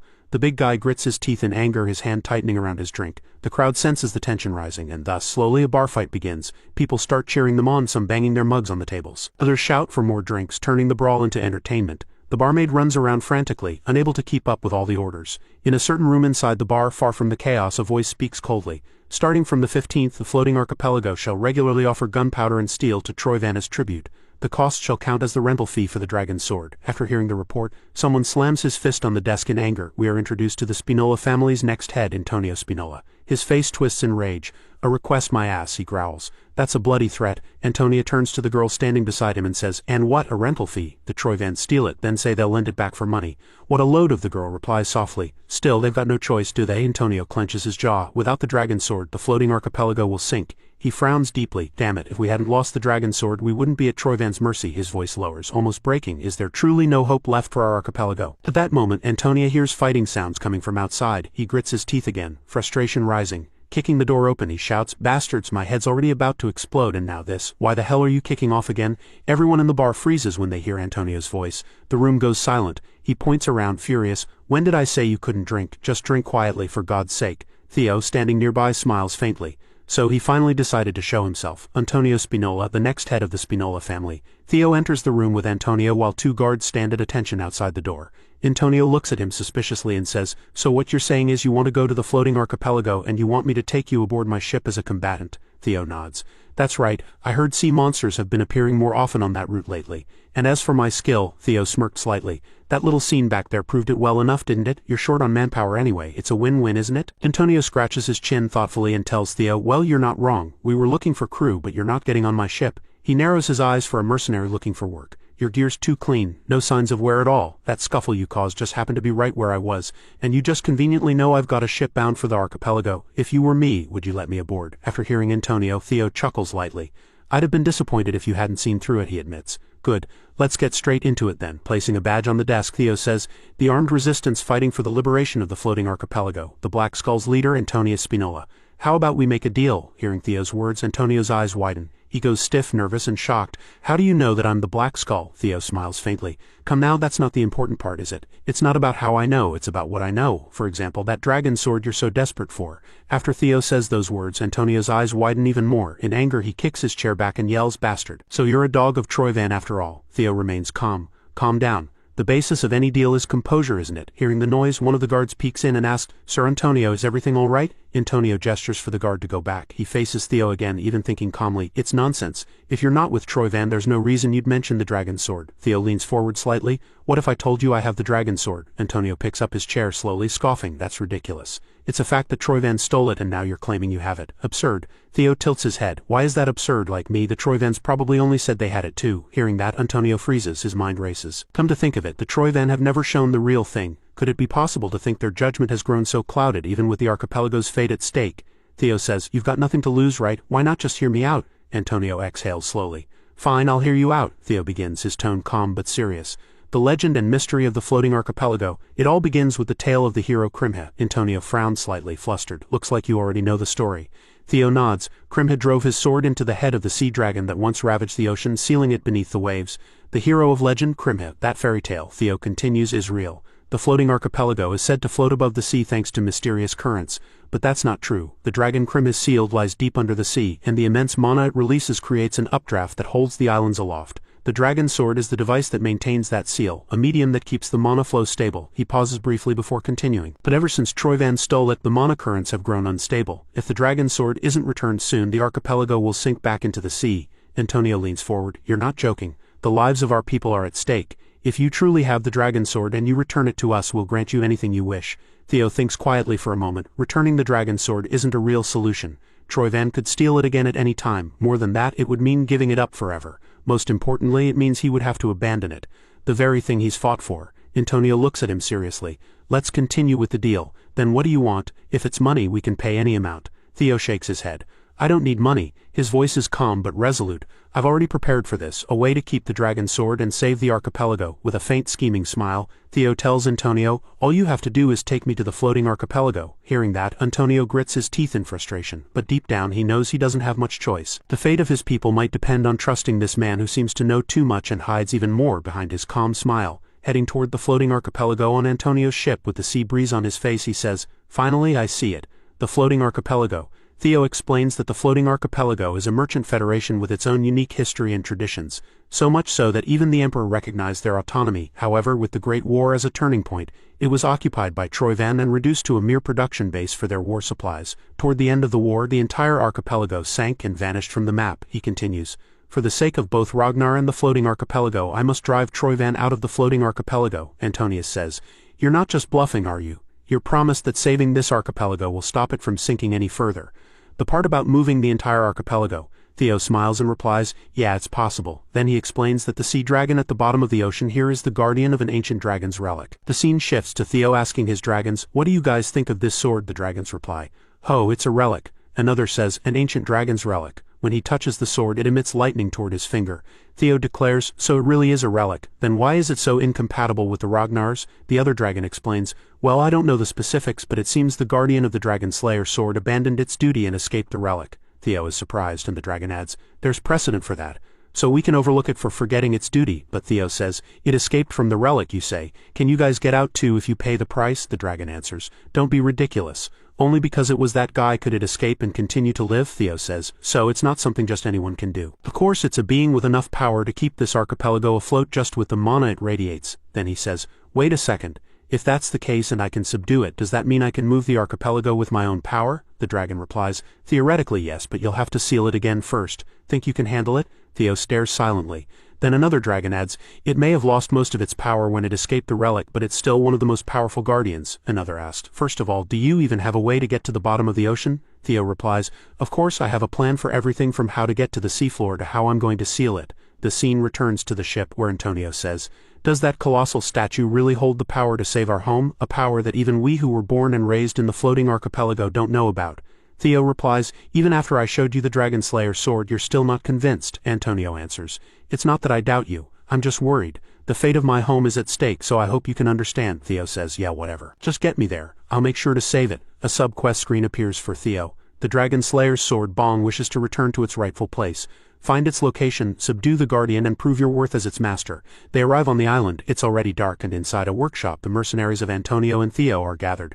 Antonio explains, "Our mission is simple. We are to guide this man to the Cream Hill statue. After that, he will take care of the rest," he continues. "As you all know, the heads of the major families have all been bribed by Troyvan. Security around the statue is extremely tight. We'll use our usual infiltration route," everyone yells. "Understood." Antonio continues for the floating archipelago, then turns toward Theo and says, "Well then, I'm counting on you." Among the mercenaries, there's a suspicious young man. The soldiers are watching the Cream Hill statue, and below them, through a small door, Theo emerges with Antonio's mercenaries. Through a secret passage, they reach the statue. One of the mercenaries says we're inside. The sound of the waterfall makes it hard for us to get caught, but please be careful. Theo summons the Dragon Slayer sword and says, "Thank you for your hard work. I can take it from here." One of the mercenaries watching it says the real Dragon Slayer sword. The mercenary behind him seems surprised to see it. As Theo observes, he thinks the reaction is definitely getting stronger the closer I get to the statue. Is it up there? Then immediately after, Theo jumps onto the head of the statue.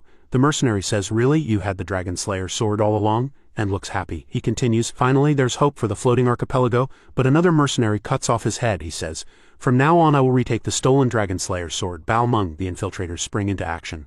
Above the dragon's head there is also a statue of a man with a sword driven into the stone dragon's head. As Theo looks at the statue of the man, he thinks the reaction is strongest here. That's for sure. The problem is what to do next. Theo also tries to drive the sword in like the man in the statue and is repelled, injuring his hand. Then he says there's no reaction even when I try putting it in a similar spot. "Let me think," the system message definitely said. And in the meantime he drinks a potion. Immediately after, a mercenary attacks him, trying to catch him by surprise, but Theo dodges, leaving the attacker speechless. Then he kicks him in the stomach, making him bleed. The surprised mercenary thinks, "When did he get behind me?" Other mercenaries arrive and ask him how he is, and we discover his name is Gray. He replies, "I'm fine, but he's incredibly skilled. Don't engage him recklessly." Theo laughs and watches them. The guards around the dragon statue hear noises coming from above and say, "Did you just hear something? It sounded like something shattering." A soldier yells, "Look over there." The statue, the Cream Hill statue. They are shocked to see the statue collapse. At the foot of the giant colossus, Antonio wondered why everything was taking so long and grew impatient as he questioned inwardly what Theo was doing. One of his soldiers soon approached with urgent news, reporting that the gray man and his brothers who had entered with them had suddenly attacked the guest. Antonio was taken aback and could hardly believe it, muttering in disbelief that Trovan lacked the ability to infiltrate this deeply.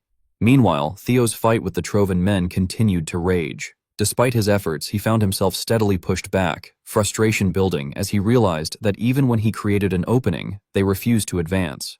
It became clear to him that they were stalling for time, having already seized the third harbor zone and choosing to hold their position while waiting for reinforcements.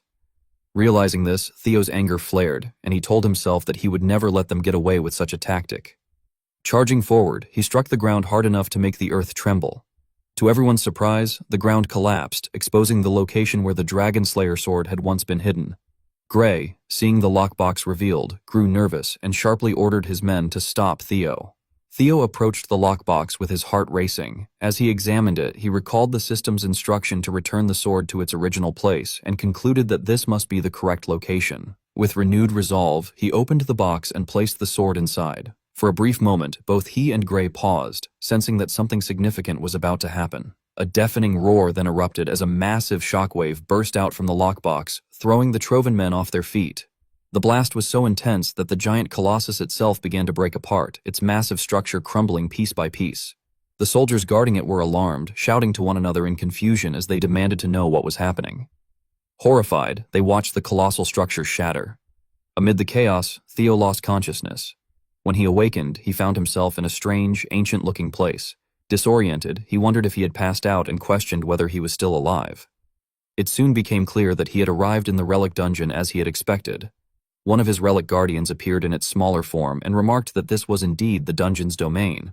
Surprised by their appearance, Theo asked himself what was going on with their unusual forms. The guardian explained that they had manifested directly through his mana as a medium, adding that because his mana was insufficient, their forms appeared ridiculous, though still fascinating. The relic guardian appeared to hold an unusual longing and pity for a human, a notion that took Theo by surprise.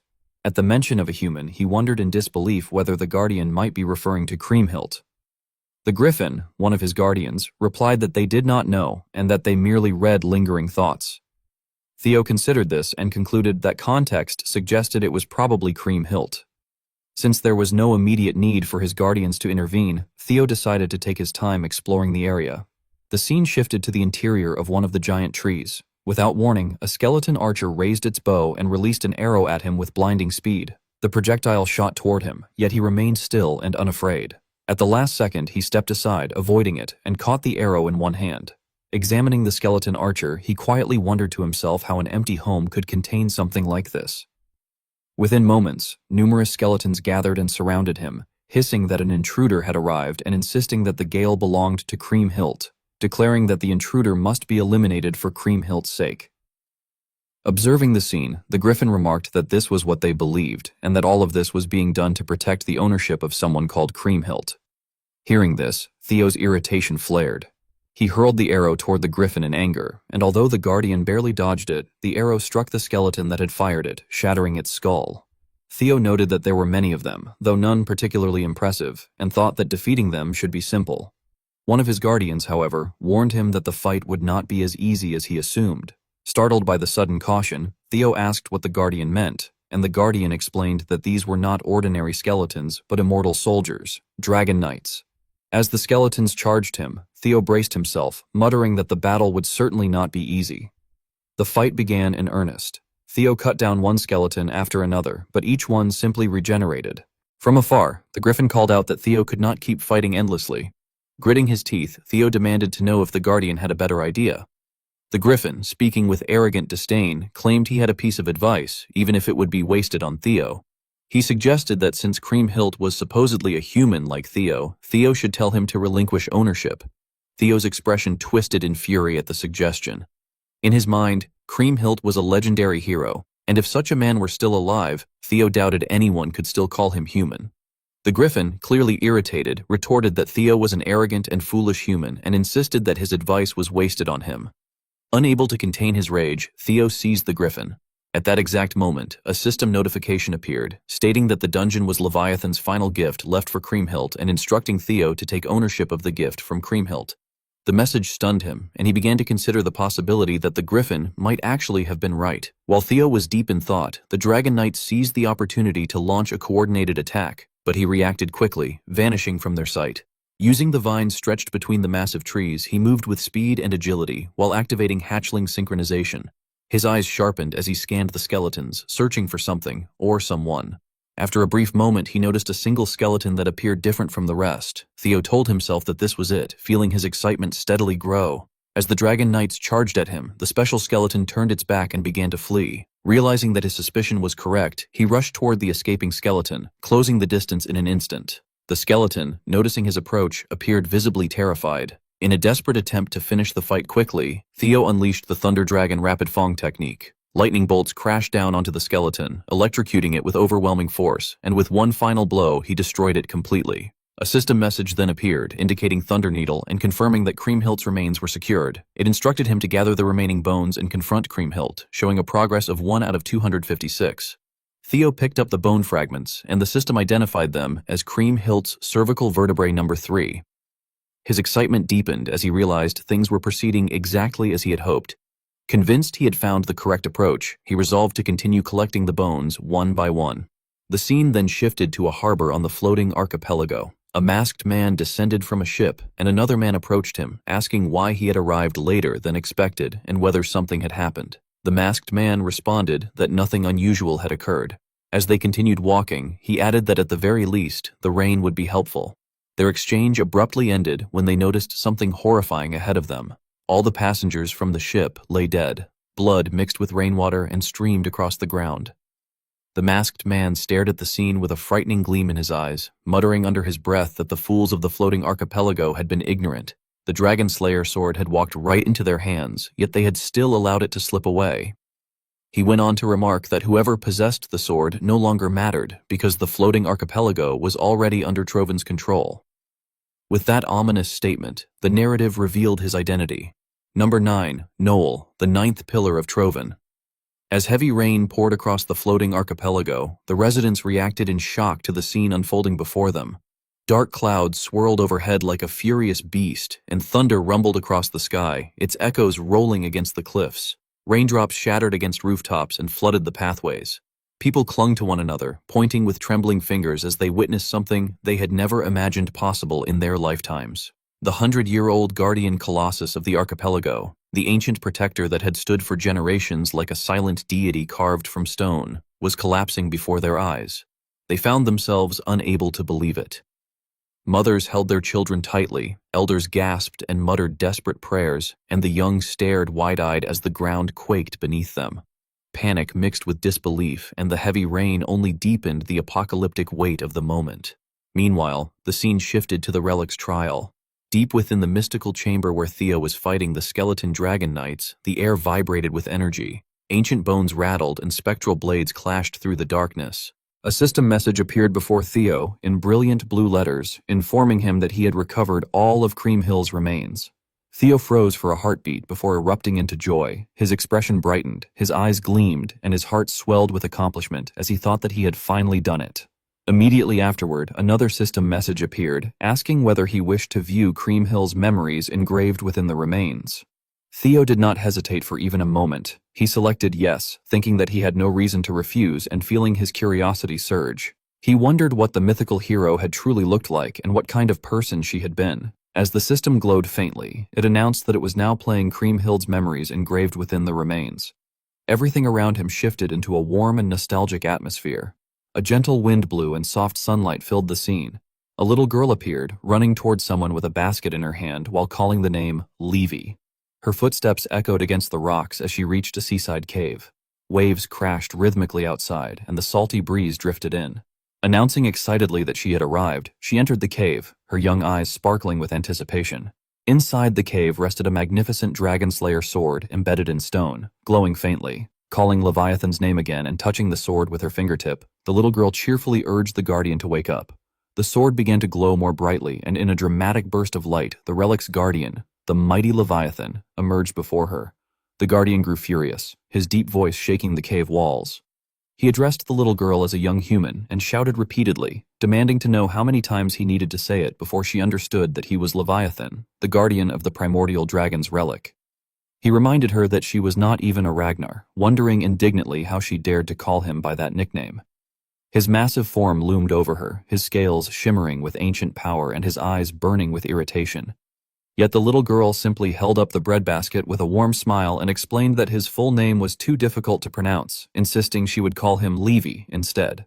Her innocence momentarily disarmed him. Realizing it was pointless to argue, Leviathan calmed down with a weary sigh and remarked that she could call him whatever she wanted, adding that speaking to a foolish human like her would only tire his mouth. When he saw the bread again, he frowned and questioned why the innkeeper kept giving it to her so often. The girl giggled and told him that something very amusing had happened that day. While chewing the bread, Leviathan frowned once more and muttered that she was starting again. She then continued rambling happily, sharing her daily stories, her small joys and frustrations, as if the world belonged to her voice. Time passed in that manner. Days blended into years. The girl grew from a child into a young woman, yet she continued to visit Leviathan with a basket of bread, still talking endlessly about her life, and Leviathan, despite his constant complaints, listened in silence every time. Years slipped by. On a moonlit night in the same cave, Leviathan waited for the girl to arrive. The waves outside shimmered silver beneath the moonlight, and the wind hummed a quiet tune. His massive form leaned against the stone wall as he pretended to be uninterested, though in truth he was waiting, expecting her footsteps, her stories, her bright presence. Suddenly he heard sounds outside the cave, footsteps, rough and unfamiliar. He emerged quickly, acting arrogant as usual, and declared that he had told her repeatedly not to come, insisting she never listened. He then began to ask what had happened that day, but he paused when he noticed drops of blood on the ground. His eyes widened. The girl, injured and bleeding, came running toward him and pleaded for his help. She cried that strange men had suddenly barged into the town and started hurting people, her voice trembling with fear. Before she could finish, someone grabbed her hair from behind. An imperial soldier yanked her backward, calling her a foolish wench. He mocked her and said that the mighty emperor was extending his care to these rural waters, claiming she should feel grateful, while adding that he would get to enjoy himself as well. Leviathan's fury erupted like a volcano. In a rage, he called out for Cream Hill. His roar shook the cave, and his eyes blazed like molten lava. As his anger surged, he unleashed destruction upon the entire cavern. Rocks shattered, waves rose in violent upheaval, and fire swept across the floating archipelago, consuming everything in its path. The imperial soldiers continued burning the natives, killing, pillaging, and destroying everything in their path. Suddenly, they heard a terrifying commotion, bones cracking, stone breaking, wind screaming, and when they turned, they froze. All the Imperial soldiers were cut down like tofu. Chaos erupted among them as Leviathan tore through their ranks. Limbs flew, armor shattered, and blood stained the sand. While one soldier tried to flee, he looked back and saw something unimaginable. Kriemhild sitting on Leviathan's back, holding the dragon-slaying sword. He could not believe that some woman was riding a monster and immediately assumed she must have been the one controlling it. In panic, he shouted to his comrades that they should kill the woman first, but Leviathan shielded her and the natives, slaughtering every soldier. As Leviathan finished off the invaders and the chaos faded, Kriemhild bowed and apologized to him. Trembling and crying, she explained that he was supposed to wait for the Chosen One, but because of her, he had been forced into this. She shook with guilt, gripping the sword tightly. Leviathan told her gently that she should not weep so sorrowfully and asked whether everything had not turned out all right in the end. When she tried to argue, he enclosed her in a protective bubble of magic, insisting that she did not need to be sorry. The natives, seeing their savior, began cheering for her. They shouted her name with joy, and as Leviathan set her down, they recognized her fully. It truly had been her who had brought the sea dragon. Their joy spread like wildfire, their cheers echoing into the sky. Leviathan then told Kriemhild that she had been right. He admitted that he might have abandoned his duty, but somehow he felt at peace, because it had been by his own will rather than the will of the primordial dragons. By acting as he did, he had been able to protect her smile. When the news reached the Emperor, he became furious. The idea that the great Imperial army had been defeated by a barbarian girl who controlled a sea dragon was unacceptable to him. Realizing he had been complacent about the remote region, he ordered his royal guard to reclaim the land swiftly. The royal guards arrived with brutality and merciless resolve. They took the natives hostage and cornered Leviathan. The commander, intrigued by the creature that refused to die, mockingly remarked that if Kriemhild was Leviathan's master, she should surely know how to kill him. Leviathan reassured her that it was all right, explaining that as a guardian, he would not truly die but would instead fall into a deep slumber. With the magic remaining inside the relic, he believed that when he emerged, she would certainly be able to put him back to sleep. However, when the commander ordered the execution of the natives, Leviathan realized the situation had become hopeless. He whispered to Kriemhild that they had not been granted much time together, leaving her devastated. She felt unable to do it, but Levi forced her hand. She begged him not to make her seal him away. With a heavy heart, he told her that perhaps their fate had been sealed the moment he broke the rules, and that she should not feel guilty for protecting her people. He said he would help her one last time. He smiled and added in a soft tone that he had enjoyed their time together. Those final words shattered her completely. In a final act of sorrow and courage, Kriemhild sealed Leviathan. The commander let out a loud laugh, but it quickly twisted into horror as a massive tsunami rose behind him. The wave engulfed only the Imperial soldiers, sparing the natives entirely. With that, Leviathan fulfilled his last promise to Kriemhild. Theo watched the memories with trembling hands, his chest tightening. He realized that Kriemhild had never been the fairy tale hero everyone spoke of. She had simply been an unfortunate girl who wanted to befriend a guardian. As the memories ended, Kriemhild appeared before him holding the dragon-slaying sword. She told him that he was the chosen one Levi had waited for. Becoming emotional, she admitted that Levi had been unable to fulfill his duty because of her, and that the guilt must have weighed on him deeply. Presenting the sword to Theo, she asked him to make Levi happy in her stead. Theo held the sword gently and replied that he did not think he needed to do anything of the sort. Confused, Kriemhild looked at him until he explained warmly that Levi had already seemed happy enough to him. She paused in surprise, and then understanding slowly spread across her face. Tears of joy filled her eyes. Back in the real world, the natives of the floating archipelago arrived at the collapsed Colossus. Soldiers attempted to stop them, warning that the ruins might collapse further. But then the people noticed a figure among the debris. Gasps spread through the crowd when they recognized Theo holding the dragon-slaying sword, and they erupted into cheers. Kriemhild had appeared once more. Their hope ignited anew. In the floating archipelago's underground meeting hall, Noel, number 9 of the 9 noble servitors of Trovan, finally arrived. The moment he stepped inside, he noticed that every family had gathered in haste. The air felt dense, thick with anxiety and whispered dread, and the dim lanterns hanging along the stone walls flickered as if echoing the unsteady breath of the crowd. Even Noel, usually calm and cold by nature, could see the way their eyes darted around, restless, desperate. One of the heads of the 3 maritime families stepped forward. His voice cracked as he asked Noel why he remained so calm. The man trembled slightly, swallowing waves of panic, and insisted that their plan was already falling apart, something everyone in the hall felt in their bones. He demanded to know why the Dragon Slayer sword was not in Troven, as it was supposed to be. Noel gave no verbal answer, he only nodded, his expression unreadable. The family head continued, frustration spilling out of him as he demanded to know what the outsider had been carrying then. His voice rose in agitation as he claimed that because of that outsider, everyone in the archipelago had rushed to the Colossus, shouting that he was the legendary hero Kriemhild. At that moment, it seemed inevitable that the power of the three maritime families would eventually fall into his hands, something far from what they had originally agreed upon. The family head appeared not only upset, but visibly anxious. Sweat rolled down his face and dripped onto the stone floor as his breathing grew heavier with every word. No then addressed him, stating that Troven had indeed promised the maritime families the preservation of their status in exchange for the Dragon Slayer sword. His tone remained flat and controlled. However, his expression soon darkened, and he added in anger that the family head had caused a commotion over something he considered trivial, which he found extremely irritating. Another member of the maritime families strode toward No with palpable hostility, his footsteps echoing sharply through the hall. He placed a hand on No's shoulder and questioned aggressively what No thought of their three maritime families if he called such a matter trivial. Yet, before he could even finish speaking, No suddenly cut him in half. The strike was so swift and precise that even the sound of it came late, a sickening, wet noise as the man's body split apart. Silence fell instantly. Fear rippled through everyone as the two halves of the body hit the cold floor. No then calmly asked what they thought now, making it clear that to him they were nothing more than insects he could crush at any moment.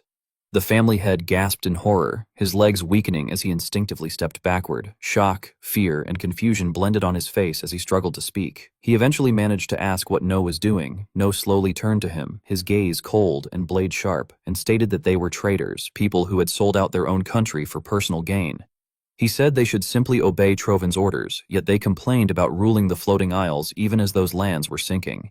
He added that greed needed limits if they expected any tolerance. The family head swallowed hard and asked in a trembling voice whether No was serious, insisting that without the archipelago's capital, even Troven would fall. In an instant, No grabbed him by the collar and pulled him close, his eyes gleaming with icy menace. No called him a fool and warned that if he did not want to be slaughtered on the spot, he needed to stay silent and follow No's instructions exactly. The family head began trembling violently, his voice faded entirely, swallowed by fear, while sweat streamed down his temples. No went on to call the three maritime family members pieces of trash and told them that if they wanted to live, they would have to bring him the Dragon Slayer sword. At that moment, one of Troven's soldiers knelt before No, his armor scraping against the stone floor. Bowing deeply, the soldier respectfully asked for permission to pose a question to the ninth noble servitor. No granted him permission with a subtle nod. After a brief hesitation, the soldier asked whether No truly intended to entrust the retrieval of the sword to the three maritime families. No answered calmly, saying he knew exactly what the soldier was worried about. He stated that although he would prefer to retrieve the sword himself, the current situation made that impossible. One of Ragnar's 9 dragons, the Overlord dragon, had appeared, and restraining it was their highest priority. The scene then shifted to the colossal giant, now lying in ruins after the recent turmoil. Large chunks of stone lay scattered across the ground, the dust settling slowly in the air. A crowd had gathered around the massive statue, buzzing with awe and excitement. They were cheering Theo's name, calling him Kriemhild. Hearing their enthusiastic cries left Theo slightly flustered. He had known they worshipped Kriemhild like a god, but he had not expected the devotion to be so overwhelming. Voices from every corner praised him, hailed him, and reached out to him. Yet, in Theo's memory, the Kriemhild he had seen had been neither a god nor a hero, but simply a loving and ordinary girl. Even the Dragon Slayer sword had always been a relic of the primordial dragon meant only for a Ragnar. It had never been intended as a holy artifact for anyone else. From within the crowd, someone addressed Theo as Kriemhild and begged him for a favor. The man cried out in desperation, saying that because of the Troven scoundrels, the entire archipelago was on the verge of sinking and many people had no way to escape. He pleaded that if Theo pitied them, he should save the floating archipelago. Theo paused and observed them carefully. Their desperation was unmistakable, their hopes clinging to him like vines. A scheming smile curled on his lips as he considered that it might be useful to play along for a while, seeing the leverage and opportunity hidden within their belief. He then lifted the Dragon Slayer sword high and declared that he would do whatever it took to save the archipelago. The crowd's cheering erupted with even greater force, thundering across the square. Some referred to him as their long-awaited hero, insisting they had waited for him their entire lives. At that moment, the high priestess of the Cream Hill Temple stepped forward gracefully, her robes flowing like water. She introduced herself as Marty and told Theo with a warm smile that they would attend to him from that moment on. The scene shifted to the Cream Hill Temple. Inside, the atmosphere felt sacred. Ancient inscriptions marked the walls, faint blue lights glimmered, and the air itself seemed filled with quiet reverence. Marty walked ahead, guiding Theo through the corridors. She explained that they had long believed the prophecy foretelling his appearance would one day come true, and that their priests had maintained the temple for generations in preparation. As Marty led him deeper inside, they eventually reached a particular chamber. Theo's eyes widened in surprise when he saw what awaited him. Before him rested a necklace displayed like a sacred treasure. Marty explained softly that the necklace was said to have been worn by the hero Kriemhild. A system panel appeared, identifying the object as Kriemhild's pearl-type magical enchanted accessory, a gate-link key. Marty continued explaining that it was the only keepsake of the hero Kriemhild and that it also served as a key, an essential item required to reach the sea dragon of the deep seas. Theo took the key, feeling a twist of guilt forming in his chest. As he gripped the necklace gently, the weight of guilt and pressure mixed within him. Marty then asked whether they should continue now that he had the key, but Theo hesitated. The guilt pressed heavily on him, and he told her that there was something he needed to confess before they left. Before he could say anything, however, Marty addressed him as Lord Ragnar and reassured him that he did not need to worry so much. Her words shocked him. His eyes widened as disbelief washed over his face. He had not expected her to know. He asked how she had discovered the truth, and Marty explained that the Dragon Slayer sword was the primordial dragon's relic, making it natural for a Ragnar to be the one to awaken it. Theo then asked why she had referred to the situation as Kriemhild's comeback. Marty calmly explained that after generations of protecting this place, she could sense certain things, the sorrow of having no choice but to harm a friend, and the pain the hero Kriemhild had endured while trying to protect the island. She told Theo that Kriemhild had acknowledged him, and for that reason, it was only right for him to receive the treatment he deserved. They soon arrived at the designated location, a chamber with ancient stairs descending deep underground. Marty informed Theo that if he descended to the bottom of the stairs and threw the necklace, a gate linked to the sea dragon would open. She handed him a ring, explaining that it would allow him to breathe and move underwater as long as he kept it with him. She added that she would pray for his success in saving the floating archipelago. Meanwhile, outside the Cream Hill Temple, people were praying to Kriemhild, chanting with a mixture of hope and fear. Suddenly, the three maritime families arrived and ordered them to stop. The atmosphere shifted instantly as confusion rippled through the gathered crowd. The families announced that their investigation was complete and declared that the man who had appeared earlier, Theo, was actually a terrorist falsely impersonating the hero Kriemhild. The people gasped, their shock echoing across the temple courtyard. One of the three families, represented by the Spinola family head, Umberto Spinola, stepped forward with grim authority and announced that an operation to reclaim the Dragon Slayer sword, which Theo had allegedly stolen, was already underway. He requested that the citizens disperse immediately. Soldiers from the three families surrounded the people and began pushing them back. Privately, Umberto reflected that even if his reputation suffered because of this action, he had no choice. Without the Dragon Slayer sword, he would lose his head. It was a choice between disgrace and death, and, he thought, when a man stood on the brink of death, reputation hardly mattered at all. He felt certain that even if it meant killing everyone present, he would have to retrieve the Dragon Slayer sword at any cost. Umberto then announced that from that moment onward, regardless of the reason, anyone who stood in their way would be eliminated. Following that order, the soldiers charged forward.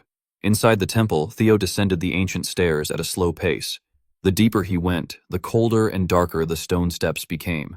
When he finally reached the bottom, he found himself in an underground water chamber where the water lay still, dark, and unnervingly silent. He quietly wondered whether he had reached the right place. Taking out the key, he dropped it into the water. The liquid began to twist, swirling fiercely until it opened a gateway, a portal that rippled like liquid glass. Without hesitation, he leapt inside. He soon discovered himself submerged in an unfamiliar underwater world, unsure of where to go. Everything around him appeared distorted, immense, and strangely quiet. Then he sensed that something was wrong. His instincts sharpened as he scanned the surroundings for movement, though he saw nothing at first. Still, he could feel a presence.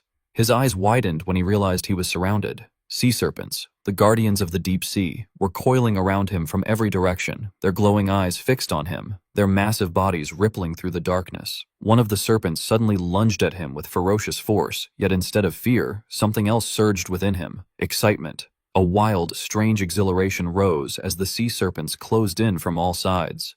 The commander's rough voice shattered the sacred silence as he ordered his men to secure the perimeter, insisting that no one be allowed to escape the purge. Panic spread through the civilians as fearful whispers rippled across the plaza. Many struggled to understand why the three maritime families, sworn to protect the archipelago, had turned against their own people. Rumors flew. Some wondered if talk of a terrorist plot was true, while others argued the real reason was greed and the stolen Dragonslayer sword. Then the priestess stepped forward, her ceremonial robes fluttering as she confronted the soldiers with fierce indignation. She demanded they halt and accused them of abusing their authority on holy ground. She rejected their claims about Theo, insisting he could not be a terrorist and declaring with unwavering certainty that he was the reincarnation of Kriemhild, swearing this upon the honor of the temple priests. Standing alone against the dark wall of armor, she demanded an explanation before any harm was done. Her defiance emboldened the crowd, and scattered whispers became shouts as people realized the mercenaries had not merely arrived but had ambushed the maritime families to steal the sword. A man cried out in horror when he understood the invaders planned to capture Kriemhild and hand him over to the enemy, betraying the very one meant to save them. The truth struck a nerve in Antonio's father, Sir Spinola, an aging mercenary leader whose stern, lined face tightened with rising irritation. His unruly white hair and twitching mustache framed a vein at his temple that pulsed as his restraint faded. His expression hardened into a cold, unyielding mask. Even when a female subordinate urgently warned that they had gone too far and begged for a retreat, he ignored her. Having crossed the point of no return, he let his gaze go flat as he issued the final order for the Trovan mercenaries to eliminate anyone who stood in their way. Chaos followed instantly. The white tiles turned red as weapons were drawn, steel clashed, and bodies fell. Civilians screamed as they were cut down, the scene dissolving into a blur of frantic movement and blood. Seeing the disaster unfold, Sir Roland grabbed Spinola's arm in panic, urging him to regain control and warning that such brutality would destroy his reputation and bring ruin to their house. Spinola shoved him away, his expression fixed in grim finality. He insisted that since they had already betrayed the archipelago, there was no turning back, and that their only path was complete obedience to Trovan. He doubled down on the order to kill anyone who resisted. The soldiers forced down their doubts and charged, shouting that they would take responsibility. Driven by the obsession to reclaim the Dragonslayer sword, the mercenaries pressed their assault, deepening the carnage. The air filled with screams, steel, and the weight of collapsing bodies. At the rear, a guard pleaded for Priestess Marie to flee, tugging at her arm, but she stood firm within her glowing magic shields. She insisted she was unharmed and needed to fight with her people. Her guards tightened their formation around her, shouting to hold the line and protect her with their lives. The battle reached its peak as a defender charged the enemy line, only to be overwhelmed. Just as hope seemed gone, a violent blur struck the battlefield, shattering the ground. Antonio Spinola crashed into the fray like a meteor. Sparks flew as his weapon slammed against his father's blade, the force cracking the stone beneath them. The elder Spinola stared up at him in shock, barely able to voice his son's name. Antonio, straining against the weapon lock, greeted him with cold disappointment, noting that it had been a long time. The shock on the old man's face twisted into contempt as he mocked Antonio for returning after abandoning his position years ago and suggested he had come back only to make another foolish choice. Antonio's patience finally breaks. Veins strain along his neck as he pushes his father back and demands to know what his father finds pathetic about his choice. He presses further, asking whether betraying their country and slaughtering civilians is what his father calls strength. Sir Spinola is unable to answer, stunned by the accusation. Antonio then orders the Black Skull members to restrain the mercenaries and protect the innocent, but beneath his authoritative exterior, his thoughts are spiraling. He knows his squad is outmatched and won't last long. Inwardly, he prays for Theo to hurry. The narrative cuts from the chaos above to the silent depths of the ocean, washed in indigos and bioluminescent blue. Theo drifts downward into the trench, his cape trailing behind him. He scans the darkness and realizes with unease that instead of resistance, hundreds of massive sea serpents are watching him, their eyes glowing like distant stars. They wait in perfect stillness. Theo immediately understands the cause, the Leviathan's energy coming from the sword on his back. A system window appears, confirming that the serpents recognize him as their master. As wyvern taming activates, their collective instincts touch his mind: curiosity, fear, awe. His confidence steadies, and he speaks through the enchanted water, acknowledging they were drawn by Leviathan's power and assuring them he shares it. He asks for their trust. He approaches the largest serpent and instructs it to take him to the Leviathan. It obeys at once, and he grips its dorsal fin as it rockets downward. As they descend deeper, the mana grows distorted, twisting the water unnaturally. A turquoise alert signals hatchling synchro's activation. Then Leviathan appears, an immense form curled on the seabed like a fallen mountain range. Theo senses its overwhelming magic, but something feels wrong. The energy is chaotic and vile, nothing like the purity recalled from Cream Hill's memories. The spirits beside him whisper that the dragon is gone and dangerously corrupted. When he asks if it is truly that severe, they insist he should already feel it. Focusing his senses, he finally perceives the full, unsettling truth. A dark, jagged purple aura leaked from the dragon's scales, tainting the water like oil. Theo recognized it instantly as demon shadow toxin. When Leviathan opened its eyes, there was no reason left. Only madness. It released a warped roar, its maw opening like an abyss lined with serrated, toxin-dripping teeth. Theo understood with sinking dread that the guardian deity had become a mindless beast he now had to face in the crushing depths. Far away on a lone cliff in the drifting archipelago, wind slid through ruined stone. Inside a cracked, desolate hall marked by ancient battles, Trovin's ninth noble servitor, Noil, arrived. His footsteps carried the weight of a mission that could not fail. Stepping into the dim chamber, he addressed the figure hidden in the dark, saying that although their nations were at war, there was an urgent matter that transcended the distant bloodshed. As the shadows thinned, the imposing form of the overlord dragon, Dante Rowe, emerged, lounging with predatory arrogance and a smile that never reached his cold eyes. Ignoring Noil's words, he greeted him casually, remarking that it had been a long time. The dismissal snapped Noil's patience. He demanded to know whether Dante truly believed this was a moment for casual greetings. The dragon's indifference infuriated him. Noil's voice dropped as he reminded Dante of their agreement. Dante would claim the northern lands while Trovin held Ragnar in check, and in return, Trovin's takeover of the archipelago would remain concealed. Yet Dante only rubbed his chin in feigned innocence, saying he didn't recall breaking anything and asking what the problem was. Noil's fury spiked. The air shook around him as the floor cracked beneath his feet. Stepping forward, he demanded to know whether Dante intended to act unaware, especially concerning Theo Ragnar. The outsider's name hung heavily. Noil insisted the dragon could not be ignorant of the sixth heir candidate's movements. He demanded honesty and stated plainly that if Dante refused, their pact would end immediately. The scene plunged back underwater. In the dark, pressurized depths, Theo hovered before the corrupted Leviathan. A chill ran through him. The creature looked entirely wrong, twisted beyond recognition. He wondered if demon shadow toxin had truly consumed it. The dark corruption pulsing beneath the dragon's scales looked disturbingly familiar. One of Theo's guardians spoke in his mind, confirming that the creature had lost all reason to the demon shadow toxin. The diagnosis was bleak. Theo struggled to understand how such a mighty being could fall so easily and wondered if Trovin was responsible. The Guardian immediately confirmed it, the weight of the truth settling heavily on him. The Guardian then explained the ancient lore. Once the Dragon Slayer sword was drawn and the seal lifted, Leviathan was meant to protect the archipelago. What troubled him more was how anyone could poison a Guardian at all, beings nearly untouchable by mortal means. Some twisted method must have been used. Regardless, the toxin had completely overwhelmed Leviathan, pushing him toward madness. The massive dragon thrashed violently, sending walls of water surging. Another guardian urgently warned Theo that Leviathan hadn't noticed him yet and urged him to retreat. Theo ignored the caution and rushed forward, convinced this brief window was his only chance. A fierce magical glow filled his eyes as hatchling Synchro activated, letting him merge with the currents as he closed the distance. He saw the toxin spreading from Leviathan's forehead, the dark patch pulsing like a second heart. Determined to destroy the source, he drove forward with his sword, only for the water around the wound to ripple violently as a trap triggered. A shockwave blasted him back. Regaining control, he realized Trovin had prepared defenses, and frustration tightened inside him. Leviathan then lost all remaining reason. Its eyes rolled back into pure madness as it charged. A guardian shouted that escape was impossible now. Theo had to strike the forehead again. Theo braced himself, but struggled to see any path through the dragon's violent thrashing.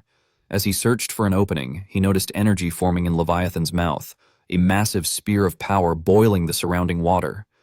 The dragon released it, sending a beam of destruction tearing through the ocean. Theo barely evaded it, the passing heat scorching the water around him. Still exposed in the wake of the blast, with the next strike moments away, he saw movement in the deep. The sea serpent that had carried him here was racing toward him, cutting through the currents like living lightning. The sea serpent intercepted Leviathan's attack just in time, allowing Theo to grab its scales. Moving underwater had been difficult, but with the serpent's support, his speed returned. He signaled his intent to strike the wound on Leviathan's head. As they advanced, he sensed the demonic energy intensifying around the forehead crystal. He launched himself from the serpent like a torpedo, recalling the harsh lesson he learned from fighting the griffin. Equal force must answer equal force. With renewed focus, he activated all his abilities. The water trembled as system panels flashed. Griffin Talon boosting his odds, the fairy buff shielding him from corruption, Worm Eater heightening his attacks. Surrounded by layered buffs, he pushed through the demonic pressure. Theo executed the quintuple dragon's claw, 5 arcs of energy tearing through the sea. The impact shattered the dark crystal completely. For a moment, he thought he saw Kriemhild's silhouette flicker over Leviathan's form. Leviathan roared as the demonic influence dissolved. Clarity returned to his ancient eyes, though he briefly mistook Theo for Kriemhild. Theo gently corrected him, introducing himself as Theo Ragnar, the Chosen One, and delivered Kriemhild's final message. A quiet sorrow ran through Leviathan's voice as he realized she had never abandoned him. One of Theo's guardians interrupted, urging Leviathan to return to the relic and lend his strength, warning that time was running out. Leviathan admitted that he could not obey. He explained that by leaving the relic long ago, he had broken the bond of a guardian. The demonic corruption had also damaged him beyond recovery. His life force was fading. Before the end came, he told Theo he would give him all the power he had left. He warned that the transfer would bring great pain and questioned whether Theo could withstand it. Theo answered with calm confidence, which Leviathan seemed to appreciate. The ancient being added one last condition, asking whether Theo would use this power to protect those Kriem had wanted to shield. Theo gripped his weapon and vowed on his sword that he would. Leviathan thanked him sincerely, saying that thanks to Theo, he could finally return to his friend and end his long wait. The power transfer began as Leviathan's body dissolved into drifting particles of light. Theo watched the scene, briefly thinking about the long bond between Leviathan and Kriemhild. The beauty and sadness of it held him still until one of his guardians snapped him back, warning that Leviathan's sea currents were fading and the archipelago would sink without its buoyancy. The guardian urged him to absorb the power immediately. As Theo began taking in the ancient energy, he reassured the fading spirit and vowed once more that he would use this strength to move the entire archipelago.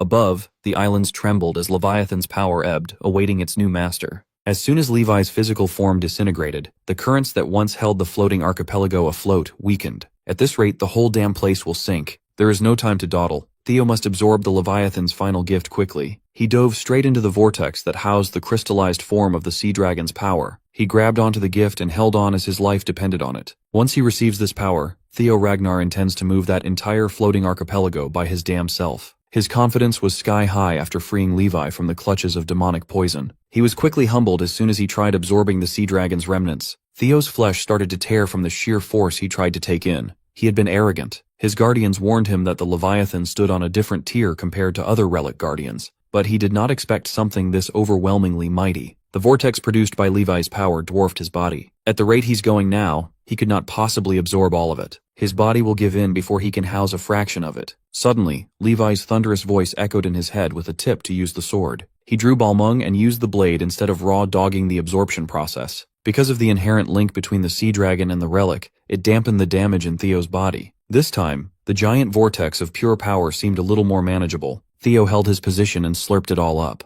The griffin reluctantly praised its master for using his head for once. Fairy concurred. By passing the overwhelming force through the dragon-slaying sword, the strain on the flesh was heavily reduced. Even in death, the Leviathan still rendered assistance at the final moment. After what felt like forever, Theo finally seized the sea dragon's gift completely. He sensed an overwhelming mana coursing through his veins, as if the Leviathan itself was within his grasp. The initial pain and hardship were definitely worth it. Fairy had to rain on his parade, though. This is not the moment to relax. If he wishes to move the archipelago to safety, now is the chance to do so while he has a firm grasp on the sea dragon's power in its entirety. Following her advice, Theo commanded the sea itself to move according to his will. He tamed the wild currents and made them lift the massive landmass up above. Theo had already decided upon a destination. There is no location more perfectly suited than the one he had picked. The floating archipelago must return to the northeastern region of Ragnar, the very place where it once rested. With the power of a dragon, god, and anime by his side, he made the sea his servant. In front of the hero temple, the war between the three clans' army and the Black Skull was still raging on. The fighting only ceased when gigantic tidal waves started crashing into the bloodbath. The citizens who were caught in the crossfire looked and prayed to their hero, afraid that their homeland would sink into oblivion. No matter which side they were on, everyone in the archipelago was struck with the same fear. Finally, one of the soldiers noticed that instead of sinking, the coastline was actually moving. With the help of the tidal waves, the entire landmass was inching away from the position it held for all their lives. The mountains, cities, and everything within were being transported to the northeastern region. As the archipelago moved, the dilapidated place of worship housing Noel and Barian had started crumbling. The ninth vassal felt the movement under his feet and was plunged into confusion. He reckoned that the outsider had finally absorbed the power of the dragon-slaying sword. Barian kept the mischievous grin on his face as he offered his apology for cutting their meeting short. This is not the time to be loitering around these parts. Noel refused to let go, still fuming at Barian's obvious lack of commitment. The heir reasoned that even he failed to foresee the actions of Theo Ragnar. Nevertheless, the plan is nearing its conclusion. He reframed Theo's taming of the sword as a good thing, a convenient thing. With Balmung unlocked, all they have to do is kill the guy and reclaim the blade. In essence, Barian wants to use Noel to eliminate a rising political adversary. He wants to blow his nose without touching the snot with his hands. Homeless muscle guy ignored Noel's constant bitching and implored him to get to work instead of wasting time. Besides, this could be immensely profitable for the Troivans. Back in the front lines, Antonio Spinola immediately attributed the island's movement to Theo. The little bastard actually succeeded and fulfilled his promise. He commanded his men to cease the fighting now that the real danger of the archipelago sinking has been eliminated. Now everyone can be safe and there's no point in shedding more blood. His reasonable command was taken advantage of. A blade coming from behind tried to sneakily cut the head of the Black Skull. Thankfully, the hero's successor surfaced just in time to save Antonio's ass one more time. As for the soldier who tried to kill the man trying to end the war, Theo didn't have any love for the guy. He cut that bastard cleanly in half with his shiny new sword. The believers rejoiced that Kriemhild had returned to stand with them after sealing the sea dragon and saving their homeland. Antonio confirmed if the issue was dealt with, if the archipelago and his people are safe now. Once Theo gave him the word, the weight on his shoulders was lifted. He wholeheartedly thanked the unlikely savior, before shamelessly asking for one more favor. Theo didn't even wait to hear him out. He already knew what Antonio wanted.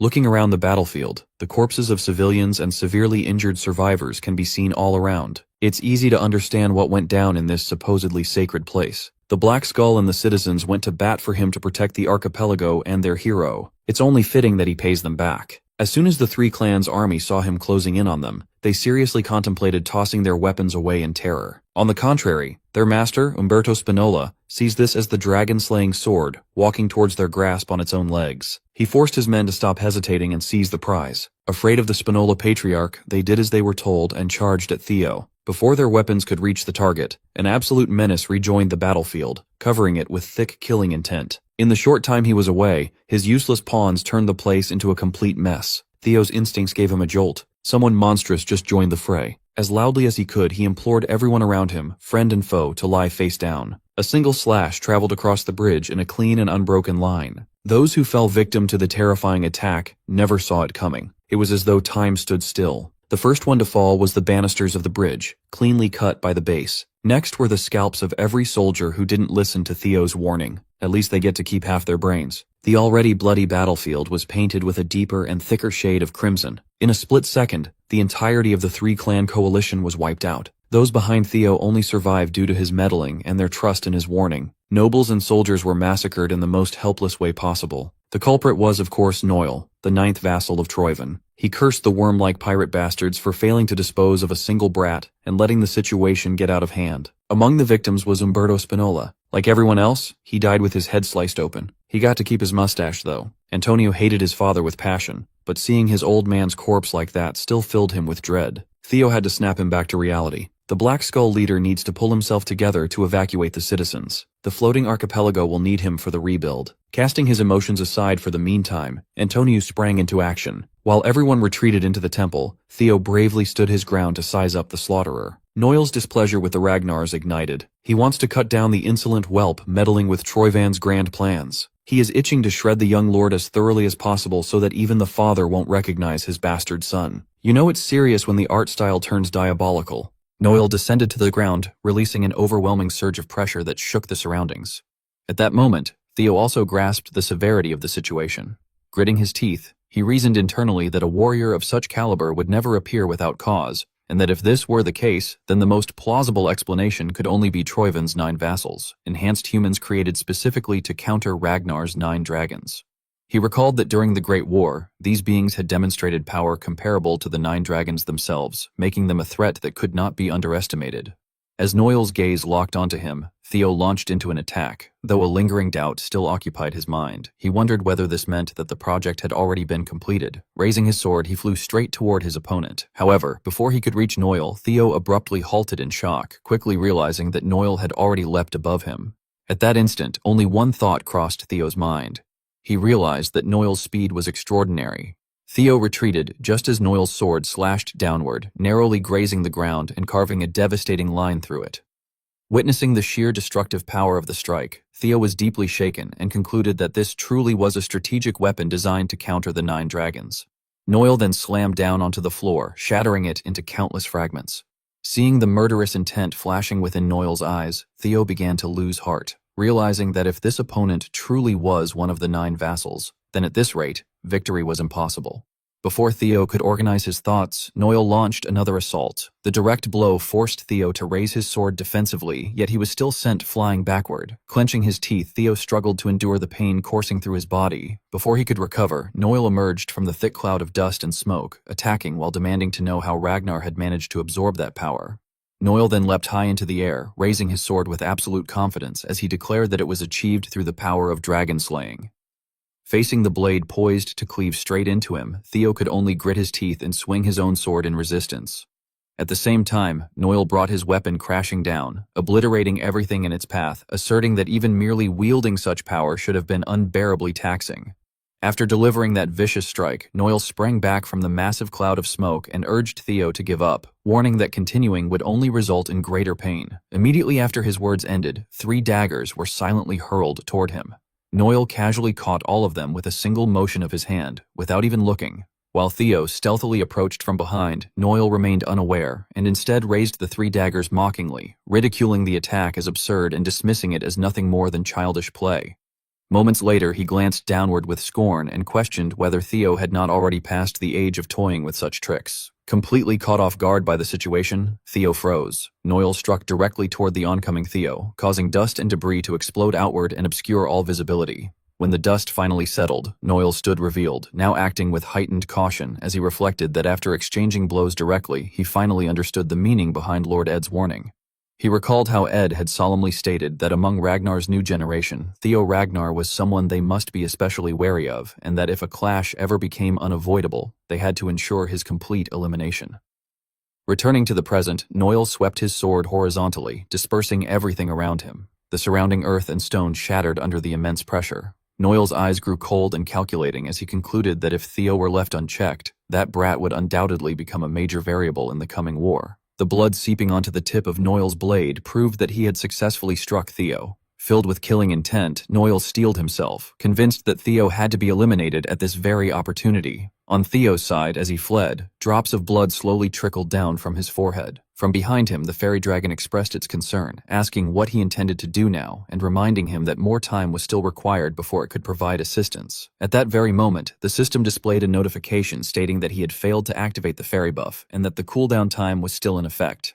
While continuing to run, Theo reassured himself inwardly that it was not as though there was absolutely no chance left. The system then issued another notification, informing him that the remaining time until the stabilization of the dragon sword, Strand of Fate, was 2 minutes and 15 seconds. Staring at the information, Theo began calculating, wondering if he could borrow the power of Leviathan just one more time. Suddenly, as he dashed past a body of water, Theo caught sight of Noel's reflection, revealing that Noel was preparing to attack him from the side. The village, which had been deathly quiet until then, was shattered in the next instant by a single sword strike from Noel. Theo hurriedly retreated to a safer distance as fresh blood spilled onto the ground. His eyes, filled with rage, turned toward Noel, who was calmly steadying himself after the previous attack. Seizing the opportunity, Theo immediately grabbed a chair and turned to flee, while Noel hastily pursued him from behind. Theo spun around and hurled the chair at his pursuer. Noel stepped back, triggering another powerful shockwave that shattered the metal barrels nearby. Taking advantage of the ensuing chaos, Theo gathered all his strength and launched an attack. His sword strike surged forward with tremendous force, cutting through everything in its path. Thick clouds of dust rose into the air after the series of violent exchanges. Theo clenched his teeth and waited anxiously for the outcome. However, once the white smoke finally dissipated, Noel was still standing there unharmed and utterly composed. In the blink of an eye, Noel stamped his foot and leapt high into the air. Witnessing this, Theo was momentarily left stunned. Almost instantly, Noel swung his sword, the blade grazing past Theo's face. He then unleashed a relentless barrage of sword energy attacks, forcing Theo into a desperate struggle. With no other option, Theo made use of the water's surface to escape. Even so, Noel quickly caught up, leaping into the air and continuously firing powerful arcs of sword energy at Theo's back. Unwilling to waste any more time, Noel began channeling his power, remarking coldly that the fight was starting to bore him, and that it was time to end things. Upon seeing Noel's movements, Theo's eyes widened with alarm, realizing that the technique was extremely dangerous. Glancing down at the dragon sword in his hand, Theo hurriedly calculated, thinking that if he could divert Noel's attention for even a brief moment, he might still have a chance. Acting on impulse, Theo immediately threw the dragon sword toward Noel and asked whether this had not been Noel's objective all along. With a calm expression, he added that he would give it to him and told him to take it if he could.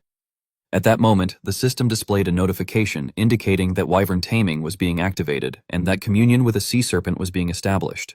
Theo's gaze overflowed with killing intent as he coldly challenged Noel, implying that taking the sword would only be possible if Noel truly had the ability to do so. A dragon suddenly emerged from the water and caught the sword in its jaws, leaving Noel utterly shocked. He realized with fury that the cursed brat had been toying with them until the very end. Immediately afterward, numerous other dragons surfaced and lined up behind Theo. Noel began to feel confused, his eyes widening as he struggled to understand what was happening. The surface of the water started to churn violently. At that moment, Theo leapt high into the air, flipped once, and landed firmly atop the water's surface. By then, he was completely exhausted, his breathing growing rapid and strained. He kept urging himself internally that he only needed to endure a little longer. When he glanced at the system panel, he saw that the countdown for the stabilization of the dragon sword, Strand of Fate, had reached 17 seconds. At the same time, the water dragons began firing streams of power toward Noel. While defending himself, Noel shouted mockingly, questioning whether Theo truly believed the situation would change just because a few insignificant creatures had joined the battle. In a single decisive motion, he slashed through all the attacks and dismissed the situation as utterly absurd. His expression hardened as his gaze locked onto Theo, who was charging straight toward him. Slightly caught off guard, Noel ridiculed him, remarking that a coward who had done nothing but flee now dared to confront him head-on, regardless of whatever scheme he was plotting. Noel then unleashed his full power and provoked Theo, demanding that he use everything he possibly could, while vowing that he himself would personally grant Theo a spectacular end. Just as Theo was about to reach him, his eyes suddenly froze. The system had displayed another notification stating that the remaining time until the stabilization of the dragon sword, Strand of Fate, had reached 0 seconds, and that the dragon sword, Strand of Fate, had fully stabilized. Voices echoed repeatedly in Theo's ears, thanking him as the chosen one and informing him that the final power was being entrusted to him, with the hope that he would use it to protect himself. Only then did Noel realize that something was terribly wrong. The system continued to announce that Theo had acquired the skill Nibelung embedded within the item.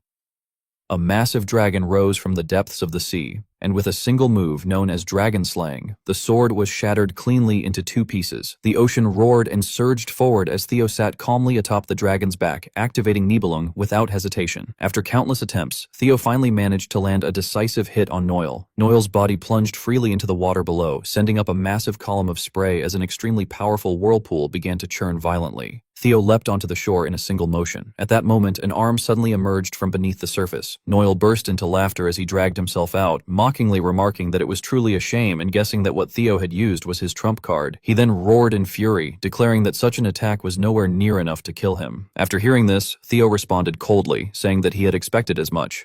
Without showing the slightest surprise, he stated that there was no way one of the 9 retainers, figures said to rival the 9 dragons, would fall so easily. However, Theo then raised his sword high and added that even relying solely on his own strength, he could still finish the fight. Behind Noel, towering pillars of water began to rise, throwing him into panic. Theo swung his sword decisively and asserted that he could still slam Noel into the ocean floor.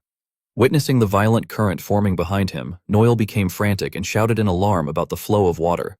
The current twisted violently before wrapping itself tightly around him. Theo ferociously swung his sword forward, declaring that he would bury Noel at the bottom of the sea. Even as he was being dragged away, Noel remained unable to process what was happening and cried out in denial. As the whirlpool swallowed him completely, Noel could only curse helplessly in rage.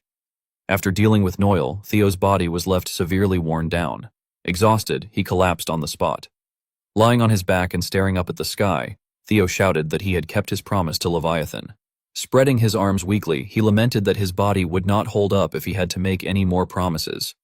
Sometime later, Antonio observed the breathtaking scene through his binoculars.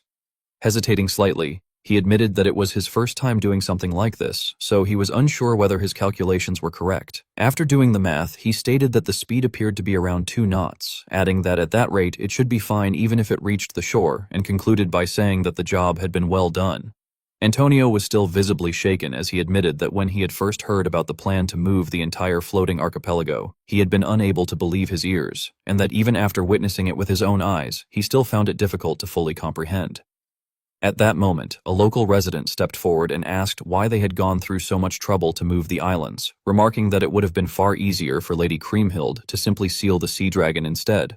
Hearing this, Theo immediately smiled and replied that while sealing the sea dragon would indeed have been easier, doing so would only cause history to repeat itself. With great confidence, he explained to everyone that even if the sea dragon were sealed and peace were achieved for the time being, people like Troyvon would continue to appear, coveting the Dragon Slayer sword. However, if the risk of the archipelago sinking were completely removed, there would no longer be any reason to worry about such threats. The townspeople were filled with joy at Theo's assurance as he promised that the floating archipelago would settle in the shallow waters of Ragnar's northeast bay and regain its stability.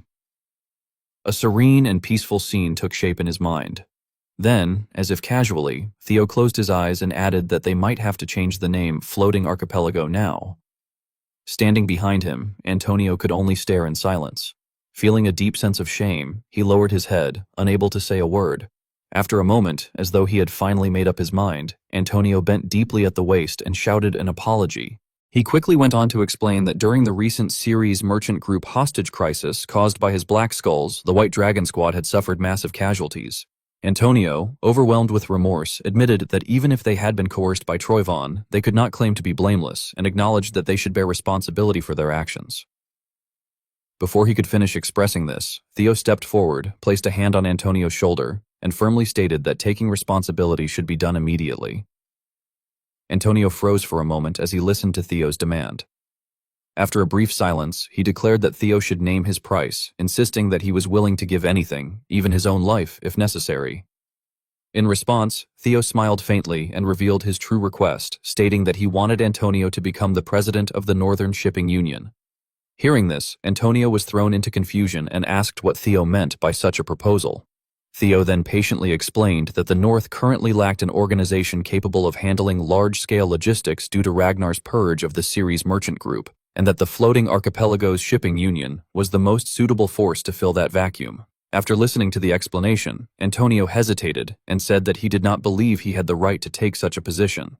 At that moment, Theo turned toward the crowd and loudly announced that Sir Antonio himself claimed he did not have the right, repeatedly asking everyone present what they thought about it.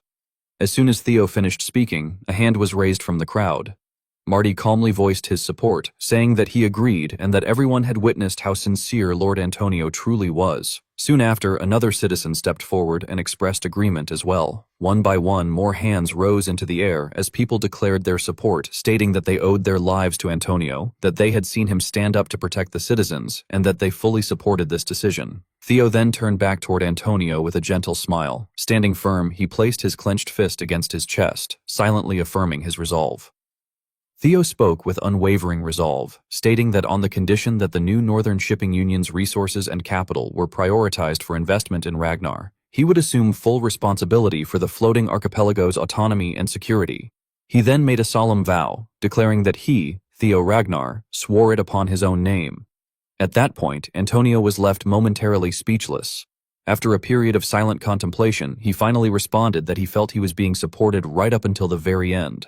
He straightened his posture, placed a hand over his chest, and proclaimed that, as a representative of the shipping union, he, Antonio Spinola, swore to cooperate with Ragnar. The two men then clasped hands in place of further words, sealing their promise. The people gathered around them were filled with joy at the decision. Suddenly, a violent tremor shook the surroundings, throwing Antonio into confusion, while Theo merely smiled calmly and announced that they had finally arrived.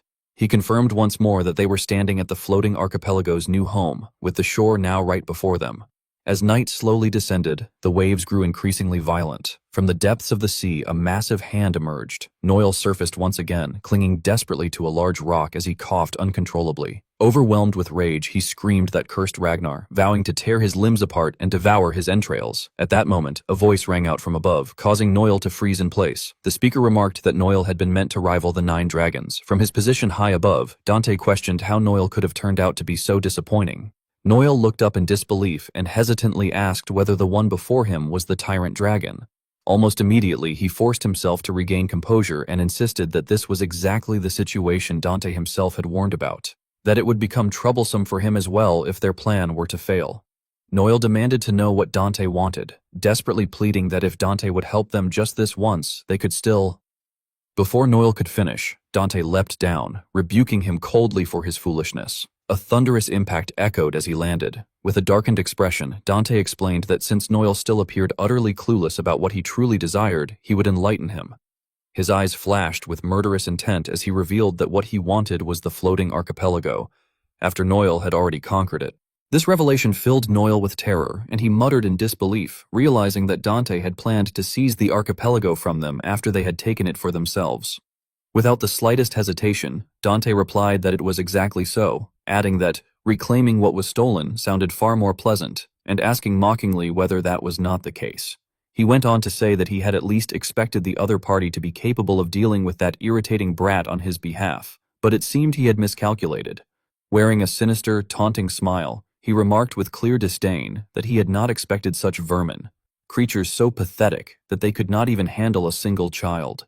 At that moment, Noel suddenly lost control and charged forward in a frenzy, shouting that Dante was becoming far too full of himself and declaring that the era of the 9 dragons was over. He proclaimed that he would demonstrate the true power of the 9 retainers.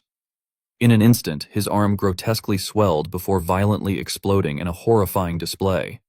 Amid his screams, he ranted about Dante's arrogance and his habit of looking down on Noel. However, before Noel could finish his outburst, Dante eliminated him outright. Dante's expression darkened as he coldly questioned why Easterners always preferred to fight with their mouths. He remarked that although the 9 dragon elders might have passed their prime, it was absurd to believe that such power could rival them. When the dust settled, only Noel's legs remained intact, the rest of his body having been completely obliterated. As Dante turned and walked away, he muttered to himself that such an attack might have worked against that old man, or perhaps the lizard-like fellow. His face then grew even darker, yet a glint of excitement surfaced in his eyes as he wondered whether Theo Ragnar might be worth sampling, if only for a brief taste. The battlefield had become drenched in blood. The defeated side was tightly bound, and swords lay scattered across the ground. Ed led his ferocious troops forward. On the opposite side, one man began to resist, hurling curses and angrily shouting that they were nothing but disgusting fools. He raged that they truly believed they could defeat the Ragnars this way and threatened that their throats would be slit in retaliation. However, before he could finish his outburst, a sharp blade cut straight across him. Ed's eyes were filled with killing intent as he mercilessly struck down the man before him. Annoyed, he muttered to himself that he was sick of hearing such words and wondered why they all seemed to die saying the same things. At that moment, a subordinate rushed over to report an emergency, urgently informing Ed that there was trouble and that the floating archipelago operation had failed. Ed calmly turned and asked what had happened to Noel. The subordinate quickly replied that all contact had been lost. Upon hearing this, Ed lowered his gaze slightly, clearly displeased. Suddenly, Ain approached from a distance and coldly remarked that the defective piece of trash had failed. He took the opportunity to provoke further, pointing out that the floating archipelago was their main distribution hub and that losing it could change the tide of the war. With a sharp glint in his eyes, Ain requested permission to handle the situation himself. As one of Troyvon's 9 servitors, he was confident in his ability to fix the problem. However, Ed turned away and refused outright, stating that they were abandoning the archipelago. He explained that they had already secured its vast capital and reminded Ain that, while it was regrettable, he should not let sentiment blind him or make him forget their priorities. As Ed walked away, he calmly ordered that the remaining forces be concentrated at the center, explaining that the war itself was merely a ploy to distract their enemies. A sharp light flickered in his eyes as he emphasized that they must remember they had only one goal and that everything they were doing was for him alone. Ain was left stunned and speechless. Ed then added in a low voice that all of this was for the resurrection of the Mad Dragon Emperor. The blood-soaked scene soon shifted to a peaceful village. Inside an office, Antonio sat exhausted, overwhelmed by the problems before him. He spoke to himself about using the Ceres Merchant Guild's railways and questioned whether there was still no news from the Southern Guild. Holding his head and spinning his pen, he focused intensely, yet failed to come up with any good solutions. At that moment, Theo entered from outside and noted that Antonio seemed troubled. Approaching the desk, he asked whether Ragnar's supply distribution was causing him difficulties. Antonio immediately waved his hand in denial, insisting that it was far simpler without the unpredictable variables of the sea. Looking at Theo with tension in his eyes, Antonio decided to be honest. He admitted that he was afraid of Theo and afraid of Ragnar, explaining that although he was grateful for being freed from Troyvon, nothing in this world came without a price. He confessed that with a mere flick of their finger, they could end up in the same position as before, only under a different master. Avoiding Theo's gaze, Antonio added that he should not be saying this directly, but he could not help wondering whether they had been safer when they were still at sea. After listening to everything, Theo simply smiled gently. He said he understood, acknowledging that a leader should always be wary of a takeover. However, he explained that he held the opposite view. According to Theo, the floating archipelago had been at its most vulnerable precisely because it was on water. Antonio listened with a puzzled expression, prompting Theo to continue. He explained that isolation had meant there were no enemies, which led them to grow unaccustomed to battle, leaving them unable to resist even the recent incident. Theo then tossed something toward Antonio and firmly reminded him that national defense could not be solved by relying on others. Even if it carried risks, he emphasized, a nation ultimately had to protect itself.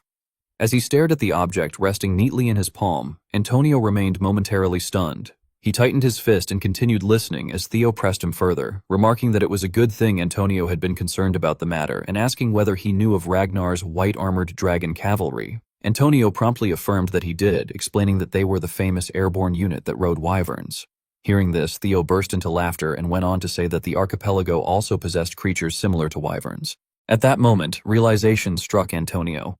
Lowering his voice, he asked whether Theo was referring to sea serpents, then immediately launched into a grim description, saying that they swarmed in groups and smashed everything in their path, and that every time they appeared, it became an emergency situation. Before Theo could even respond, loud alarms erupted outside in rapid succession. Shouts rang out declaring an emergency, announcing that sea serpents had appeared at the docks, ordering civilians to evacuate and combatants to prepare for battle. Antonio leapt to his feet in fury, slamming his hand against the table and cursing that they had appeared the moment he mentioned them. In contrast, Theo calmly turned around and waved his hand in reassurance, telling him there was no need to worry so much. Theo then flung the door open and stepped outside, which immediately threw Antonio into a panic as he hurried after him, calling out an alarm. Standing before the two of them was a massive sea serpent. Theo calmly explained that he himself was the one who had summoned them. Antonio was left nearly speechless and exclaimed in disbelief, questioning whether Theo had truly summoned those sea monsters on his own and asking if he had lost his mind. Theo merely smiled, gently stroking the creature's head as he remarked that he would teach Antonio how to tame them. He then gestured outward toward the many sea serpents waiting beyond and proposed that, just like the white-armored dragon cavalry, they could create the archipelago's very own dragon riders.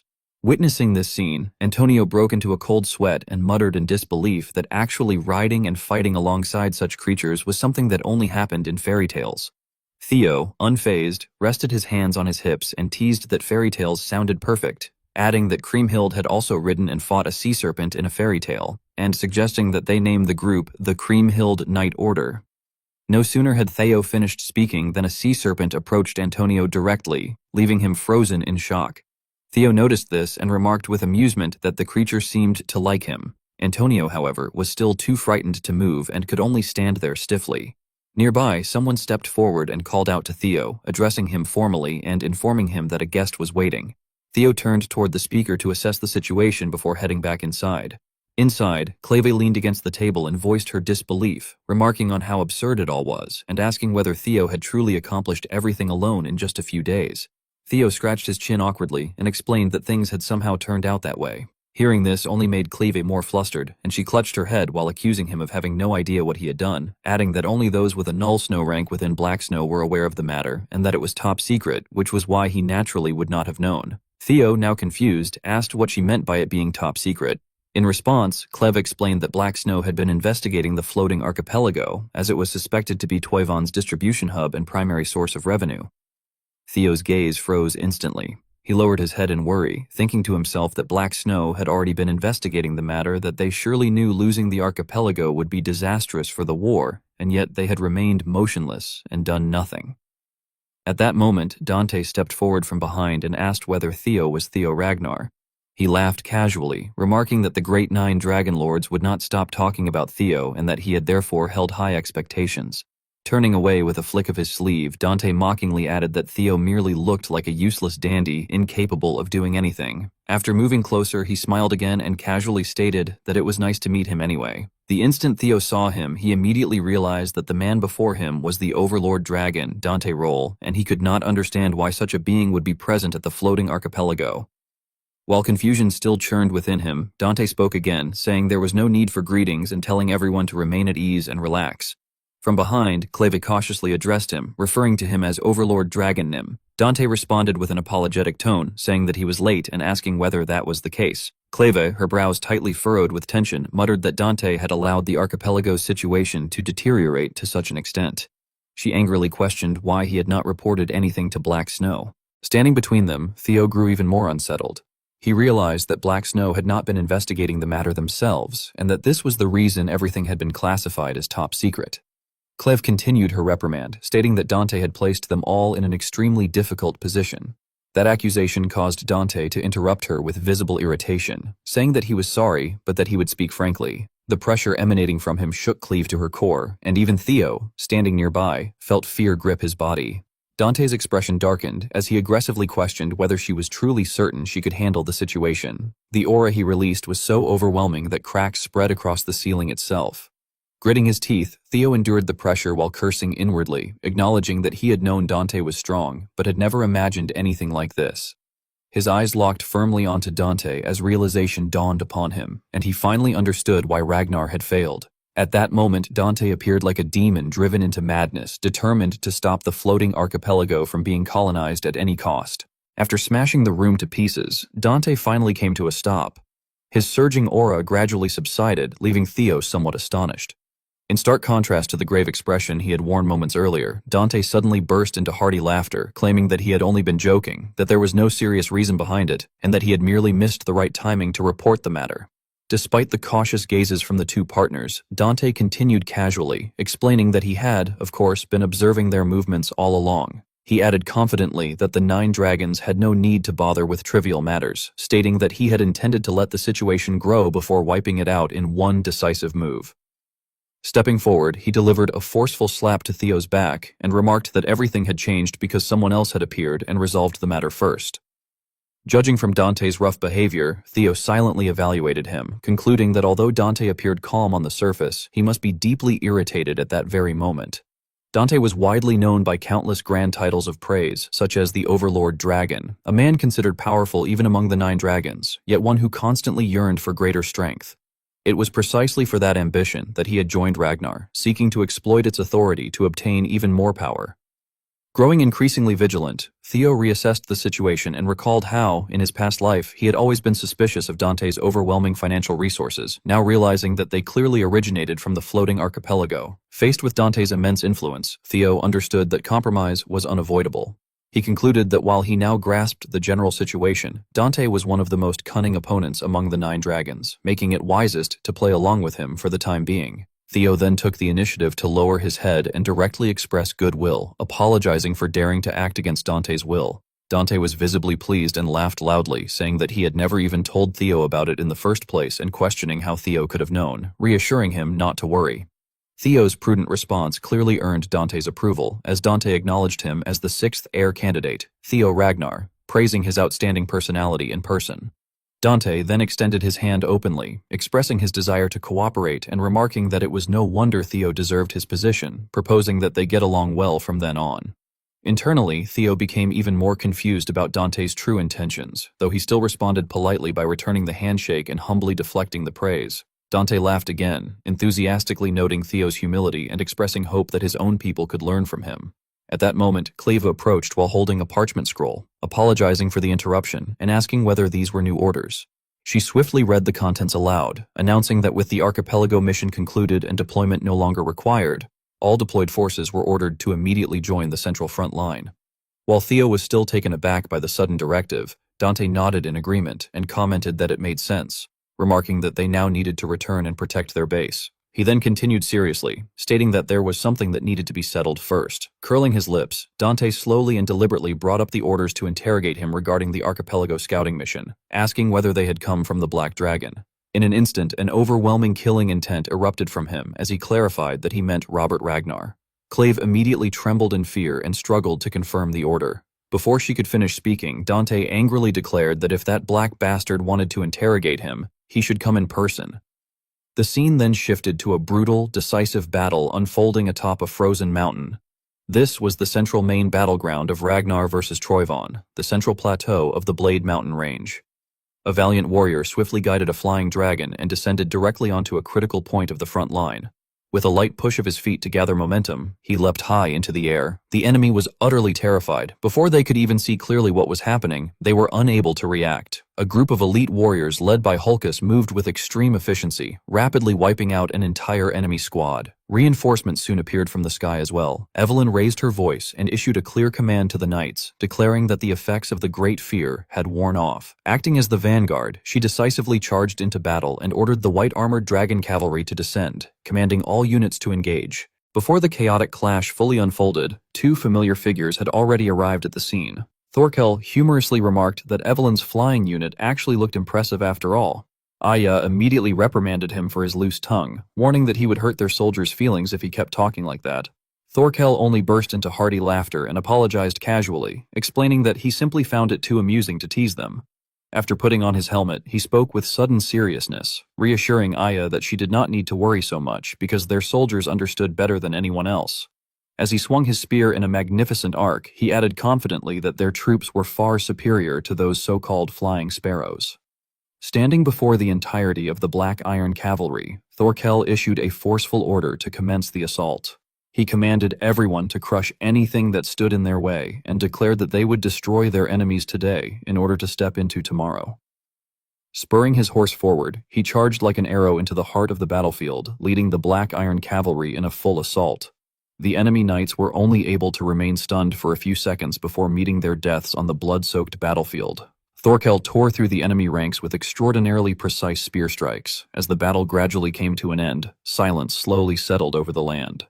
At Theo's temporary military camp, everyone was busy treating the wounded from the battle. Laughter echoed from inside Theo's tent as someone exclaimed that it was a tremendous victory for their side. Thorkel strode in cheerfully and grasped Theo's hand, laughing loudly as he praised Theo for the remarkable achievement on the battlefield and called him his little brother. Theo responded with humility, insisting that it was not his own achievement, but the collective accomplishment of the entire white-armored dragon cavalry. Thorkel laughed again and teased him for always being so modest. As he opened the tent flap to leave, Thorkel reminded Theo once more to simply call him Hyung, then praised his hard work and suggested they share drinks together next time. Theo bowed respectfully to his close senior and replied that he would look forward to it, addressing him politely as Hyung Nim. Behind Theo, Selpert and Aaron remained standing in silence.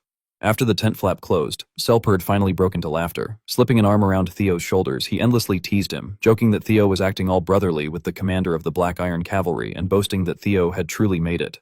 Theo coldly corrected him, stating that they were not that close. Distracted by his chatter, Selpert failed to notice Aaron approaching from behind. He continued speaking, asking what Theo had done on the archipelago and mentioning that he had heard rumors about it. Before he could finish, Aaron struck him hard enough to leave him reeling and shouted for him to stop. Aaron sternly scolded Selpert, pointing out that Theo had only just joined them on the battlefield and questioning whether Selpert was serious, telling him to let Theo take a moment to breathe. The blow was so forceful that Theo had to step in to stop her, hurriedly assuring her that he was fine and respectfully addressing her as Aaron Sunbaenim. Selpert was the only one left teary-eyed, complaining that they had finally reunited after so long and questioning why he was not even allowed to ask a simple question, lamenting that Aaron was being far too harsh. Theo returned his attention to the critical matter of governance, asking about the current state of the war and admitting that he did not know much because he had joined so suddenly. Aaron quickly reported to him that the overall flow of the war was stable and could even be considered favorable, though she added that something continued to trouble her. As she studied the deployment map, she summarized that their forces were already close to Troyvon's base, yet the enemy showed no signs of movement, behaving as if they were waiting for something. Theo's eyes sharpened with his usual vigilance as he acknowledged her assessment. Silently, he began calculating countermeasures. At the time, everyone had shared the same conclusion as Aaron. with enemy camps surrounding the plateau and relying solely on consistent counterattacks. The general consensus was that Troyvon had set a trap and was waiting for them to fall into it. However, drawing from the experience of his previous life, Theo quickly identified the true strategic pivot. He knew, based on information from that past life, that Troyvon's real objective was the White Tower ruins, where the primordial dragon lay dormant. Somewhere else on this blood-soaked battlefield, an unknown figure mercilessly executed his target, completely ignoring the victim's desperate pleas for mercy. Afterward, the mysterious man tilted his head back toward the sky and muttered with amusement, wondering aloud about the so-called 9 servitors and questioning where they had gone, while complaining that fighting insignificant foes for so many days had become unbearably dull. He and his companion had already wiped out the remaining stragglers. These two were none other than Ragnar heir candidates number 3 and number 4, Anshio Ragnar and Gishar Ragnar. Gishar coldly called Anshio out, stating that he should not lie and that he had clearly enjoyed the slaughter. Anshio responded with a deceitful laugh, openly admitting that this was indeed the case. From afar, a sharp and authoritative voice rang out, remarking that Gishar's way of speaking had not changed and reminding him that he had been warned to think carefully before wielding his sword. Dante followed this by sternly questioning whether Gishar still had not rid himself of his reckless habits. Anshio then spoke up, greeting Dante respectfully and remarking that it had been quite some time. He mentioned that he had heard about the archipelago incident and mockingly noted that someone else had taken all the credit for Dante's work. Dante replied with a contemptuous smirk, telling him to consider it the admission price for an entertaining spectacle. He added that now was not the time for Anshio to act arrogant either, because someone from below would soon rise. Growing visibly impatient, Anshio removed his hood and stood up to confront him, questioning who Dante meant and suggesting that if it was Thorkel, they could handle him. Gishar calmly corrected him, stating that Dante was referring to heir candidate number 6 instead. A feral grin spread across Anshio's face as he exclaimed in excitement about the new heir candidate, scoffing that, as Dante's disciples, there was no way such a brat could ever surpass them. Dante cut him off firmly and posed a chilling possibility, that if the brat were the chosen one, then everything would change. The words of the great Dragon Lord left both Anshio and Gishar frozen in shock. It was then made clear that Dante was the one manipulating everything from behind the scenes. He ordered them to be prepared, declaring that when the opportunity came, they would have to crush that individual completely. A few hours before Theo arrived at the battlefield, he was carefully examining a map and questioned whether the White Tower was also a relic of the primordial dragon. The fairy dragon immediately confirmed that it was. Theo then recalled that in his previous life, the first region Troyvon had occupied was also the White Tower area. The fairy dragon added that guardians were able to roughly sense one another's locations and revealed that the guardian of the White Tower was the one who had received the greatest share of the primordial dragon's power. Theo could not hide his surprise at this revelation. Umbra manifested and quickly voiced agreement, explaining that not all relics were the same, even among relics themselves. Each was granted different power and roles, and some were entrusted with far greater authority and responsibility. The Guardian of the White Tower was one such exceptional existence. As Umbra looked at the map, he stated with certainty that this very Guardian was now within Troyvon's territory. Theo smiled confidently as he reached the same conclusion, which Umbra affirmed as correct. The fairy dragon then reminded Theo that he had already witnessed this phenomenon with Leviathan, noting that it was possible to poison a Guardian and steal the power of the primordial dragon. It emphasized this point with caution, warning that regardless of the circumstances, the relic must be secured. Theo's gaze gradually hardened with unwavering resolve as he concluded that they had to seize it before it fell into the enemy's hands. The narration then returned to the present, inside the camp of the magic dragon in the Central Highlands. After listening to Theo's explanation, Julius showed clear skepticism and questioned whether they truly had to head to that rocky mountain. Theo lowered his head and firmly confirmed that they did, adding that, strangely enough, it was precisely where Troyvon's troops were most heavily concentrated. He tried to persuade Julius further, reasoning that the enemy would never deploy forces there without a reason, and that there had to be something hidden behind it. However, Julius cut him off sharply, stating that there was no need to hear any more. Julius then angrily criticized Theo, accusing him of wanting to leave the front line to carry out an independent operation. He remarked that becoming a successor had clearly made Theo arrogant and questioned whether Theo truly thought he would be allowed to go without facing any protest. Realizing that Julius had misunderstood him, Theo hurriedly explained that this was not what he meant and that his absence from the operation did not imply abandonment. At the height of the tension, Julius suddenly burst into laughter. With a broad and hearty tone, he approved Theo's plan, revealing that he had only been joking and that he trusted Theo's judgment, telling him to go without worry. Julius then added humorously that Theo's absence would not make the white-armored dragon knights any weaker. This unspoken support deeply moved Theo, who addressed Julius respectfully as his captain. Julius smirked and teased him further, warning that when Theo returned, he had better come back with full hands, because if he returned empty-handed, he would not even be given soup. Performing a knight's salute, Theo confidently declared that he would not disappoint Julius. Immediately afterward, he mounted Umbra and headed toward enemy territory, cautiously noting that the situation was extremely serious and that if they moved any closer, they would be discovered.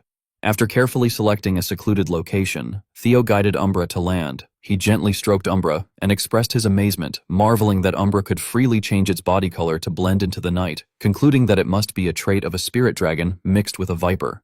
Lowering his voice, Theo thanked Umbra, saying that thanks to it, they had arrived so easily, but from that point onward, Umbra could not accompany him and had to return to the base. Umbra responded affectionately by rubbing its head against Theo's face, conveying that it would return soon and that Theo should not worry. After Umbra disappeared from sight, Theo swiftly advanced alone, using his exceptional agility to move silently forward. He hid behind a rock and carefully observed his surroundings. Seeing countless figures ahead, he nodded to himself, acknowledging that the security was indeed tight. Suddenly, a guard shouted loudly, demanding to know who was there.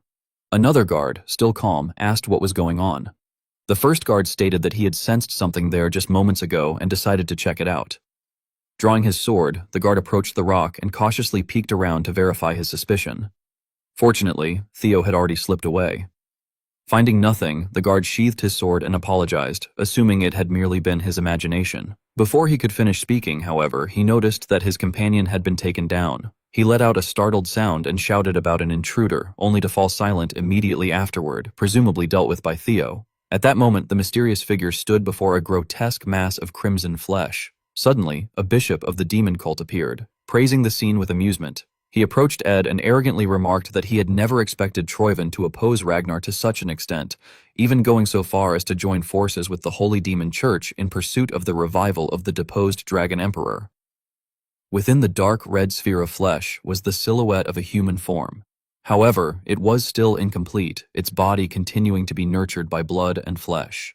Ed growled a warning at the bishop, telling him to watch his words. His killing intent surged as he emphasized that this being was the true master of Ragnar at present, and that while a false one might be acting as lord for now, the true master would soon reclaim the throne. Ed coldly declared that those who served the true master were the true Ragnar and ordered the bishop to remember that. The bishop of the demon cult merely nodded in agreement, stating that he would remember. With a cunning tone, he then added that, more importantly, the preparations for the resurrection ritual Ed had requested were nearing completion. The heretical ritual of the demon cult was described by him as a process that required materials befitting the one to be retrieved from the underworld, namely Ragnar's body and the power of the primordial dragon. Ed concluded with firm conviction that Ragnar's body could be obtained at any time, and therefore the true key lay in the conquest of the White Tower. Stepping forward, he coldly questioned his subordinate about the current state of the White Tower's conquest. The subordinate respectfully reported that the power residing within the White Tower was immense and that it was fiercely resisting the effects of demon venom. He further explained in detail that even the high priests of the Holy Demon Church were already involved, yet it still seemed impossible to conquer the tower within the limited time required for the resurrection.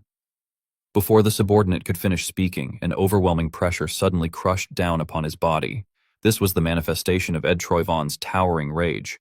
Releasing his power, Ed growled an order, asserting that the power of the primordial dragon was the key and that there was no such thing as impossibility. He coldly emphasized that it had to be made possible, regardless of the means. Panicking, the subordinate hastily begged for forgiveness, stammering apologies as he admitted that his thinking had been shallow and pleaded to be pardoned. Only after receiving this response did Ed finally withdraw his hand. Though the subordinate survived the outburst, his nose had been broken in the process. Soon after, another guard rushed in with an urgent report, declaring that an emergency had arisen at the White Tower. It was soon discovered that one of the guards had been completely stripped of his clothes. The entire unit immediately initiated a thorough search, announcing that an intruder was present and ordering the entire area to be searched meticulously. The guards promptly acknowledged the command and scattered to carry out the search. Meanwhile, from a distance, another individual was silently observing the commotion below. The image blurred as he shifted his focus, turning his gaze to another scene. He quickly discovered that Theo had disguised himself as one of the guards. A twisted gleam of interest flared in his eyes. Anchio curled his lips in amusement, remarking that one should kill only as much as necessary and disguise oneself as the enemy without hesitation. Another voice responded that this approach was just like black snow, to which Anchio replied with delight that perhaps, in a previous life, he truly had worked for Black Snow. Unable to hide his excitement, he admitted that Theo was far more interesting than he had initially thought, and expressed a desire to test him at least once. Guichard, maintaining a detached tone, reminded him to stop indulging in useless thoughts and to simply follow Theo, warning him not to get caught again as he had with Torkel. In response, Anchio savagely licked his lips and answered her teasingly that he would do exactly as ordered.